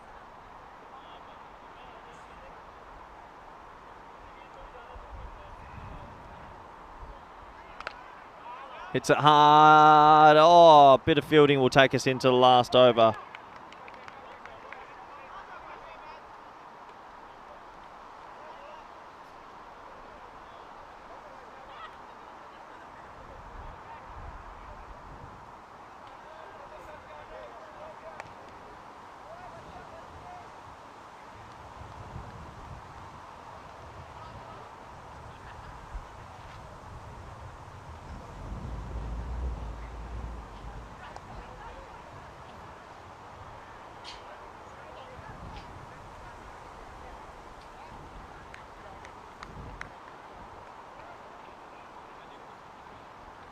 So we get to the last over of today. 1 run to win, and you'd have to think that'll do it. That will do it. Nice shot, pick up over the leg side, 6 runs. And Raza is the man of the hour. He's going to finish on 55 not out. Brilliant innings from the big man. Where do you bowl to him when he's in this sort of form? You don't know where. He takes his team home. A 7th highest chase for Norway. They put themselves into the record books. They're getting some photos there from the photographers, which are great. And credit to them, but it takes 2 to tango. Well done to Sweden. They put up the total to make it so enthralling to end the day. But really, it's Norway's day. They come home with a romping 15 points. commiserations to the Hungarians who had a tough day at the office. But what a game of cricket to finish Friday, my first day back on the network in some time. And overall, I would have to say that Norway really look like a team that's growing in depth with players and ability in the T20 and T10 arena, which is a good sign for the country. And what a nice day for them as the home nation to be so successful on their first day playing live on the ECI network in Oslo. Let's have a look at the highlights. It was never going to be easy chasing a score in excess in the 170s, but of late we've seen these big totals be chased down, and it's really difficult sometimes to stop batters at full flight, and that's exactly what we saw. Basically, Norway found boundaries at will, and every time it sort of felt like it might get tense, a new batter would come out, go bang bang, take all the pressure off. There was some good fielding in between, but there was this partnership right at the back end, and Raza really taking the game by the scruff of the neck. He's a talented batter. He's a talented striker. He's dropped once, but besides that, really nice to watch. And if he's in form tomorrow, wouldn't surprise me if Norway win all 6 games and clean sweep this series. You'd have to imagine with the table now the way it is, they are red-hot favourites to win the T10 leg of the series, and still on Sunday we have some T20s. So let's have a quick look at the scorecards before we wrap up the day. Raza is the man now. 55 off 16, but he couldn't do it all himself. 23 off 6 from Rahimi's vital. 31 off 11 from Gori's vital. 13 off 4 from Ahmed's vital, but 14 off 15 really stands out also from Sahak. 10 extras as well. We don't talk about the extra enough. You should not be bowling 12 extras, in a 10-over game, and that can kill you, and that's what's happened there. Bowling figures, not good. Turn away if you don't like violence. They all got smattered around. Pereira, 2 for 31. Pick of the bowlers. But that was basically it, and they chased it down with a comfortable 5 balls to go. So that wraps it up for today. My first day back on the network. Not my last day. I hope not. I hope Vinny's not listening. But it's been a real pleasure to be back on the network. It's been an interesting day of cricket, really. A lot of thank yous go to Norwegian cricket, who have been great hosts so far, as it's our first time out here. And I know the crews really enjoyed their first day in Oslo. I think we're going to see a lot better cricket from the Hungarians and the Swedes tomorrow. But a huge thank you to everyone around the ground. We had a lot of ground staff today, and that really does help. The volunteers, thank you massively. Thank you to all our network partners, Fancode in India, and everybody on the YouTube chat who supported throughout the day. These are the games that are coming up tomorrow. We've only got 4 games tomorrow, but I'm sure they're going to be 4 very good games indeed. And really looking forward to seeing how that pans out. Will we see a response from the Hungarians and the Swedes, or will Norway keep gallivanting away with the T10s in this competition? But yeah, once again, big thank you to everyone. It's great to interact with you. You got me through a long day. I appreciate it. I tried my best. I hope you enjoyed all the humour and the laughter. It's good night from me. I'm going straight to bed, and I will see you first thing tomorrow. Goodbye, thank you, and we'll see you in Oslo live tomorrow morning. Bye for now.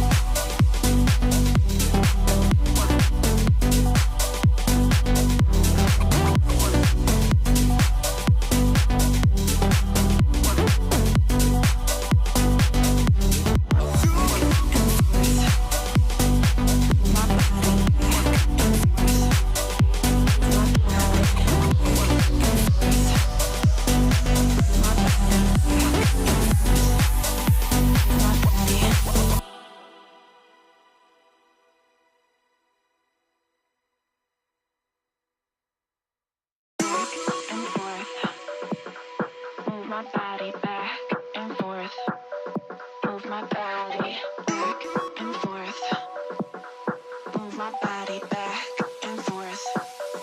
Move my body back and forth. Move my body back and forth. Move my body back and forth. Move my body back and forth. Move my body back and forth. Move my body back and forth. Move my body back and forth. Move my body back and forth.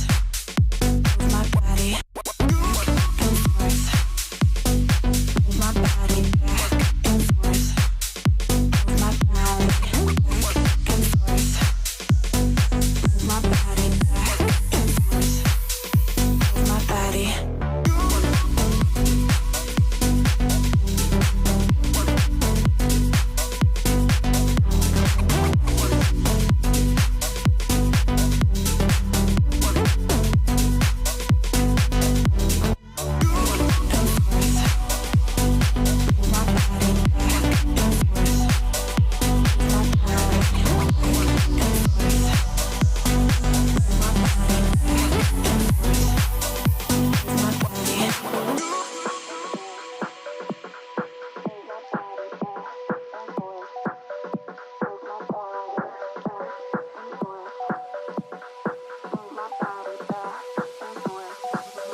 Move my body.